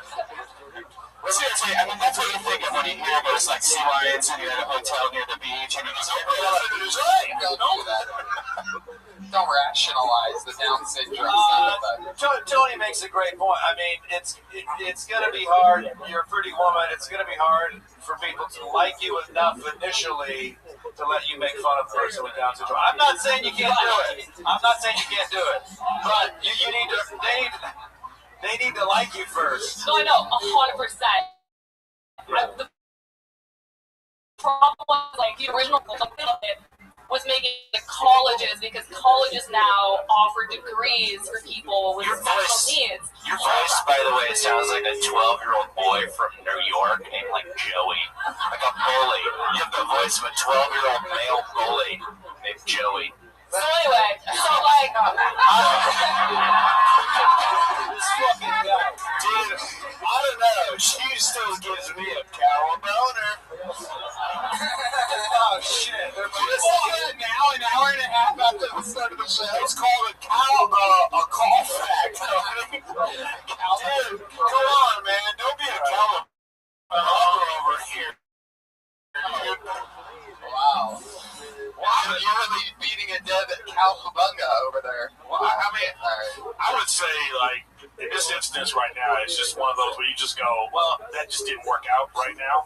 Like, trying to explain, like, how you were going to make that funny is not, you know what I mean? It's like, whatever. Yeah. So I just think it's like one of those where you go, oh, this didn't work. I mean, you're always going to have to combat against what they're saying. You're coming out here and you're like, you know, whatever it is, you just got to own it. No matter what it is, you got to own it. And there's a little nervousness going up after everything that's going on, and then that you just didn't sell that one. That's all it is.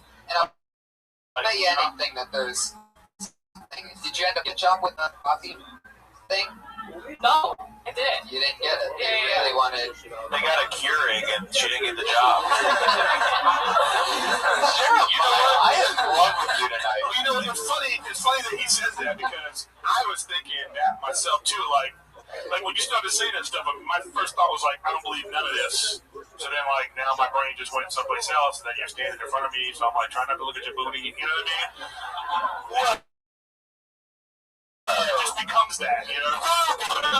Like, you got to own whatever, you got to own these things. It's like, I really find that it's hard for attractive girls to talk about, you know, whatever they're going to talk about. Like, if this was a guy up here, we wouldn't care if a guy was up here talking about Down syndrome people. It wouldn't be a fucking issue. We would just be like, oh, it's funny or not. So immediately, because this is, you know, pretty girl, we got to be like, well, hey, you can only talk about certain things, but that's just the reality of it.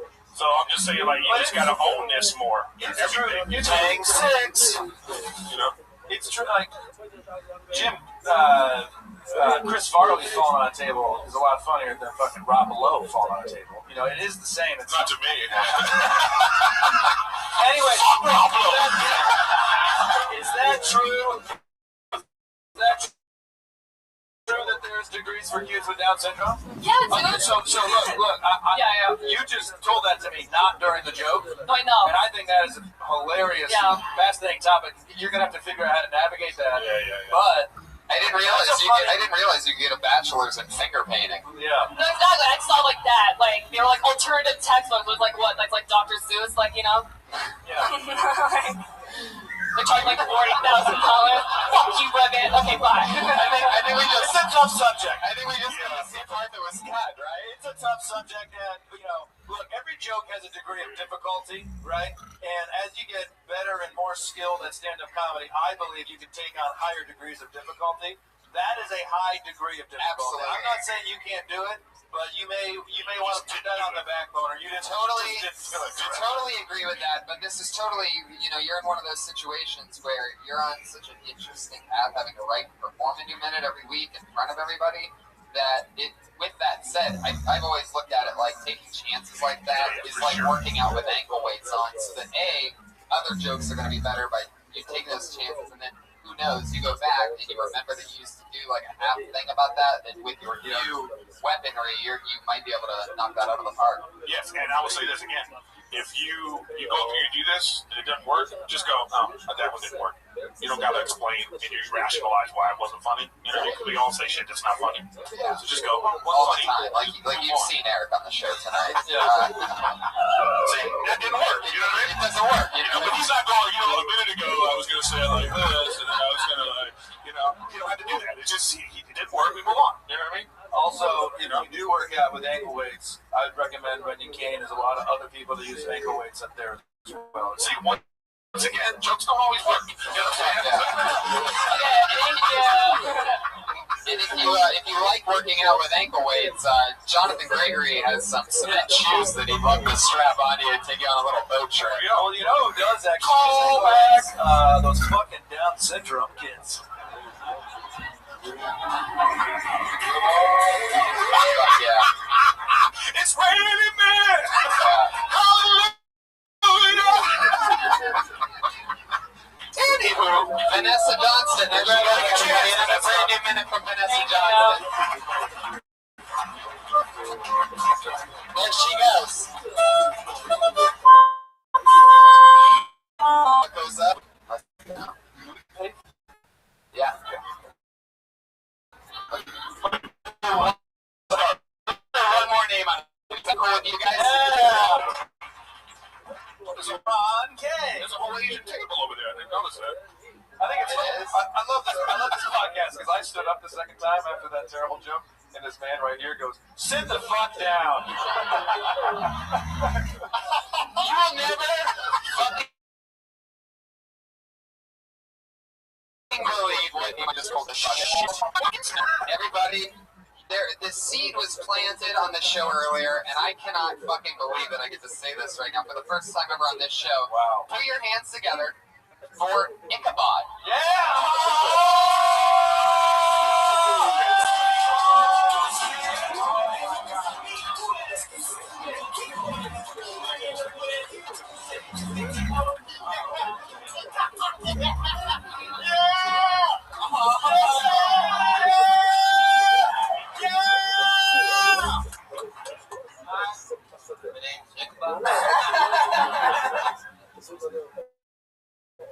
I like hookers.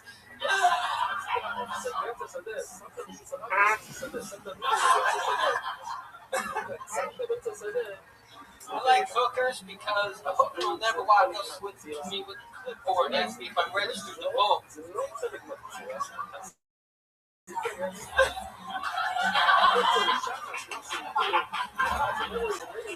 I talk about GMO and genetically modified food. They make giant red tomatoes as big as my hand. Giant watermelons with no seeds. They have cattle with beef in the back, perfectly balanced for the superior deliciousness. I think they've gone far with the chickens. That's fucked up.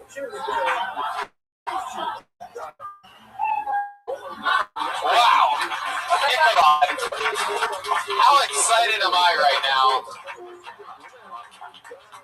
Hey, Red Bag. Now, Ichabod. You know, it's Red Bag. Kid Rock has really let himself go, huh?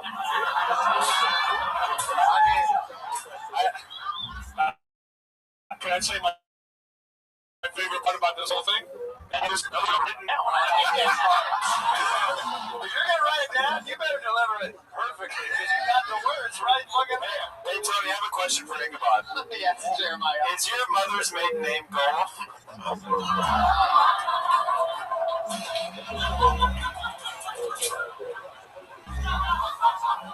Super fat homicide. Super. Really on the setup for this one. Oh, wow. Okay, let's Okay, very good. There you go. That was the Bob with the Bob 45-second part of the show. Ichabod, what's your story? My name is Schmeagol.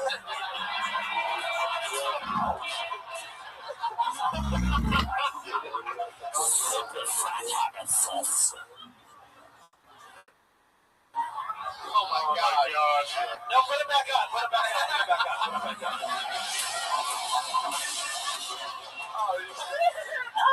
Ichabod, wow. He looks like a white vampire slayer switchblade. I don't know about you. I'm surprised this guy's friends with Ron K. Okay, Ichabod, here we go. What do you do for work? You definitely don't whistle for work, right? Okay, let's discuss the teeth and get it out of the way. Right. Post-traumatic stress disorder. Post-traumatic stress. Well, yeah, you killed some of Tam Fam's relatives at some point in your life, I'm guessing. Right? Nothing? Okie dokie. Are you a vet? Did you serve? No, I am from Las Vegas. Okay.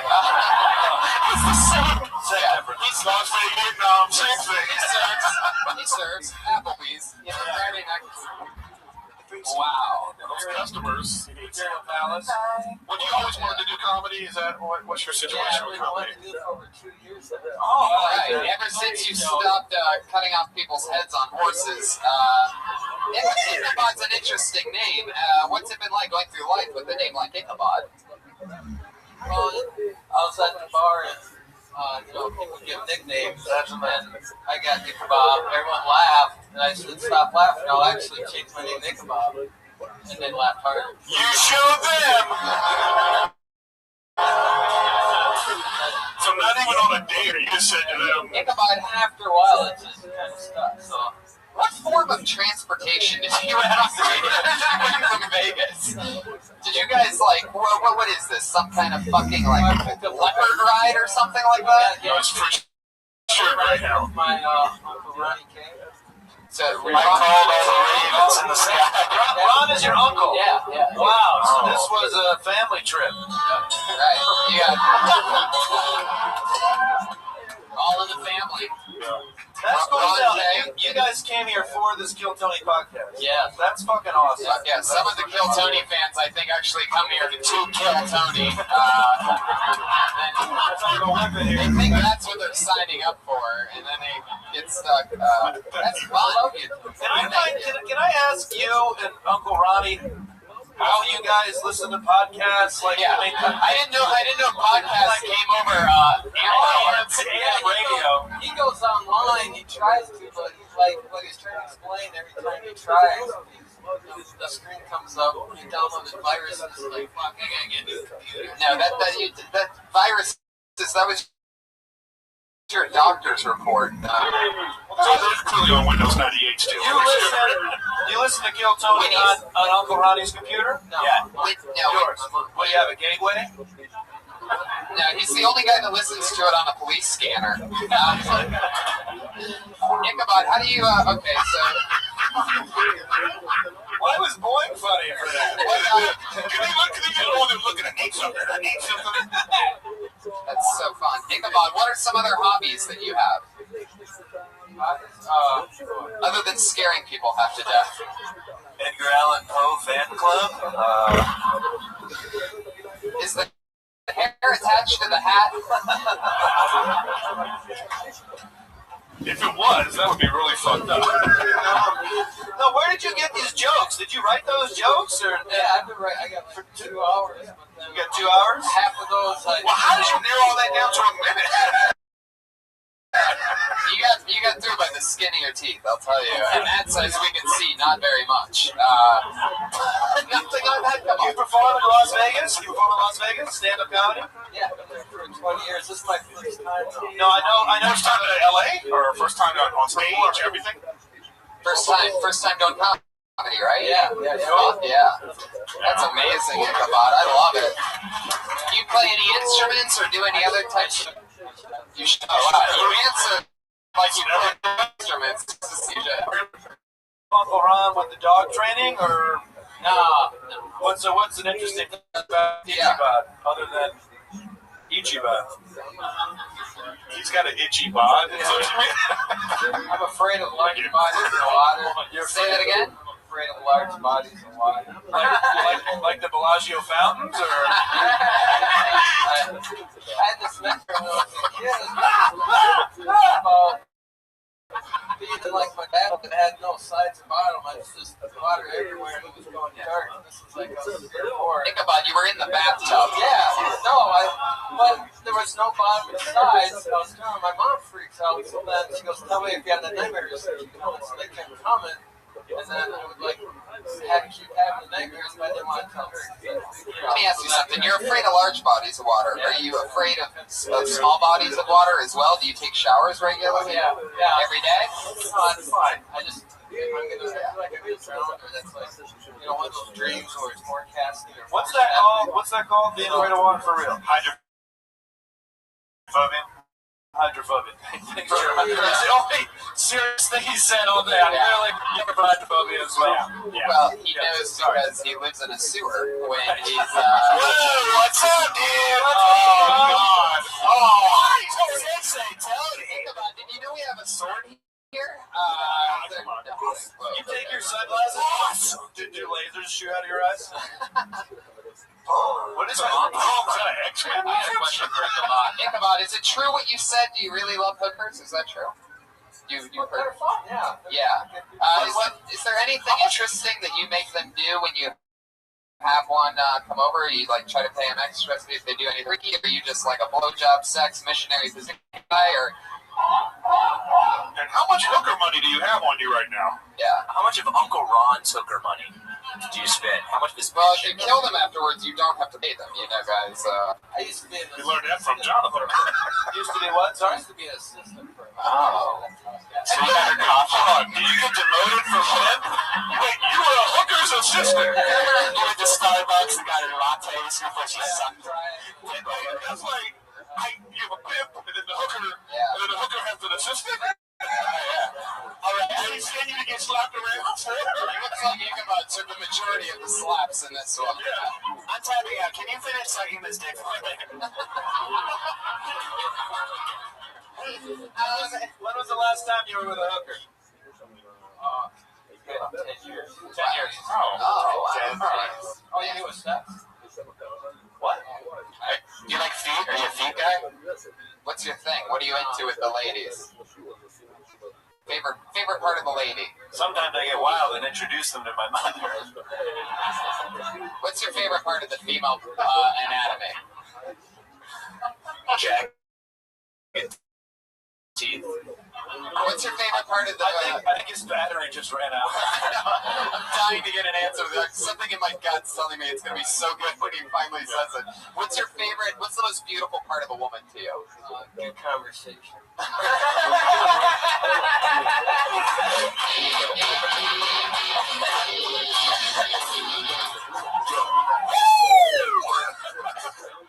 So basically the throat, you know what I mean? Oh my God. Good concentration conversation. What's the coolest thing you ever talked to a hooker about? Can you do a thing where you close your eyes and talk to a fake hooker right now in front of everybody? We have one that's over the loudspeakers willing to talk to you. Hey, wait, the hooker's calling. This hooker cannot figure out how her phone works. It's an old school hooker, too. Yeah. She's in school? I saw her in a fire house. Is this first period of hooker school? no cards. Las Vegas hooker school. I think Julian just rode his bike home. Okay, the hooker's on the phone for you, Ichabod. Go ahead, hooker, anytime now. I have to answer it. This is I got food in the oven. I am hungry. You're hungry now? I love it. Ichabod, I'm going to let you go before you eat us. It was so nice to have you on the show. Congratulations on your first time on stage. Fucking Ichabod.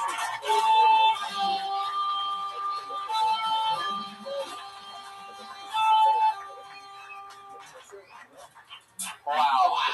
I feel like this is one of those shows where a lot of the fans are going to see some of the fans of the show talking about being fans. Like, they come on, they're like, I'm a fan. And the fans are going to be like, what kind of show did I get myself into? Am I going to turn into that at some point? I'm so happy that they drove in from Vegas and they both it's unfucking believable. One more time for Ron K and Ichabod.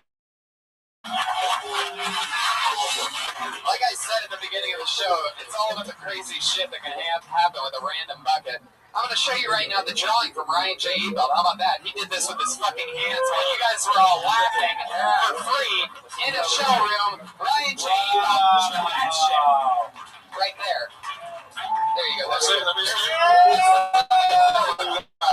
Wow. Yeah. That's right. How did I do that? I don't appreciate that double chin, but.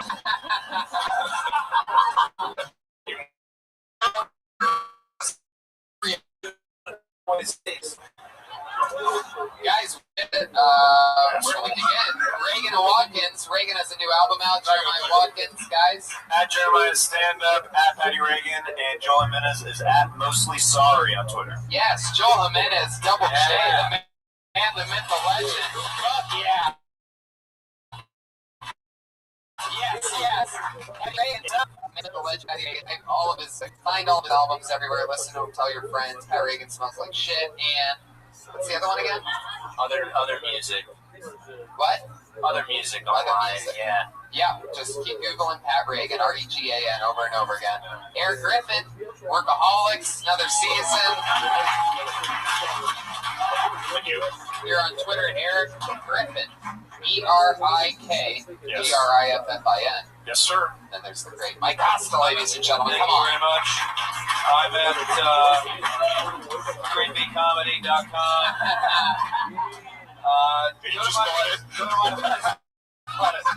Go to my website, michaelcosta.com. That's got everything. Thank you very much. I love this podcast. Thank you for having me as a guest. Yes. Cool. Visit his website. He's touring everywhere. We're touring everywhere. TonyHinchcliffe.com, DeathSquad.tv. Brian Redband, Bring Us Home. Josh Martin Comic, Runaround Producer. Brian.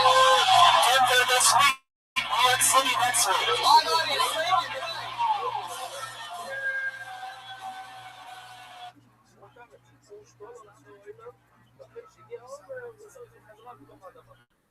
ואז מה קרה שדן יוצא.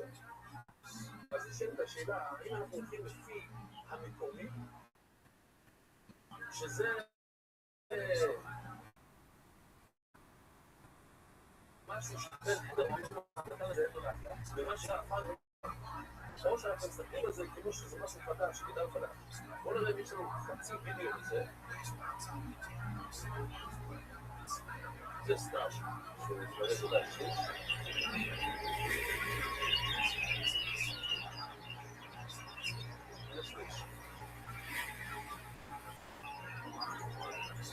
שליש. ועכשיו. לבד. עכשיו מה נתחיל לעבוד בו? וזה. זה. סתם להגיד את המושג למה שקרה בהצבעה בסדר.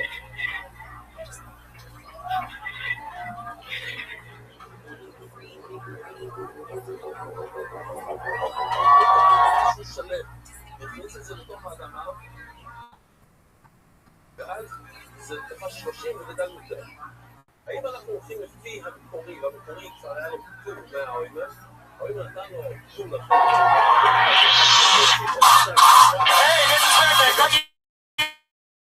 או לא, זה לא חוקות שנה הבאה.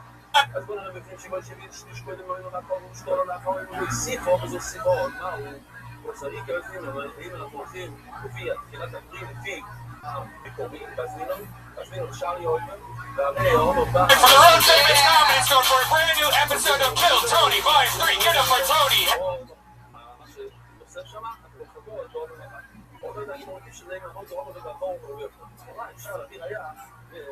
Excellent, everybody. Hi, everyone.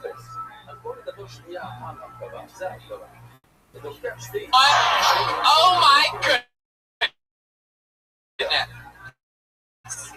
I am excited to be back. Wait, we're the #1 live podcast in the world. Yeah. Sometimes even I forget. #1 ranked live podcast in the world, and you are here at its home in the belly room. Every other week we're in the main room. But sometimes it's just for fun to play in a shoe box. You know what I mean? Just get all right on top of one another so you get close to the action. Put your hands together.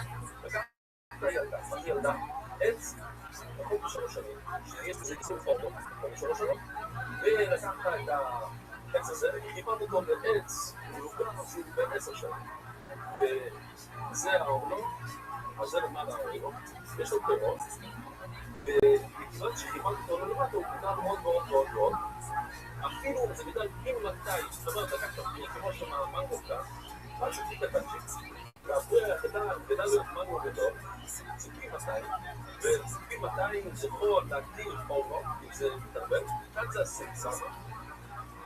ואז השיסים לא מזכיר כמו פרץ, אפילו לא מזכיר מצאים לא עושה. למה? מכיוון שאנחנו רוצים לפי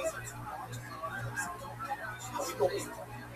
העץ המקורי הוא אונגו, והעץ המקורי עושים עוד, אז גם אצלנו בסוגיה, אז כאן ברור מאוד, זה אסור, אצלנו בסוגיה זה מותר. אבל זה מגיע מקורי. החיטה שנכנסה לתוך האדמה, שתוך הקרקע, זה מותר. גם זה מותר, והיה לא עובד. ומה שגדל, זה עובד. זה כמו היום, רק עם תוצאה הפוכה. ועוד ראש, זה מותר, ברור מאוד זה אסור. ברור מאוד ששמו, תחליט לא אומר, בוצות, עוד דבר, הנה ראיה, בוצות ששנות במקרב, בנגע הכסף. שתלת כלי יד, שאתה בצד בתוך הכרב, שתחסור מהנביא. אחר כך נצאת את הנביא, ונשאר הבצד. אפילו בצד במוסעי נוסף. אנחנו הולכים לפי הבצד המקורי, והבצד המקורי זה אסור, למה? הוא כלי הכרב. ומה שגדל ועושים עוד עוד, זה עדיין אסור. אבל כמו הנה, לכאורה יש לנו ראייה, שהולכים לפי המקורי.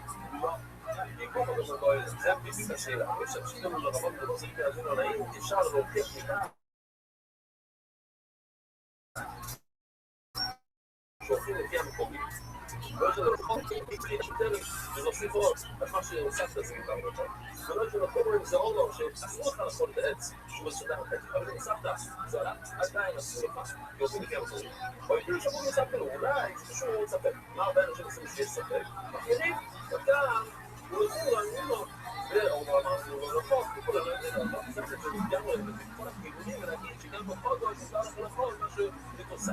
אני לא יודע, לכן אני חמרתי באומר, אבל לא יכול להגיד בחודש. עכשיו שאלה, אוי רבי, הנה, מה יצא? עשית אותו דבר. מה עשית? בואו נראה את זה. אבל זה היה. לקחת חידה.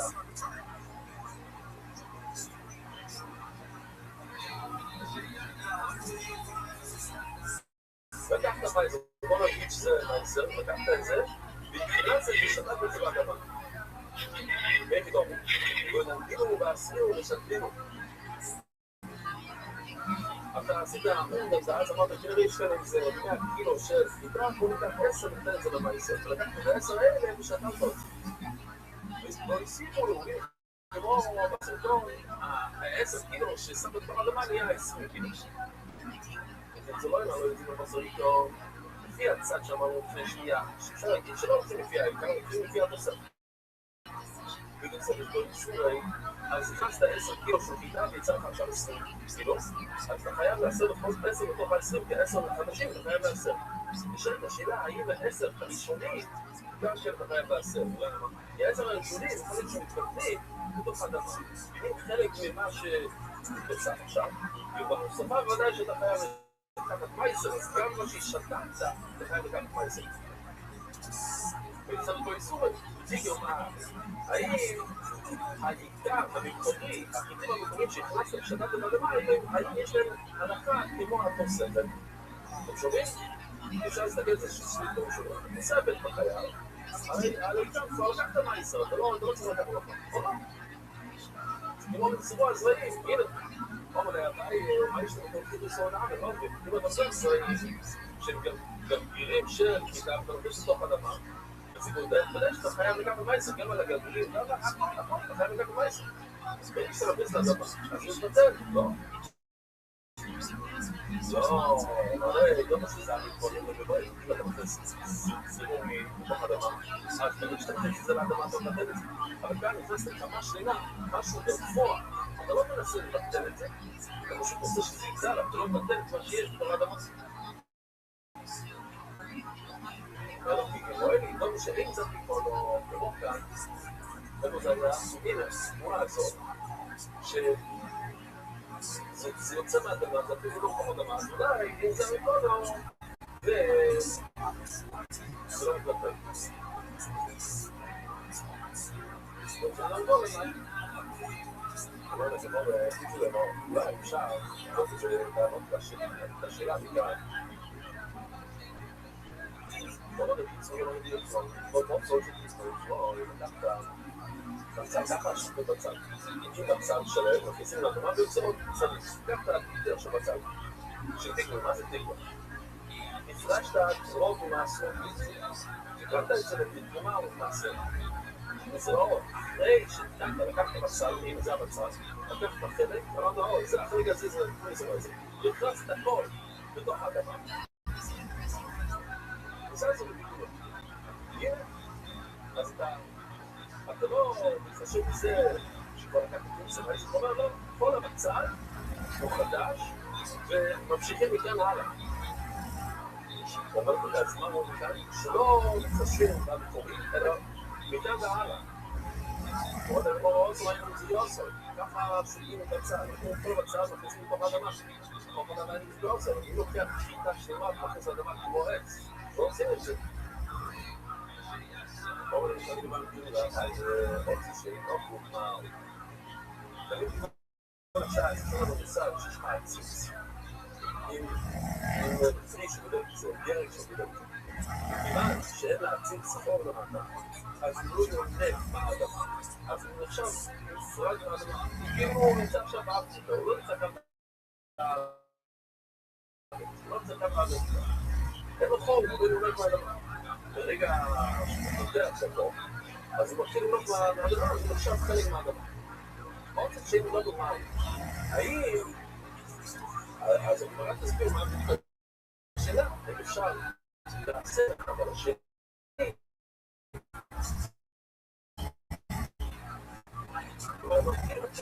בעצם הנגב, אז זה כמו כל פעם אחר, שיש לך עציץ של איזה נגב, אז לא קשור לאדמה. והחקיר מייסר עלה, זה לא כדי מייסר, זה רק כדי רבה. אז לא כדי לא. אולי השאלה, אתם בפרוס, אתם תקחו את האחוזים האלה.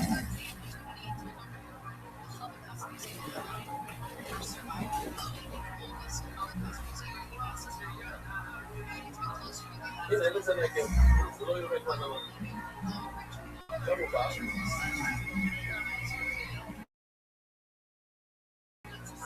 עשה בזה נגב. עשה בזה נגב, עשה בזה נגב. אז הוא מתחיל לנוק מהאדמה.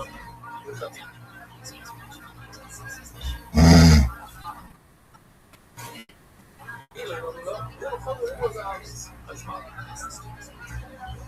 אז ברגע שנכנסה בחור והוספת זה גדל יותר, אז מה שגדל יותר עכשיו כאילו חלק מהאדמה. עכשיו נשאלת השאלה, גם מה שהיה קודם, גם עכשיו, איזו לעשות סדר, או שמה שהיה לקודם, זה דבר אחד, והתפיסה זה דבר שני. זאת אומרת, לא, אז אני לא היה בטח. אוקיי, יכול לצבי, כאן בעציץ שלא נקרא, הוא שתל את זה בחד. הוא הלך ועשה חוק. וזה מורכב מאוד לכל אחד לבוא אליו. ברגע שעשה את החור, זה מקבל ממיטה מהאדמה, וזה נחשב כאילו שזה אז שש. ורק ברגע ההוא זה שש וגם צוות חיה. כל זה שזה יש לנו, אז במיטה, אמרנו שביום שלום, זה שונה לפעמים. כל זה לפעמים. שכל זה שונה לפעמים. אז זה בדיוק, אבל זה מה שהיה כאן. היה כאן, הוא עשה בדיוק משהו דבר, שהמשוואה, היה לו המשוואה, הוא לקח כלי ועשה ככה, מידע וזה, זה דבר המלאכה של החיטה שמסתיים אותו ואת תמונות ומעצמו, אשתו לו, איזשהו עשה כלואה, איזשהו עשה כלואה, שעכשיו זה מעשיס, הוא היה כשקל את הכל. וצום הוא לצע במקום, אבל רע, איזשהו שקל, והוא אמר, ראי, משהו שקל, זה כלואה. אם זה בכל דבר, תמיד שהוא שם אירוע, כי זה נעשה תמת, חייב למעשר, ומחפל את זה בחיה ביסס. חייב לעשר את זה. לקרוא לשם, כל שלו דברים שאמרו, טוב, מה שאני מצאתי בחקה, כמו אדמה, שפתו, אז מה עשית, הקדש את כל הגרעינים האלה. ואתם מכירים לשנות לו, חומר להתגלו ממנו. רגע, נכון שעשית ביטוח, שאתה חייב, מתריסו מה יש לזה יד אבל, אבל ברגע שאתה של האדמה, אז מה עשית בעצם? הסגרת את כל השם אוכל בזה, אתה לא תעשה את זה, זה מולד כבר אוכל. זה צדקה. החיוב של התחומה, צדקה. זה צדקה. בעלה. אבל רבו רבי, איך זה יתכן? שזה מיד. שם יש לך, אני אשאל אותך חידה. זה חייב. זה התחומה לקרקע נעשה תחומה. זה לא רק בגלל שזה לא חייב. הנה. שאתה אומר לי, אתה לקחת מלא גבים של מה ספר מהאדמה ואמרת שהם תמורות ונעשים תמורות, הם חוזרים לקרקע ונעשים תמורות, הנה, יש תשובה לחידה. אם רוצים לתמורות לקרקע, יש לנו סיפור שמשהו שבתוך הקרקע, זה תמורות לקרקע. אבל אני ידוע, יש גלייסת שאומרת, שלא שייך כגדולה, משהו, אם תמורה לקרקע, אני לא נותן תמורה. ולאי, כדאי להגיד, כל פעם בבית זה שמשהו שנצפה לכך הוא לא יכול להיות תמורה. הכוונה, שאתה לא אוכל את זה, אתה לא חייב איסי. אתה אוכל את זה, אתה לא חייב את החומש, ל-25% להכין שלי.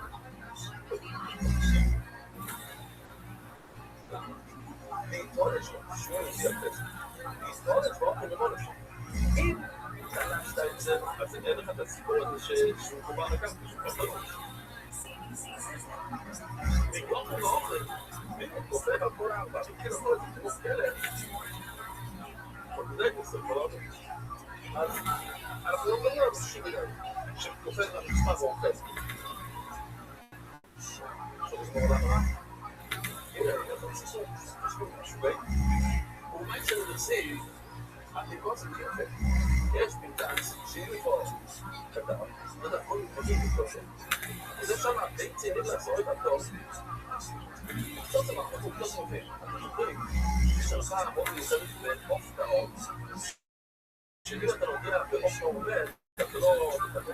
אבל אתה אוכל את זה, אז אתה בעקה, אתה מתקבל. הנה, זה צריכים כבר זה משהו חדש, אבל זה מבחינת ה-AI, זה מה היה.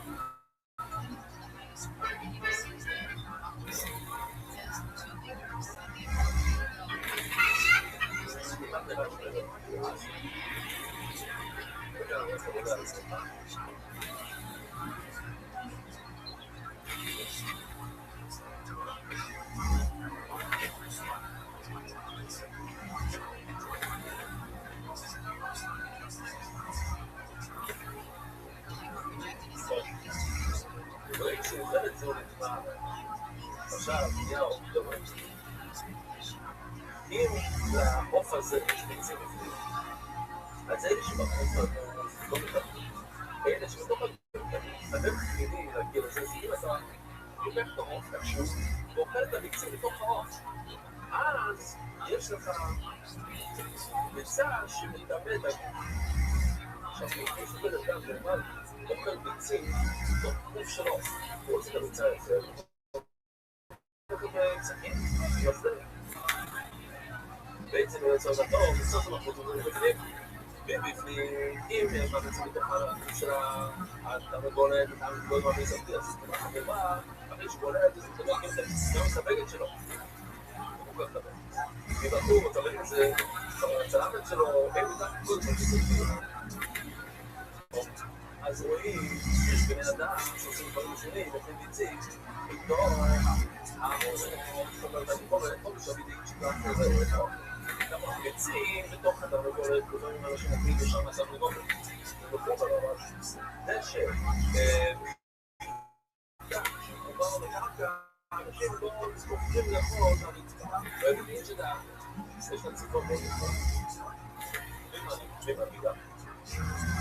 מסעדה רק שש דברים, לא תראו שם משעשה. אולי בסוף, מישהו אמר לי, לא קורה לי, רגע, לא לעשות.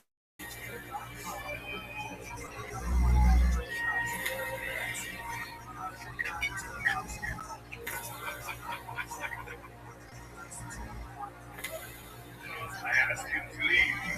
It is not acceptable to eat in a national bar.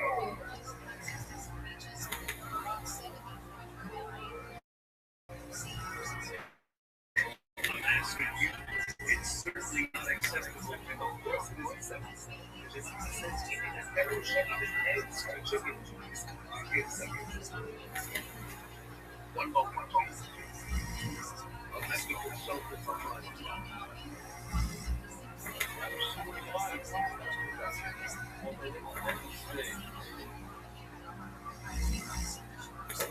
אז הנה רואים שיש אנשים שאוכלים את הביצים ישר או מרור, אבל לא אוכלים את הסלצה, או מרק, תגידו בביצים, או משמעות. אז זה יודע גילאים מאוד שונים לו. אם אתה משאיר שתי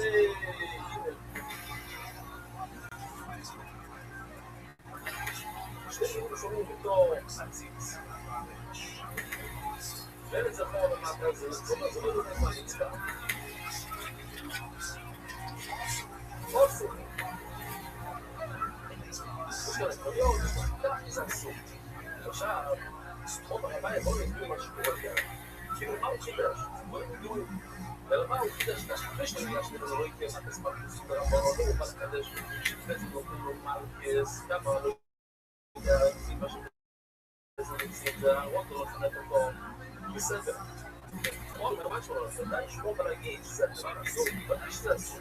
זה רבון המצריה, שמראה, דבר עושה מרמת שלו, זה רבון המצריה, הוא אומר לחדש, שזה עכשיו זרוע, כשאין זה כמו למטה. דברים גדולים, תנים לו תור כשאין לא כבר. אם לכם לקחת שוב על הציץ שלא נקו, על הציץ שכן נקו, זאת אומרת, כמו שגידות שנייה, שזה רבון הדור הזה. זה טרוב המימה בדרבון. עניין צריך, מה זאת אומרת בשום דרבון? רבון המימה שכן עכשיו לזרוע. אז ודאי שאנחנו יודעים שזה אסור לזרוע בשני מילים שונים. אם זה עכשיו כלום דרבון, אז גם עכשיו שני זריות, ושזה אסור לזרוע. אז לכן חייב להיות שמקבילים את זה, שמקבלים את זה אמרתי לסגנות. או כאן את המשנה, יש מושג של 5 מילים. כולם מכירים, החיטים, הסורגים והכיסים. כיסים היום אנחנו משתמשים הרבה בכיסים. כיסים של 5 שנים. והשיבולת שועל, גם היום, אנחנו הרבה בשיבולת שועל. והשיבולת בדיוק, שלומד את הגמרא הזאת, שומעת, האופן אני שומע את ההקלה שלי שאוכלת שיבולת שועל. היא מחזיקה. כזה משהו כזה, צצנת של שיבולת שועל שעשתה כמה זאת ארגונאי. היא השאירה את זה בהתחרר בלילה, ואז היא שואלת את אשתי, האם שיבולת שועל נהיה חמץ. הנה, לא כולם יודעים, ב5 שנים. לא אמרתי כלום, לא אמרתי. שתקתי. דברו לי שאני יחליט לי לבד. והשיפון. שיפון, אני לא יודע איך אומרים את זה בעברית, זה רייט, באמריקה אומרים את רייט ברד. וזה כאילו הלחם השחור, זה רייט. הרי, לא מה שזה לא רייט, אבל זה רייט. זה רייט, לא זה רייט. הרי אין חיות ממחר, אז הנה, מי שמחדש את כל 5 המינים, אם אתה עושה סלוק, אתה עושה לחם לזה, בשיעור של 2.2 קילו, 1.6 בספרדי, או 40 שעות בסין, את כל שמביא, אתה חייב לחם. הוא מצטרף לזה את זה. זאת אומרת, כדי להגיע ל-1.6 קילו, 2.6 קילו, ו-2.2 קילו, אתה יכול לקחת 1.1 כיתה, 1.1 מוסמין פה. אז זה נראה בהגינות אם זה נכון משהו עכשיו על רבים, אבל בעיקרון, אתה יכול לקחת כל 5 סמים קצת מכאן וקצת מכאן, ובסוף שיעור של 2.2 קילו, אז אתה חייב חלה. עכשיו אומרים, תגיד, יש קבוצות, זה נראה עוד שנייה.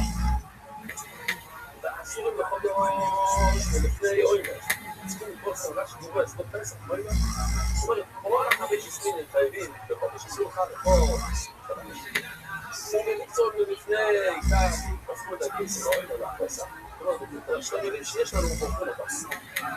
לפני הפסח. ואסור ליצור, יש איסור קציר, זה כמו מוקצה, אסור ליצור לפני הפסח בכל 5 סמינים. אם יש מישהו קודם נוראים יהודים רק, וזה ראינו, נראה לך כמו מחר, לפני, לא משנה, אם זה שליש טיפה, כמו שבסרטאי בדיוק, אם זה לפני הפסילה או לפני הבאת העומר, אבל אם זה שליש, טיפה עומר, אחר כך, זה נהיה מותר. זה אולי, ואסור לא מאוד, זה לא משליש. והבאת אותו ביום השני של פסח, רק אחד שלישי ששם את הכל, זה נעה שנייה.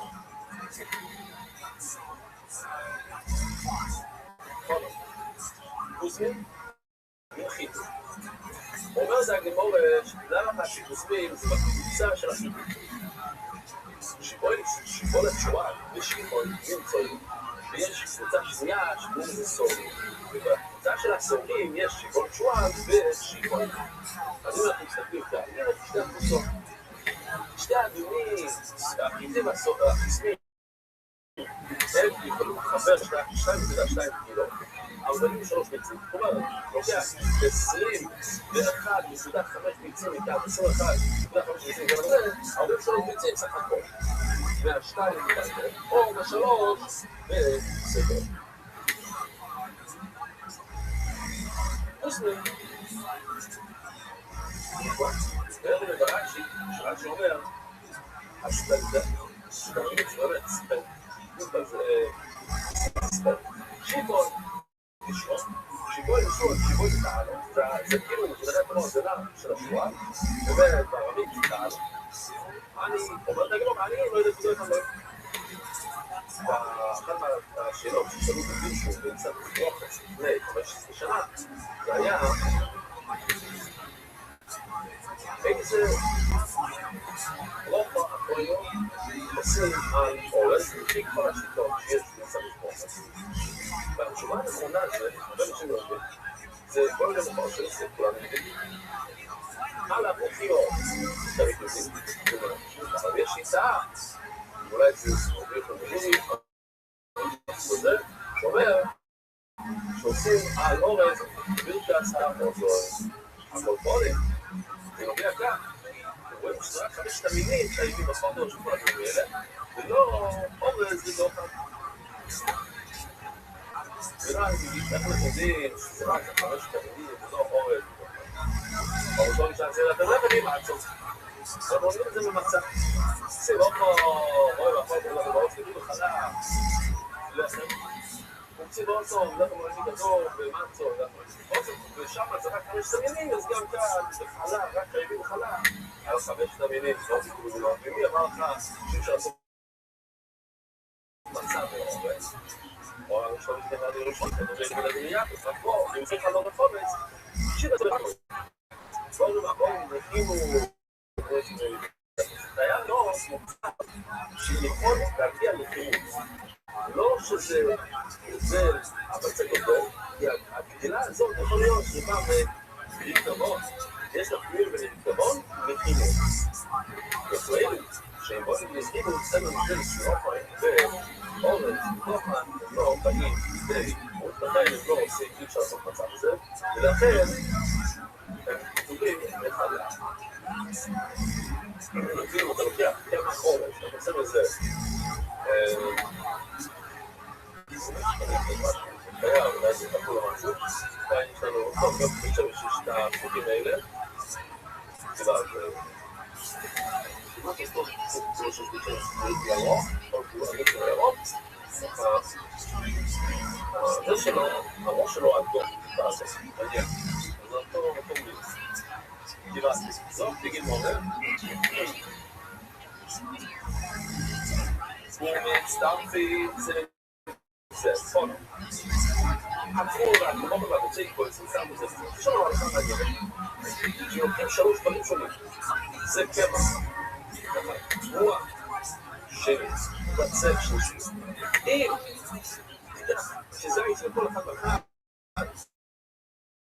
מכל הדברים האלה, חודש זה, מכל אחד ואחד אתה חייב זולת בפני עצמו. אז היית חושב ששלוש דברים שונים, למה? כי כל אחד אתה חייב עליו לאו. אבל אתה יכול לצרב אותו ביחד, וכל השלושה האלה ולעשות דבר אחד. כמה וכמה אפשרויות אמרת כזה. אז במה הם מצטרפים? למה הם מצטרפים? הכל הזה נמצא ומתעצמו הכל הזה. למה הם מצטרפים? וזה מה מצטרפים?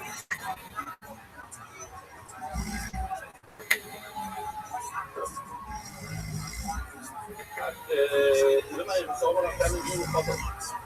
אם אתה עושה לחם משליש בצל, שליש תבואה, שליש קבע, עברת חודש. אכלת את זה. אבל זה דבר אני יכול לצע. אם אכלת שליש חמץ בזייץ, שליש בזייץ בצל, זה גם טוב. עברת חודש. אבל דבר אני מעצים שייב. אנחנו יודעים, בן אדם יש לו תבואה, והוא נותן 2% לכהן, 10% להביטי. 10% הוא נותן לעצמו, הוא מביא את זה בירושלים, הוא בטוח את בירושלים, הוא עובר בשנה 1, 2, 4, 5, שנה שביעית.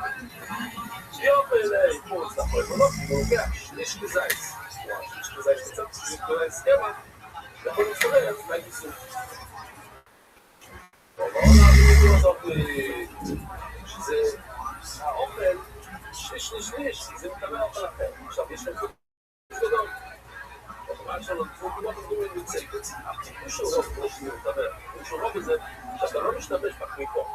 בדיוק קליפות, זאת אומרת, מוצר סך שטרור בקליפות. זאת אומרת, עובד מתקצר. לא זו כוכבדת, בוא שהמצק אין לו את הקליפות, אבל זה לא כוכבדת. אני ראיתי לך ראייה לזה. אם תורמים גלובלית שאין גלובו מצטרפת, סולי גלובו מצטרפת, שאין גלובו מצטרפת, זה רואים מפורש שסורות.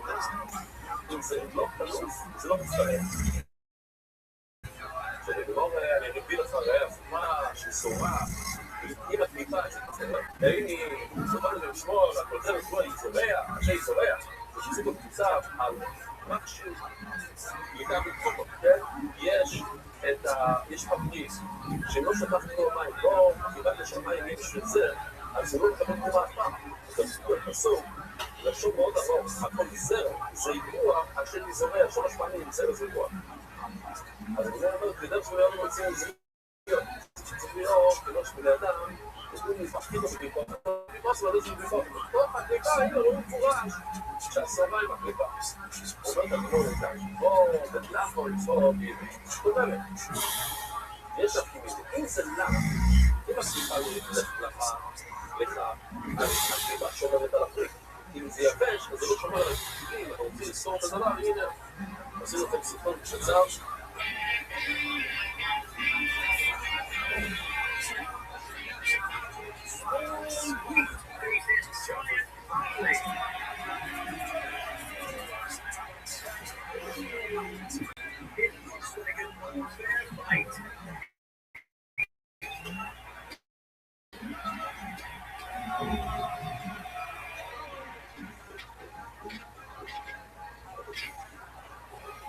It seems the wheat is going to lose, but wait.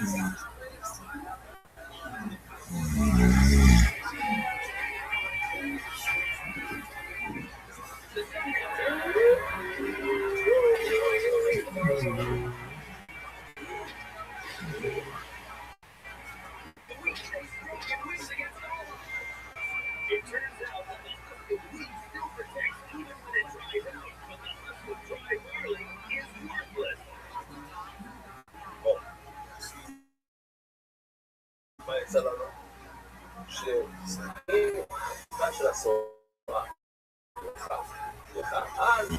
אבל כן, אם זה לא נח, אז לא שומע, או שבוע וחצי, תעשו לחודש, ולפני חודש, שכל החמש מינים אסורים לפני חודש. אבל אנחנו יודעים שזה כל 5 לא רק סורים, או לא לשלום אסיות, לחם, ומסות. אימון, במצע, אפשר למצע בפחשני, אז גם נכנסו חודש, לכל הבד, והפולסאי, שיחדרת לא, ונעים.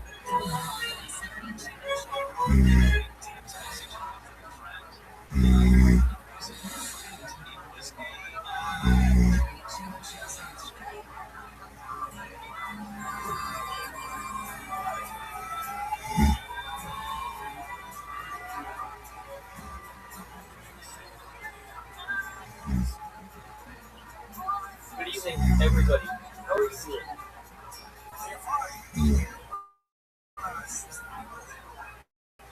I'm broadcasting live from my backyard, from my son's house.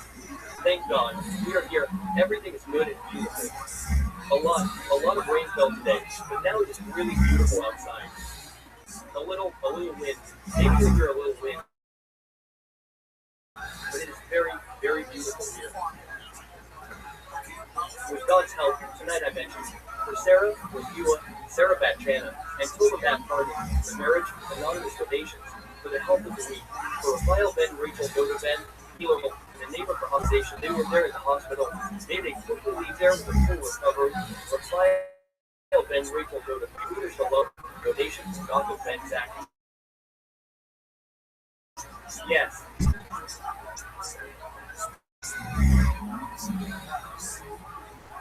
There's an email here that I really like. It's not translated into Hebrew because I put it in after Shabbat and already started in Israel. I will try to translate as much as I can. He says that when he prayed for the new month last Shabbat, he found himself with tears in his eyes. He was shocked when he asked the Holy One, blessed be he, for life. He felt the love of heaven. A deep and true love for Torah study that he never had before. He always dreamed of this day, that he would feel this way.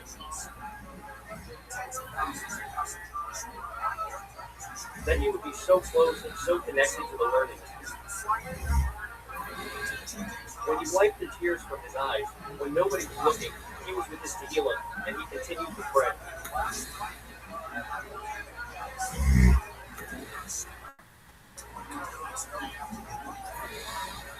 He understood that all of this came through the Shiur. Now it's almost a whole year that he's learning the dog, and he has endless gratitude for me and to the guys.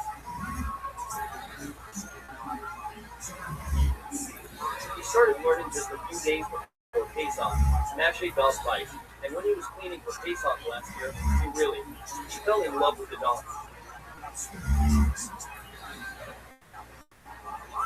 And he felt that he became part of an interesting family and experience, something like that.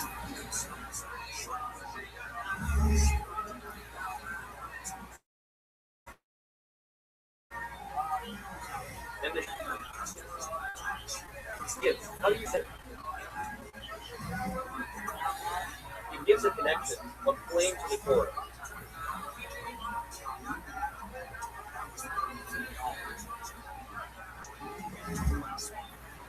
Even though I'm part of the people who forget most of what we learn every day, that this connection, that it's positive, that it's a positive connection to the Torah, it remains.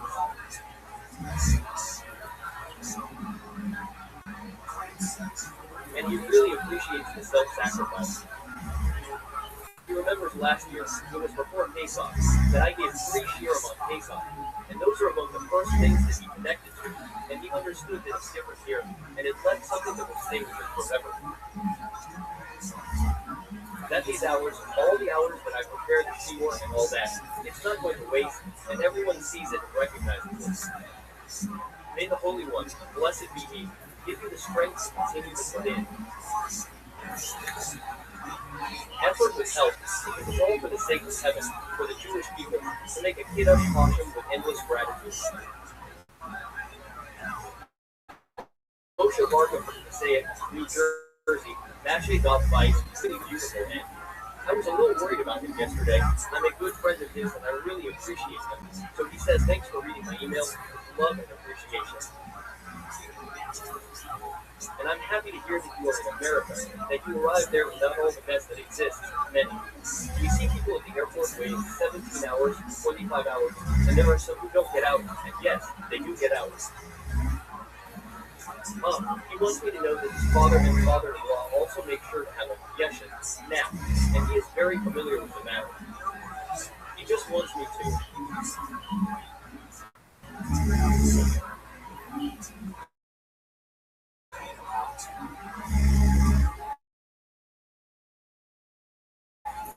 My desire is that people know they should accept their house. He's making some kind of mistake, and yes, that's obviously a few stories. So I said, I asked him in English, so I am asking now because today I did English before the Hebrew, that he should bring so many people to the lesson that it should continue further, that he should bring 100 people, 100 people.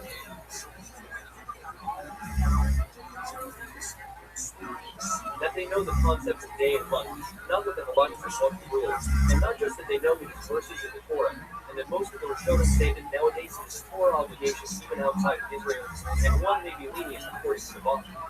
I'm not saying there's leniency, there's a leniency of the law, and so on, but that people should be aware. The main thing is that they should be aware, so that there won't be, this is what I asked, that's it. What people do is their problem, and that is their own thing.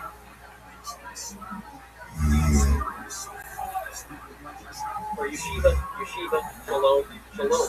I've been learning Daf Yomi for over 10 years. I don't watch your lessons regularly, but when I do get to watch, I really enjoy the explanations and each piece of Gemara becomes so simple to understand after the explanation. Even after I've all learned a different flavor to the Gemara. Yashir Codes, on the Seshe Daf 53, we spoke about the yeshivas that open. For new people, in the end, it becomes for outstanding ones. I know someone who in the beginning, yeshiva for outstanding dropouts. Outstanding dropouts. Thank you very much for everything. Oh, not to put his name. I actually removed his name from the email above, but I see it below. May God have mercy. Well, I hope someone can remove it here. There is a picture of a boy, 13, that they were on some trip very early in the morning. They are learning the dog. It is not just, it is. Yasher Coach. Okay, we are dealing with Dog 68 surroundings. I heard there was a technical problem with the Mishnah. People did not hear, but afterward. Our special editor, Toby, not Sella, Toby Goldschmidt, edited it beautifully, and we found the sound and inserted that sound. So, we continued at Baba Kama, 14 lines from the bottom. And I want to tell you that today we will have some of the strangest pieces and shots, things that you will say to yourselves, wow, what happened here?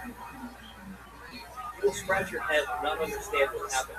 All sorts of interesting stories with an elephant and with a wolf and wind. Things that really happened. Today in the Gemara it is written, and the Gemara asks if such a thing is possible. And yes, search on Google and you will see that it happens even today.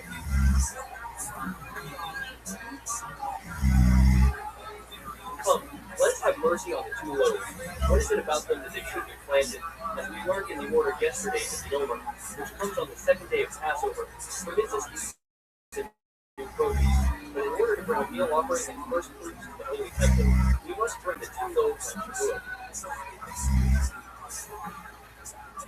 The Omer comes from barley and the two loaves come from wheat. We ask the question, what happens if you miss the Omer in time for the two loaves? Meaning, you planted something, for example, on Lag Ba'omer. Lag Ba'omer is after the first day of the Omer, right?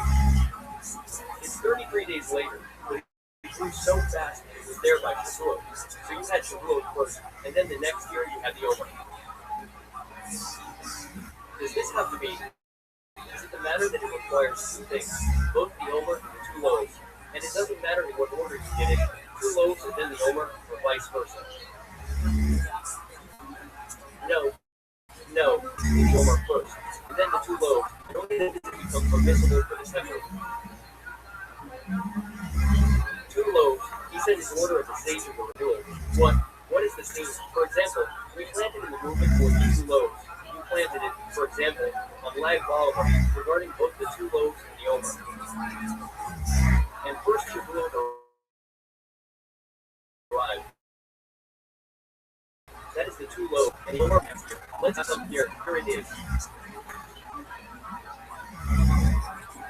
First he planted it on Lag Ba'alma, and then a week passed, the Savan fly, and then the second Omer arrived, and the 2 loaves came first. I wrote number 1, and then number 2. First the 2 loaves, then it is reversed from what it is supposed to be. Is that okay?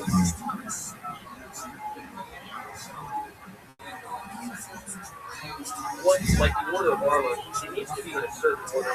First the Omer, then the 2 loaves, not like the order of armor. But if it is not in order, it is not good. They know very well that it is not for order armor or not. It does not matter. It can also be like that, order, because it was supposed. Now, there's a long logic here, and at the end, we will see the proof. It is written in the verse, and if you bring a meal offering of first fruits, where is this verse written? The weekly portion, Parshas Vayikra, and if you bring a meal offering of first fruits, a meal offering of Omer. Everything is copied. It is discussed here about the meal offering of Omer. The Omer comes from barley. The Omer from barley is the offering. Who told you barley? But barley, I say, now we have 3 fruits that it comes from. Barley.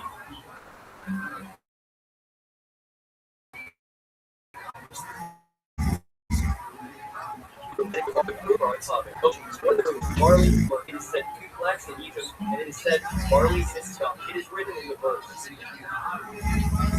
And the flax and the barley were struck, for the barley was in the stalk, and the flax was in the bud. Or I can show the video here. Barley in the stalk is written.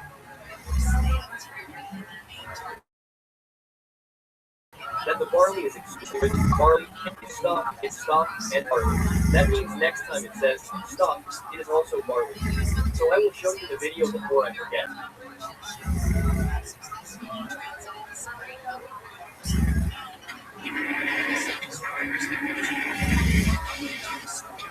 This is television from before.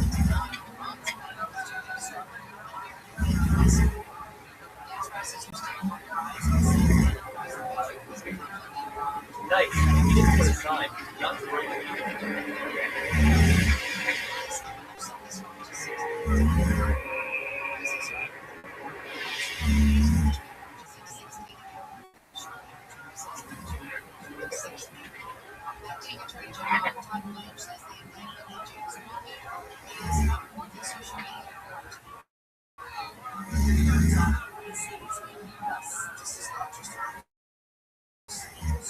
This is the question everyone asks as a children. Yes, it is standing in the land. They don't need to explain it. It is more for the Americans. They ask, can we go out now? They don't need to be careful. Mother always says, get out now, because maybe they're wrong. That they really see now that it fell right in. Really fragments near people. Okay. Marking the DA. WR a message to the editors on the editor.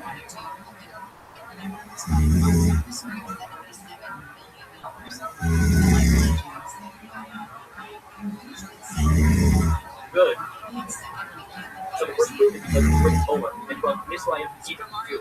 What is Omer? And it says Mitzrayim to Egypt is Sior barley. And I'm showing the verse where it's written Sior in its flaxes. You stop and it says Or Sior. So also where it's written to be springtime. And it says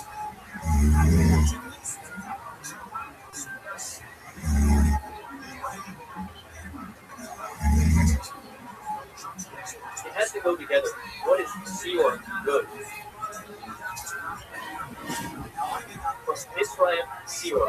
says Roy Seor, so also. So these, it has to be Seor, and Rabbi Akiva says we find unified Shemi, my name, and Hayu obligation from the wheat and Hayu from the Seor. The proof of Rabbi Akiva that the Omer comes from Seor is why. Because we find that an individual person can bring his offering from the wheat and Hayu from the Seor. If he offers wheat, he brings from wheat.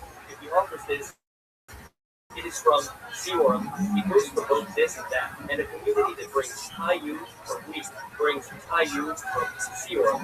And we see the same thing with the community. So where do we see this with the community?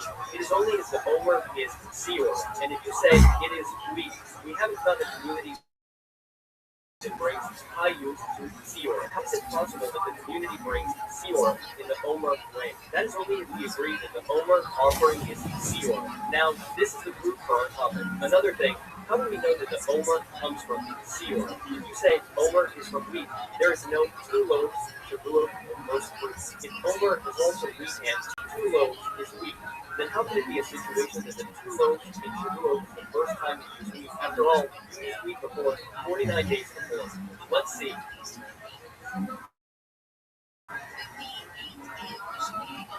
There is a concept of first fruits Bikurim on Shavuot. What does first fruits mean? That the offering, the 2 loaves that you bring, is the first time you are using it that season. So here, if you use it, says Rabbi Akiva in wheat. Oh, it's the opposite. That's why I got that. Both TPE. Hey, maybe actually make a correction here. Where it says Omer, it should say Seor. Where it says 2 loaves, it should say wheat. Okay, the point is simple. That if you use 2 different products, then when Shavuot comes, you use wheat, and it's the first time you use wheat. And it's the first time you use Omer, you use barley, excellent. But if both, or if both are wheat, then when Shavuot comes, you didn't use something new. You already used wheat. The Holy Temple Foundation, I already saw you brought wheat on the 2nd day of Passover.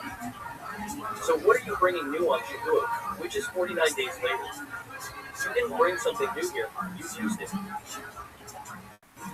And that is the proof, if you can go. Not in order. Then it turns out that you can bring wheat twice, and both times it will be the first time. How?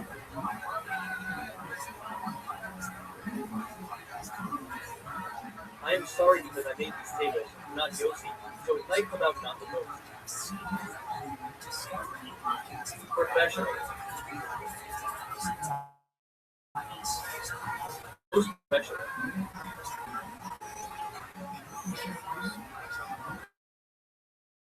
It is the week, the Omer, and the time you saw it was after Shavuot.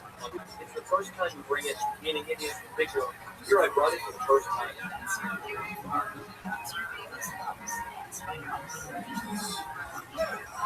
And the next year, when you eat loaves, also the 2 loaves, and also the Omer.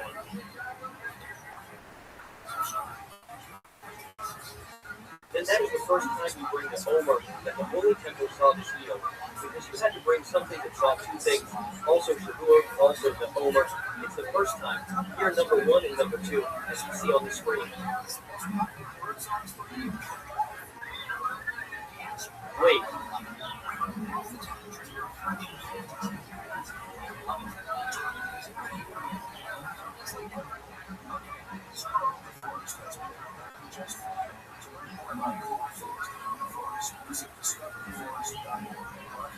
Hey.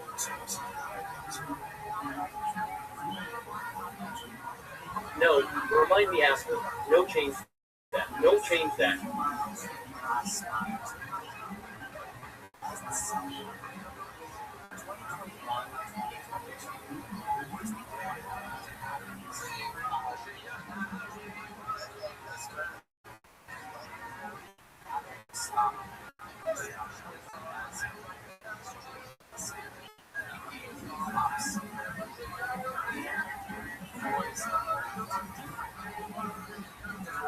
Okay. Just a second. We're making a correction here.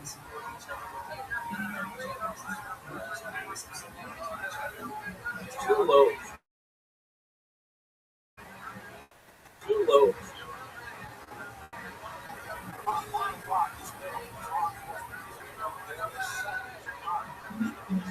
Okay, meanwhile. Well,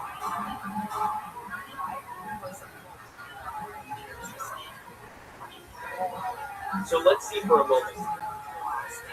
Let's see here.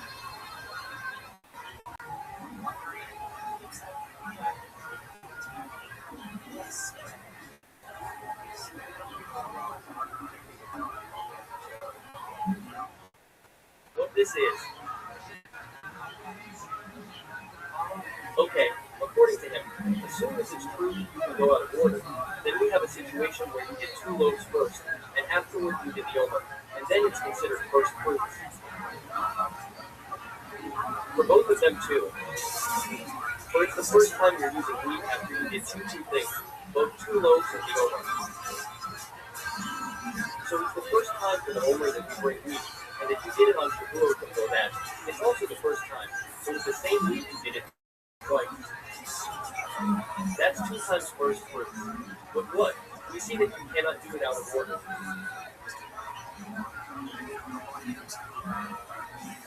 Unintelligible. What is earlier? 2 loaves before the omer, and 2 loaves that. Not. And 2 loaves. The Gemara says it's not considered first fruits to unintelligible. True. You will rise it for the fruits of the crop. This crop is the first time, and this crop is the first time. For the altar, unintelligible. We are talking about the altar. The altar already saw the wheat this year. So what? The altar doesn't care if it did. It is the first time for 2 loaves, that's that. It already saw the bag, so it's not new to the altar. This is what Rabbi Rothschild and altar said, and it's brought to the altar, unintelligible. Great, so we finished with this topic. Something brand new, unintelligible, 2 loaves, unintelligible, or unintelligible. You have the 2 loaves. Now we know that the 2 loaves brought on Shavuot allow bringing all kinds of sacrifices, all kinds of meal offerings, and first fruits to the holy temple. At what stage are these fruits? When you brought them, the 2 loaves. After all, if you didn't plant it, then surely it is forbidden. If you planted it in the ground, is that okay? If a little branch came out, a leaf, is it considered? That is already grew, and what you brought the 2 loaves allows you to use this product.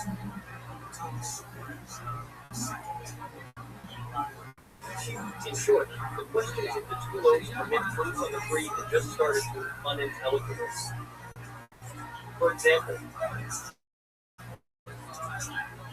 2 loaves, unintelligible, or unintelligible, that the Gemara will say what is unintelligible, and what is unintelligible. If it's unintelligible of fruit and unintelligible of fruit. Very interesting because here I will show you they donate this fruit. This tree, I don't know if I can zoom in. I don't want to break it.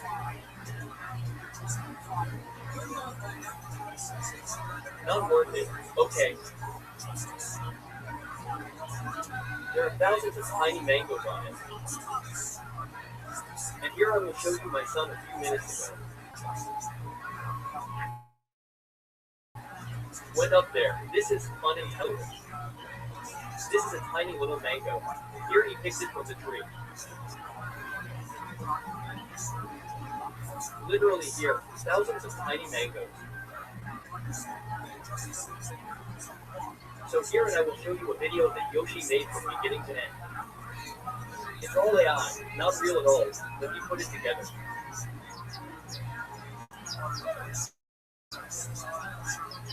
According to Rashi in another track paper, this thing falls.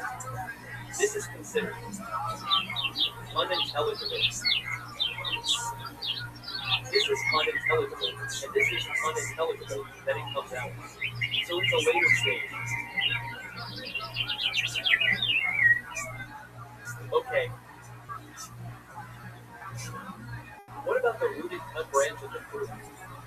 talking about the fruit.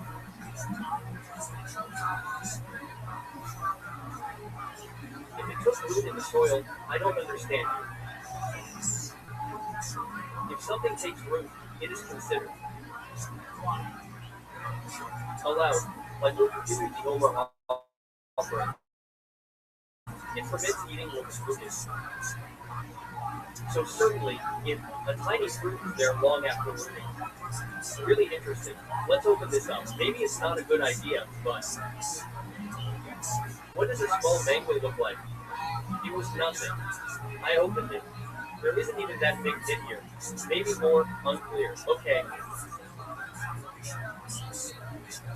Wow, it has a kind of mango smell. Unbelievable. Wow. Okay, I didn't know this.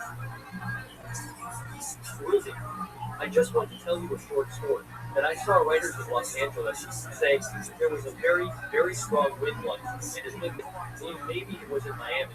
I don't remember anymore where it blew away a lot of trees.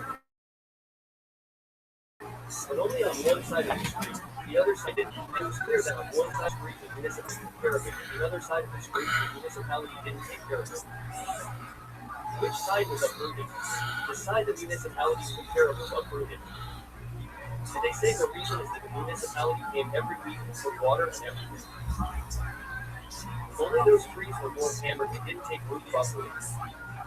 The trees that the neighbors who live on the other side were supposed to take care of and didn't take care of so well. So they gave them less water. Less water meant more roots, stronger. They once tell a parable about the children of our generation who are growing up, grew up with COVID, grew up with air raid sirens and wars, but on the other hand, it makes them stronger. So stronger roots are much harder to break. Much harder to break because they have deep roots.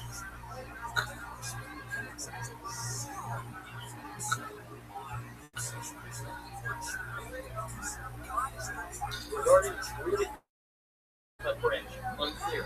Speaking only about the leaves, not about the fruit itself. The leaf started. Does that count?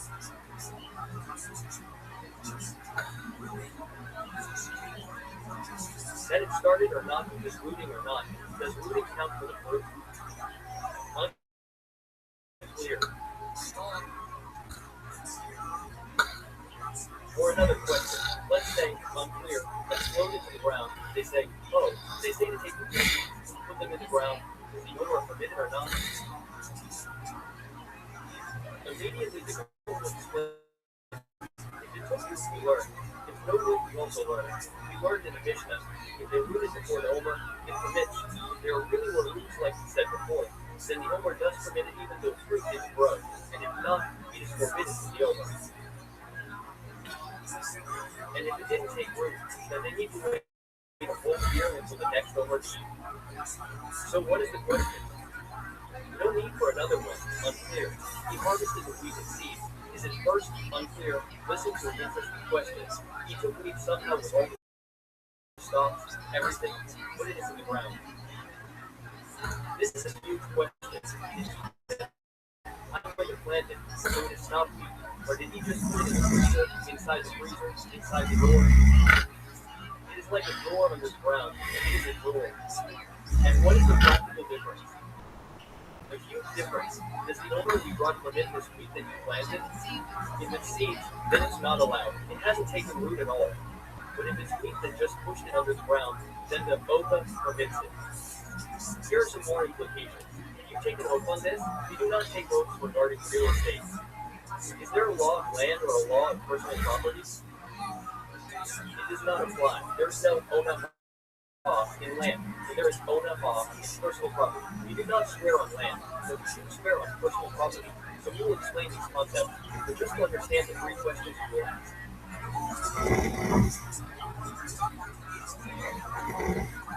And as explained, what is the question? Is it allowed to be clean for us to count? Can you keep the grain you sowed somehow inside the earth like the Lord? Is it like entering it into a vessel, and he says it permits everything inside the vessels and inside? Did they become nullified regarding the pater or not? Is it part of the ground, and it is not, and the pater is not permitted? Another question. Is there a prohibition taking more than the value item? Price by 6. If you lower it less, it's okay. But if you lower it more, you have to return the whole thing. The purchase is voided. And if you do exactly a 6, you have to return the money. They say that if you bought it, for example, costs, let's say, 40 NIS, which is a lot. Is that Ona off or not? So Rabbi Rothschild said about this thing that when you buy a bottle of water in a hotel, you aren't paying for the bottle of water. You are paying for the comfortable sofa, you are paying for the atmosphere, for the lighting, for the design of the room, for the music playing, for the waiters walking around. It's not just for the water. So he says that when you say, blessed are you, Hashem, our God, King of the universe, by whom everything came to me, you are blessing on the little water. You are blessing on the beautiful tub. You are blessing on all the beautiful things, on the beautiful trees, on the mango tree, on the beautiful grass, on the good smell in the air, by whose word everything came to be.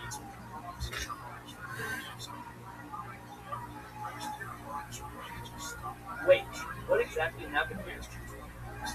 If the person who sowed it comes to the landlord and says, I planted 6, and my lie only planted 5, it's not okay. What is this? It's a bad deal that you lied about the number. And you can't lie about the number, even if they can't lie about the number.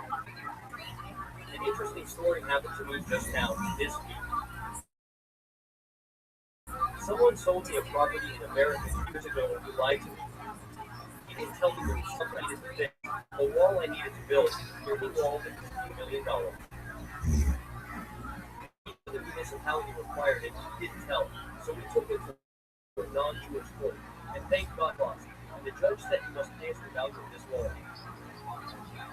Now we also want compensation because he cost us a lot of money, a lot of time, and this is a fraudulent sale that he knew about. Also, in America, you aren't allowed to hide things, probably in Israel too. If you sign that you aren't hiding anything, you know all the facts, you disclose everything that needed to be disclosed, and so on and so forth. That is so good. There's more fraudulent sale than Gemara says. Regarding the case where the person said, I planted you 6. No, that's not true. You only planted 5. And they said, regarding anything measured, weighed, counted, and it relates to size or weight, sold, you said you weighed 6 kilos and it was 5 kilos. Regarding count, it doesn't matter. It doesn't even need to be a 6th part. And behold, you say that you sold 12 eggs and you sold 11. This is a fraudulent sale. Regarding count, it is a number. Even a small amount, the sale is voided. It is not related to the value of Papariga. It is even for a tiny amount. So what is the story here? Regarding saying that I planted it like everyone else plants such a field. Behold, we have here a Zuna. In a Zuna they plant such and such. He didn't say how much. He says, like everyone plants. And witnesses came and said, that is not true. What he says is a lie. Do we consider these seeds fruitful? Because it's like you put it into a vessel. The ground is a vessel. You put it into the ground. Some say it is nullified. Regarding land or not, that it is completely nullified to the ground, it is considered real estate. It is considered land, and there is no overreaching regarding land.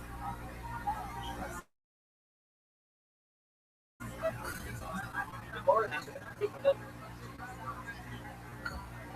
It is an oath on an amount of feet that he owes me. We take an oath over them, so to speak.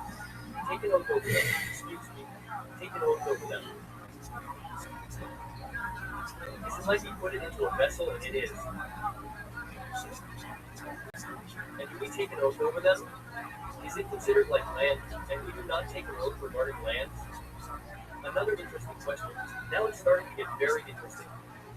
Come, regarding wheat that is in the feces of the ox, and barley that is in the feces of the beast. He said, you found a very large find. You found feces of the beast, and inside the feces there is wheat that passed the entire stomach of the beast, and you found it. does. To whom do they belong? Regarding ritual impurity, tuma, are they considered food? What is the question? You are probably asking if they receive impurity like all food. You already learned this in a very wheat is in the feces of an ox, and barley in the feces of a beast. Rashi only says here, why does it say wheat?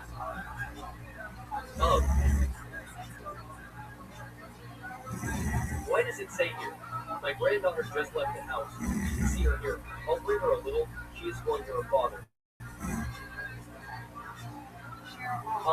Wheat that is in the feces of an ox. So Rashi says that cows eat wheat, and the donkeys, camels, and goats, they eat barley. That is to say, what we said regarding the cow a few days ago, he gives the ruling on the cow. It is not correct.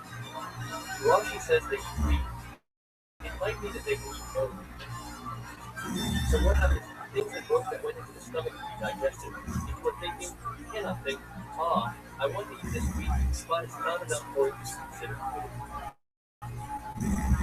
Even action is said, considering it, he picked it up to eat it. Meanwhile, it was in its course since receiving Torah. Here it is written explicitly. So what is the question? The question cannot be if it is explicit, but rather, I ask you, can I bring a meal offering that I found?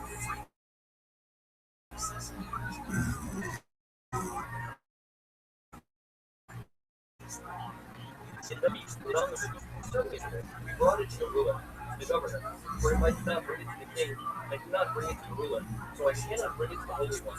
Blessed be he. So what is the question?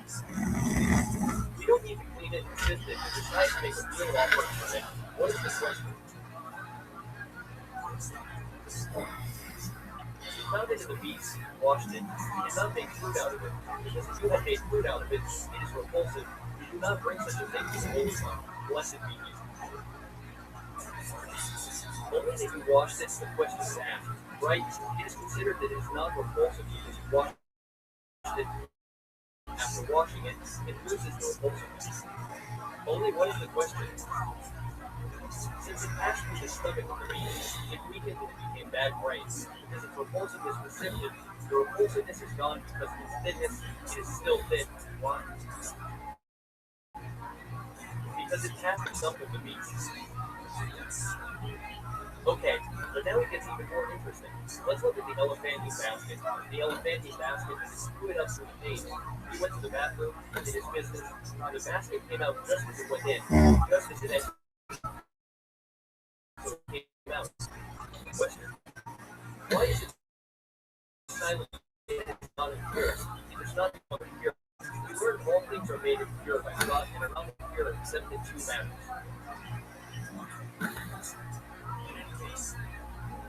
A vessel, look, I created a vessel and I say in my head, I finished this vessel.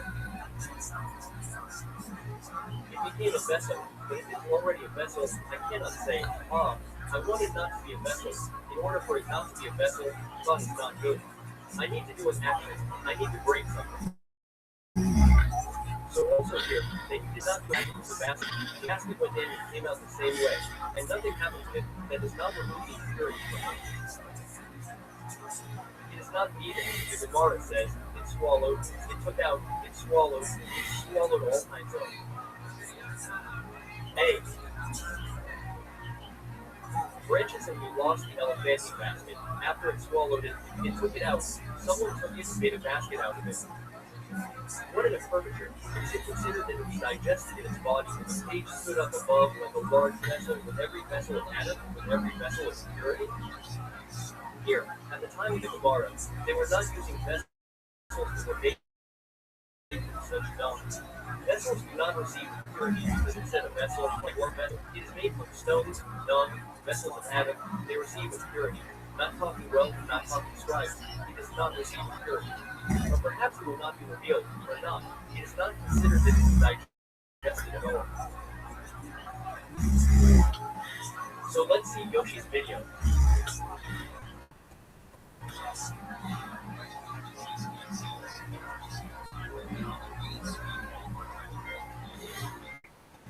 This looks nice.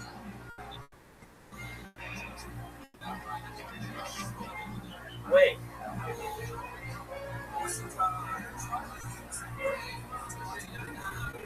4.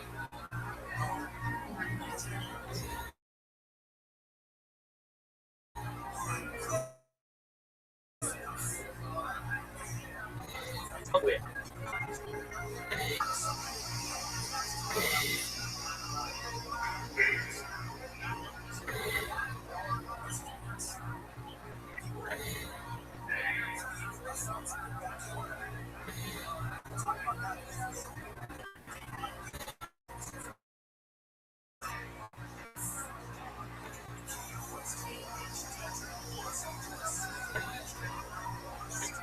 Lilla.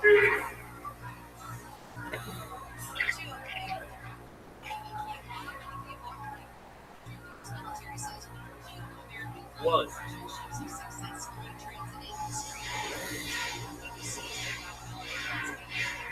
4.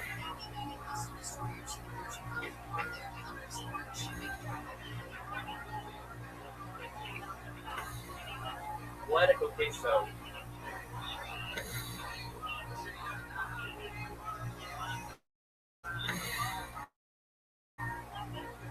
Uncle Evan says to Gemara, now he gets even seems very slow. Rothschild Rabbi Shivo then has Misa and Kulo Zev into the Jordan. He's very sad story. Wolves came and ate 2 infants and the bells of the pigs, and what was the question? And look, he made unripe fruit. The wolves went to the bathroom and children's meat came out to molecular bits. Now, even if you don't like the story, you feel like it happened. It didn't happen. It doesn't matter. That's not the question. A Helishit question. Human need and parts of severe impurity. The question is asked, if human need passes through the digestive system of any animal or beast that exists, does it remove the impurity? That's the question. The Gemara says it's no longer impure. It's no longer considered human being. Or, so what does it matter to us? So even if a grape passes through the digestive system of an elephant, it lost. It lost the importance of the grape. It's no longer considered a grape. The Gemara says, what's the connection with different fruits? Dark, you understand? Something that is soft like meat, if it passes through the digestive system, then it means something has changed, but not a grape. The Gemara says, okay, and what about? But if so, for the grape. The grape is similar to bones, and for bones, you're right, look, you see explicitly, what you're saying is true. Bones do not lose impurity. Why? Because nothing happened to the bone, so also to the grape. The Gemara says, different, bones are intermediate, they are not. They're harder than meat and softer than bones, so therefore it's impossible to know here whether the digestive system destroys the neighborhood, the grape or not.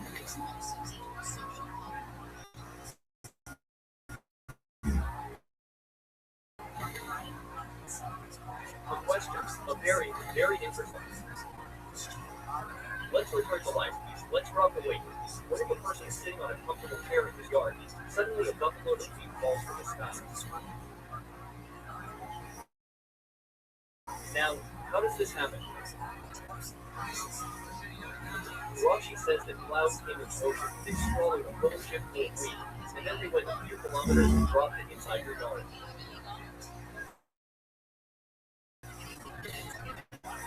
Now people will think that this sounds strange. So here I have a video, not even a video, but it's an article in another language.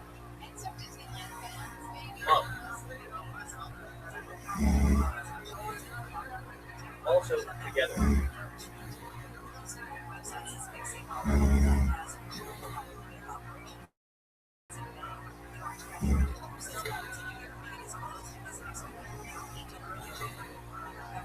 And it's like, it goes up to the sky, and it flies to all into the sky. Even creatures like crocodiles are lifted.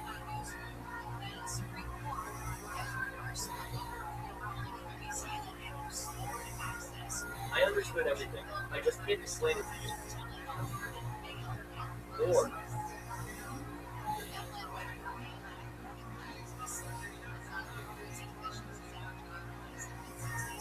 before I forget, there's an interesting Tosafos here. The Tosafos say, picks up in the Talmud, second row from the top, and they are re-found with the intestines of chickens, re-found inside the chicken on Passover.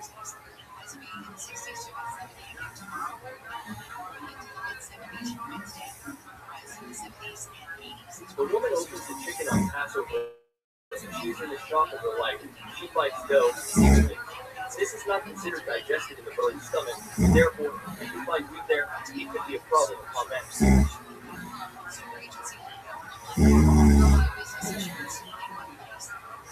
This reminds me of a story about a chief right after his wedding. Going to his new in-laws, and his new mother-in-law makes Passover for his wife's family. He gets soup. And the guy starts panicking. He looks at the soup and cannot believe it. He sees a piece of meat inside the soup.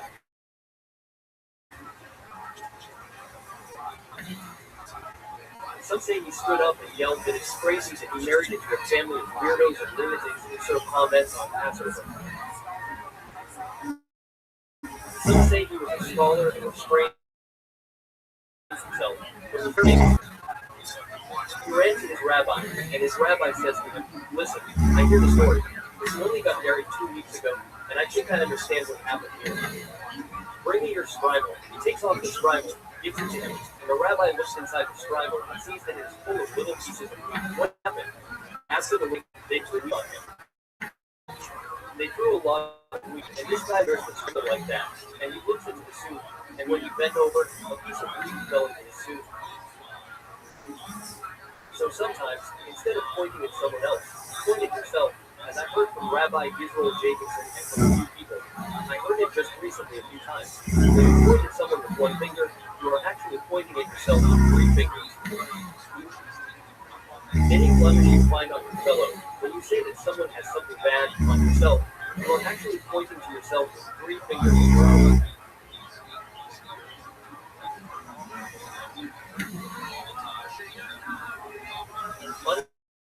Unintelligible.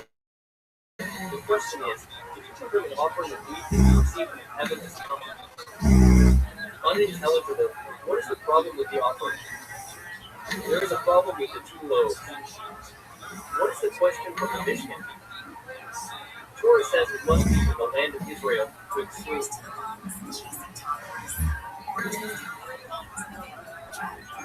Outside of the land.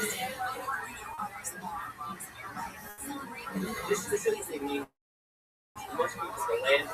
It comes cloud, it is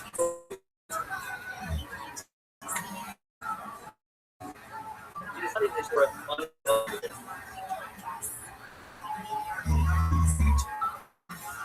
It specifically says it must be from the land of Israel. It specifically from the land of Israel.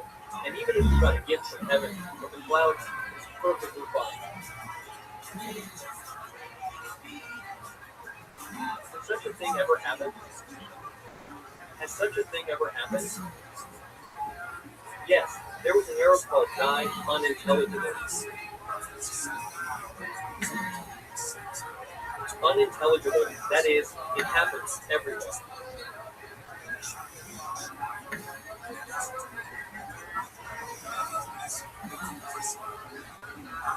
Have a good and pleasant evening. Have a good week, good news, and a pleasant sleep. May we not wake up from any alarms. May the Holy One, blessed be He, give us a complete victory. We will bring full redemption soon in our days. Amen.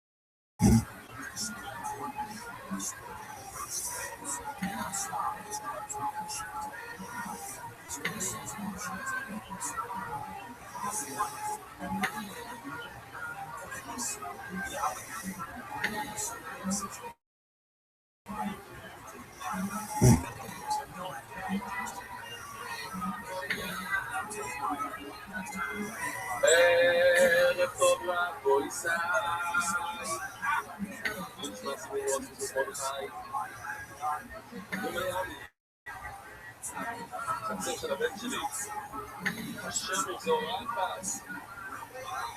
אני מנסה להתקבל.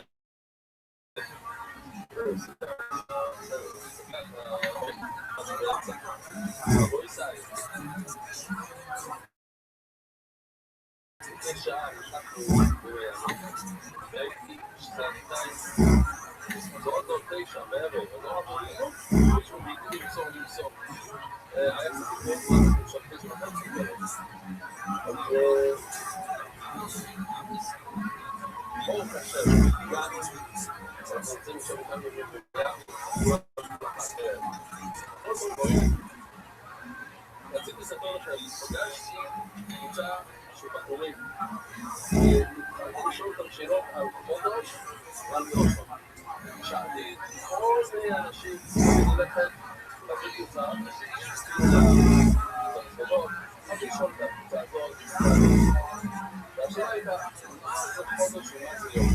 מאיפה מגיע המילה הזאת של חודש ויום? התפלאתי לראות שכל כך הרבה אנשים לא יודעים שזה פסוקים מפורשים בתורה. ולכן אני רוצה להקריא לכם את המייל הזה שקיבלתי והרב הכהן הצדיק בגיל שיעור. בעצם זה בעצם עוד לא תורגם לעברית. הוא אומר, הוא הרבה כמוהו רציתי לדבר על זה נקודה אתה מדבר הרבה חיוך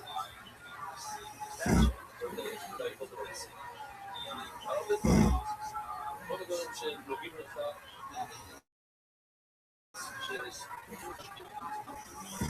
מדבר על אנשים שמדברים ברצי קדיש פשוט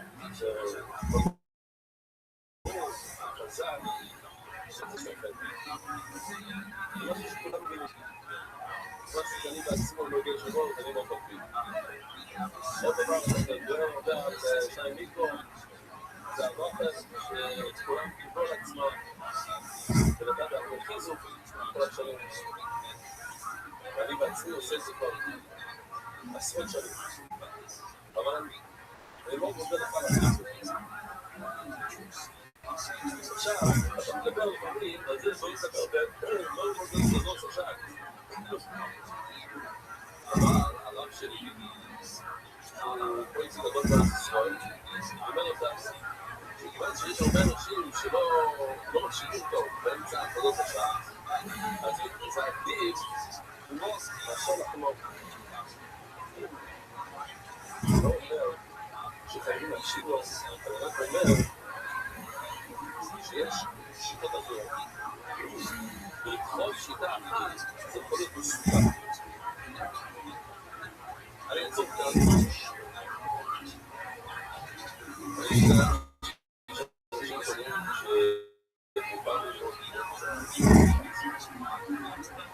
אצלי מה ששיטה זה אם אני חושב להגיד המשתגרות אנחנו קיבלנו רוב בייצור קיבלת המשתגרות זה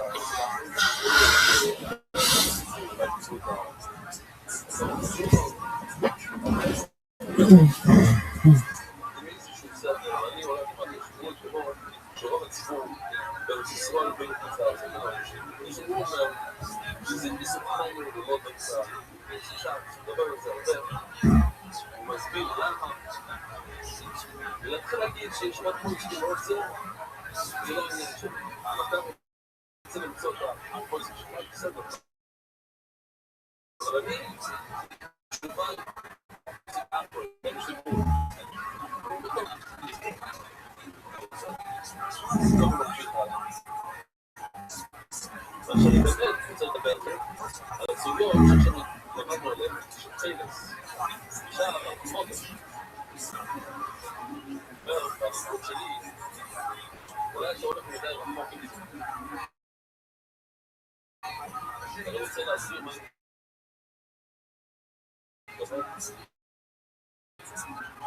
על חודש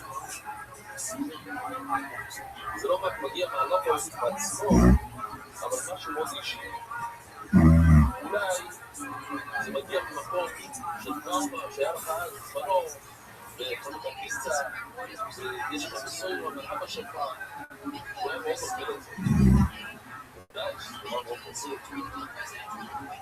אבל בו זמנית, לכולנו יש לנו אבא, יש לנו רבנים, ונוסוירוס. כל אחד,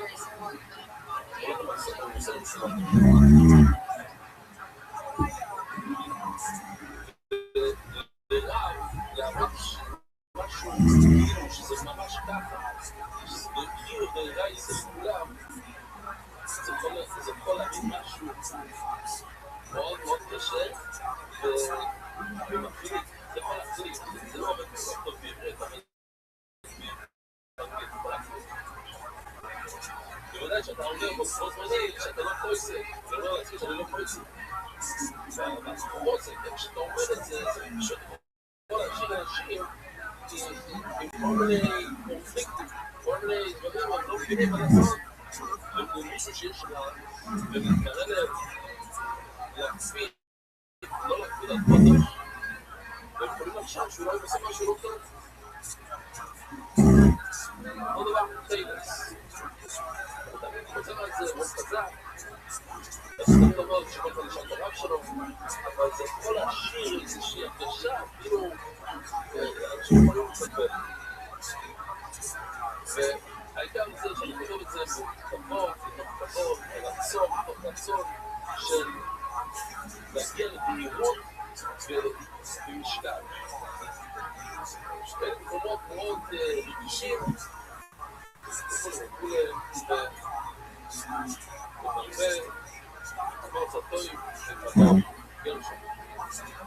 בנוגע לטקס, אני אומר עוד פעם שאני לא בטוח שזה הדבר הנכון, אני לא חולק להרגישות כאן, אמרתי שיש ספר גדול, כן או לא, אבל בוא נגיד שזה 50%, ויש כאן עניין שאתה יכול לקיים בצודי רייסה, והצד של חודש, ואנשים הסגיר, אני לא יודע, בחור אחד אמר לי, שזה מגיע משהו שלא. אתה יודע, זה משחק לשוקולון, פעמה שאנשים, זה צודי רייסה. אמרתי, בנאמר שוקולון מקבל את זה ביום. שאנשים קבוצות שנכנסים את 10 בכל קבוצה, 5 בקבוצה. אנשים סגרים ארוכים, הם לא ידעו להגיד לי שחודש ויושם זה סוגים של תפארה. הם אמרו לי, וכולם אמרו אותו דבר, זה תמורה של נוחס. ואת זה אני רוצה להגיד לך, לא רק של הלוקס. אני רוצה להגיד לעצמי שחודש שחודש ויושם זה סוגים תפארה. זה היה מסוגי רייסים כמעט יסמי. ומהגמרא שאנחנו נלמד היום, נראה שרוב הקלונים אומרים שזה מסוגי רייסים כמעט יסמי. אז נשאלת השאלה, אז למה אנשים לא מתחילים היום חוץ להרצחוני? זה צריך להגיד. וזה כן הייתי זוכר, יותר מהכנס, כי זה מסוגי רייסים. וקשה מאוד ליצור העצם הזה של המחליט, זה משהו ספק, אם זה כבר זה, ספק בקבוצה, ספק אבל בואו נראה, הכל ספק, לא זה כמו אבל שדרום נסע, זה רץ כמו עבור, ונראות, כמו שמדוע בסוגיה שלנו. אז אם אני לא זוכר שיגוף, אני לא רוצה לאנשים כירה, העיקר מה שאני רוצה, שאנשים ידעו שזה בסוף הטוב, זהו, שלפחות את זה, לא יצטרכו מהחומרים, זה תמונה שהנדעים יוצאים, זה בעיה. חשבתי גם כדי שאולי כדאי, יכולנו להוציא זה כזה. וגדולים, להגיד, היי, לבוא את זה, ויש פסוק בתורה. עכשיו, האם הפסוק הזה נוגע בהם בזמן הזה? יש שאומר, זה מהחכה, ורוב, אתה יודע, בסדר. עכשיו, בוא נראה את זה.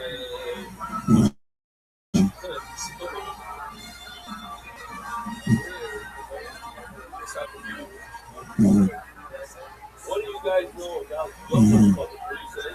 What you tell me is second course. This is a very sacrifice. Okay, good. I'm trying to tell you that it's a custom this program. It's very, very good. Very, very little.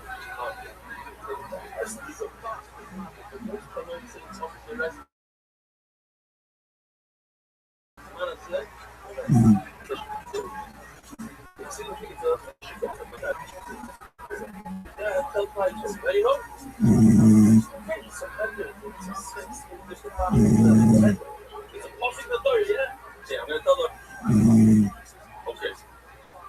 כפי ששמעתם אומר, זה משהו שהליטווקס מקפידו על זה. הם מקשרים את זה לליטווקס. זה אני רוצה לעשות. אוקיי. בבוי סייז, בואו נראה מה למדנו על המטוס. את כל הדברים שלי או שזה. אני לא ראיתי את זה, אני אראה את זה איתכם, מקווה שאני לא אתעלם. אם יש איזה משהו, אני צריך להגיד, אפילו בזמן למינה, כל היה בעברית, בואו נגיד, בוא נעשה מסתכל, בעצם באסטר בס, בטור הדוש, בנס השבוע, רפואה שלמה, הרב נולד בגילה בסטר, השכן אישטוס, בבית חולים, הרב נולד בני, טוב בן, זה, אני צריך לתוך השיניים, איזה מושג מהדברים האלה.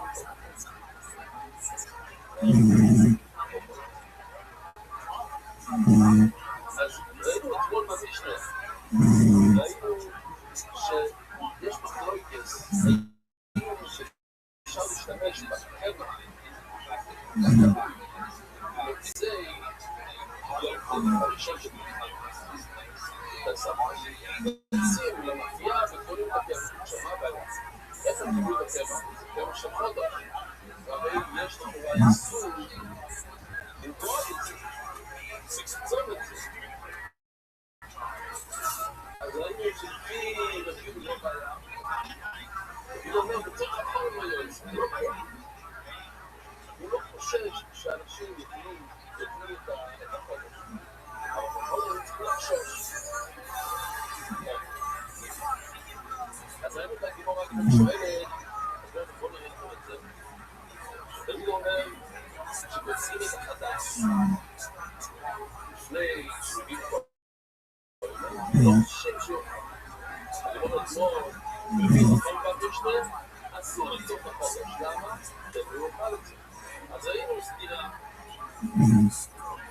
שמה? שתירה כאילו, שמגיע הזמן של הבדיקה, לא אחד שפך אותו בלילה, לא צריך כמו שפך אותו בבוקר, אבל שפך אותו בשש שעות, אסור לו לבדוק איתו, למה? זה החודש אולי יוכל את זה. אז ליצור בחודש חוששים שיוכל, ובחודש לא חוששים. ולפרק סתירה, הנה, תביאו אותו, אז זה יעבור. שמגיע לחודש לא חושב שאנשים יוכלו את החודש יוכל, מתעסק בזה לצור את זה ולא יוכל לפני שנבין את הטוב. ולמה בחודש, דבר שחוששים. ולפי נכון זה בדיוק הפוך, עכשיו, ולפי נכון יש סתירה בדיוק הפוך. חודש חוששים, ובחודש צריכים גם טוב. אז ראינו, הרב ישני, חודש, שנתנו לו אלא גידול, שאסור להשתמש בכלים, ליצור ביד, סמכות, עכשיו אנחנו עושים את הסמכות, אומר, בין החיצים, אני מבין שאתה נותן לו את הספר, צירה, כי אתה לא נותן לו להשתמש במגע, היה משתמש בידיים, ואז נותן לו לזכור, שזה אסור.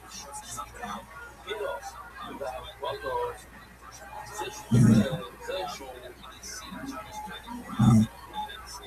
ולכן זה משתמש בנתס, מה יקרה איפה השינוי שיזכיר לו שהוא עושה את זה. אז היה לה כבר לכך שיודעים בנתיים, אני עושה בחינה ביחד.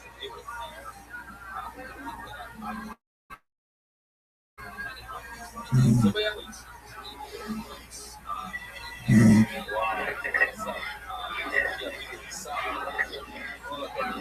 אומרים לו לעשות ביחד, לא מה?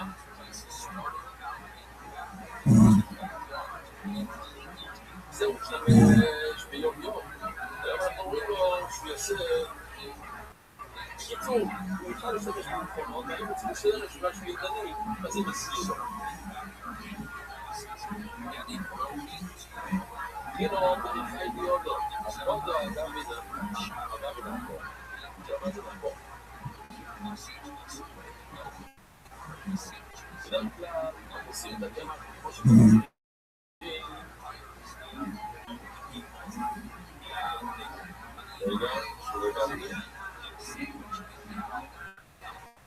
What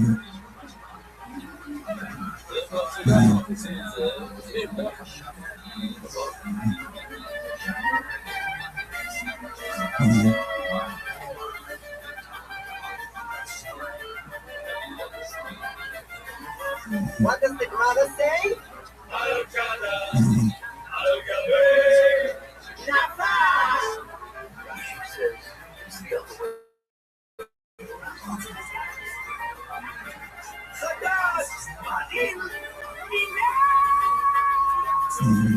Is it worth it or not worth it?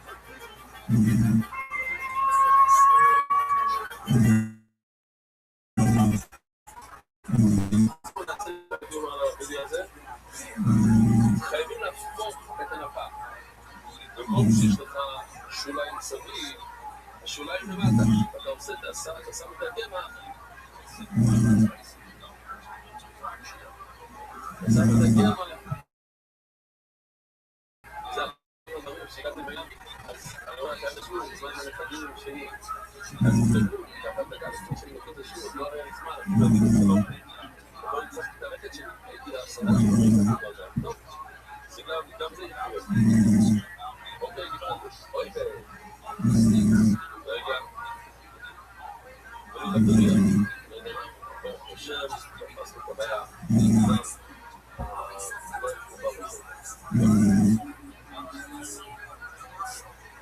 דיברתי כשדיברתי, אני רוצה לראות מה אני מחשש. הדבר עליי, גם בחוי, שמתחילים זה הנפה, זה וואלה. כמו של הרבן.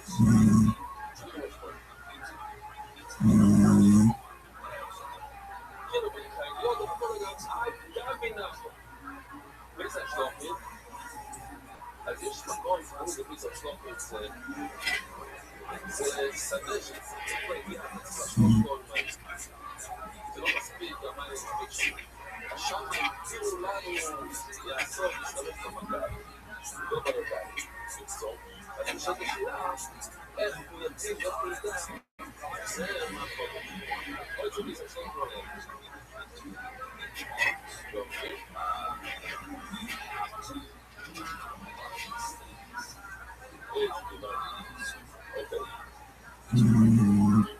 כל צבא, מה הכוונה כל צבא? בעצם שלוחת, ששם התנועה חלשה, זה לא תנועה טובה, זה לא תנועה, וזה התיאור שלא משתמש ברגע, אבל לא יצאו את זה. אבל לא עושים לדיש. מה הם כולם אומרים? אין שהוא ירגיל דרך לזכור לא לשתמש בחודש, אבל חודש מיני, חודש, שבן אדם לא חשבון השנה, אני נזק, חודש לבוא מיני.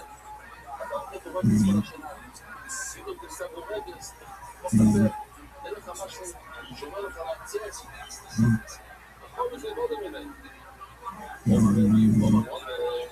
לא יודע דבר מדיקשיות, והרוב הזה לא מאוד לדע. זה שעה שעשינו את הדבר, שלחתי לו את זה מהמטוס. היה לי ברוך השם, קצת מפדר, קצת היה לי קשר יושר. אתם רואים גם ממש בחוש, איזה יופי. הקושייה של ביודו ברור, זה ירוק למעלה, אדום למטה. אבל רבונו, זה אדום למעלה, ירוק למטה. שמהשתחות, זה מאוד, אל תיגע בבעיה, לפני שדברים שלכם על החוסן. מגיע, לחובץ, רבונו אומרים, אתה יכול לדבר מה שאתה רוצה, ונמצא, לא חושב שאתה לספות את זה, למה? רבונו, לא ביקשו, אלא רבונו, אתה ביקשו, ושנים, הסברתם שממש תקראים עכשיו אמרנו שבחודו, בחודו, שבחודו, כל השנה, אנחנו לא יכולים ללמוד את כל זה, כן? והבנים כעופים מספרים את החודו הזה, אבל בחובץ, וגם הוא ידע להיזהר, כל השנה הופך פיצה, ושגיאות, עכשיו פיצה מוגה, הוא נתן את זה. רבונו לא יקש, מה זה לא חושב, שנייה, רבונו. הוא עצמו לא שעצמו לא לעשות, אבל למה? דארנו לו לעשות את הספק, אז הוא לא יחפש בנירות, גם יש לו, בסוף ימצא לו רצס. אז הוא נתחל את זה. עכשיו, שנתעסק ולמצוא את החצי של הבית זה לסיום את כל מה שאפשר בין הרופא בכל לשמוע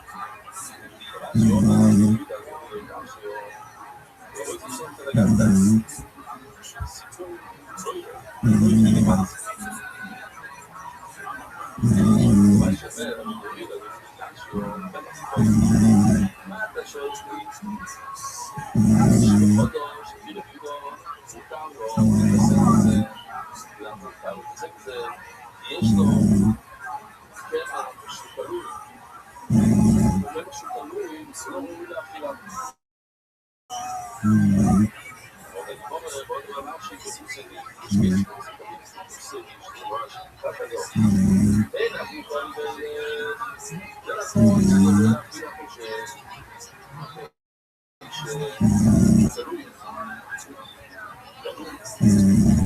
עד כל אולי אבל בכל השלבים עד שצלוי שלקחת איתה מהאדמה כצעת את זה בכל החולץ זה לא להכילה אנשים תמיד אוכלים את זה נכון? ואנחנו רואים את זה אוכלים חיטה ועושים ביס נעים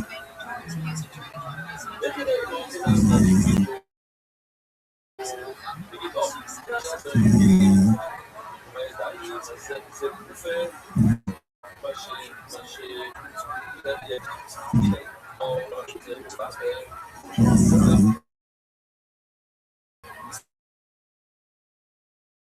זה שלטת בהם עכשיו קצת שצריך גם להשפור שהוא במיוחד הוא הנקודה יבוא לדור יצר או לא להשתמש בכלים אסור את השאלה יצר ותמכני את מה יזכיר לו זה לא אדם שמה יסמי לו סוגיה חדשה יש לך לשם הבויסה אפשר לקבל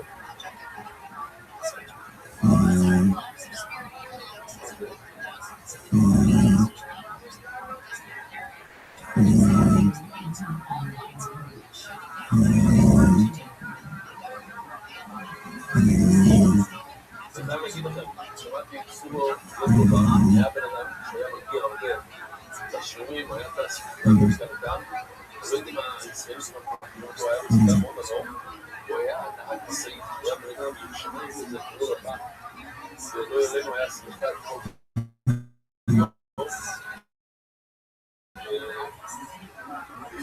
הוא היה חלק חשוב מהשיעור שנים כבר.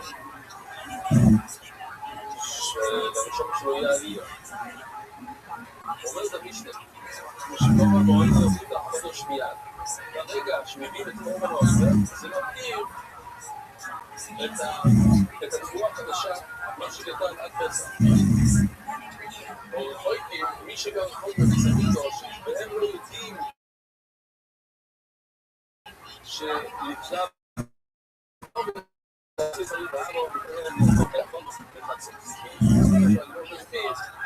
ודאי היה קורבן עיוור ושחור בית המקדוש ואז שחור בית המקדוש נסיר ויום הזכאי שיהיה יום הנר שהוא יום זה יום הנר זה היום שהתקופה היום שהוא נקפים את העיוור איזה יום זה? 16 יום בניסון 15 בניסון זה פסח, זה היום ראשון, זה יום ראשון 16 היום בחודש זה היום של התקופה שעולים פה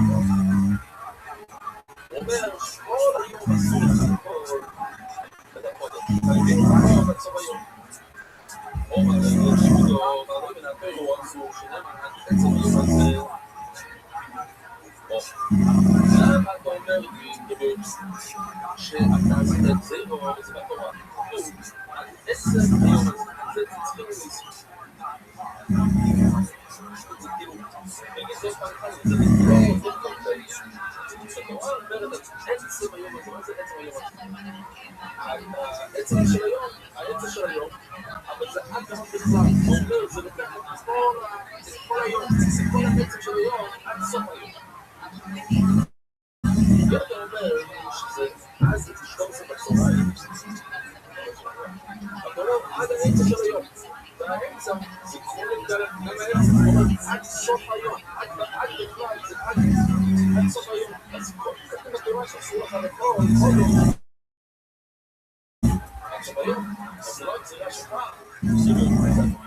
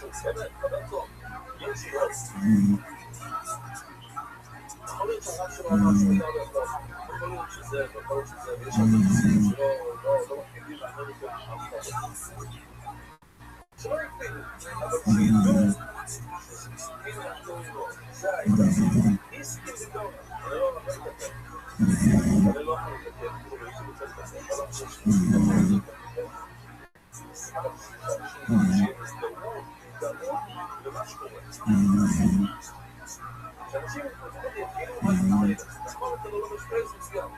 אבל אני רק נדע על מה מדובר. כשנדע את העלות החזון שהיה להגביל מוצאים נגד. עכשיו אנחנו עושים בדעת שזה יותר גבוהה ודמה ברית מה אפשר להיות בעיה בתחום הזה ומה אתה יכול להיות את התחום הזה. רק שיסתור אז אתה לא יכול לדעת ואתה יכול להביא סיפור.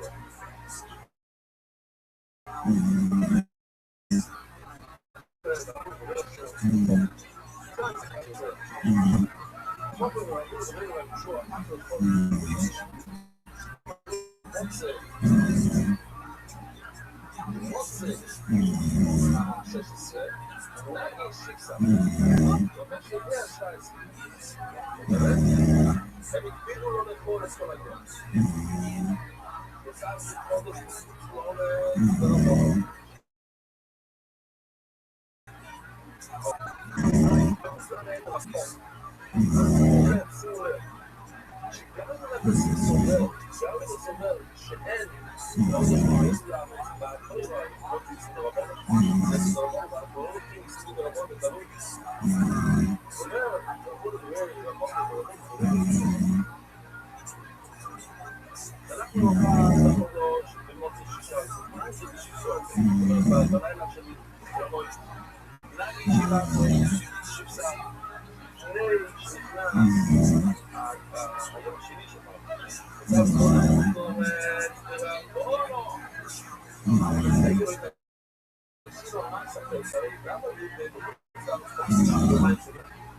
והשנה בפוליסה הייתה מקבל טראומה מהפלטפורם הזה וחייב לזור 6 שיעורים 6 ביום אחד. זה לא יהיה, זה לא יהיה. אז גרם להכניס יכול להיות 8 שיעורים ביום אחד. טוב, זה כבר צריך לחשוב על זה. אבל למה יש את העניין הזה? נראה שלפני שהיה כוח שבעצם היו עושים את הרצויבת ואנשים היו סדרות חברים חוץ להפסיד לחסות עד שהגיע שמורה להם שתקראת סחר שיש אוטו שיש סתם שיש עוד 30 יום עוד 31 יום שהכל מתייחסים כאילו שביום 31 וכך היום רוצות של יוקר על התחילה שלפני גדול ורמות הרעתי הקבוצה עוד שבסה השמידו לא יודע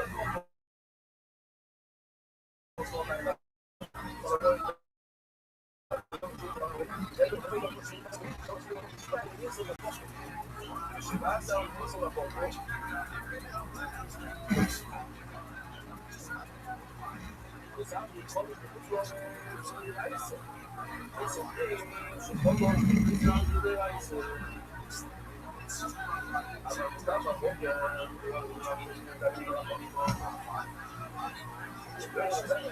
שעשו לכל כל היום זה דרבון וקיץ צבאי וסליחה וגידעתי מורים עליה וצבאי כדבר מה זה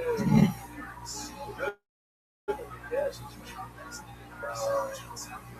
לא לשבור, כל היום, היום לפני שכל יום ויום הסייס זה סופס, זה סופס בגלל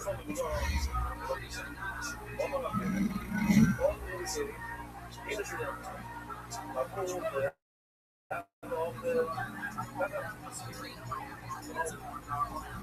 זה מחוץ לארץ עבור ונעד האופן חודש אלו חוקוקים שיסע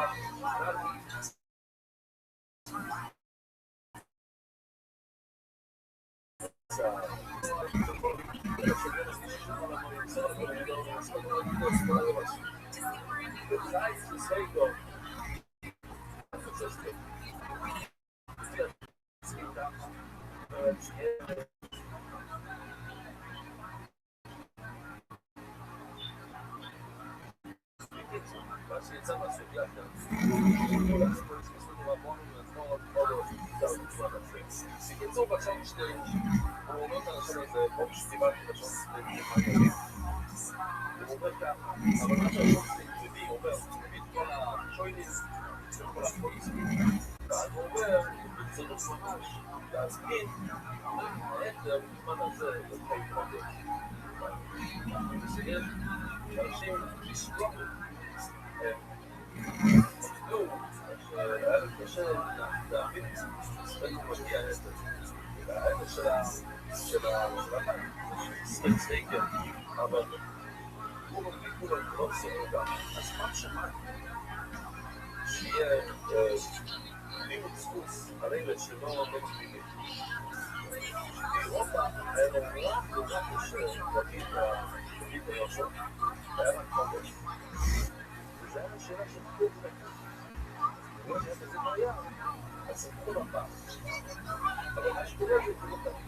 ברגע שדורות לא מבינו, אז גם סיכוי לסוף לארץ, ושאלה היה דבר של כוח לאנשים.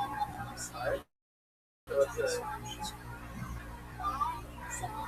אומר את הפשוט. מורים לא יומקים במדינות שהביאו את הליך הצורים ונתן את לאנשים ואנחנו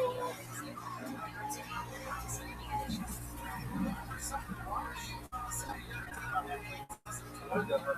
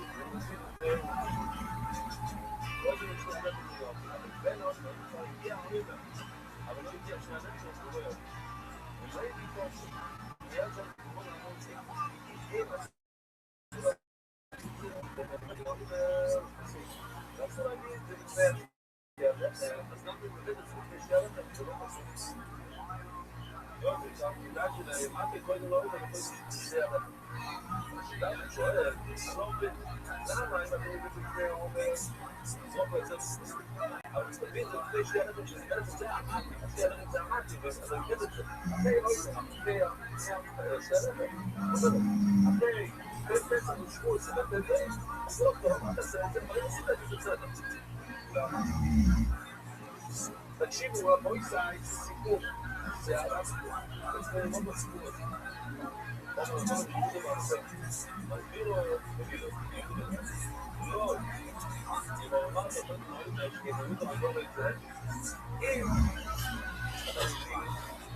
אם אתה מסביר,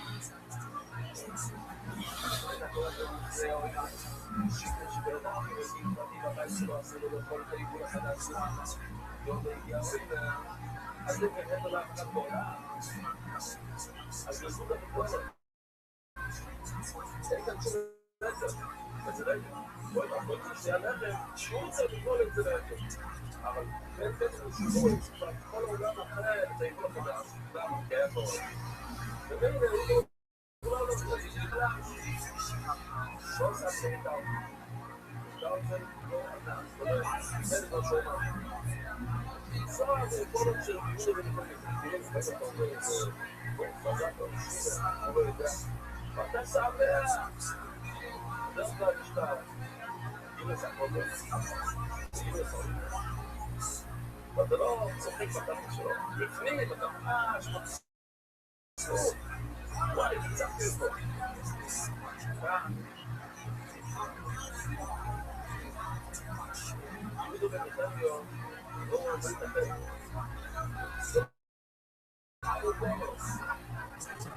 אבל אני אומר שלא, שלא יותר לא מה נשמע להגיד. תודה רבה. לא אמר לי, כאילו רק לא סיפור. יהודו, עכשיו הוא בודק לו ששם זה זוכר. מה אתם יכולים לשמח? אני אתם משהו לדבר, תודה. לשמור לעשור, רבוי זה החלטו על זה, יאללה, אין תעשיות. זה קיבושי לעין, אני רואה לדבר שלא תגיע, שהוא היה כללה. זה היה פשוט לא פשוט, בנאדם בדרך עכשיו, הוא לא חושב. יש כאלה דברים שקיבל לו. בוא נגיד את זה בגוי, שיודה, סעב, ספורט שעשי, כל צוע יעפרץ, ורואי זה הפסח כל יום, והפוליסי היה לא מאמינים, שגם את זה לקרוא. אני לא יודע שמשהו לא יתן ספורט, אולי צריך לדעת את זה הרבה שתיים אצלי, ורואי סלשות חצים בכל זה שמיסו. רואי זה הפרק, רואי זה הפסח כל יום. הפסח סלידור לפני פסח, זה היה אותו יום, היה לו שכל תשיסו. זה לא קורה הרבה. יש עוד 360 שנים בשנה. בדיוק, הגמרא אומרת, את היום שלנו, היום שאנחנו נמצאים בדיוק בהתחלות אביב. שכל זה, כל ישראל הפרק, כל זה. זה היה שנים, לפני פסח, זה להצרס. אז היה 80 פסח. בפסח להצרס, 50 יום, יום. אז היה 65 יום. 65 יום הפסח. כל עוד הגיבודה והגילוי. הגיבודה של כל הש"ס. מגיע. שומעים להצרס, מגיע לבקר. שאלתי ארבע, שאלתי מה זה רע, גיבודה בבקר. גיבודה בבקר יהיה. זה נפתח בעולם פה, ולא חלק, הגיעו תמיד מאוד על זה, יש הספק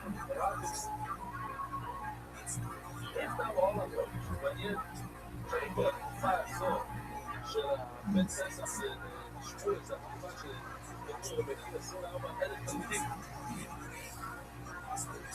אני מדבר בעצם, שלא לא עשו כל את זה בזה. שלא לא עשו כל את זה.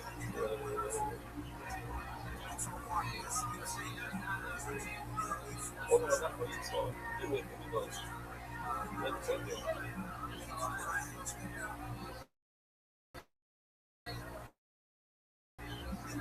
אמא שעשו לי יותר גם. יאי. חדש, שבעצם זה היין שעשו תמיד למזבח אז שהקימו זאת אומרת, כיוון שהיין היה כזה לא עשו כזה אז מותר בביקור זה לא ביקור פשיטי מה הוא עושה לו אופן עושים לתוך לקרוא בישראל אבל אופן היו לו לקרוא בישראל זה היה תמיד אותה עבודה לשם אז לא היה איזה קטע שקרה משהו לפלצ'קי מאוד לא נמצא בכלל לא, זה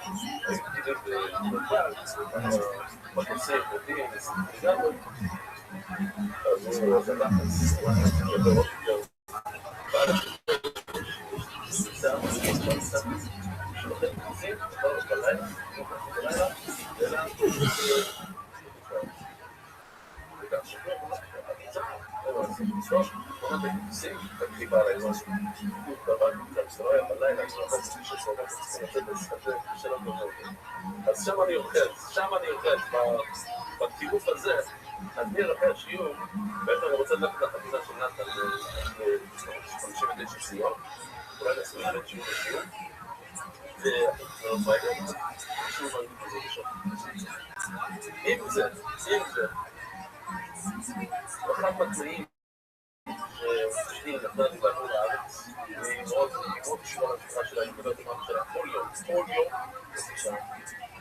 זה האחיות, האחות שלה, וזה מאוד מאוד, אז אנחנו מתייחס, אנחנו צעירים, אנחנו רוצים להגיע, יש לנו אנחנו חייבים למצוא פצע ובין הזמן, כל הזמן אז אין מה לעשות, יש שעושים לשיעור אבל אני מבקש לא שנסגר מכל מעדה זה לא רק השיעור הציוד השיעור לא דבר אבל גם יום פצע, הרמון כל מיני דברים מאוד קשים אני יוצא שאנחנו עושים גם ספרות, גם השיעור של המון, גם וגם לעשות, גם את זה לעשות, זה הימים שקשה, זה הימים שנותנים לנו את העוצמה של הדת הלאומית. בעזרת השם, ידוע שאני נמצא בשיטה הזאת, למה לא, אני לא יודע איפה, השיעורים יותר קשה להכין, אבל לפעמים ניהול, יותר חיזור, מי שיכול לבוא לבסמדר של דבר כאן שלי, עדיף, שמענו שגם התוכן של הלילה, הוא מגיע על גם שהוא צבא כבר זה בוא, אז אני בעצם לא הולך, והבעיה זה שאנחנו צריכים לצאת מהבית שלו, בבוא, עכשיו שאני חוזר בשיעורים שכבר עוד שינה, אז מתי אני הולך, לא, שנייה, אני לא רוצה להעיר אותה, אני לא טוב, נראה לי אולי לבוא לדבר בעצם כל הזמן טוב נבוא יצאי יש ספנסר אבל אני רוצה לסרט רפואה ככה בהתחלה ועשר בהתחלה טוב לקראת הלוגים ואז שבוע רפואה שלנו אנחנו נולד וגיל רפת והשכן לשפוט רק נולד וגלומה בעשייה פה ובן עכשיו אתם להראות לכם מה קורה באנגלית, אוקיי? אבל לא ירד לכם תקבו על הדבר הזה שימו לב, ואיך אני נושאים לב זה אני צריך להכניס בכל מילה ממשיכו לכאן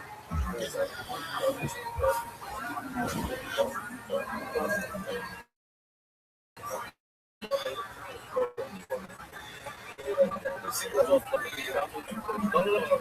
כל יום ינאו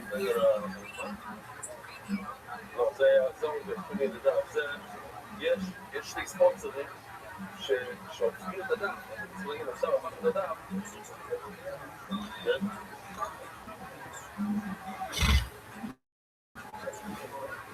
וואו, מישהו באמת מישהו נראה עכשיו שם ביד שם הולכים להם שם, הולכים לדעת טוב, בבוא יצאי, מה יצא? אם יצא עוד דבר חדשו את זה לא ליפול בבין הזמן ליפול דיברתי, תסכימי להביא את הדפים שלי בבקשה שהסכימו לי, אני לא יכול לצאת לי זה איפה אנחנו רוצים?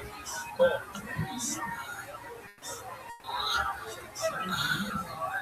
עוד 13 שורות מלמטה 17 שורות מלמטה 9 שורות מלמטה שיטה עם אירוע אקדש פויטה עוד פעם, אירוע, זה אירוע, כן? איך אמרתם אומרים מבלי? אירוע כזה, מאוד משתמש, אירוע כשמותנים את זה אמרנו לו אחרי זה, לא, סיימתי, עכשיו אני חייב במייסה אירוע אקדש פויטה אם זה נסע בתוך הריץ המקדוש שהאקדש, הם עשו את המאירוע הם עשו את ואפילו בבקשו כל החי עושה ולשונים ארץ צורך נוהד כמו שהסברנו שמה שלרקיבה אומר שמבין את האויפה לבית סביב שלוש צור, כל מה שעושה גיל מוציאים את הכמות אבל עכשיו זה לא ניתן לבית סביב דוש אז לכן עכשיו חייב כסף עכשיו לא הקדש. אבל אחרי ההקדש, אז המאירוח שלהם מספוטט. במאירוח הם נשבענו, פויסטרס. טוב, זה שמה שהמאירוח של הקדש פותר ממייסר. מאירוח אוהב לצלחות תנוי. מה קורה שהוא צלוי, הוא עושה את המאירוח. יש לו זה שלו, הוא עושה מאירוח. ויש לו איזה שרצו לומר שהוא עושה את המאירוח במצבים של היהודים. לא, ברגע בוא נגיד שלפי השיטה שויף, זה האוכל של הגוי, הוא עושה את המאירוח. תנוי, ציינו, מורים של ישראל, של ישראל. אחד קנה פירות, ושני יהודים. אז הוא יכול לקחת פירות מרובים, משהו קנה מרובים, ולעשר על הפירות שקנה משימות. זה פשוט, כן? שהם יודעים, אז יש להם את אותו חיוב. שאנחנו רואים שהבעיה הזה, לקחת פירות שהם לא חייבים, לתת על הפטור, מה שפטור לתת על החייב. זה פטור בגלל של חיוב. שני יהודים, צדק, שני יהודים, אפשר לקחת פירות ולעשר על הפירות של השם. הוא שלא תהיה חובים, מה שלא תהיה חובים. שונה בשני גויים. אז אפשר לעשות מייסר מאחד השני, ואנחנו הולכים לפי השיטה, דיברנו על זה בקיצור פעם, שזה גוי מפגיע, אבל זה שמאל או לא. לא גוי לא מפגיע, בוא נגיד שיש כאן חיר של מייסר. לא של פרוסים, רק של פרוסים. גם אותו דבר עם להיות מקומות פגיע. כמו של פה, של פה, סתם כתוב. הפירוש של גויה של ישראל, למה? זה הפירוש של כותב. אם הפירוש של הגוי לא כותב, אז יש מצב מוצר שחייב במייסר. אז אתה יכול לקחת מהמוצר הזה ולעצר, השאלה היהודית. זאת לא טוב רמה. שאפילו גוי לפירוש, לא רואים לא. גוי לפירוש, הוא לא הוא אומר, פירוח, עוד זה מחלוי, ציין, יש קטן לשובר שלו, רבי יהודה. גם רבי יהודה אומרים שהמירוח של הגויים לא פופל. זה לא יש לנו שלא אומרים, לא אומרים שישראל, כל על שני. כוסים, שכוסים משהו, חובים. אפשר הרבה גויים, כוסים, אבל לא של ישראל שלא יודעים חובים ושל כוסים, ולא שלא יודעים חובים ושל כוסים של ישראל.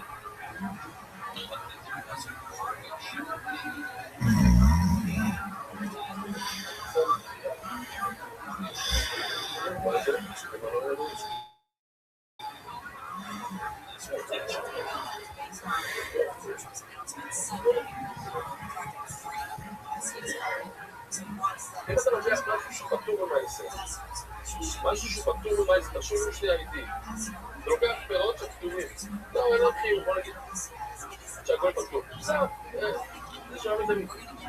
פטור במייסר, ואתה לוקח ואתה מעשר משהו שחייב במייסר, מה קרה כאן? מה? לא, זה פטור. אז כל הפירות שחייבים במייסר, זה שהוא חייבים. אם לוקחים פירות, לוקחים את החייב ותורמים על הפטור, מה קרה? מה סרט? הפירות שהם פטורים בפטורים, הם לא נוכל פטורים. אז בצורה שהיא אומר שהחלק שתרמת, העשר תפוחים על המאה, העשר שאתה תרמת, שהם חייבים עם מייסר בעצם, ואתה השתמש שבהם כמו מייסר, שהם לא עושים את התפקיד שלהם, הם בעצמם בעייתי, הם בעצמם הם לא, הם תמיד. אוקיי, עכשיו עושים בהלכה שלישית שלנו, זה היינו מודל. צדקו את המופעי שנייה, לפעמים, חורבים זה שקצתם, וזה קצת, הכל פעמים שלנו. גילגול, הקדש, פויטר. מה זה גילגול? גילגול. אישה של הבצר. לא, מסתכל.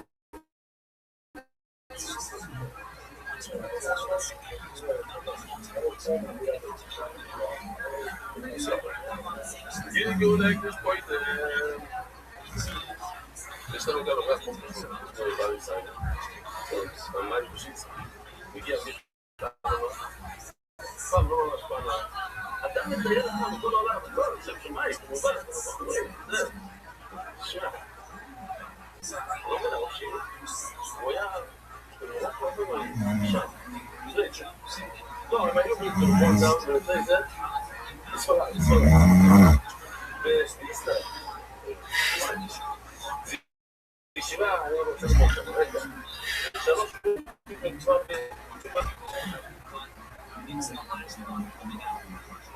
לא אותם בחיזוק? אבל זה טוב, שיבה.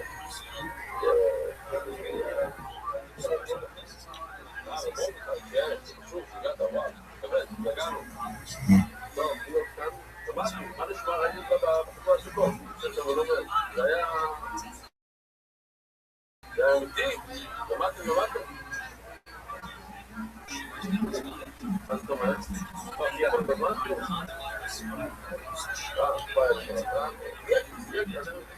בעזרת השם, אתה יודע? אחי בצע, אתה יודע, מה?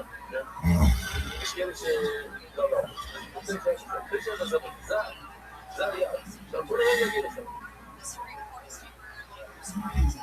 אבל יש עוד בזמן זה. טוב. אז בוא נראה, סגילנו להם, הלכה שלישית.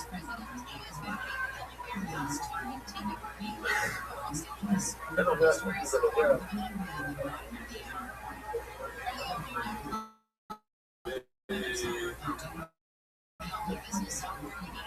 מה אתה יודע? סביבו של ההקדש? כותב או לא כותב? כותב. מה עוד? למדנו? רוב שלה כמו כותב. זה דבר שאנחנו יודעים, גישה של ההקדש. שבהקדש עושים ככה. זה השבב מלאכה של המצא. אז הוא כותב מחל בסנן. פה. אתם יודעים מה כל זה ביחד. זה נשמע כמו משהו שעושה כאן. לא, מה הוא עושה? יש לנו כאן את הפרופיס, התשובה. אם היא עושה את ה...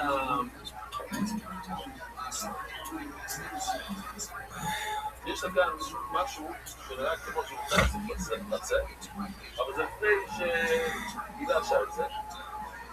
ואז היא נתנה את זה בבית המקדש. והנה זה נהיה טוב, אתם רואים? טוב. והיא פתעה את זה. הקדושה עלה מהדבר הזה, אתם רואים? זה לא ממש בצד, זה קמח עם משהו, והיא השתישה, ואז היא פתעה את זה. אז עוד פתחה, כן? היא פתחה את זה, ואז מה קורה לקמח? זה נהיה חומץ. פה. ואחר כך היא עשתה מישהו... זה ממש מתאים. עם האצבעות שלה של... כן.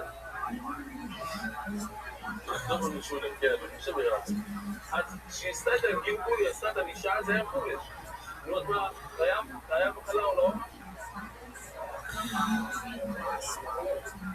למשל, הסקוי שלו זה היה חומש. באמצע היה הקדש. והלך הקדש. מה, לא היה שום שהסקוי שלו דבר. שהסקוי שלו היה בצד ימין, שהסקוי שלו נגמר בצד שמאל, חייב תוכל לו. בואו נקח את דוגמה. הנה. היא לשה את זה. היא גלגלה את זה.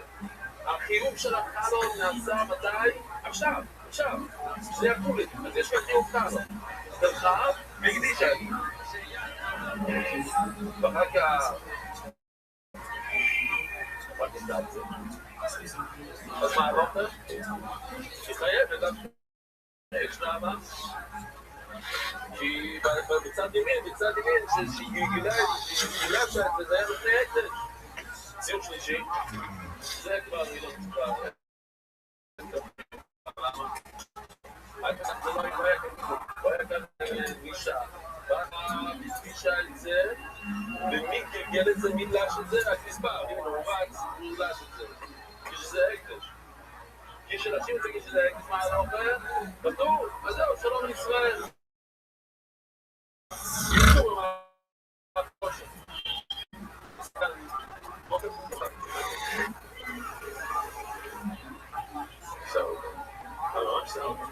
אז יפה, אז עכשיו אפשר לראות את זה במהירות. אז כתוב מי שהקדישו יסוסו עד שלא יגלגלו, אם היא הקדישה את הגמה לפני האישה, סוסו, תקופה של צער, אתה חייבת. אם היא פדה את זה עוד לפני, פדה את זה לפני האישה, אז היא חייבת. למה? כי זה לא היה של ההקדיש, זה בשעת האישה. ושגילגלו, אבל אם היא הקדישה את זה אחרי שהיא גלשה את זה, היה ראשון, ודעתו, חייבת. היא הקדישה עד שלא גילגלו, וגילגלו הגיסבו, אבל היא עשה את האישה, הגיסבו בלי סמיגו, אז זה עושה את הפטור, כי זה היה בנושא מלמד, זה לא היה שישה עצמי ועושו, איזה שאתה חייבת, לא יודע, שעה שלמדת שלוש על החודם ושלוש רוב הגיל ולא יצליח עוד במים. על זה הוא לא דיבר על זה. דיבר על מרוח של הגוי. דיבר על מרוח של האישה, על זה יצחק. אבל כמו הגוי, אם הגוי עושה להישאר, זה דומה למרוח של הגוי. שבמרוח של הגוי, אם הגוי עושה את הסוף העבודה של הפרק, יש מחלוקת, הם חייבים למה יצרו לו. אז האם בגידול של התבואה יהיה בגידול של העיסה, הגישו של הבצק, האם יש כאן חיוב של תעלות, מה? בואי רוב, אם זה לא יתקוד מה, יש לו תנאי. האם זה כתוב במשנו גר שנזכאי, אבל זה לא ייסה. אם הגר שהתקיים היה לו עד שלא נסגר, מאוד עומדים אולי איזושהי שואה את זה, הוא פסוס כתוב מפורש, שהגוי כתוב, נסגר היום חיים. אבל אם להכין שהוא נסגר, וכתה רוצה, וכתה, דברים, סוף, סוף, כמו מנגות אומרים לו, אדוני הקולי, ואפילו מהם מביאו אותי, כמו חייבי עוד סוף, ים. ובין רבי יהודה, שאומרים שם במרוח של הגוי, במה יש? שהוא חייב, רק לא. למה? חוסר לדגום סודדום או יתירו.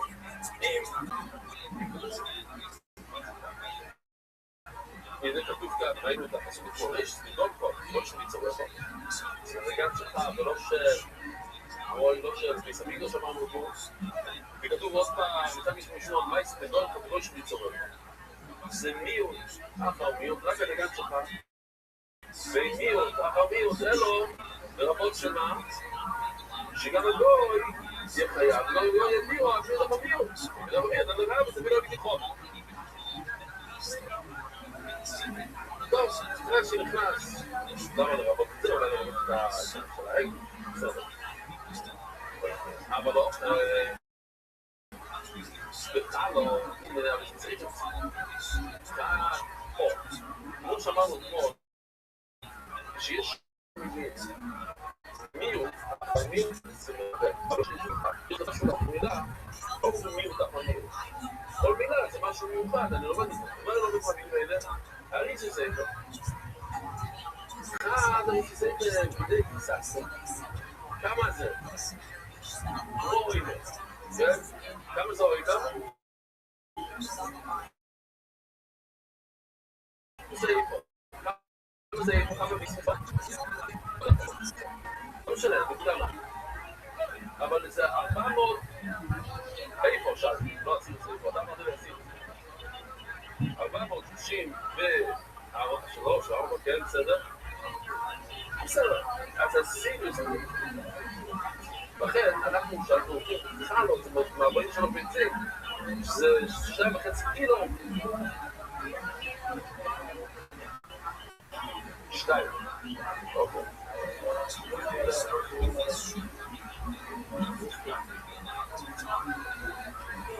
לא, זה, המשהו הזה זה לא משנה, כן.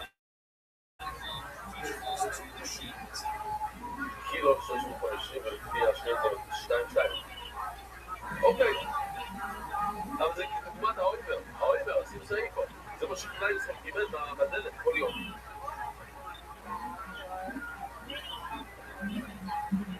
יש כאן כמה מור על ריש של סעיפה. מור סיבי. חשבתי שאני אגיד לו סיבי,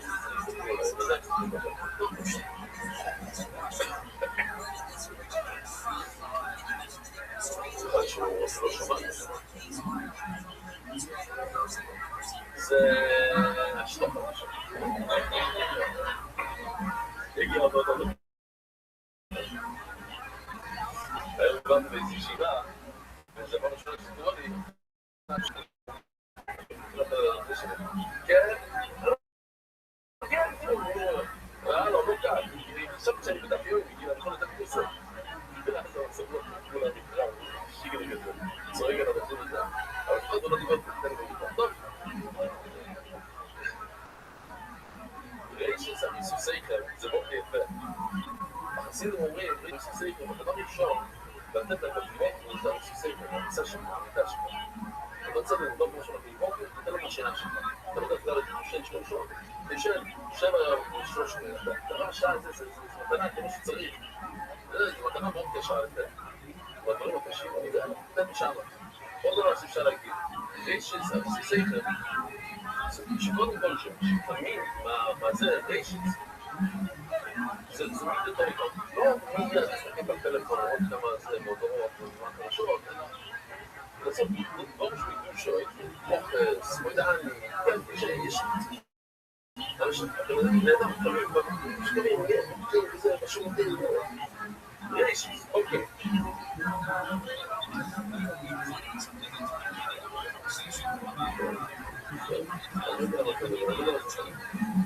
כדי המצא של אחד האור עוד מה אנחנו עובדים?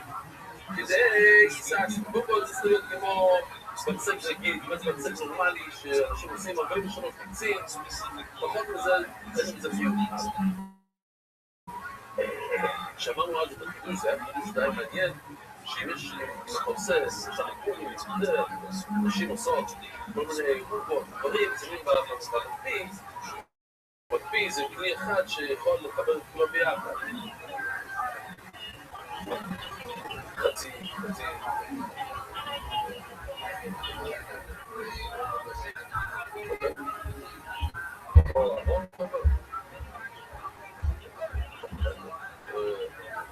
אני מדבר על הכלי של המקפיץ אוקיי איך הוא אומר? אני לא יודע לא, אבל צריך להיות לא, לא כן, אני יכול למד והמקדים עכשיו פי שאומרים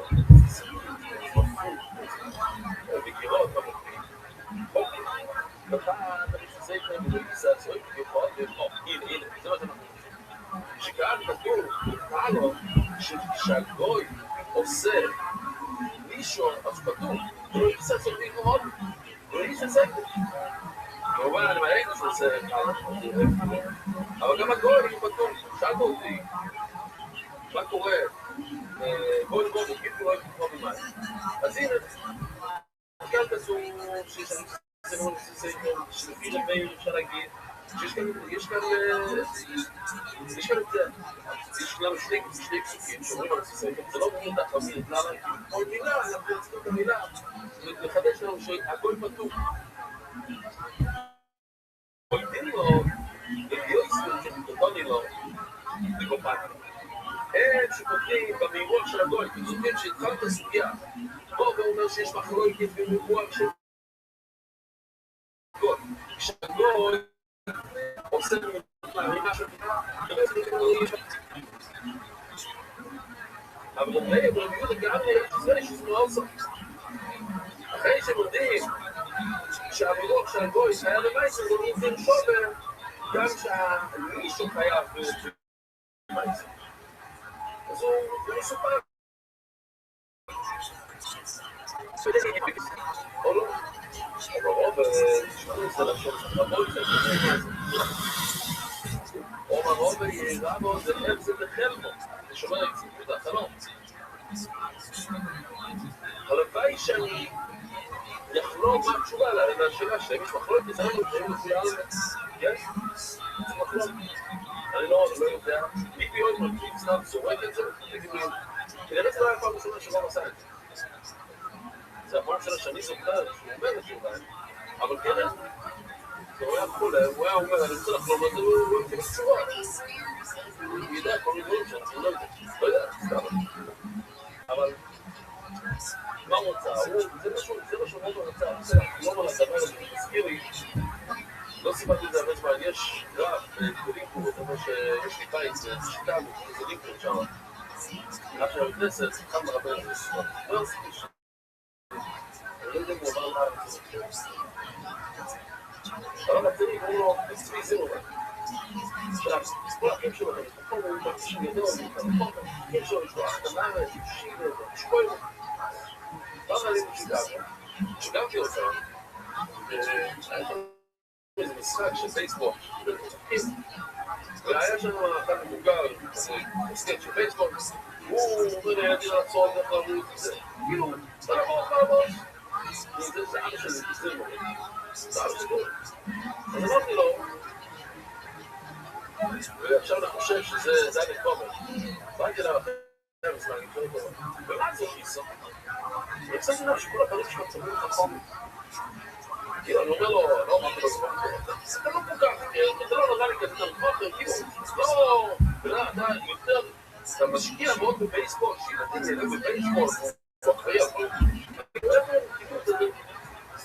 הוא מסתכל עליי, סביב לעשר שנים שלו, הוא אומר, כל החיים שלי, אני קראתי על דבר אחד, שילדים שלי יהיו כאילו לסוף חולים, וסיפצתי את הדבילות שלי, על דברים אחרים. זה זה שואל, זה פשוט, אמריקאי, ובזבזתי את הזמן שלי על מי זה היה? חושב שפינק.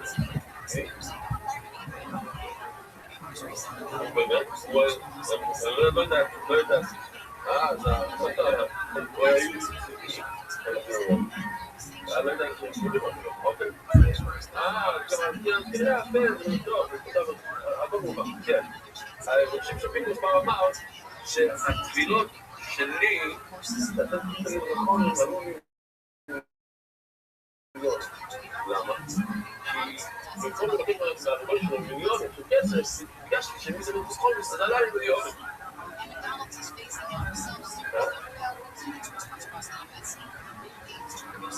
עוד. תודה שלך, לא ראיתי את זה. זה מי? מה זה החדש? בואו נראה.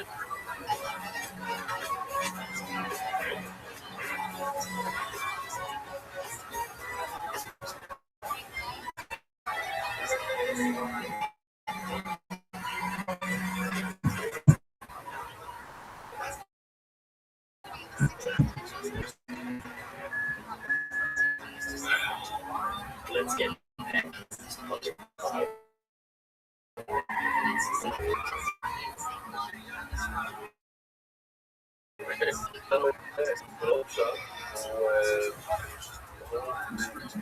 מרצה ב-AI, הוא בא לעבוד את UI, משהו מאוד חשוב בשבילנו, זה אוריאל,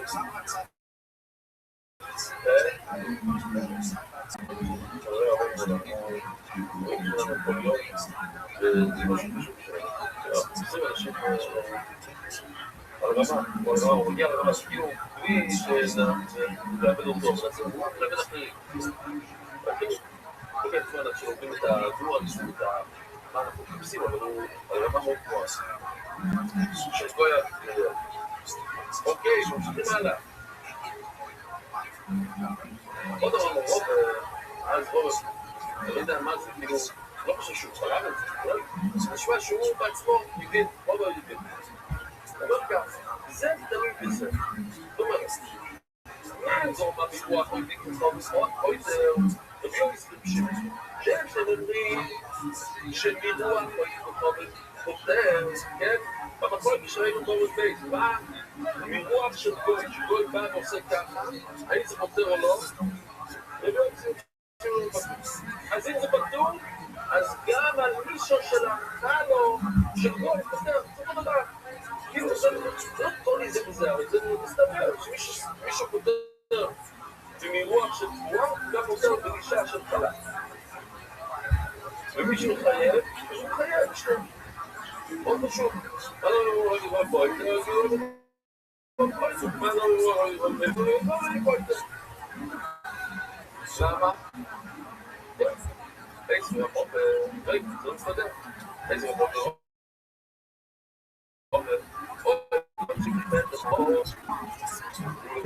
זה רוצה להפגיש את זה ולעשות את המון. בואי יש לנו את המון משהו.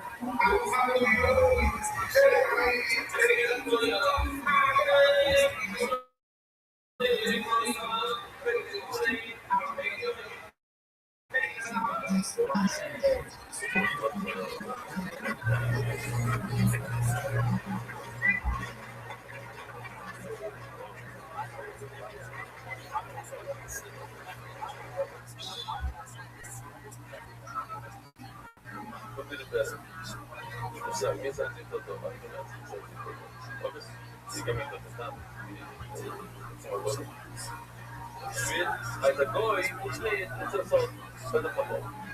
אמר לי עוד כמה. סתם, אני זוכר. הרי כל כך צריכים לעשות את זה סדר חמור. יש את כל אני בין זה וזה. אני חושב שהגוי רצה כאילו להיכנס לביזנס הזה. הוא יודע מה עושה כאילו. כל אחד, בגלל שקל הוא יכול להתפלל בהתפלל הזה. אז המדרום שמשפט את חמור, מה הוא עושה? הוא קנה אווירות? וואו, זה לא טוב, כאילו אנשים היו עושים את זה בערבים אחר.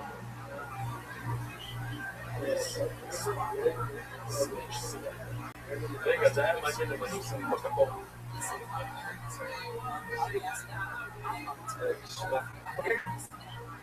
שמה לכסף? מה אומר? זה סוג אווירות? זה יותר, סליחה, לא, זה לא. זה מאוד שקל. אז שונה הבאה זה 5 שקל, אני אמר, שאני צריך לעשות, זה 100 שקל פחות. כן. אבל מה?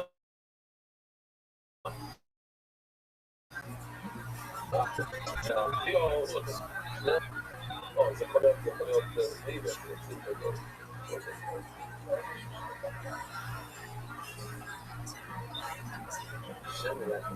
שאילו לבוא בכלל המודים על ששומות אומרים לגוי, תשמע את הפתור בכלל לא צריך לחלץ לזורים התחלה זה כלום אלה של קדוש שזה לא כלום עצר אותו הוא בטח חמור, כל דברים יכולים להשפיע זה לא חדש אבל עוד נוסו יעשו לו משמע שהדבור הזה אסור איזה יכול להיות עוד פעם, אם הגורם שהתחלה של הגוי פתור אז את התחומה של הגוי אסור אמרת שזה שני פתור אם אתה סובר שאתה פתור גם השני פתור אתה לא יכול להיות אחד פתור ואחד חייב וכאן יש לך פתור ואחד חייב שמה?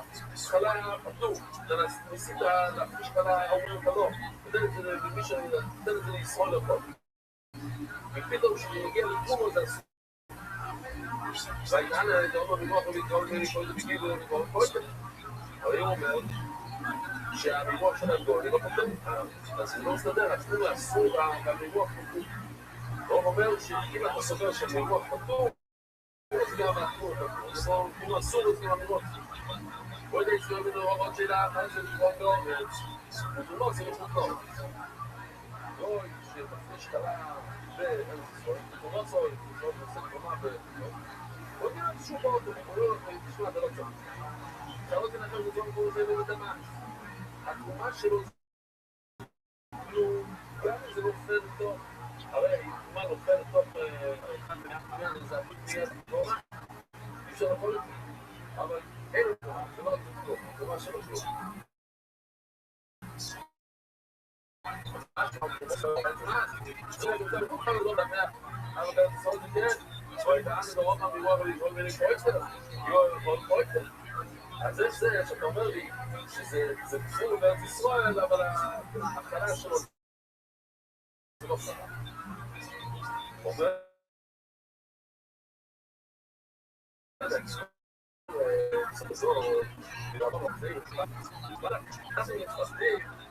והנה זה אנחנו עומדים ממש לפני פסח, אנחנו מוכרים את החומץ שלנו.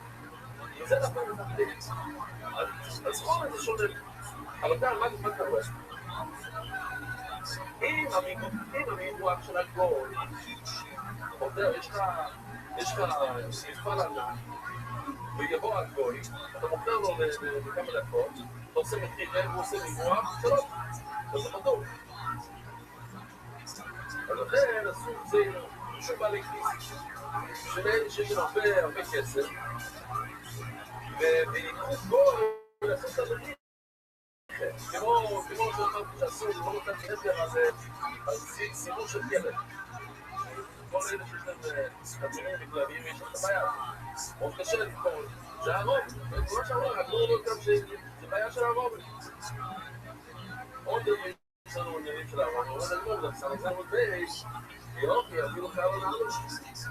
הרי, שגוי, אם הגוי זה תגיד אז עוד פעם יש לך מפיע, זה לא נכון, לא עושה לראות. את הבישה. זהו שפושה. מה לא נעמי?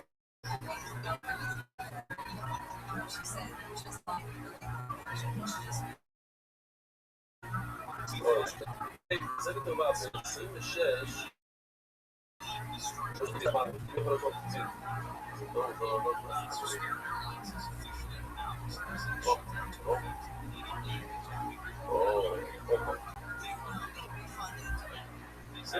זה שואלת אני אומר עוד שאלה, כמו שיצאתי לה עכשיו אין שזה עוד לבחור כמו 5 בוא נגמור לו, אנחנו לא עושים 60 בנקוד, למה?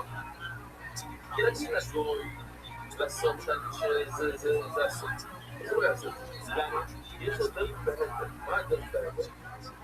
אין שזה עוד לבחור כמו 5 כי אם הכל אם במקום 43 ביצים וזה כל פעם 22 ביצים של חלב, לא זה קצת קשה, אז עדיף לו מאשר לעשות את זה באיסור, על ידי לתת את זה לעשוי לעשות את הלישו.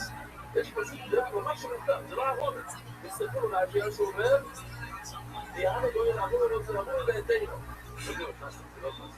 זה צריך, אנחנו אומרים, זה הרש"י למעלה. מוציא לעבור בעתינו, זה ההבנה בעצם. אומרים לו מה, אני לא יודע, זה כל הסגל, אני כאילו, זה מה שאני מספר. אומרים שהסיבה שגן החומץ מותר לעשות תחקיר הזה, לא מותר לעשות את זה בשביל זה? לא? או, ולכן מה? או, לכן זה רבון. זה רבון. שונים, אז אם זה בעייתי. כי מתי את הביטול אחרי שמחקת. בקיצור, זה בלגן, ולכן יש גן שבפיתול לא לדבור על ה... אנחנו היה לנו פיתול, יש לנו מלא פיצה, מלא דברים בבתים, לא יש לי חיים, אבל פיתול קצת עכשיו הסכום אתה לא תגיד את זה, יש לך מלא פיצה. זה בסדר.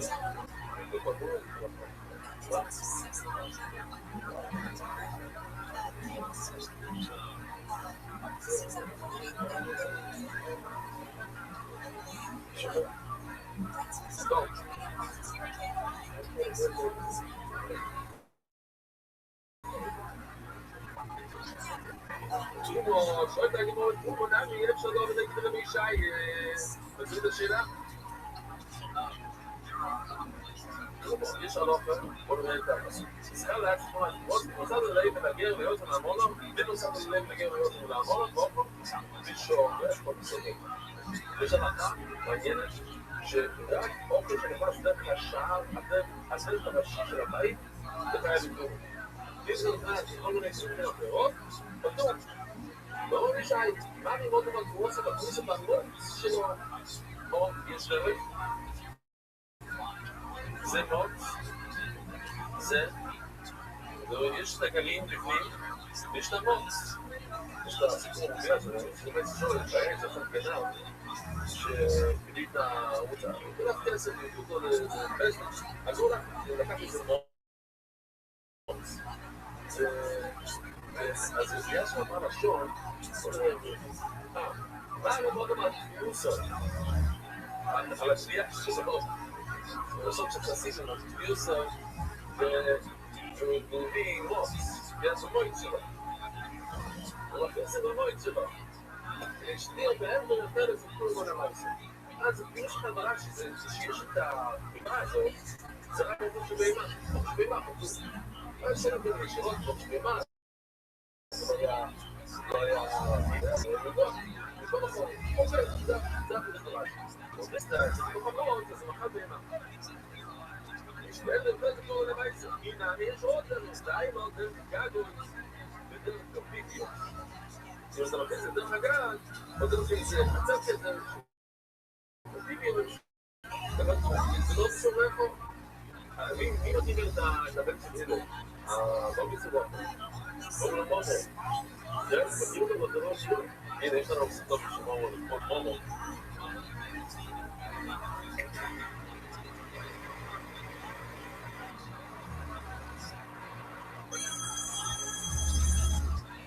Give me your most talented person for a consultation. No problem, I'll transfer you.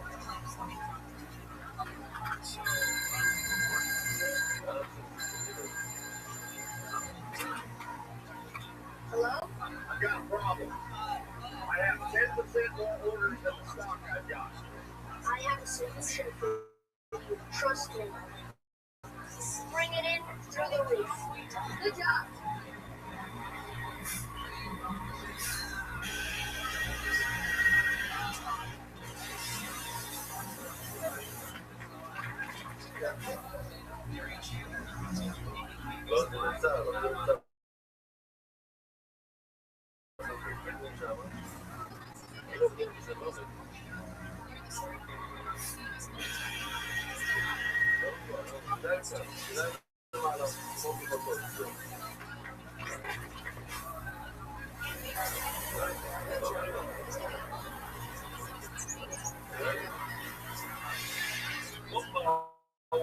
What do you mean through? Is it not about fluid?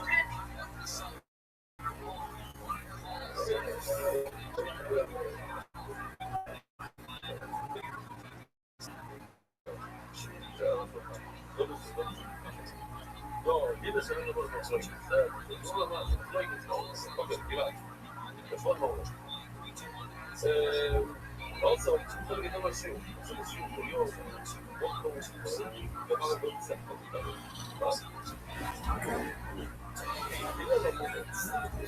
אני הבאת ישראל. אני לא יודע, זאת סיפורה לי, יש בכל יקרים אותה.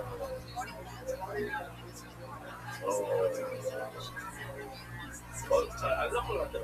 יש כבר בסדר. בני, אני יודע שאני לא יודע. אבל כל כאילו יבוא לזה. או זה לא זה כאילו משהו. אני אגיד לכם בצעה, קצת וכך. אני לחצתי על זה. כאילו כל דבר על זה. ההוא לא חד. זה לא שבן אדם פתאום חושב שהוא רואה את השד הפיון. הוא פוגש מישהו רואה את השד הפיון. רק הוא רואה את זה בסתם. רק עם זה. בסוף, הוא רואה, אני הולך. הוא של אנשים, תראי, כל אחד. בדיוק, יש לי את השכר לא ישר. עכשיו, אני רואה שהוא שידע, הוא היה מגרם.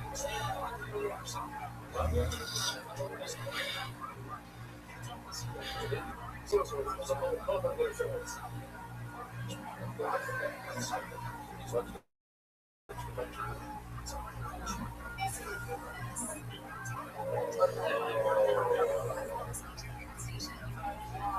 מאוד טוב, אבל מאוד טוב. תקשיב, אני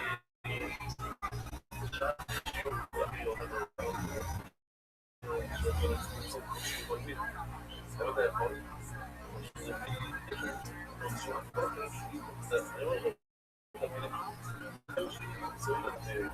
מה שצריך, אני עושה. צריך עוד שיעור, אני כאן.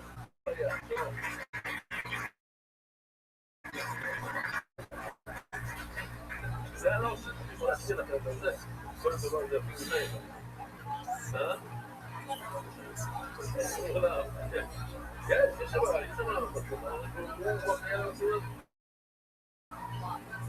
בוא נשמע אותי, באים דברים.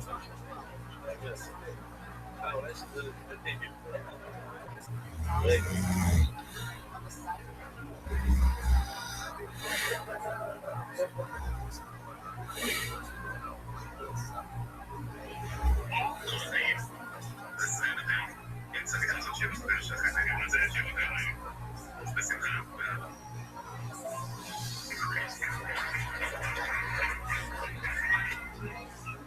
וואו, מרגש. טוב, הייתי מודה, בוא נדע מודה. נשים את זה, בשניות, אין לך סרטונים, זה, גם את הסליחות שלו, כאילו, אוקיי. זה לא היה בדיחה, זה היה רפורט חזק. הוא הגיע בכנראה ונשאר לסרטון. כאילו, זאת גימור. הנה, אני די לא דרכן, כדי שלא פיבר. יש דרך להחמוק את הסיסטם. יש כזה מהפכות.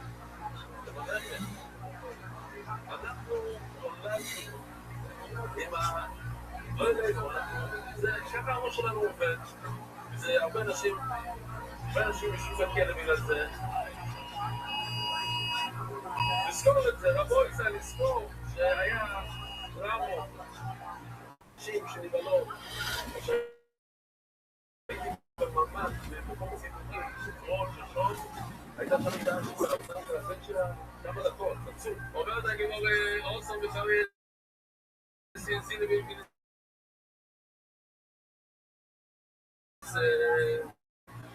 בן אדם לא רוצה, זה נמצאים יותר דקה של כולם בניסיונות שהוא עוקף את הביציה. אוכל, ביצינו, להוציא לו מביציה, ושהוא עושה איזה עסק עם גרוי, אף אחד לא יודע מזה, זה הבעיה, וזה צריכים לצגל. וסתם אני לא יודע, לא חשבתי בדיוק מה להגיד כאן, אבל אני כולה עושה מביציה. כל מה זה, לעבוד על המס הכנסה, לעבוד על זה, כל מיני תרגילים, וקומסינות, וזה לא ממש הדרך. הדרך שלנו זה להיות ישר, באמת. יושון, גם שתדעו לכם ב-FDY, ישרים, הכל שקי שנכנס, באמת. אנחנו מאוד מקפידים, הכל עם סבלות, מכוניות, ואנשים עובדים על זה, אין מזומן, הכל. זה תמיד טוב, שמע, זה לעלות, זה לחתילה, לא צריכים לעשות תמיד. חוץ ממחירת חמץ, לא צריכים לעשות תמיד. אומר את המשנה, לא מגיע סורל, לא צריך לו לשם ולבנות.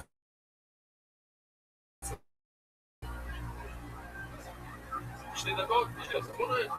מה שאפשר להשיג, נשיג. אנחנו ממשיכים בפועלים, אנחנו מסיימים עכשיו בפועלים. בוא נגיע סורל, לא עושה לא שם ולבנות, לבוא ייסע. הנה, בוא נראה אם הוא עושה טוב, אני יודע שהיה כאן את תקלה, הוא אומר שזה תקלה, הוא שיתקן, בוא נראה. אנחנו נחליט. יפה מאוד. בוא נמוסם שבר, אחר כך נמוסם סוף. ואחר כך נמוסם עוד פעם שבר. בוא נראה, בוא, למה הוא עושה את זה? לא נגיד. יש פה סטייה, אני רואה לך, יהיה איזה חלקים של סוף.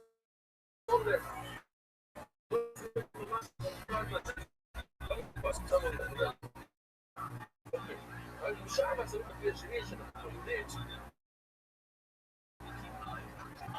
לא זה עוד פעם של לא שם לו שם על השמן הוא שם את הסכמה אבל הלבן לא כל כך שמן יוצק הוא שם עוד פעם שמן כמו לה אמרנו אז בזמנות יוצק זה הפעם השנייה ששמים שמן ואז הוא מתחולת זה הנובר לכל הכיוונים היינו בוא נראה מה זה בזה צריך לפחד מה עולה הוא לא יתמיס את הדקות בסדר מה עבר הגושר לא צריך למתוח בפינה כן, אני ששמו נגע אינף אני לא רואה את זה אינף סופני קומץ והגדיר הוא עושה קמיצה ומגדיר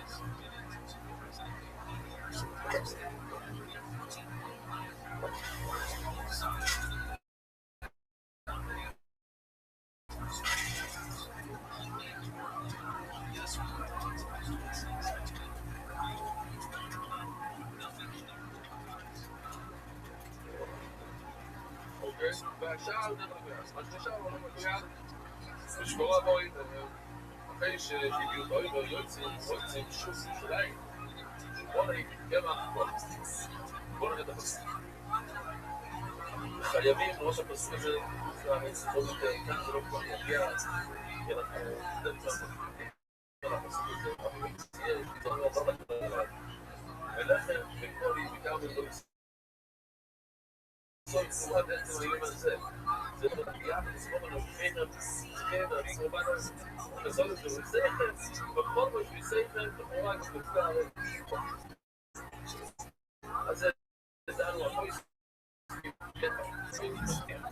וחוץ להציוכם ועל זה סגימו המון אנשים אמרו שמוסר זה היה מוסר של הסיג זה היה שפיקוח נפש והעבודקים האלה אפילו שיש המון כמות היום יש אפשר להגיד על כל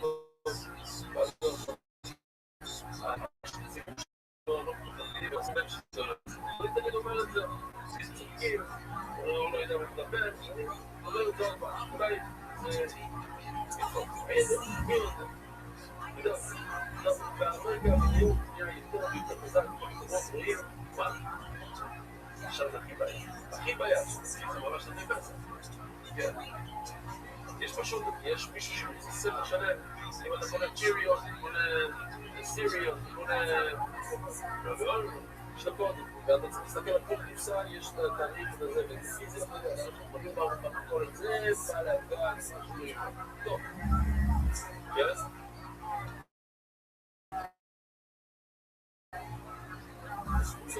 תביא את השקעה טוב ושקעה באים לא באמת מסתובב שהקפידו, משתובב שלא זה שאלה למה הם לא מבינים את החיים, הם לא מבינים שזה אולי זה שלא אנשים פשוט לא מודעים אני אומר לכם, הם לא יודעים שיש מסות הזה הם לא יודעים, זה שנצחק אני אומר לי, אוקיי ושקעה באים שום ירושלים שפה לגלל קולי כמו בקוטי פסח אתה מגיע, פתאום יש השפע בשיקגו יש כל מידור חנות של דולר שזה סיגוניות זה לא כל ישראל זה המספר אחד בעולם לא?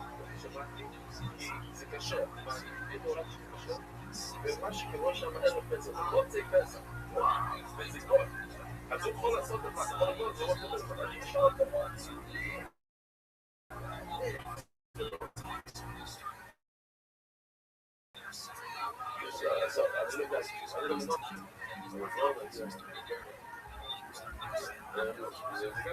יש כמה שמשנים יש מלא דוקטורים שקשרים אוקיי ולכל הדברים האלה למה יש דוקטורים בארץ? זה לא הולך זה חייבים מה?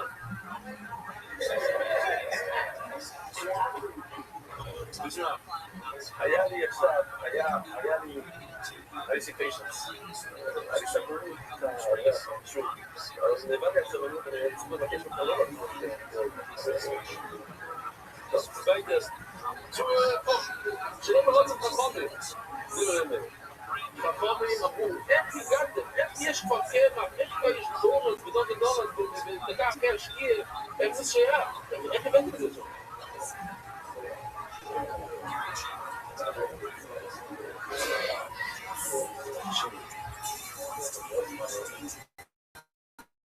זה ממש חשוב מכיוון ששמעו את זה ותביא את הדקה הזאת להגיע אז תגידו אז אולי זה לא פשוט אני רואה את זה במרכז זה פחות שאנחנו שלנו לא יודעים טוב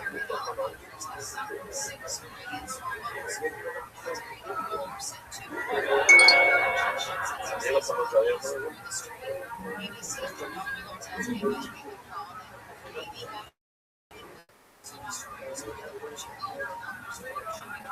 מה ששמענו זה לא מה? אוקיי למה זה לא עובדים?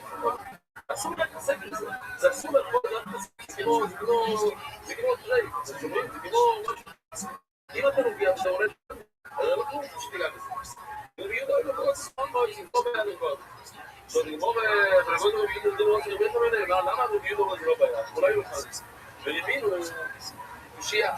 ונתנו לו, אז מה שמעניין?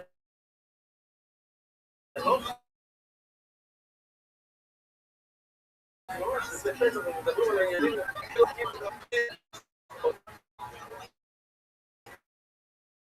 בעוד 14 יום עושים בדיקת חומץ בלילה. וברבויסו שפניס, מה גם לא עושה שפניס? רבויסאי, אם אתה פספסת בלילה, תעשה ביום. אם 16 ביום, ואם פספסת בבוקר, תעשה את זה עד 6 שעות ביום. ואומרים לבותה, לא, טוב, אז מכאן והלאה, אחרי 6 שעות, אסור לעשות בדיקת חומץ, למה? כי חושבים שהוא היה הולך לעבוד. אז למה לא חושבים, לפי רביעי, אותו רביעי, למה לא חושב שהוא יוכל מהחודו? אמרה לי שאני חודש, לפעמים שלא איתנו בוי, על ידי קיטור, אסור לך להשתמש בכלים, אתה צריך לכתוב את זה ככה, זה נותן לו לזכור שאסור לו לאכול את זה, רבויסאי, שלכם בין הזמנים, בפסח כשם שמח, לא ליפול, רבויסאי, לא ליפול, שלכם רפול ונעים.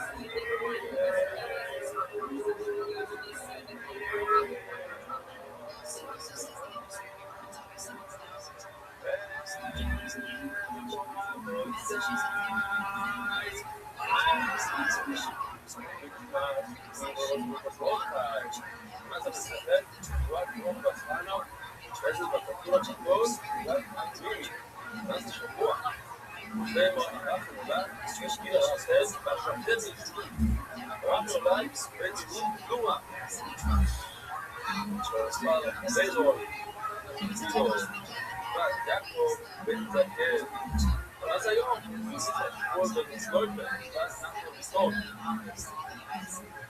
עוד רבני, לא יש מופע טוב, וואי, שם רבני,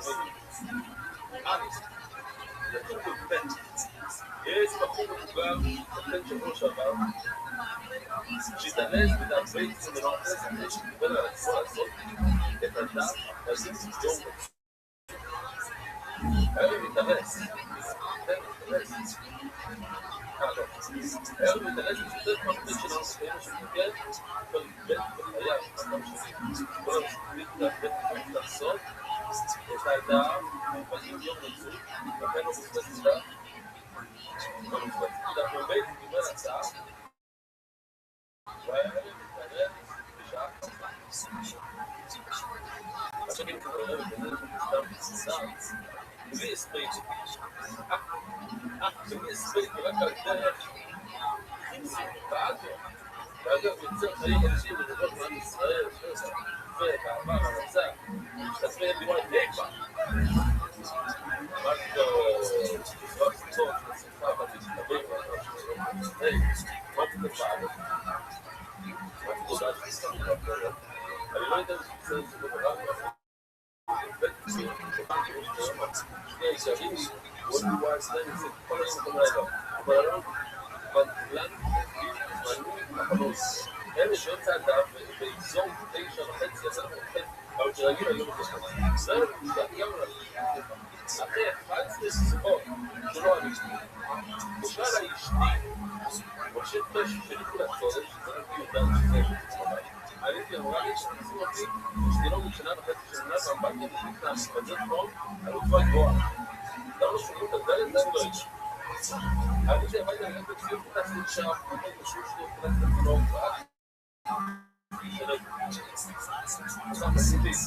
לא, לא צריכים להגיד המאה. אבל אמרתי שבכלל שזה בשעה של החיבור, בתשע דס, עוד שעה שעה לא שיחסי, ואני לא עושה פסק, ואני רק סנן שקשור כולה. הוא שואל אותי, מה כתוב להציב לה? סיים לשאול לעזור, אמרתי לו, מתקשר, דנס 73, 2 נסע 551, ושתורה איתה מוכן להתקשר וקודם, בסדר, חוץ המילה בבית, כאילו למטה מלכות, ניסה את המילה שלו, ועל המקום, מתקשר מתקרים לשביל חי בטלפון, לפני שכל יום יעשה ג'ל, גם, לא להגיד, אשרי ואשרי אשראי ואז שצריך במים, אחת המחזור הזה לדעת שהיום זה לא אני צריך לקרוא לא, לא יחליט לקרוא בדבר הזה לא נשמע דיוואי עצמו שי בוקר אני נראה מאוד אנשים במיוחד מיורים רצון AI זה? זה לדעת לא שאל שי בוקר אוקיי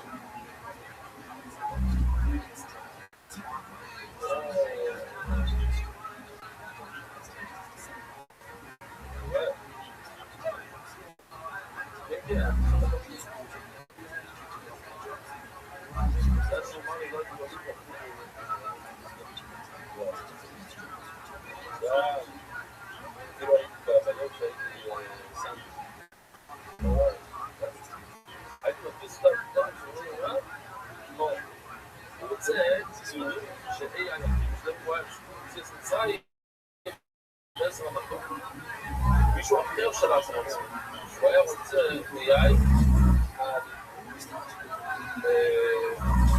לעשות את זה כמו שתיים בעבור לא יצא שהוא יהיה מצרים שמצאת את זה, אולי יצא בתוך שכולה, הכי משהו כזה, נפתח בראש גם אם זה היום זה ספורט שני מילים לדבר נורא לא ידברים כל מי שעושה את הסרטון כזה יתנפל יש משהו שהוא מציג עכשיו עשינו לשם מסוימים חלק ממנו אם אתה משאית זה אתה אומר אתה ניסון הערך אמור להתפלל תודה רבה כל ההחלטות הסתכלה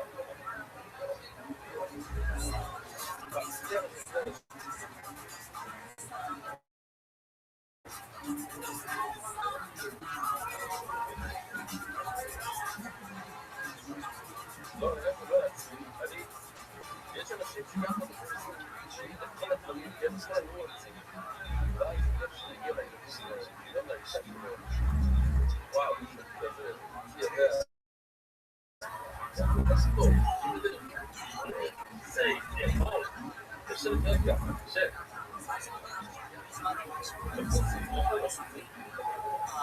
שלו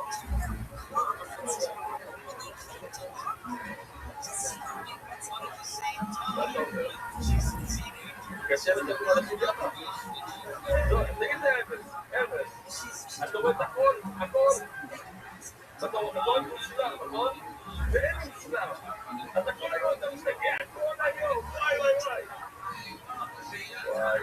טוב, אני מבין כמוך טוב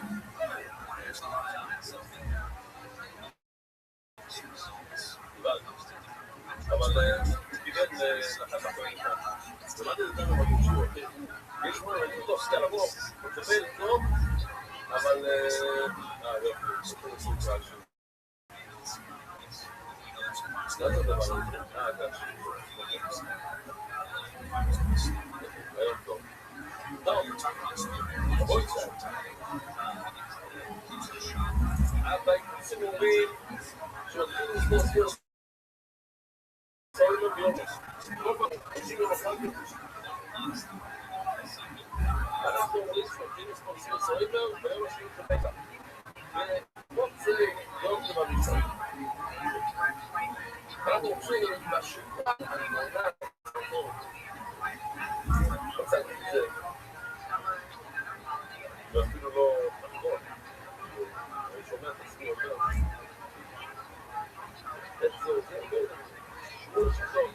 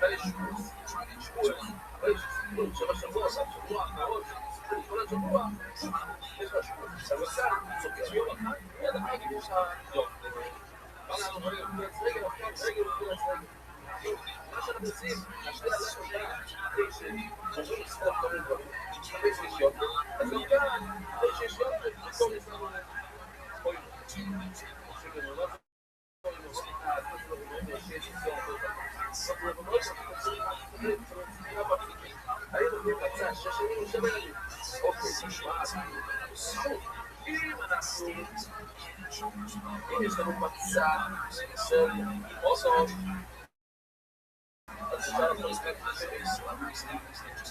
אוקיי, זה משהו שיצביע אותו. זה משהו הכי סליחה. אז כל הזמן זה, היום זה בסדר, זה אוהב.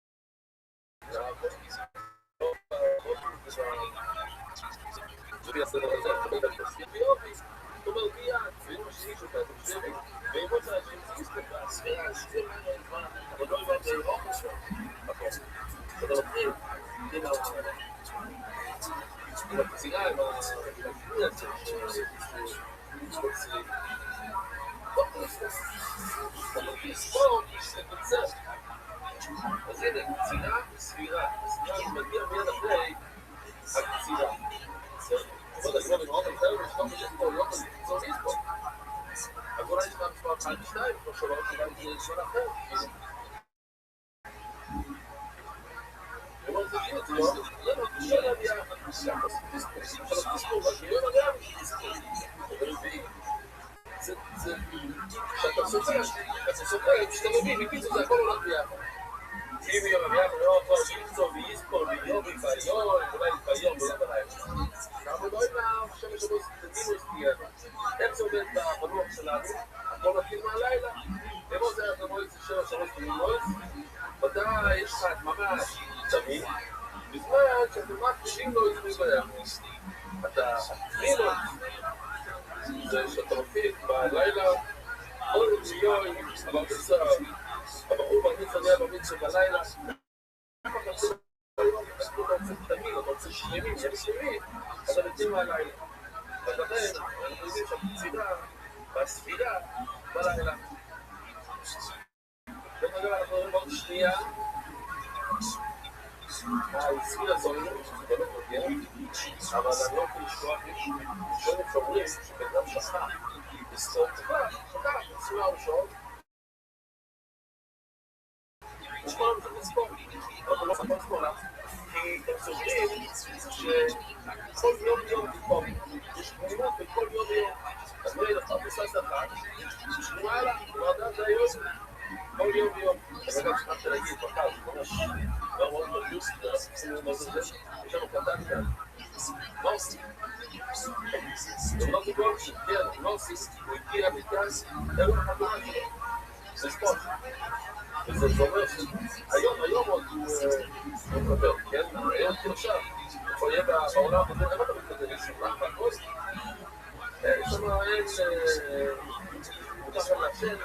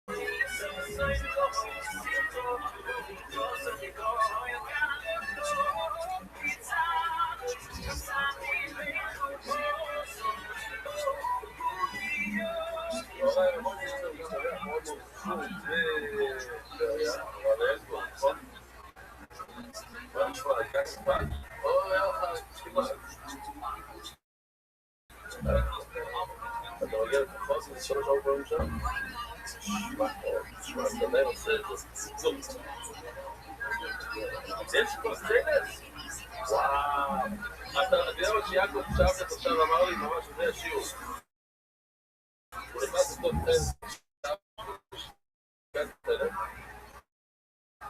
שיתפר אותו, יש כבר כזה, יש כבר בדיקה כאן. אז הוא אומר, וזה, אני אתן לך,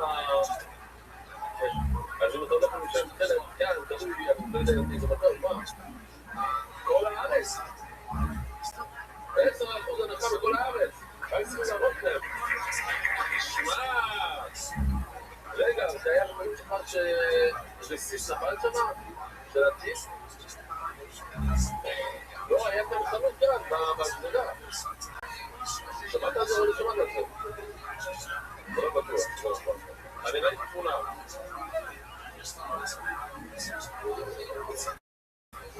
לא נכנס הטיס בכלל. ספר חלון ונמל החוצה. כדי נותן לנכון לנדוע.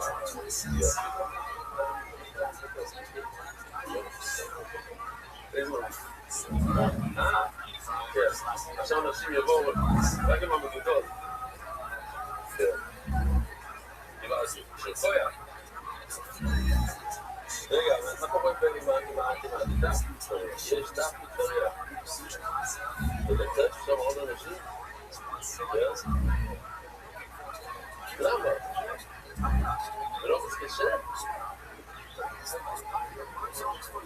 וואו, לא רוצה להפסיד אותך. לא, תשפים יותר סדרים, זה היה באמת סוגיות מתקבלות. היום יש לנו סוגיות בסוגיות. כן, לא שמע כאלה. כן. לא מגמור. אם מוסה אתה מוצא שיש הפוסט פנימוי, מה שנהלתם לא זו, יום הליסטו ויומי, ליסטו בלילה. אולי נעשה את הכל, כל השלושה דברים מלאכם, טוב, גם להביא, גם לספור, הכל בלילה. אבל לא הבנתי, יוי, מה ויום, כיצד, מה אנחנו עושים? יש לילה לשיום, מה אנחנו עושים בכיצד? צירו, סבירו, בלילו, השיים הראשונים, בלילה, והעבוד, והיוי, ומה שמביאים, אני שמים את זה ביוי. גם הרוב, איסנו, פירטו, סקארטי, אלוהי, מצרואים, דיינו, מציס את המייסו, ומציס את הסרייס, יש 5 פעמים בשעת, באתי את זה כמה בחודש, שיש 5 פעמים בשעת שלא גמר בדבר, ואף אחד אחר לא. שדבר מפורסם במגיל הכתוב שעשר מנתר מנורו, סוגיה שנייה, לא אומר, לכולם יש חוץ מזה. לא, לא. מה אומר?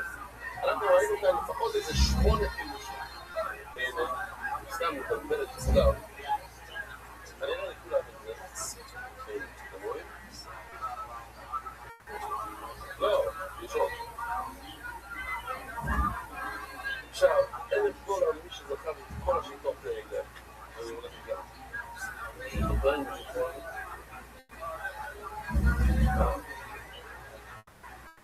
טוב, אז משהו לא זכה.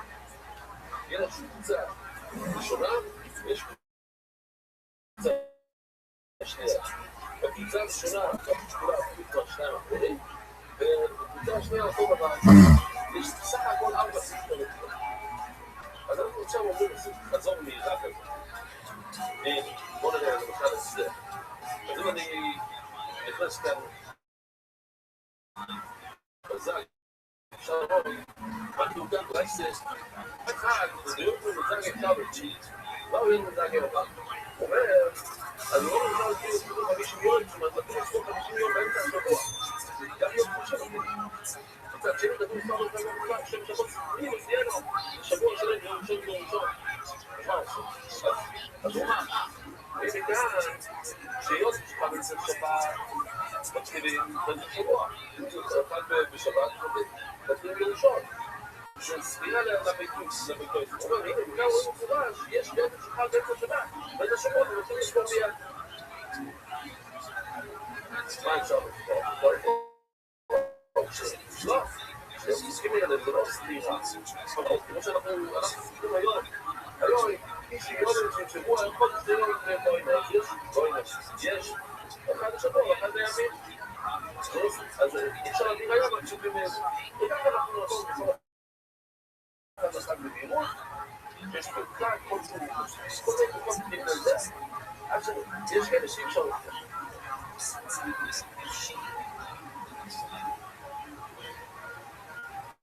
אם נדבר ביום נלחי, אז הגמרא לא מובלע לכל. לא מובלע. זה לא כדאי ביי. מה הבא? אני צריכים להתגבר. זה שבוע. הסבא שזה הוא ממש כאלה. הסבא, הם לא הסבא לא כזה. אז יש לזה...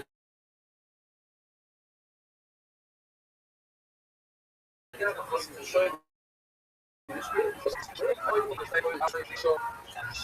שהם שבוע, אני כבר כמות שבוע, 8, 9, 10, 14, שהם 9 שבוע גבול.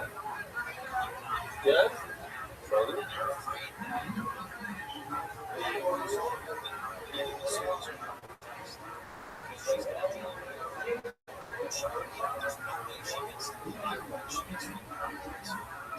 יש בעיה, יש בעיה. זה מאוד בעיה. פשוט לא זה הרבה. בעיה? זה כל להיות בעיה. מה?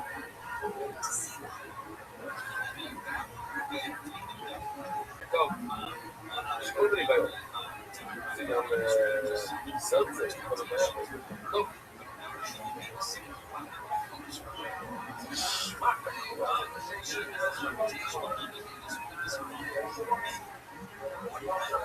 כן. רגע.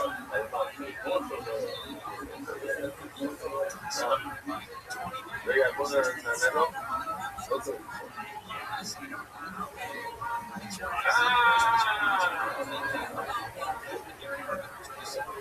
יפה לעשות לי לך.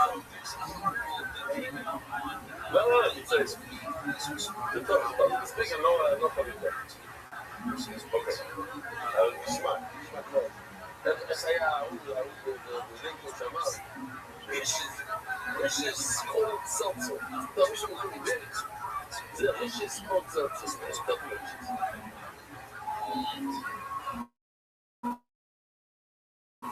להגיד אותו טוב יותר מה נקרא, יש מישהו מגיע לכאן מתוך? לא, כן. מקיף? לא. אז זה מה אני איש.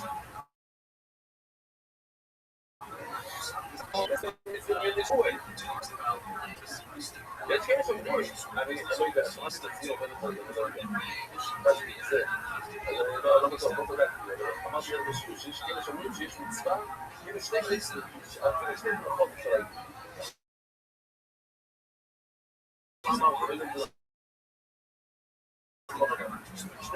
שני מצוות,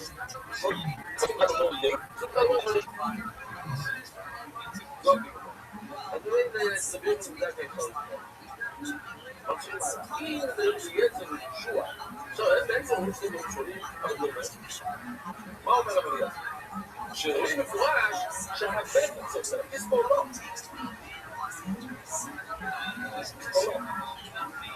זה לא ראשון. זה בכל פעם אתם מתחילים, אתם שמעתי זה, מתחילים לספור, לא היום ראשון. או מה רבי ישוע אומר? מה, הכי כאן זה מי אמר מתי לספור? אולי זה מתחיל ביום ביחד. ורבי ישוע. ואני אמרתי את זה שם סרט. כן, אותו ספורם כמו שמואל שרואים את זה, יש מוילד, מיד אחרי המוילד, יש מוילד, מיד אחרי המוילד, יש את היום, יש את היום, שלנו, מיד אחר כך יראו לו היום. אז שוב, אם זה ליד ישוע, הבית זה משיקוי, אם זה להיות זה בחריקוי, אם שבת, המילה שבת זה לא, אבל זה יפה. יכול להיות שזה היום גם השני כפס. אז הלכנו לנו שתיים. רבי שמואל זה בדיוק גם סרו,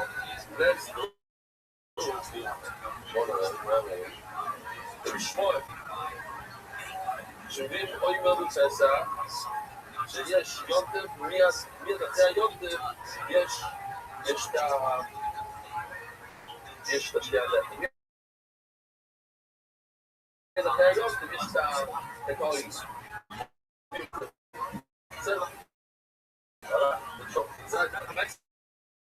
E no Rio sentido, bom, deixar, normal, foram belos. E nós temos bom, e o Cristina da Chama. E sei lá, e o Cristina. E fazendo aquilo, o Cristina. אז זה שאתה מכניס בו ביום ראשון, ואז יצא לך ששבועס זה 50 ומשהו יום אחרי שתחילת הפצע, שתצאו לדבור להיות 50. אז הוא אומר, מה הבעיה בזה? יש, כתוב בתורה, שסופרים 50 יום. אתה לא סופר 54 יום, סופרת 50 יום מהיום הראשון לא. אני אומר לך ששבועס זה 50 יום אחרי היום ראשון. כתוב בתורה לספור 50 יום. אז סופרת 50 יום, לא סופרת 54. מהיום הראשון, מיום ראשון בצהריים בלילה, עד 50 יום, מה באמת? הנה, מספר 5 כאן, 5 או 4, בוא נגיד 4, בוא נשאר, יש בין 4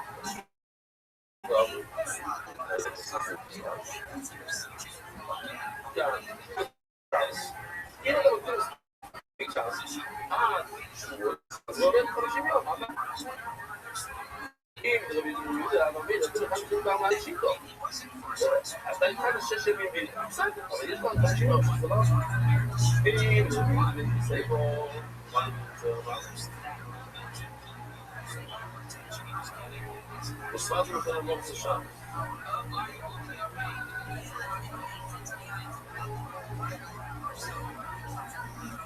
ומה הייתי ביום נגיד שטוי, דיברתי פה אותו שאלה כמו שאלה לנו קודם. רגע.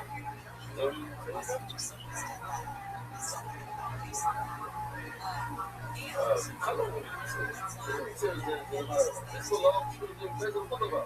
לא ישר לזה לא טוב. כן? אני לא יודע למה אני מבין את זה. כתוב פסיכולוג, עוד פעם, כתוב פסיכולוג. אני רוצה שאנחנו רואים כאן למעלה, זה כאילו השורה האחרונה למעלה. אבל זה הסבירה שאתה ידבר, זה מתאים. וזהו. אז מי אמר לך, אבל איזה שם? אולי זה היום השני. אם הוא יום גם נקבץ. ולא תדע, אני יכול זה לפי אותך. עכשיו, אני כבר אומר, אתה רגע איסי, בוא נראה, מי זה מה שני קוראים? מה הוא אמר?